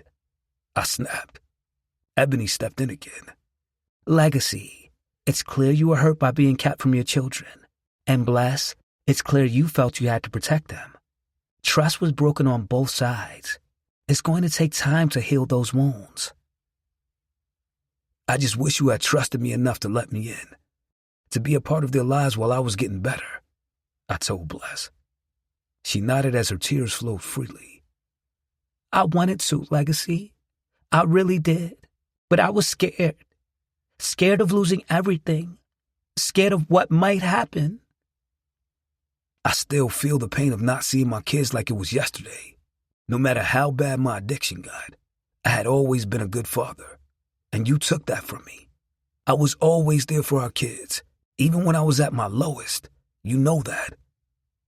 Legacy, I thought I was protecting them and myself. I couldn't let them see like that anymore, and I couldn't risk them getting hurt. I would never hurt them, I gritted. You know that.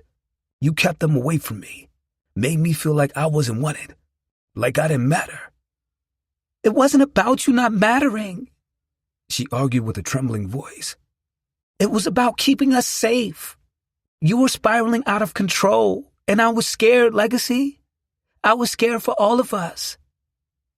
I shook my head, feeling the accumulated stress of the past years pressing down on me. I missed so much. I couldn't even be there when Riley was born. You made me miss all of it. Ebony interjected gently. Bless, can you understand why Legacy feels so deeply hurt by this? Bless wiped her tears, nodding slowly. Of course I understand. I know I hurt him, and I'm sorry, but I did what I thought was best at the time. I just wanted to be there for them, for you. But it felt like you didn't believe in me, even when I started to get clean. Since the session was nearing its end, I started to check out mentally. My rage was taking over, and I couldn't focus. Soon, Ebony ended the session, suggesting we schedule another one soon. I ended the video chat and leaned back on the couch, arms outstretched across the back of it, my head tilted back with my eyes on the ceiling. The room was completely silent, except for the sound of Bless's sniffles. I'm sorry, her voice cracked. The sadness in her cries tore at me, but I was too angry to look at her. Look at me, Legacy. Please. She leaned over into my lap, trying to get my attention. Her arms wrapped around me as she crawled onto my lap, fingers intertwining in my beard as she pulled my head down, making me look at her. "I'm so sorry, Legacy," she whispered as her eyes searched mine. I had nothing to say. The anger and hurt were too overwhelming. But her desperation, the way she clung to me, it chipped away at my resolve. "I'm sorry." Her voice was a mere whisper against my lips.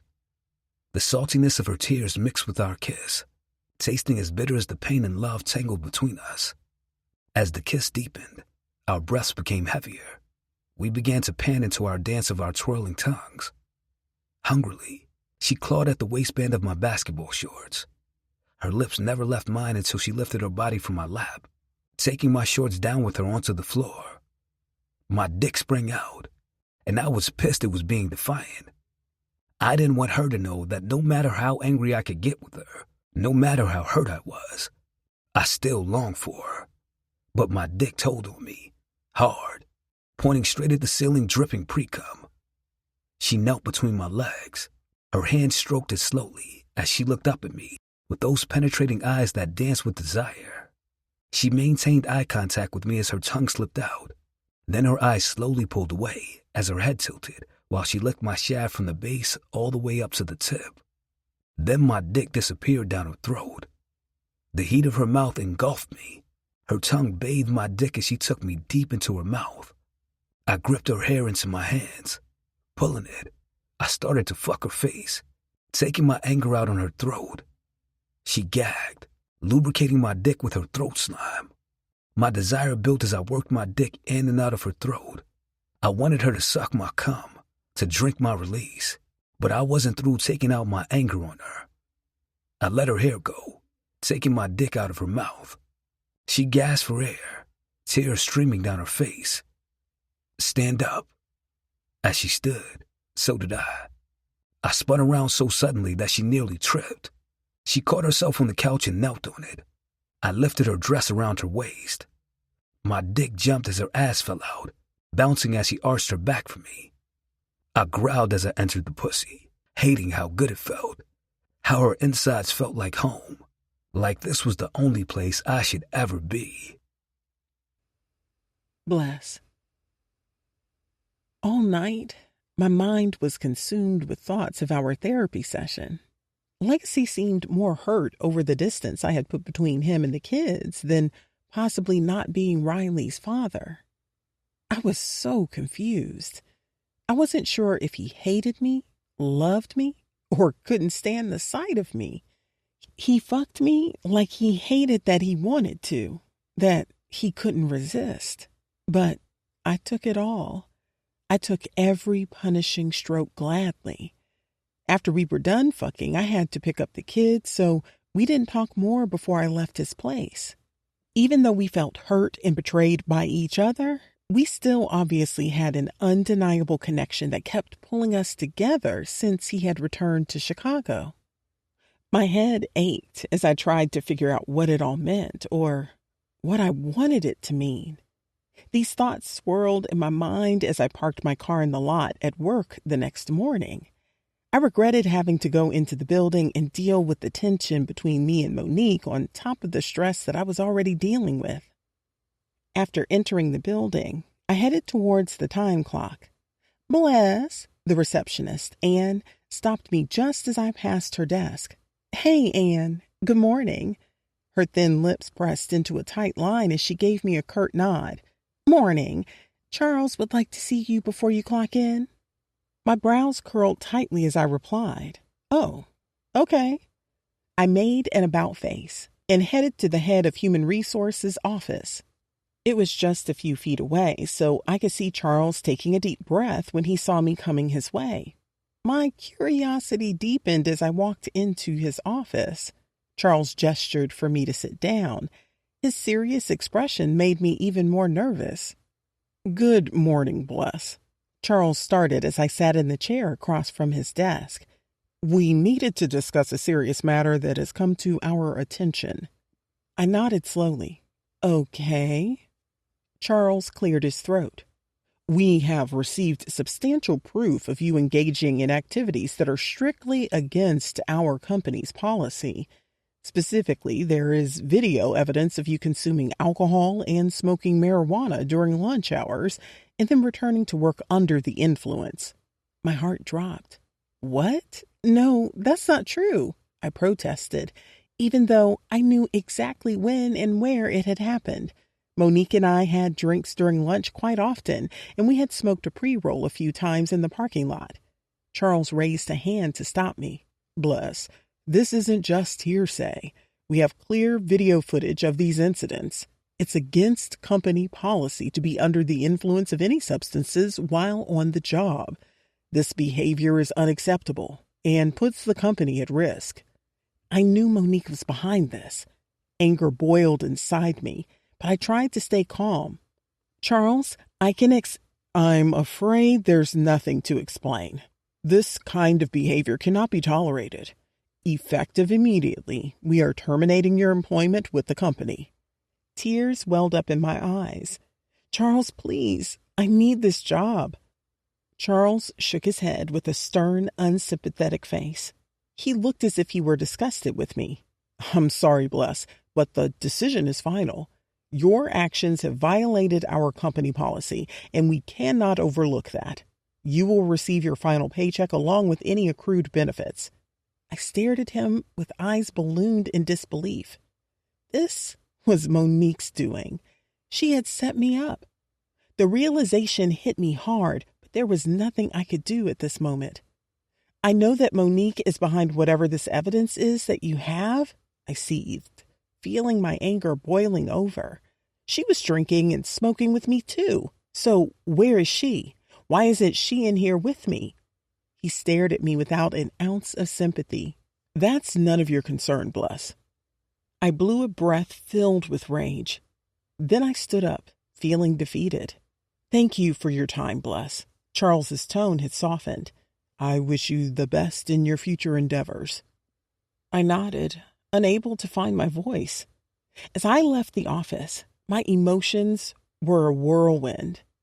Anger, betrayal, and sadness all mixed together, making it hard to breathe. I wanted to whoop Monique's ass, but right now, I just needed to get out of that building. Chapter 21. Bless.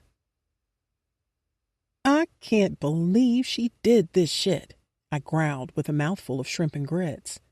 Sky shook her head, disbelief sparking in her eyes as she swallowed her latest mouthful of the southern breakfast Nana had prepared for us. Jayshawn must have her wrapped around his fucking finger. I bet his narcissistic ass convinced her to do that. Why would he do that? So that he can continue to try to be with both of us without either of us finding out? Sky shrugged as if I should have already known. My head tilted as I realized how much that made sense. Damn, I gotta lose my job so that he can be ain't shit in peace? Sounds like it. Nana scoffed with a laugh as she stood at the sink washing dishes. Sky snorted, shaking her head while chewing on French toast. Luckily, since it was her birthday, Sky had taken off of work. So when I called to tell her that I had been fired, she called me over to Nana's house to have breakfast with them. Pam walked in, so Sky and I got quiet. We had kept Jayshawn's infidelity from Pam because we didn't want to feed into her delusion that she was a psychic, since she had always sworn that Jayshawn wasn't shit. Surprisingly, Pam was holding a gift bag and she handed it to Sky. Happy birthday, she said, with absolutely no emotion. Sky looked at the bag skeptically, her eyes narrowing. Where did you steal this from? Her tone was dripping with suspicion, making me giggle. Pam snapped back. Just open it. She turned her back to us, eating leftover bacon straight from the bowl on the stove. Her sobriety and lucidity were a rare sight, but not entirely surprising given how early it was. Sky sighed, reached into the bag and pulled out a large envelope. Curiosity pulled me out of my seat. I stood next to her. Nana came over too, drying her hands on a dish towel. Sky opened the envelope and pulled out what looked like handwritten letters. As we all crowded around to read them, it became clear that these were letters Sky had written to Pam when she was little. The realization hit us all at once, and the room grew quiet with emotion. Tears welled up in Sky's eyes, and even Nana looked choked up. "Oh my God, you kept these?" Sky said softly, her voice trembling. She looked at Pam, who was still at the stove, ignoring the outpour of emotions in the room. "Thank you. Why did you give me these?" Pam didn't turn around, but she spoke clearly. "So you can remember how much you loved me." Her words lingered in the air, and I felt a lump form in my throat. The doorbell rang, interrupting the moment. Nana often left the door open, so it swung open and Legacy walked in. The sun seemed to follow him, highlighting his beautiful masculinity. His presence was magnetic, and I felt a familiar ache in my chest as I watched him. Nana gasped with happiness. Suddenly, she was able to walk at the fastest speed I had seen in a while. "Legacy!" I bent down, whispering in Sky's ear. "Did you invite him here?" Sky's face painted with guilt as she returned the letters to the envelope. "Yes." My eyes narrowed as I glowered at her. "Why?" "Because that's my brother-in-law and it's my birthday." "He hates me," I gritted. "No, he doesn't. That's why he's here." She looked at my frown, smiling giddily. As my eyes scolded her, his earthy, woodsy scent entered the kitchen seconds before he did. "Happy birthday, Sky." His voice was deep and comforting as he bent down and hugged her. She smiled as he wrapped her in his arms. "Thank you, Legacy." As he walked further into the room, his eyes met mine. For a moment, everything else faded away, and it was just the two of us, connected by an invisible thread of longing and unresolved feelings. "Hi," I spoke, barely able to breathe. "Hey," he nudged Pam on the shoulder. "What's up, Pam?" She barely looked over her shoulder at him as she grunted. "Hi. You want a plate?" I asked him as he sat at the table. His eyes scanned the stove. "I'm okay. I already ate." "Nana made shrimp and grits," Sky told him with a raised brow. His eyes bucked a bit. "Oh, hell yeah, I want a plate." We all laughed, even Pam, as I moved to the stove. "What are you doing for your birthday?" Legacy asked Sky. "This is it." "Really?" "Yeah, I'm not really in the mood for nothing else." "Boo," he taunted her. She giggled, shrugging, as Nana came back into the kitchen. "Vibe gave me some tickets to the Summerfest. They are backstage passes," Legacy told Sky. My eyes ballooned as they whipped towards Sky, watching hers do the same as she sang, "What? Wanna go?" he asked her. "Hell yeah. How many you got?" "Enough for you and Bless." "Bet," I smiled, telling Legacy, "That's so nice. Thank you." He nodded so coolly. His swag made my pussy wet. I tore my eyes away from his so I could continue to breathe while fixing his plate. I sat the bowl of shrimp and grits in front of Legacy. As I did, I had to step between his thick, long legs. He placed his hand on the small of my back as he said, "Thank you." Unable to handle the sexual tension between us, I asked, "Where is the champagne I left over here, Nana?" "In the fridge," she replied. Sky asked, "You making a mimosa?" "Yeah. You want one?" I asked. She hesitated. "No, I shouldn't." Pausing with my hand on the fridge's handle, I asked, "Why not?" I guessed that Pam was finished eating all of the bacon because she started walking out. Sky waited until she was gone, which made me even more curious. Then Sky told me, "Sit down." The room grew quiet and curious. Nana leaned against the stove, looking as if she already knew. Sky took a deep breath and said, "I'm pregnant." Elated, I felt a burst of joy. "Oh my God, Sky." Legacy grinned from ear to ear. "Congratulations." "That's amazing," I exclaimed, but confusion quickly followed. "Wait, I thought you decided not to proceed with the implantation." Sky nodded. "I didn't, but I missed my period and took a test." "Oh my God, I'm so happy for you." I rushed with excitement. Then I pouted, realizing, Oh, shit. It's Jay Sean's. Sky nodded as her mouth twisted with disappointment. Yep, but I'm still not getting back with his ass. Nana spoke up. You might be a single mother, but you won't be raising that baby alone. You'll have help. I nodded eagerly in agreement.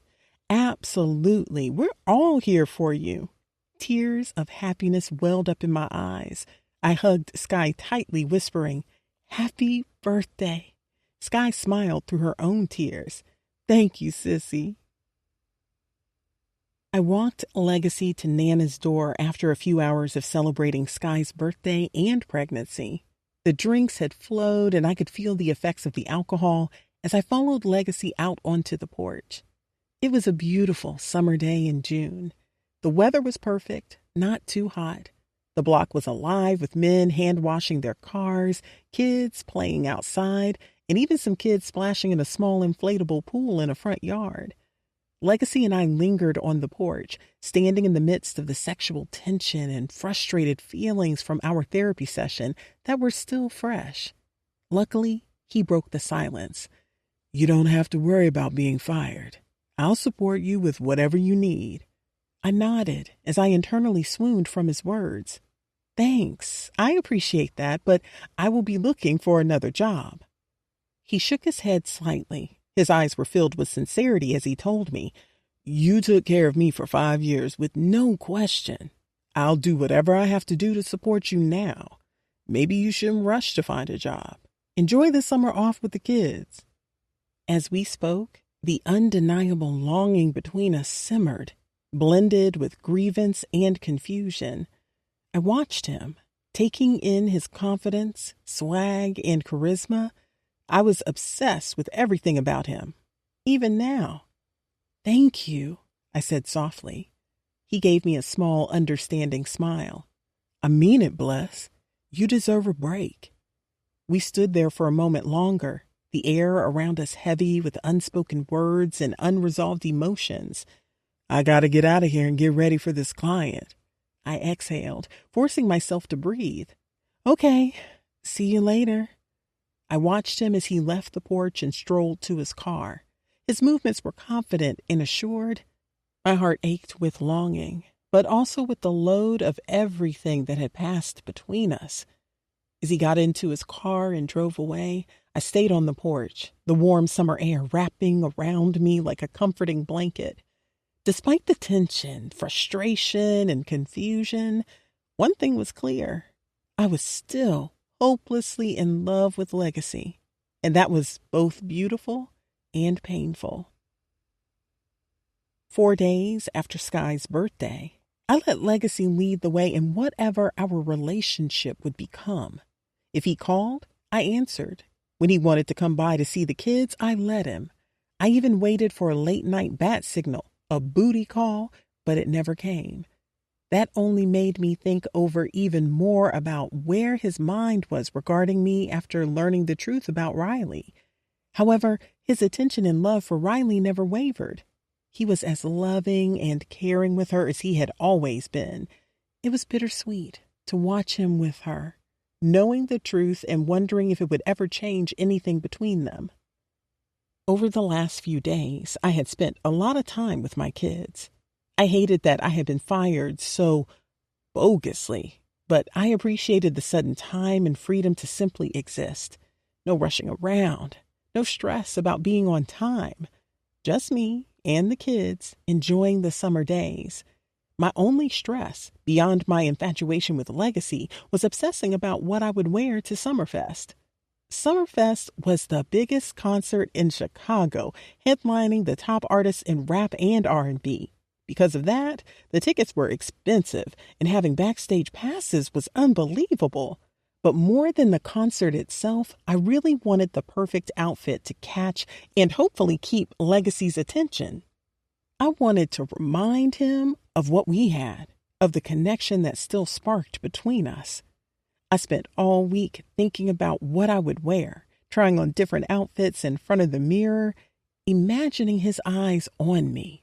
I wanted to look effortlessly stunning, like I wasn't trying too hard, but still managed to captivate him. I decided on a black cutout romper with a halter top, The strappy details of the top made it super sexy. I paired it with silver strappy heels, silver Balenciaga hourglass bag, and heavy silver accessories. My voluptuous curves added drama to the outfit and made the booty short bottom very extreme. I'd changed my hair to a sleek, jet black middle 30-inch bust down. I looked like an Instagram model as I stared at myself in the mirror. Sky was behind me, sitting at the foot of my bed, fastening her sandals. She glanced up and whistled appreciatively. "Girl, you look good as fuck. Legacy's gonna be all over you." I blushed, saying, "I hope so." Suddenly, Eden darted into the doorway with a scowl on his face. "You want to look good for him, Ma?" I laughed at his frown, waving my hand dismissively. "Mind your business, boy. Why you want to look good for that bum?" he snapped. "Who the fuck are you talking to?" I scolded, turning to face him. "You need to respect your father." "Why should I?" he shot back. "He hasn't done anything to earn it." My heart ached at his words, but I kept my foot figuratively on his neck. "He's done a lot for you, actually, and you know he has. I know you're upset because he was gone for a while, so he couldn't see you as often, but you're being a brat. He was gone because I left him, because I made him leave. He was gone to get himself together so he can be here now, being your father, a good father. He's taking care of your spoiled ass while you worry about nothing but playing with an iPhone at 11 years old. Now get out of my face and go to your room." He glared at me for a moment before storming out. "And I'm telling Joy not to let you come out when she gets here," I shouted behind him. "You're on punishment for the rest of the weekend." I sighed heavily, running my finger through my bundles as I glared into the mirror. Hearing Sky scoff, I looked at her through the mirror. "You gonna have to let Legacy beat his ass," she said, shaking her head. "I know. He's getting out of hand." As I turned back to the mirror, doubt covered me. The hurt and confusion in Eden's eyes haunted me. At first, I thought he was just being a brat, mimicking Sharon, but obviously, he was truly hurting. It was time for me to prioritize and focus on Eden healing from everything he'd been through as well. I needed to be there for him, but I was barely getting myself through it, so I wondered how I could help him through the mess too. Legacy. The roar of the crowd was deafening, and the bass thumped so hard I could feel it in my chest. Vibe was killing it on stage with his artist. I stood on the side of the stage, watching the performance, unable to believe where my life was at the moment. I was sober. I was successful. I was surrounded by rich, powerful, influential people. So many women were around me, throwing themselves at me, because they knew I was associated with Vibe. One woman in a tight red dress sidled up to me. Her hand trailed down my arm as she fucked me with her eyes. "Hey, you." I lightly scoffed at her aggression. "What up?" Her voice was barely audible over the music as she said, "We should hang out after the concert." I smiled politely, but my eyes drifted back to Bless, who was standing alongside Sky.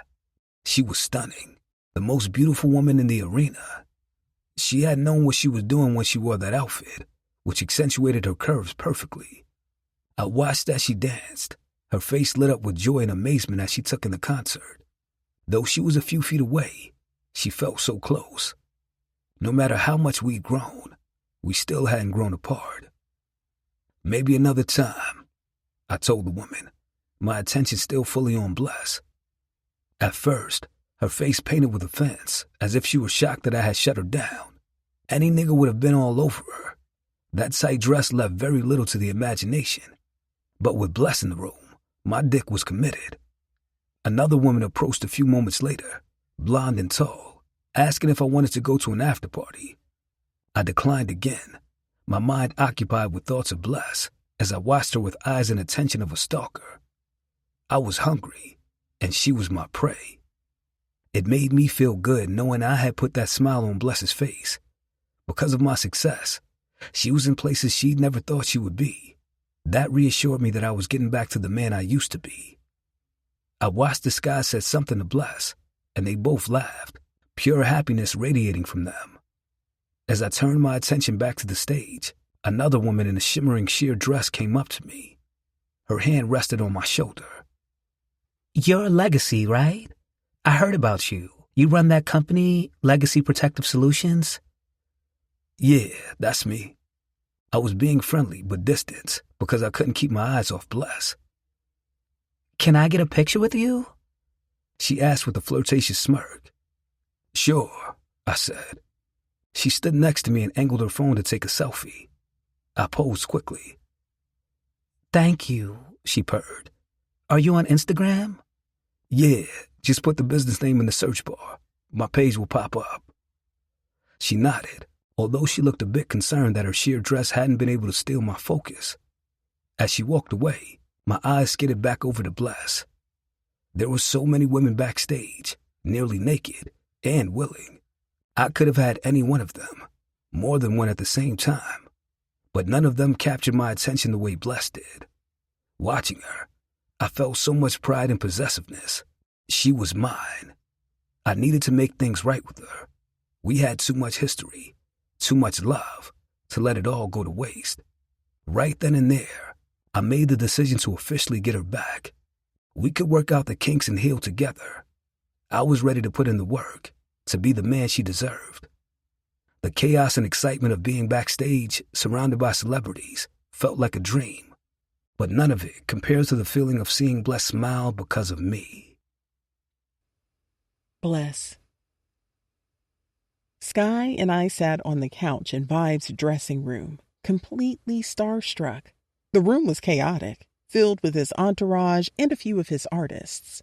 The atmosphere was thick with the scent of weed and the sound of laughter and excited conversations. Drinks and blunts were being passed around like party favors. The vibe was insane and a complete contrast to the ordinary life I was used to. As I soaked it all in, Vibe began to walk towards the couch that I was perched on. Legacy had introduced me and Sky to him as soon as we got in the dressing room about an hour ago.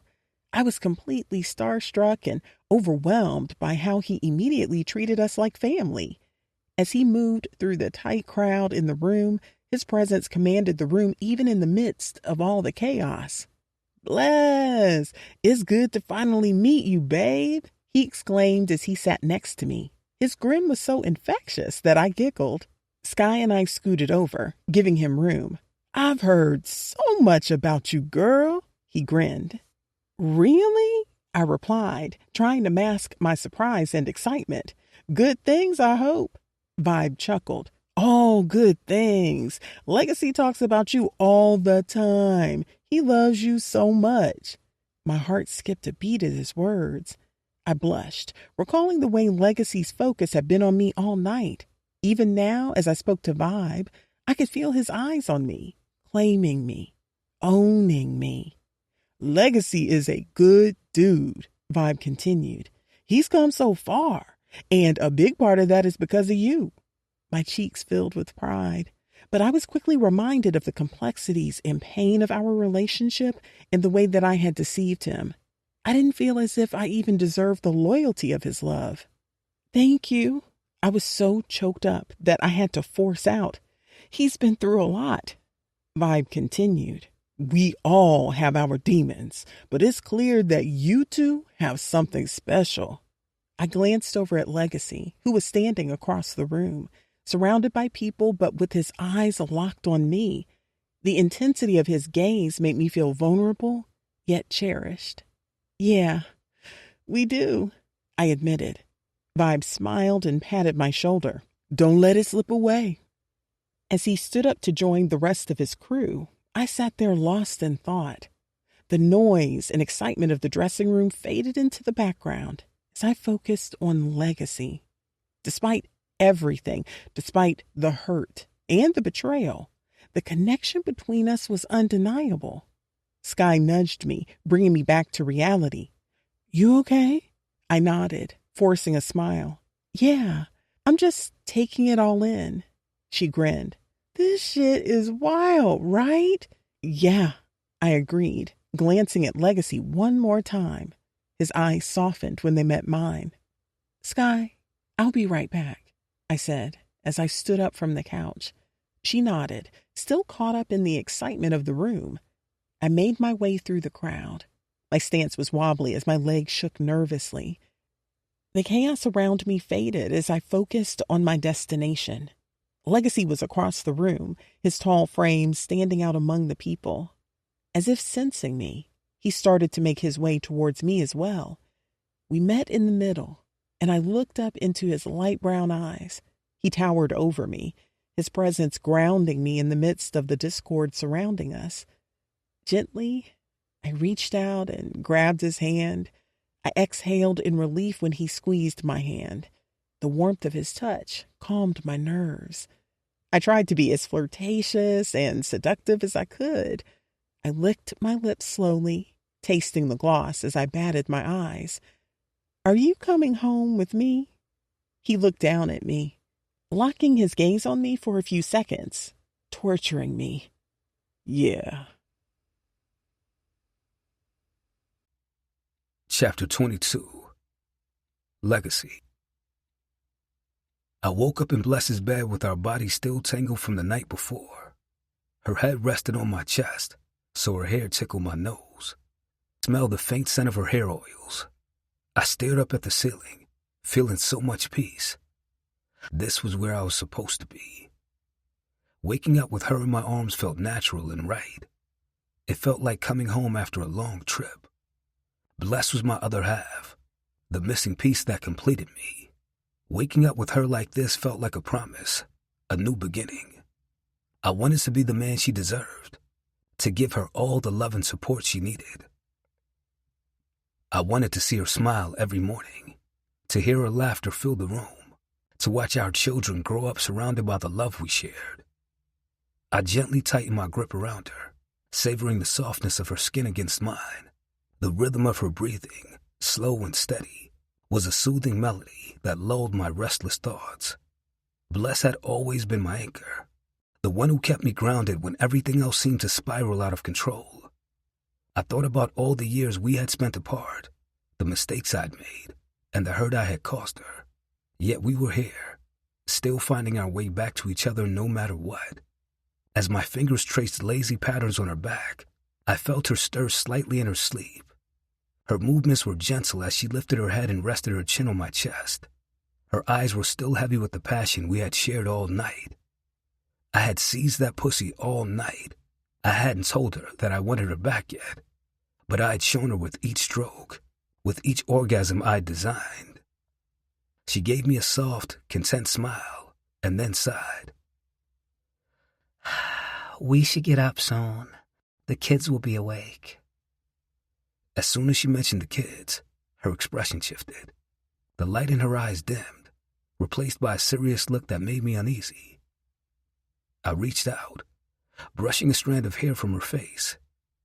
"What's wrong?" "I think you should go to therapy with the kids, particularly Eden. He needs it, Legacy. He's holding on to a lot of resentment." I nodded slowly as I thought about it. I was hoping things would get better once I came back to Chicago. But you're right.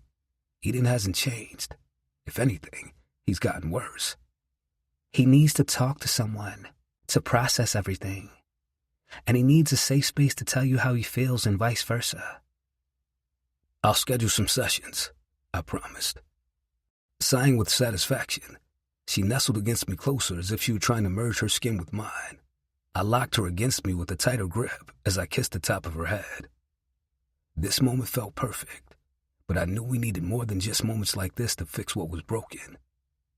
"I appreciate you coming to the therapy session with me. I want us to go to regular couples therapy sessions." Bless lifted her head slightly, surprise flickering in her eyes. "But we're not a couple, Legacy." I anchored my eyes on hers, willing her to see the sincerity in them. "I want us to be a couple again. I want to fix things, to rebuild what we had. I love you, Bless. I miss you, looking at you. I even miss you when I blink." Her eyes softened as tears began to form. I look at my life right now and see strangers everywhere. I'm successful, rubbing shoulders with celebrities, but I don't truly know them, and they don't truly know me. I don't feel like myself. With you, I was both the best and worst version of myself. I miss who I was when I was with you. I'm doing well now, but I miss being your man. I miss being your protector. I miss taking care of you. I miss loving you. Even in my darkest times, I was happiest when I was with you. She remained silent, but her tears spilled down her cheeks. I gently brushed them away with my thumb. My life is good now. I'm blessed, but I miss who I am when I'm with you, I confessed. I want to feel like myself again. I want to be the successful, sober man I am now and the man I used to be, the one who existed for you. I want to be both.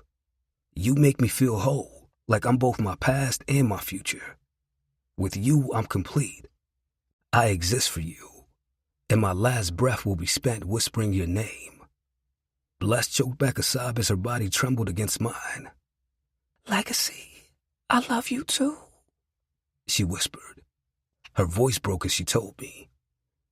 I want nothing more than to be with you, to fix us, to heal together. Hearing her say those words, my chest rose with relief and possessiveness. Even when she left me, the feeling that she was mine had never left.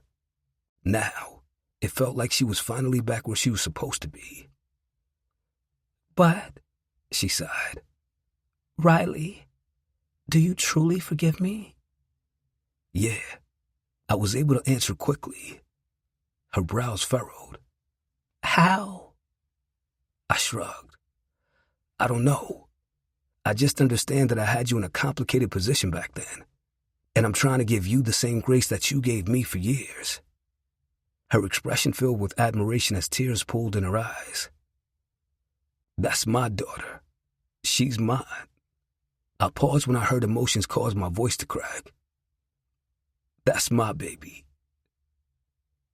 She is, but for medical reasons only. We should know for sure. She's yours regardless, but I can't truly be in this relationship knowing that you still don't know the whole truth. I reluctantly gnawed on my bottom lip, but I nodded. Watching the reluctance in my face ignited a fire in Bless's eyes. She sat up on her elbow with her loving, appreciative gaze locked onto mine. Without breaking eye contact, she leaned in and started to kiss me slowly, her lips brushing against mine with tenderness that made my dick rock up. Her soft hand slid down my stomach and started to massage my dick. Feeling how concrete it was, she moaned into our kiss. She straddled me, her bare breast dangling in my face. The rising sun streamed through the blinds, bathing her brown body in its light. I took a nipple into my mouth. She quivered under my soft suction of each breast as she brought my leaking tip to her center. As she lowered herself onto me, the heat of her made my breath catch. She began to sink down with torturous, deliberate slowness that drove me crazy.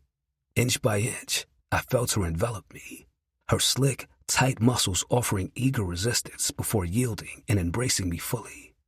Each moment was a symphony of pleasure, her insides gripping and molding around me, drawing me deeper into her warmth.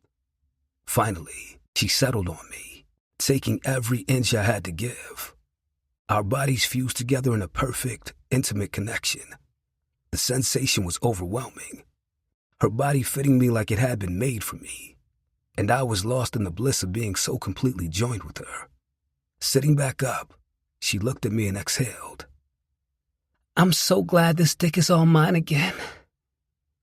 I could only groan in total agreement, my voice a low rumble of pleasure. She rocked her hips softly, creating waves of ecstasy that flowed through both of us. I trailed my fingers over the smooth curve of her hips, savoring the way her body moved against mine. My hands traveled upward, brushing over her delicious, firm breasts, feeling the soft rise and fall of her breath beneath my touch. Her skin was warm and inviting. Every inch of her was a tantalizing promise of more.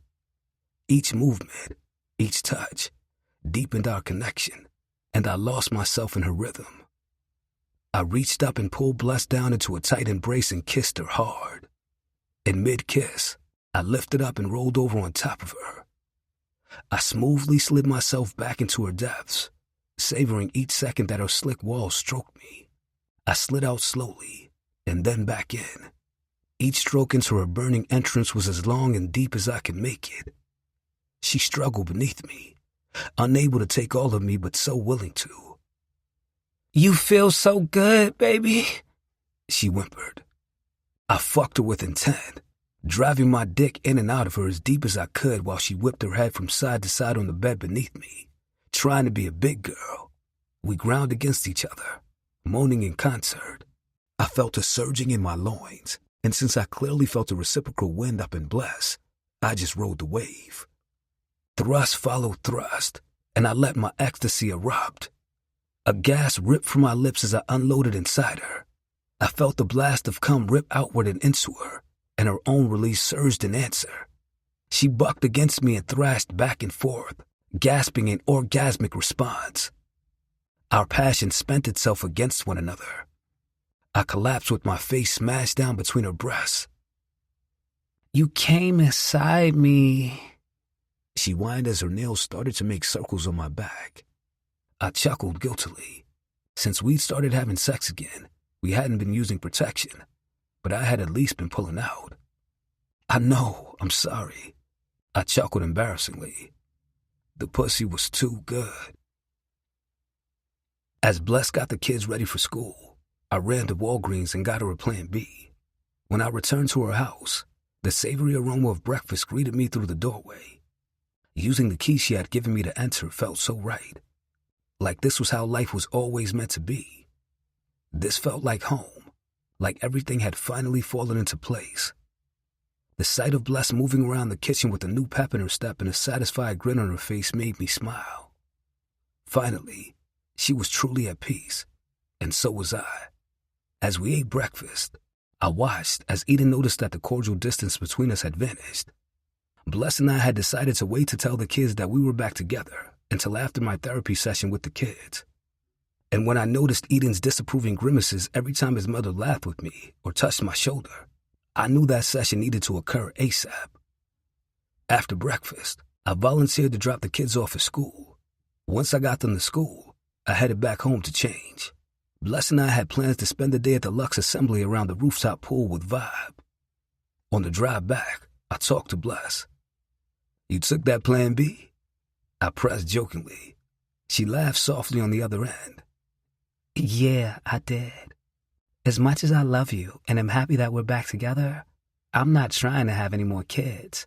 The 3 we have are enough." I chuckled in agreement. Wholeheartedly agree. Pulling onto my block, I told her, "I just made it home. I'll call you when I'm back on my way to pick you up." "Okay, I'll be waiting. Love you." "Love you too," I replied before ending the call. I parked the car and sat for a moment, reflecting on how much had changed. Things weren't perfect, but we were on the right path, and that was all I needed. I finally had my foot and dick in the door, and I wasn't about to fumble the ball. I climbed out of the car, feeling lighter and more helpful than I had in a long time. I barely had time to close the door before Aesop showed up out of nowhere, shoving a gun to my head. I gritted, in disbelief that I had been caught slipping. I wanted to fight back, but hoping to spare my life, I went completely still. "Yeah, nigga, it's time." He taunted me with an evil slur. My heart stopped, and a cold wave of fear washed over me. My mind raced as I tried to process what was happening. I could feel the cold metal pressing against my temple, and every nerve in my body screamed with panic. My breath hitched, and for a moment, I couldn't think straight. This was real, and the fear was nothing like I'd ever felt before. My thoughts flashed back to blessing the kids. I had to find a way out of this, but the shock was paralyzing. "I can't let a soul get away with playing with me for as long as you did," Aesop said in a deep, threatening tone. "You paid me back, but this is interest." My mind raced, desperately searching for the right words or move to make. But before I could say anything, the sound of the gunshot was deafening, and searing pain exploded in my head. I staggered, my vision blurring as I instinctively drew my own gun from my waist and fired back in defense. I heard Aesop grunt in pain, but the world was already spinning out of control.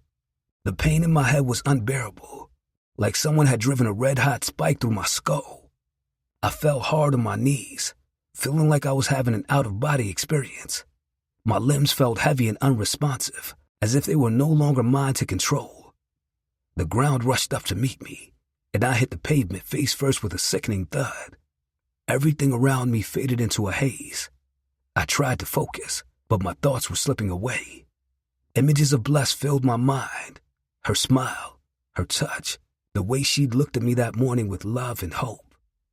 I clung to those visions, desperate to hold on to something real, as the darkness closed in around me. Bless. My vision dimmed, and the world grew distant and surreal. I felt myself drifting away, my body betraying me as consciousness slipped through my fingers. The last thing I saw was her face, and then everything went black. My last breath will be spent whispering your name. Daryl. My phone slipped from my trembling hand as the call ended. My world suddenly crashed down around me. I could hardly catch my breath. My chest was tight with fear and sorrow. The emergency room at the University of Chicago had called. Legacy had been shot in the head, and they were urging me to get to the hospital immediately. He was in emergency surgery, but the prognosis wasn't good. My legs felt like they would give out beneath me as I rushed through the house, searching for Sharon. I couldn't even yell a name. My throat was tight, and my breaths were coming in ragged gasps. Every step was a struggle. My body shook so hard from fear that I could barely walk. My heart ached with the unbearable thought that I was living the moment I had feared since Ree's death. I was about to lose my son, too. I stumbled down the hall, my vision blurred with unshed tears. Legacy was my boy, my legacy. The idea of losing him was like a knife twisted in my chest, reopening the wound that Ree's death had left. I couldn't bear the thought of burying another child. The pain was too much. Finally, I heard Sharon singing coming from the kitchen. I stumbled towards it, each step feeling as if it took an eternity. I reached the kitchen door, gripping the frame for support as my legs threatened to buckle. Sharon, I managed to gasp. She looked up from whatever she was doing, her eyes immediately widening in alarm at the sight of me. Daryl, what's wrong? She asked, rushing towards me. I could see the panic rising in her eyes, mirroring my own. It's Legacy, I choked out, my voice breaking. He's been shot. They called from the hospital. He's in surgery, but they said they said it doesn't look good. Sharon's face blanketed with nothing. She went emotionless. Her expression was stoic as she just looked at me. She just stood there like a statue. Sharon, I barked. We need to go. Get some shoes on. I urged her, my voice shaking with urgency and desperation. But she just stood there, not moving an inch. I'm not going to the hospital, she said flatly. My brows dipped with rage. What do you mean you're not going? Our son is in surgery.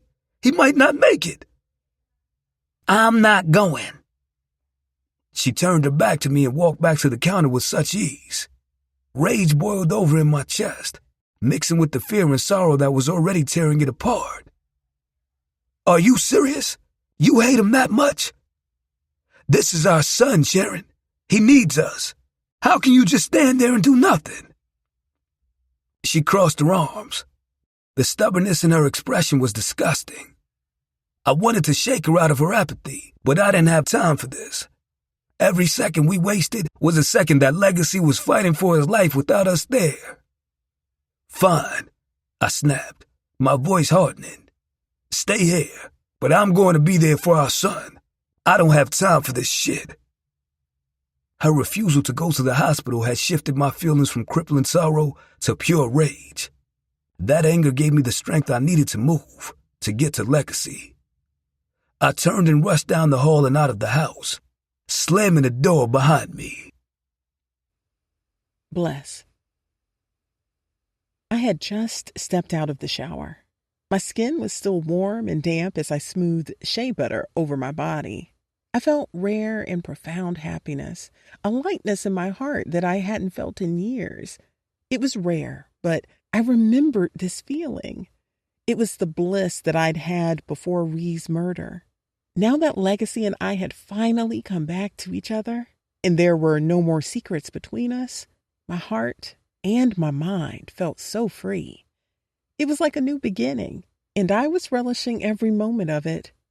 After I was done moisturizing my skin, I moved towards the closet in search of the tote that I kept all of my beachwear in. Most of my swimwear pieces were mom bikinis that I wore when I took the kids to the beach or on vacation. Most of them had a match for Zara and Riley. The sound of my phone ringing interrupted me as I entered the closet. I made an about face, searching for the phone in haste because I assumed that it was Legacy informing me that he was on his way back. I found the phone in the master bedroom on the sink. Seeing Daryl's name on the screen, I answered quickly. "Hey, Daryl, what's up?" "Bless." His voice was frantic and shaking. "You need to get to the University of Chicago right away. Legacy's been shot." The world around me tilted so suddenly and dramatically that I got dizzy. I held on to the bathroom counter to steady myself. "What? No. Is he okay?" "I don't know," Daryl replied. His voice cracked, signaling his own sorrow, which made me unravel. "They didn't tell me much, just that he's in surgery." I stood there for a moment, paralyzed by fear and disbelief. This couldn't be happening. Not now, when we had just found our way back to each other. I took a deep breath, trying to gather my strength. I couldn't unravel. I had to get to the hospital. I had to get to Legacy. "Bless," Daryl shouted. Yes, I'm here." I looked in the mirror and realized that my face was soaked with tears. "You've got to get it together so you can get here, okay?" "Okay." "Hurry, please." Chapter 23. Legacy. I woke up to a blinding white light and a throbbing pain in my head that made me wince. I felt loopy and groggy, like I could barely keep my eyes open. The pain in my head was throbbing like a hammer pounding relentlessly. The world around me was blurry, shapes and colors blending together as I struggled to make sense of where I was. I blinked a few times, trying to clear my haze. My body felt heavy and a dull ache spread through every limb. As my vision began to clear, I realized I was in a hospital bed, surrounded by the harsh, sterile white of the room and the beeping of machines. I could see the IV drip connected to my arm, the heart monitor displaying my erratic heartbeat, and tubes that seemed to snake everywhere. The fluorescent lights above me flickered slightly, adding to my disorientation. I blinked several times, trying to focus. I turned my head slowly, but each moment sent a sharp jolt of pain through my skull. Finally, familiar faces came into view. My heart warmed as I saw my family surrounding me. Their attentions were elsewhere. Zara's face was glued to her phone as always. She was wearing headphones. Riley was on my father's lap sleeping. My father was looking up at the television. Bless's eyes were closed as her head rested back against the wall. Eden was the first to notice I was awake. His eyes widened, and his face lit up with relief and joy, which shocked the hell out of me. "Dad!" he shouted, but his voice cracked as if he were about to cry. He threw his arms around me. His sudden tears soaked into my hospital gown. "I love you, Dad!" I could hear the fuzzy sounds of my father, Zara, and Bless standing up, their voices blending together in a chorus of excitement and tears. Their faces were still a bit blurred out, but I could feel their happiness. "Eden," I managed to croak out, my throat dry and scratchy. "I love you too, son." "I'm sorry for how I've been acting. I'll be good. I promise." The pain in my head was relentless. There was constant pounding that echoed with every beat of my heart. I tried to focus on the faces around me, the people I loved more than anything in the world. My father's eyes were filled with tears. His face was etched with worry and relief as he held the sleeping Riley. Zara stood beside him, her little hand clutching his tightly, her eyes wide and tearful. And Bless, my Bless, stood at the foot of the bed, her eyes shimmering with unshed tears, her lips trembling. "It's okay, Eden." My voice was hardly audible over the beeping of the machines. I tried to hug him back, but my limbs were too heavy. "I'm sorry too. I love you." He held me tighter, his small body shaking with sobs. "I'm sorry, Dad. I love you so much." I wanted to reach out, to comfort him, but my body felt so unresponsive. The pain was overwhelming, but the sight of my family gave me a reason to fight, to push through the fog and the agony. "Eden, you have to let him go," Bless urged tearfully. "You have to be careful. He's probably in pain." "I want to give him a hug too, Mama," Zara whined. "No, baby, you can't." Bless's voice became distant as the world started to grow dark again, but this time I was slipping back into a sleep that seemed to be holding me captive. Bless. Luckily, one of Legacy's neighbors had been in her window when Aesop showed up. She had called the police immediately. Therefore, the police had arrived mere minutes after he was shot. They called the ambulance right away for Legacy, but the coroner was called for Aesop because paramedics had been unable to resuscitate him. The bullet had entered through the right side of Legacy's forehead, just above his temple. Miraculously, it had missed all the critical areas by a mere fraction of an inch, avoiding the brain's major arteries and motor functions. The trauma team at the hospital had acted swiftly. Dr. Jenkins, the neurosurgeon on call, had performed an emergency craniotomy to relieve the pressure and meticulously remove the bullet fragments. Legacy was incredibly lucky. The bullet trajectory had caused minimal damage to the brain tissue. Surgeons were able to extract it without affecting his speech or motor skills. He'd have some headaches, but physically, he was going to be fine. When Legacy first woke up from surgery, he could hardly keep his eyes open because of the heavy pain medication in his system. I watched him struggle with the grogginess. Every now and then, he'd slip back into a deep sleep, leaving me and Daryl sitting by his bedside. The sight of him, so vulnerable and drugged, was a cruel reminder of the battle he'd fought against addiction. Daryl and I had concerns that the painkillers would reignite old demons. Over the next few days, Legacy drifted in and out of consciousness, but once he was fully awake, he refused any more pain meds. The fierce determination in his eyes catapulted me into a deeper love for him. He had insisted on managing his pain with over-the-counter meds. Watching him endure the discomfort, I was filled with renewed love and admiration.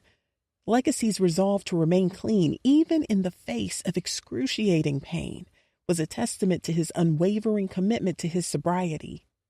Sitting by Legacy's bedside, I gently placed my hand on his. "So, what do you want for lunch?" I asked, glancing at the tray of untouched hospital food that looked more like a science experiment than a meal. He grimaced. "Anything but this bullshit. I need some real food, babe." His eyes bucked a bit. Legacy's headaches had been so bad since he'd refused the opioids that he hadn't had much of an appetite. "I'm so happy that you actually want to eat. But you know you can't have greasy or spicy stuff right now." "Come on, baby," he groaned weakly. "Just a little something. I feel like I'm being punished." "You want a salad?" He grimaced as if I'd cursed at him. "Fuck no."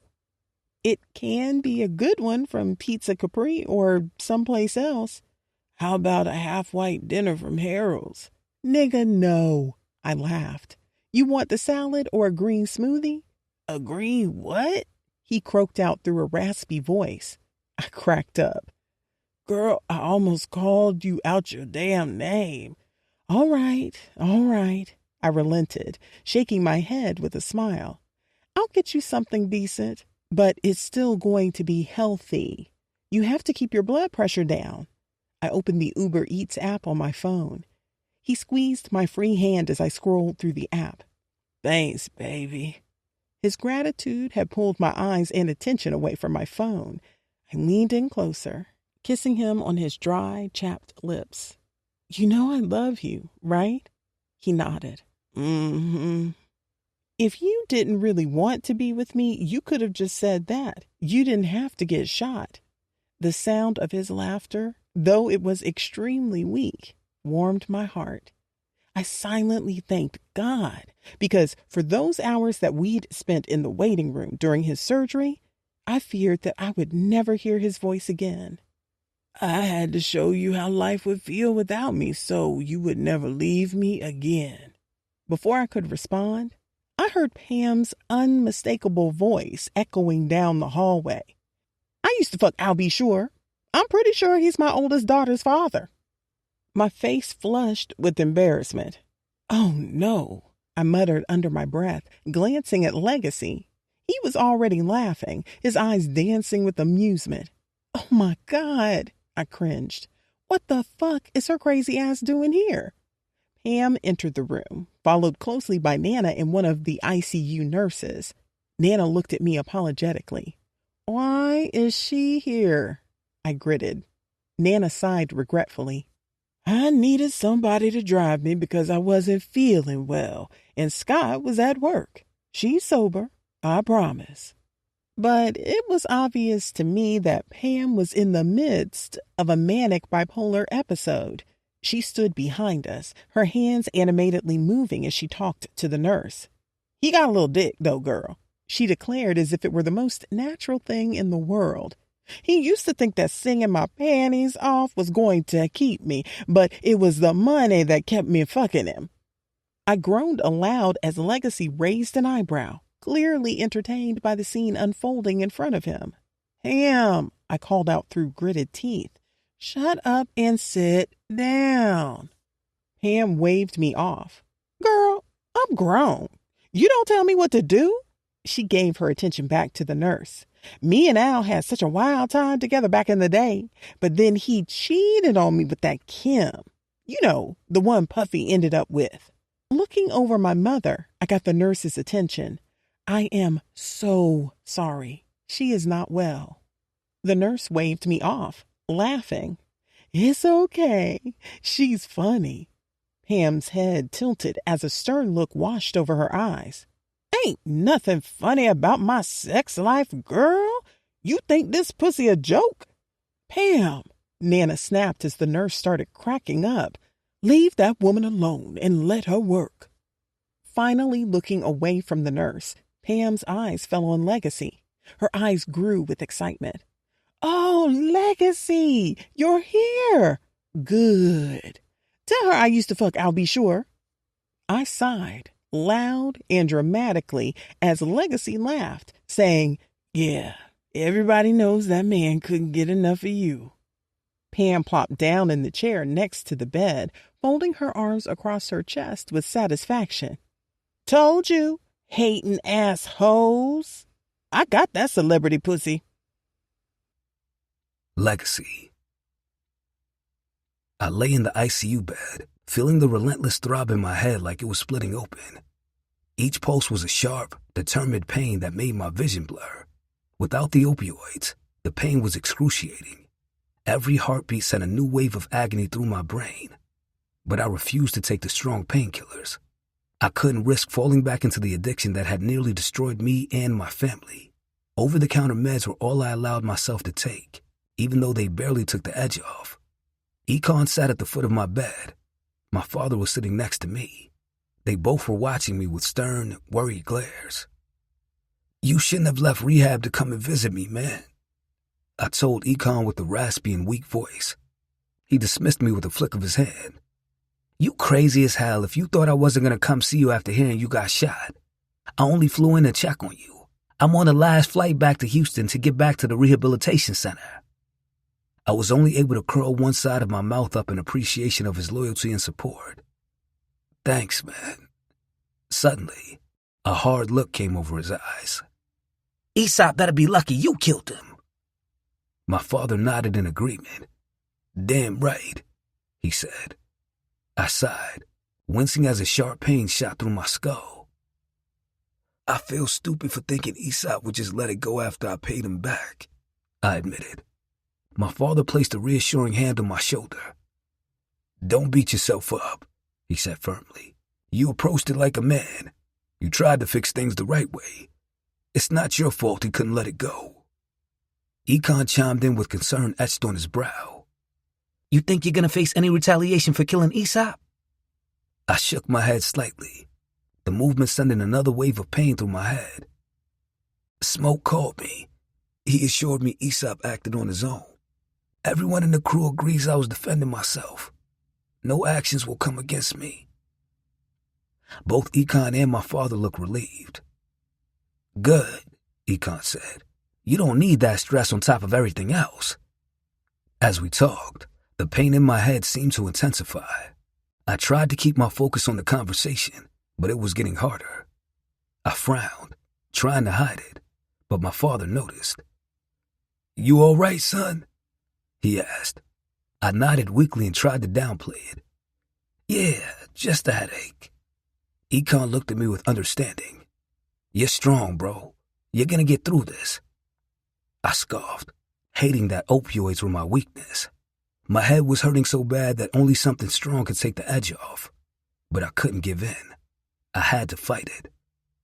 I'm trying. After Econ left, Pop stayed to keep me company while Bless was home with the kids. They had just gotten out of school, and she would return later, once Joy could come over to watch them. Because of the headaches, Pops had been keeping the room so quiet that I could hear the clock ticking on the wall. But I broke through my pain and the silence. Pops, was Ma even there when I was in surgery? I had been in too much pain the last few days to ask, but it was blatantly obvious that everyone had been to visit me except her. I watched as a shadow of regret crossed his face, the same regret I'd seen in his eyes every time he showed up to the hospital alone. He sighed heavily before answering. No, son, she wasn't there. I felt a familiar ache in my chest. I had been feeling it every day that had passed that I didn't see my mother's face enter my hospital room. Though I understood why she was so angry with me, it was hard to believe that her heart was so absent of love for me that she didn't even come to the hospital to make sure I didn't die. I've decided to stop trying with her, I told him. As I had lain there for days in disbelief of her absence, I had finally come to terms with the fact that my mother would never forgive me. She would make sure that I suffered forever because she was. I'm going no contact with her. I won't ever come to your house for anything, not even for the holidays. If you want to see me, Pops, you'll have to come to me. Pops looked at me, his eyes misting. I understand. It hurts, but I understand. I'm sorry, but I gotta do what's best for me. She goes over and beyond to make me feel responsible for Ree's murder. That guilt is part of the reason I started using opioids in the first place. Pop's lips spread into a sympathetic line. Then he reached out and patted my hand. You're doing what you have to do, son. You don't have to explain anything to me. The strain of this decision felt like I was suffering the loss of another close family member, and it felt as destructive as Ree's murder had. But I knew this loss was what was best for me. Darryl. Entering the house, I felt like the walls were closing in on me. My heart was heavy. I was relieved not to hear any signs of Sharon throughout the house. The last few days had been intense and draining. Thankfully, Legacy would survive the attempt on his life, but my marriage wouldn't. Each day that had passed without Sharon visiting Legacy in the hospital had increased my disgust with the woman I had been married to over 20 years. I couldn't look at her. I headed towards our bedroom, eager to undress and get in the bed. But I found Sharon lying in bed. She was content as hell, rubbing her feet together as she ate Garrett's popcorn while gabbing on the phone with a friend. Chicago PD, Chicago Fire, and Chicago Med comes on today. The sight of her, so unbothered, made my blood boil. Without a word, I marched to the walk-in closet and grabbed the suitcase. I threw it out of the closet and onto the bed so close to her that she had to move her legs quickly. Frowning, she watched me curiously from the bed as I started to tear clothes off the hangers. "What are you doing, Daryl?" she snapped. I ignored her, making her tell the person on the other end of her call. "Let me call you back." I left the closet and threw the armful of clothes into the suitcase. "Where are you going?" I could hear her repeated questions, her voice growing shriller with each one. "Daryl, answer me. What the hell is going on?" Still, I said nothing. I went back into the closet and grabbed more clothes. The sound of hangers scraping against the rod was almost therapeutic. I needed to get out, to get away from the woman who was breaking the rest of my family apart. "Daryl, you better tell me what's going on right now." I emerged from the closet, arms full of more clothes, and dumped them into the suitcase. "I'm leaving you, Sharon," she gasped, brows curling tightly. "What do you mean you're leaving?" "I can't do this anymore," I said with a tone that was so calm and final that her eyes grew in panic. Legacy was fighting for his life. We almost lost another child, and you haven't even bothered to show up. I'm done. Her face twisted in anger. "This is about Legacy? You're leaving me because of him?" I zipped up the suitcase as I told her. "Yes, I'm leaving you because of Legacy, because of your complete lack of compassion, because you're so goddamn ornery that you can't even love on him when he needs you the most. I can't look at you anymore, Sharon, not after what you've done, or rather, what you haven't done." "You can't be serious, Daryl," she shrieked as I marched back into the closet. "You're going to walk out on me after all these years?"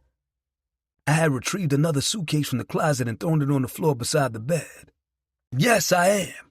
I should have left a long time ago." She laughed psychotically.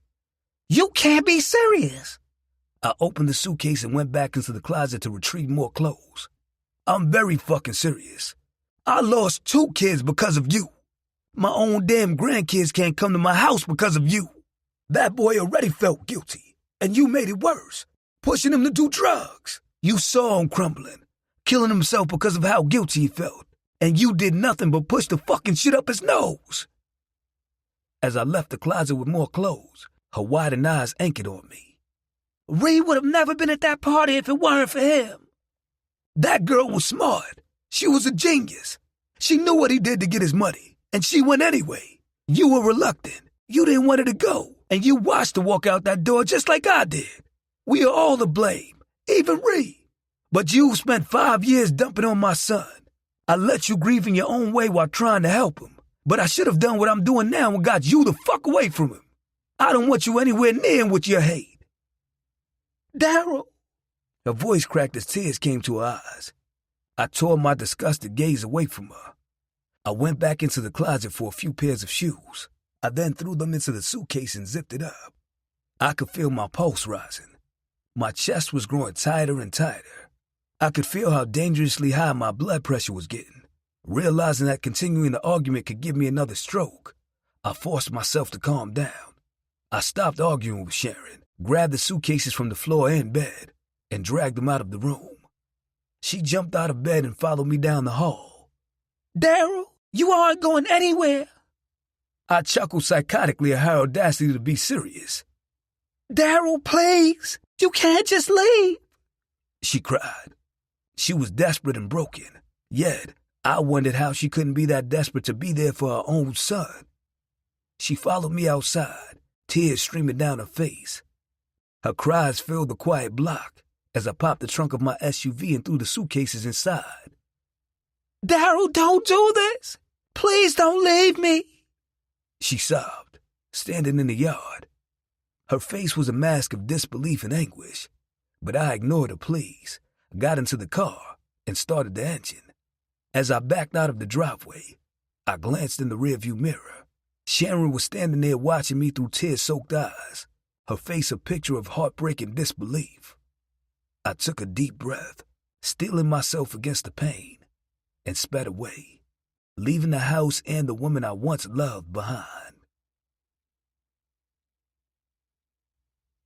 1 month later. Chapter 24. Legacy. Sitting in Bless's living room, I tried to breathe, tried to soothe the ache in every beat of my heart. The soft hum of the computer was the only sound as Bless and I sat in front of it, waiting for Ebony to join the session. I glanced at Bless's tears as she sat beside me, patting her eyes that had grown red. Just a few minutes ago, we got the DNA test results for Riley via email. She wasn't my biological child. I had known there was a possibility, but seeing it confirmed hit me like the bullet that Aesop had sent into my skull. Still, my heart told me something different. Riley was my daughter, and no piece of paper would change that. "Hey, you okay?" I asked Bless. She looked at me with eyes filled with sadness. "No, I'm hurt. But I know you're her father regardless of what that test says." Before I could respond, the screen lit up, and Ebony's face appeared. She greeted us with her usual calm demeanor, instantly making us feel a bit lighter. "Good afternoon, Legacy, Bless. How are you two today?" Ebony asked as she noticed Bless's shattered demeanor. I sighed, running a hand over my face. "It's been a tough day, Ebony. We got the DNA results back this morning. Riley's not my biological daughter." Ebony sighed long and hard. She stared at us for a second as if trying to find the right words to say. Then she nodded slowly with an emphatic expression. "I can imagine how difficult that must be for both of you. How are you feeling about this, Legacy?" Sighing, I told her. "I won't lie, it hurts, but I love Riley. She's my daughter in every way that matters. DNA doesn't change that," I said, glancing at Bless. "And I know Bless feels the same way." Bless nodded, tears welling up in her eyes again. "I do. I hate that this happened, but you are Riley's father, Legacy. You've been there for her since day one." Ebony leaned in closer to the camera with caring eyes. "Legacy, it's perfectly natural to feel hurt and confused. And Bless, your emotions are valid too. This is a complicated situation, but your commitment to Riley is clear. She's fortunate to have you both." I nodded, feeling a lump form in my throat. She's my world. "How do you plan to discuss this with her, if at all?" Ebony asked. I took a deep breath, thinking it over. As far as I'm concerned, she never needs to know. "I agree." Breath took a long, deep breath, trying to control her breathing. Ebony nodded sharply. "It's your decision, but you should consider how it would make her feel if she finds out that she has been lied to once she is older. Legacy, you felt betrayed that Bless kept such vital information from you. Riley will surely feel the same if she ever finds out that her parents have been lying to her about who her biological father is." Bless sighed, pouting. Glancing over at me, she told me, "She's right." "I guess," I mumbled. Ebony smiled softly. "She doesn't need to know now, but once she is older, you might want to think about having that conversation." Ebony gave us a moment to breathe, and then shifted the topic. "Let's talk about your relationship, Legacy and Bless. How are things between you two since you've rekindled?" A grin tugged at my lips as I looked at Bless. The DNA test results hadn't changed how appreciative I was to have my woman back. "Honestly, it's been great. I think we needed that time apart to grow and really appreciate each other." Bless nodded as her eyes lit up. "I agree. I feel like we're reconnecting on a deeper level, like we're rediscovering why we fell in love in the first place." Ebony smiled warmly. "That's wonderful to hear. It's important to acknowledge and celebrate these positive changes. However, maintaining a healthy relationship requires ongoing effort. What have you both found helpful in keeping this newfound connection strong?" I glanced at Bless and then back at the screen, Communication. We've been talking more, sharing our feelings and thoughts. It's like we're finally on the same page again, like we were before my addiction. Bless added. And honesty. We're being more honest with each other, even when it's hard. Ebony nodded thoughtfully. That's excellent. Communication and honesty are indeed the foundation of any strong relationship. I encourage you both to continue nurturing these aspects. Also, don't forget to make time for each other even amidst the chaos of daily life and parenting. We will, I said. This, our relationship and family, is very important to both of us. It always was. We just needed to get back to it. Ebony continued. Another important aspect is forgiveness. Legacy, Bless, you've both experienced hurt and betrayal by one another. Working through those emotions and truly forgiving each other is crucial.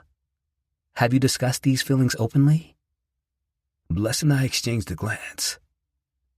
We have, Bless said softly.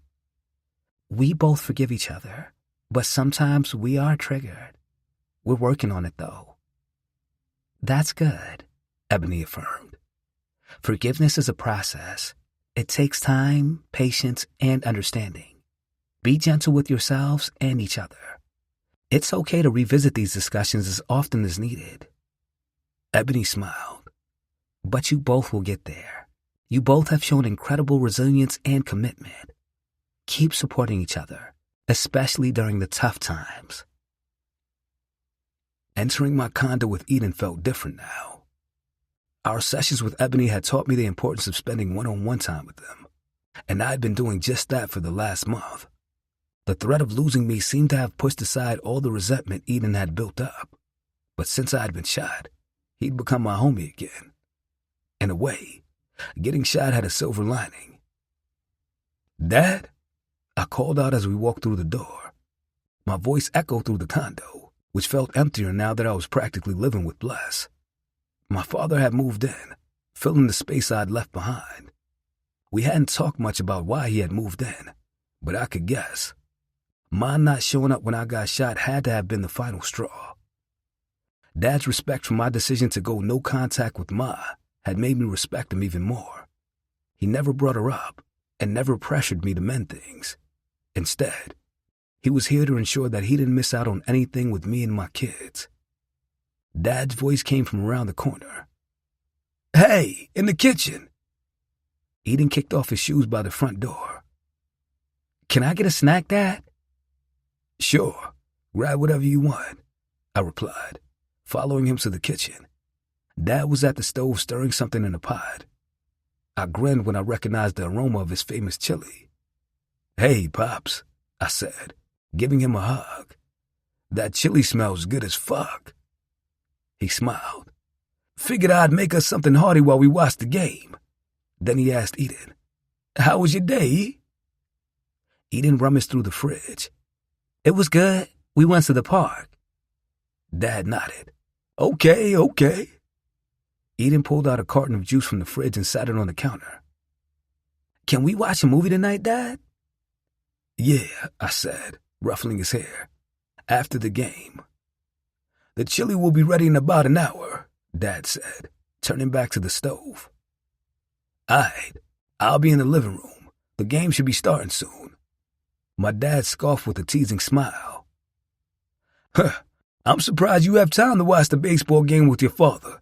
Between Bless and the business, I'm barely able to get a hold of you. I chuckled, allowing guilt to cover my eyes. I had been pouring myself into blessing the kids. When I wasn't, I was busy with expanding legacy protection solutions with Vibe's help. When Vibe offered to help expand my security business, I couldn't believe it. I hadn't had another person believe and invest in me the way that my father had. Vibe's endorsement had been a game changer.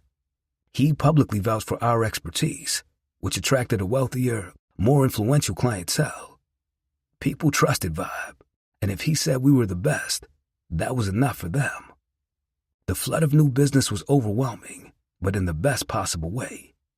We had secured exclusive contracts for major events Vibe was involved in, ensuring steady, high-paying gigs for my team. From concerts to music festivals, we were everywhere. The scale of these events meant I had to hire a lot more staff. I even offered many of my Houston team members new positions in Chicago, and a good number of them had taken the offer. Together, Vibe and I had created a specialized security division tailored specifically for the entertainment industry. With his insights into event planning and my team's expertise, we offered a service that no one else could match. The business was booming. We had gone from a local operation to a recognized name in security, all thanks to Vibe's support. The expansion meant new jobs, new locations, and a level of success I hadn't dared to dream of. It felt like everything was finally falling into place. Eden and I made our way to the couch. As we sat there, he leaned against me. "I'm glad you're okay, Dad," he said softly. I hugged him closer. Me too, son. Me too. Bless. The next day, I sat on the edge of Nana's bathtub, nervously tapping my foot against the tiled floor, staring at the pregnancy test in my hand. My heart pounded in my chest as I waited for the results to pop up on the tiny digital screen. Sky stood beside me, filled with as much anticipation as I was. Outside of the window, I could hear the kids splashing around in Nana's backyard. Nana was out there with them, keeping an eye as they played in the inflatable pool. "Why is it taking so long?" I growled. Sky glanced at her phone. "Any second now." I blew out a heavy, anxious breath just as the digital test results finally popped up. I gasped, my heart sinking into my stomach. Pregnant. "I can't believe it," I muttered, staring at the word on the screen. "I took the morning after pill. We've been so careful since then." Sky wrapped an arm around my shoulders, squeezing gently. "The morning after pill isn't 100% guarantee?" I shook my head, tears welling up in my eyes. This can't be happening. I have 3 kids. Legacy and I don't want more kids. Everything is going perfectly. And now this? Sky knelt down in front of me, looking into my eyes. "Hey, it's going to be okay." "How?" "Legacy loves his kids even when they are nothing but specks of blood. He's not going to want me to terminate this pregnancy." "I know it's unexpected, but think about it. Legacy's business is thriving. He's getting a bag. You don't even have to work, and he can afford to get you some help like a nanny. This doesn't have to be the burden that you think it will be. And think about it this way. This is your opportunity to redo your last pregnancy, to be happy this time, and not burdened by secrets and heartbreak." She smiled with a hint of excitement in her eyes. "And we'll be pregnant at the same time. We could go through this together." Despite myself, I managed a small smile. "You're right." Sky stood up, pulling me into a hug. "See? Exactly." I hugged her back, feeling a bit of the pressure lift off of my shoulders. As we pulled apart, Sky gave me a reassuring look. "It's going to be okay. Come on, let's go back outside with the kids. I know Nana is baking out in that sun." Damn, I was going to make me a drink before we went back out there. Sky hollered a laugh. "Yes, you get to be sober with me too." I groaned as we left the bathroom. As Sky and I left the bathroom, we nearly collided with Pam in the hallway. She was doing a little dance, legs tightly crossed, clearly desperate to pee. Her eyes were glassy and the familiar scent of alcohol clung to her. Pam had been locked in her room since we arrived. I assumed she was in there getting lit, watching her stories. "I told you, Sky, I told you, you were going to get pregnant," she slurred, a grin spreading across her face as she pointed at Sky. "I was right." She swayed slightly, her eyes wide with excitement. "I'm psychic." Sky rolled her eyes, overly expressing her irritation. "Oh, God."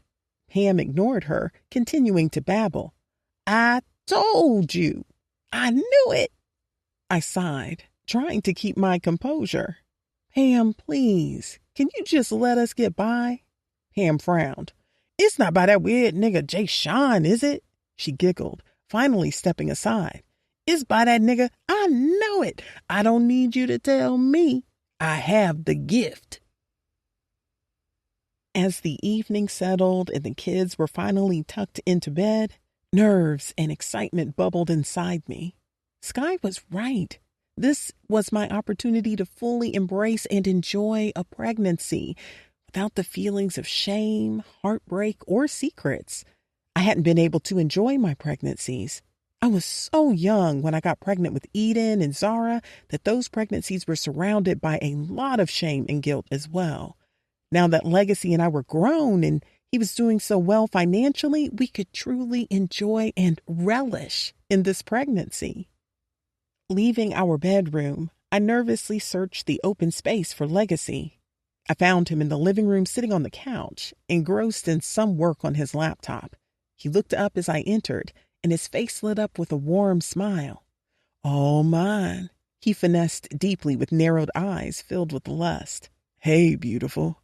Hey, I purred as he closed the laptop. Everything okay? I nodded, my heart pounding in my throat. Yeah, everything's fine. I have something to tell you. He raised an eyebrow, curiosity clearly on alert. What's up? I walked over to him. My hands were trembling. Close your eyes, I instructed softly. He looked at me skeptically but complied with a playful smile on his lips. All right, what's this about? I took a small box from my pocket, the one I'd carefully prepared earlier, and placed it in his hands. Open your eyes. He opened them, looking down at the box. Slowly, he lifted the lid, revealing a tiny pair of baby shoes. His eyes widened in surprise and then darted up to meet mine. Bless, are you? I nodded, tears brimming in my eyes. I'm pregnant. For a moment, his expression was unreadable. I held my breath, waiting for his reaction. Then, to my surprise, his face broke into a broad grin. He stood up, wrapping his arms around me and lifting me off the floor in a tight embrace. Bless, that's amazing. I'm so happy. His voice was thick with emotion, and I could feel the genuine excitement radiating from him. I was scared you wouldn't be, I admitted, my voice cracking as he lowered me to the floor. Neither of us wanted more kids. I blinked back tears. I was worried about your reaction, especially after everything we've been through. He pulled back slightly, looking deeply into my eyes. He shook his head, his gaze never leaving mine. Bless, I love you more than anything. You've been my rock, my partner, my everything. And now we're having another baby together? I could never be mad at that. Hearing those words, relief and joy consumed me. I want to enjoy this pregnancy, I insisted. No more guilt or shame. I want to fully immerse myself in it this time. He nodded with those cognac eyes filled with determined love. Absolutely. We're going to make this the best experience. I promise you that. I got you, bae. I leaned in, kissing him deeply, feeling the connection between us strengthen even more. I love you, Legacy. I love you too, Bless. You're a dream that I don't have to close my eyes to see. I'm so honored that you are the mother of my kids, and I'm going to show you my appreciation by being the man you couldn't even imagine in your dreams. We're going to do this right this time. We're going to do us right this time. In that moment, I knew everything was going to be okay. We had come so far, and our love had brought us back together. I nestled into his arms, feeling his love and support devour me. We were ready for this next chapter, and I couldn't wait to see what the future held for us. Epilogue. A year later. Legacy. I stood in front of the mirror, adjusting my tuxedo, excited and nervous as hell. Today was the day I would finally marry Bless. I wasn't nervous about the step I was about to take, because I knew that my purpose in life was to serve her, to protect her. I was just nervous about everything going smoothly. I glanced down at my father, who was meticulously straightening my bow tie with narrow, focused, wrinkled eyes. "You good, Pops?" "You know I am, son," he replied reassuringly. "You're the one getting hitched. You good?" I nodded. "Hell yeah, I'm good. Just can't believe it's finally happening." Pop stepped back, admiring his work. "You look sharp, boy, just like your old man did on his wedding day." I chuckled, appreciating the compliment, but it left a bit of tension in the air since his and Ma's divorce had been finalized just a few weeks ago.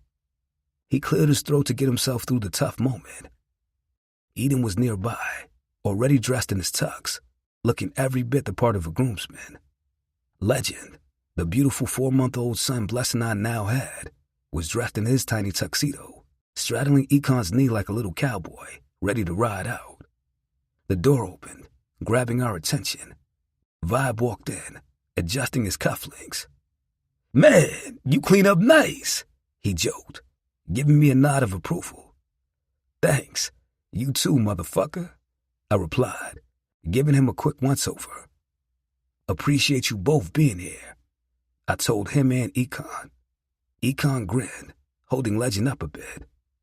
"We're your right and left hand, so it's only right that we stand with you as your two best men. Where the fuck else would we be?"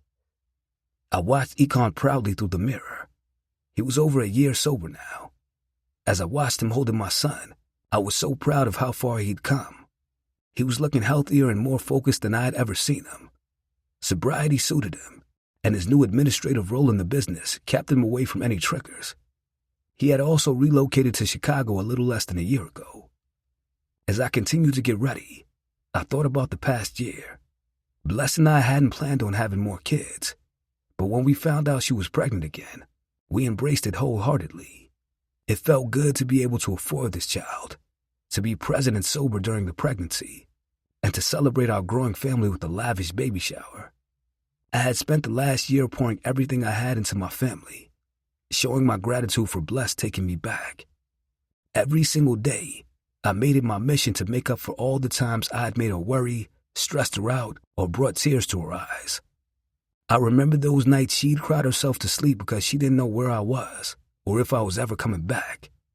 Now, I was here, fully present and committed to being the man she deserved. I showered her with love and admiration, making sure she knew how much I cherished her and how grateful I was for this second chance at our love. Each moment with her was a precious gift, and I didn't take a single one for granted.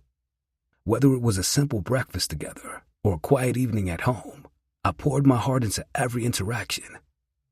I wanted Bless to feel safe, loved, and appreciated. I wanted her to see that the man she'd fallen in love with was back, stronger, and more devoted than ever. My focus was on building a future that would diminish our past struggles to mere distant memories, overshadowed by the love and happiness we now shared. Bless and our children were my world, and I was determined to show them that every day for the rest of my life. Standing in front of the mirror, I adjusted my bow tie, admiring the custom tuxedo that fit me like a second layer of skin. The fabric was luxurious, a deep black that shimmered subtly under the light. It felt good to wear something that spoke to the man I had become, strong, confident, determined, and with a huge bag. My father continued to persistently help me with the final touches. His own tux was just as fly. "Boy, you look like money," he grinned. My father was the only person who could make a boyish smirk appear on my face besides Bless. I grinned as I adjusted the cufflinks that glinted with understated elegance. I could hear the soft strains of the R&B violinist playing outside, setting the perfect romantic atmosphere that Bless had demanded for the outdoor ceremony. The mansion we'd rented was lavish. Every detail was perfect, just like Bless. "Man, you're making the rest of us look bad," Vibe joked, but there was sincerity in his eyes. "Speaking of somebody looking like money, I just got a glimpse of Sky's sexy ass." I scoffed, jokingly. "Here this nigga go." Vibe raised his hands in surrender. "I'm just saying." I chuckled, shaking my head. It was amazing to see a man of his caliber with women falling at his feet be so bashful when it came to Sky. I'm so tired of hearing you talk about her. Why don't you just holler at her? He shrugged, a sly smile playing on his lips. I've got to know her pretty well over this last year. Can't help but notice how beautiful she is inside and out, you know? She's special. I figure I should be ready for something real when I step to her. I laughed, shaking my head as I glanced out of the picture window down at the ceremony space below. I stole a personal moment of silence as I took in the significance of the day. My eyes glanced at the empty chair reserved for Rhea in the front row. Though I was still maintaining no contact with my mother, it was still an odd feeling, knowing she wouldn't be here for my wedding day either, even though it was her own doing. I took in a deep breath and felt the weight of the past lift off my shoulders. I faced my father, boys, and son smiling. Let's do this shit. Bless. I'm swallowing all that nigga's kids tonight. I swooned as I stared at Legacy across the lawn. Sitting next to me, Sky scoffed with disgust. You gotta relax. I am. I'm gonna relax this throat so I can fit all of him in. Sky nearly choked on the champagne she'd just sipped from the fancy crystal flute. It caught in her throat, causing a bit of the bubbly to slide down her made-up chin. I laughed. I plan on choking on the dick just like that. Disgusted at my vulgarity, she frowned. Oh my God, I cracked up. You know what? She asked, still patting her chin carefully in order not to mess up her makeup. Yeah, you go ahead and swallow the kids so they won't end up in your belly. Y'all have enough kids. As Sky and I laughed, I felt relief that the chaos of the day was winding down. Everyone had gotten their pictures with Legacy and me, and we were busy mingling, drinking, and partying. Our nanny had taken the kids upstairs to one of the bedrooms in the mansion, including Sky's baby girl, Rain. I took a moment to admire the beautiful scenery of our outdoor wedding reception. The DJ was blasting all the latest trap music, and the guests were partying like there was no tomorrow. Drinks were flowing freely from the open bar, and the buffet was filled with the most exquisite entrees. Everything was perfect, like I'd imagined. The last year with Legacy had been nothing short of perfect. With Vibe's assistance, Legacy Protection Solutions was thriving, securing gigs all over the country. Despite his growing success, Legacy remained steadfast in his commitment to our family. We often found ourselves flying first class to accompany him on his gigs, turning business trips into mini family vacations. Legacy had taken leave during the last month of my pregnancy to make sure he didn't miss the delivery of our new baby, showing once again how dedicated he was to us. His presence and support during that time made me fall even more in love with him. Reuniting with Legacy was the best decision I'd ever made. He showered me with the amount of love and devotion that convinced me no other man could ever compare. Even though I'd always known we were meant to be together, it still felt like a dream when he proposed during one of Vibe's artists' concerts in Paris. Every moment with him since then had been a beautiful dream I never wanted to wake up from. Since learning about Riley's true paternity, Legacy's bond with her had grown even deeper. He never brought up her paternity and went above and beyond to show me that he would never treat Riley any differently. Every moment he spent with her was filled with love and devotion, and I could see that he was determined to be the best father for her. His actions spoke volumes, reinforcing the fact that blood didn't define family. Love did. I turned my attention back to Sky when Vibe walked up, his usual swagger on full display. He wasn't the only celebrity in the building. Because of the clients Legacy had gained and due to his connection to Vibe, the who's who of the music industry had attended my wedding. I dared to believe that Legacy and I had reached a bit of celebrity status ourselves. Ladies, Vibe greeted us with a flirtatious smile. Ritualistically, his eyes lingered on Sky a bit longer than necessary. You both look amazing tonight, but Sky, I gotta say, you're stunning, sweetheart. Sky rolled her eyes, but couldn't hide the small smile that tugged at her lips. Thanks, Vibe. You look great as well. Vibe chuckled with his gaze still fixed on her. Just speaking the truth. You know where to find me if you want to dance. With a wink, he walked away, disappearing into the crowd. I watched him go and then turned to Sky. Why do you keep brushing Vibe off? It's obvious he wants you. He's always flirting. The deeper Legacy and Vibe's relationship got, the more he got to know me and the family, including Sky. We all thought it was a bit odd when he started to flirt with her during her pregnancy, but we all brushed it off as him being a charmer. Yet his interest seemed to have only deepened after she gave birth to Rain. Sky sighed as her smile faded a bit. Bless, considering Vibe's celebrity status, I know he probably just wants something sexual. I've got enough on my plate being a single mother. I don't need any more complications. Jay-Sean had the nerve to continue to try to be with Sky during her pregnancy, but calls from Monique to Sky, threatening Sky to stay away from her man, had confirmed that Jay-Sean was a narcissist piece of shit.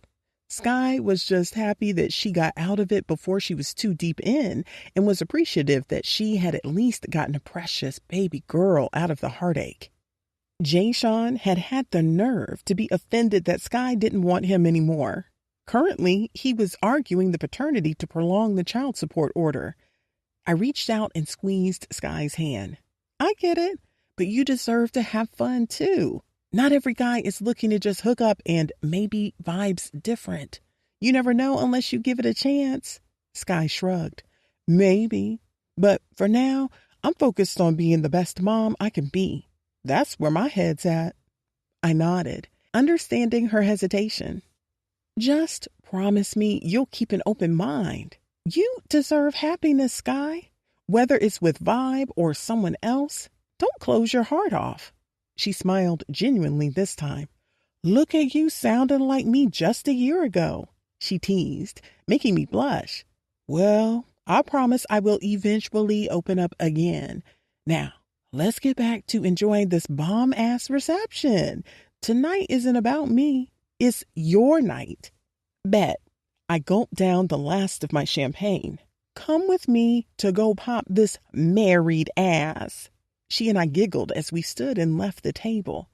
We made our way to the dance floor just as the song changed to When It Comes to You by Friday. I started to scan the crowd, looking for Legacy. It didn't take long before I felt that familiar grip on my waist. Turning around, my gaze landed on my lipstick imprint on his cheek. Standing on my tiptoes, I pressed my lips against it again, savoring the moment. I love you, my husband, I whispered, drowning in the warmth of his embrace. I absolutely adore you, my wife, he replied lovingly and sincerely. We began to dance slowly. Our bodies were close and intimacy engulfed us. I rested my head against his chest. I listened to the rhythm of his heartbeat. Just before I closed my eyes, I caught a glimpse of Vibe pulling Sky into a slow dance. Smiling, I closed my eyes and let gratitude wash over me, appreciating the second chance we had given our love. Sooner or later, we end up where we should be with who we should be with. This recording of Property of a Legacy was presented by Dreamscape Media, LLC. Narrated by Opal Black and Miles Washington. Produced by Pete Cross. Text copyright 2024 by Jessica N. Watkins. Sound recording copyright 2024 by Dreamscape Media, LLC. Thank you for listening. Please check dreamscapepublishing.com for Dreamscape's latest releases.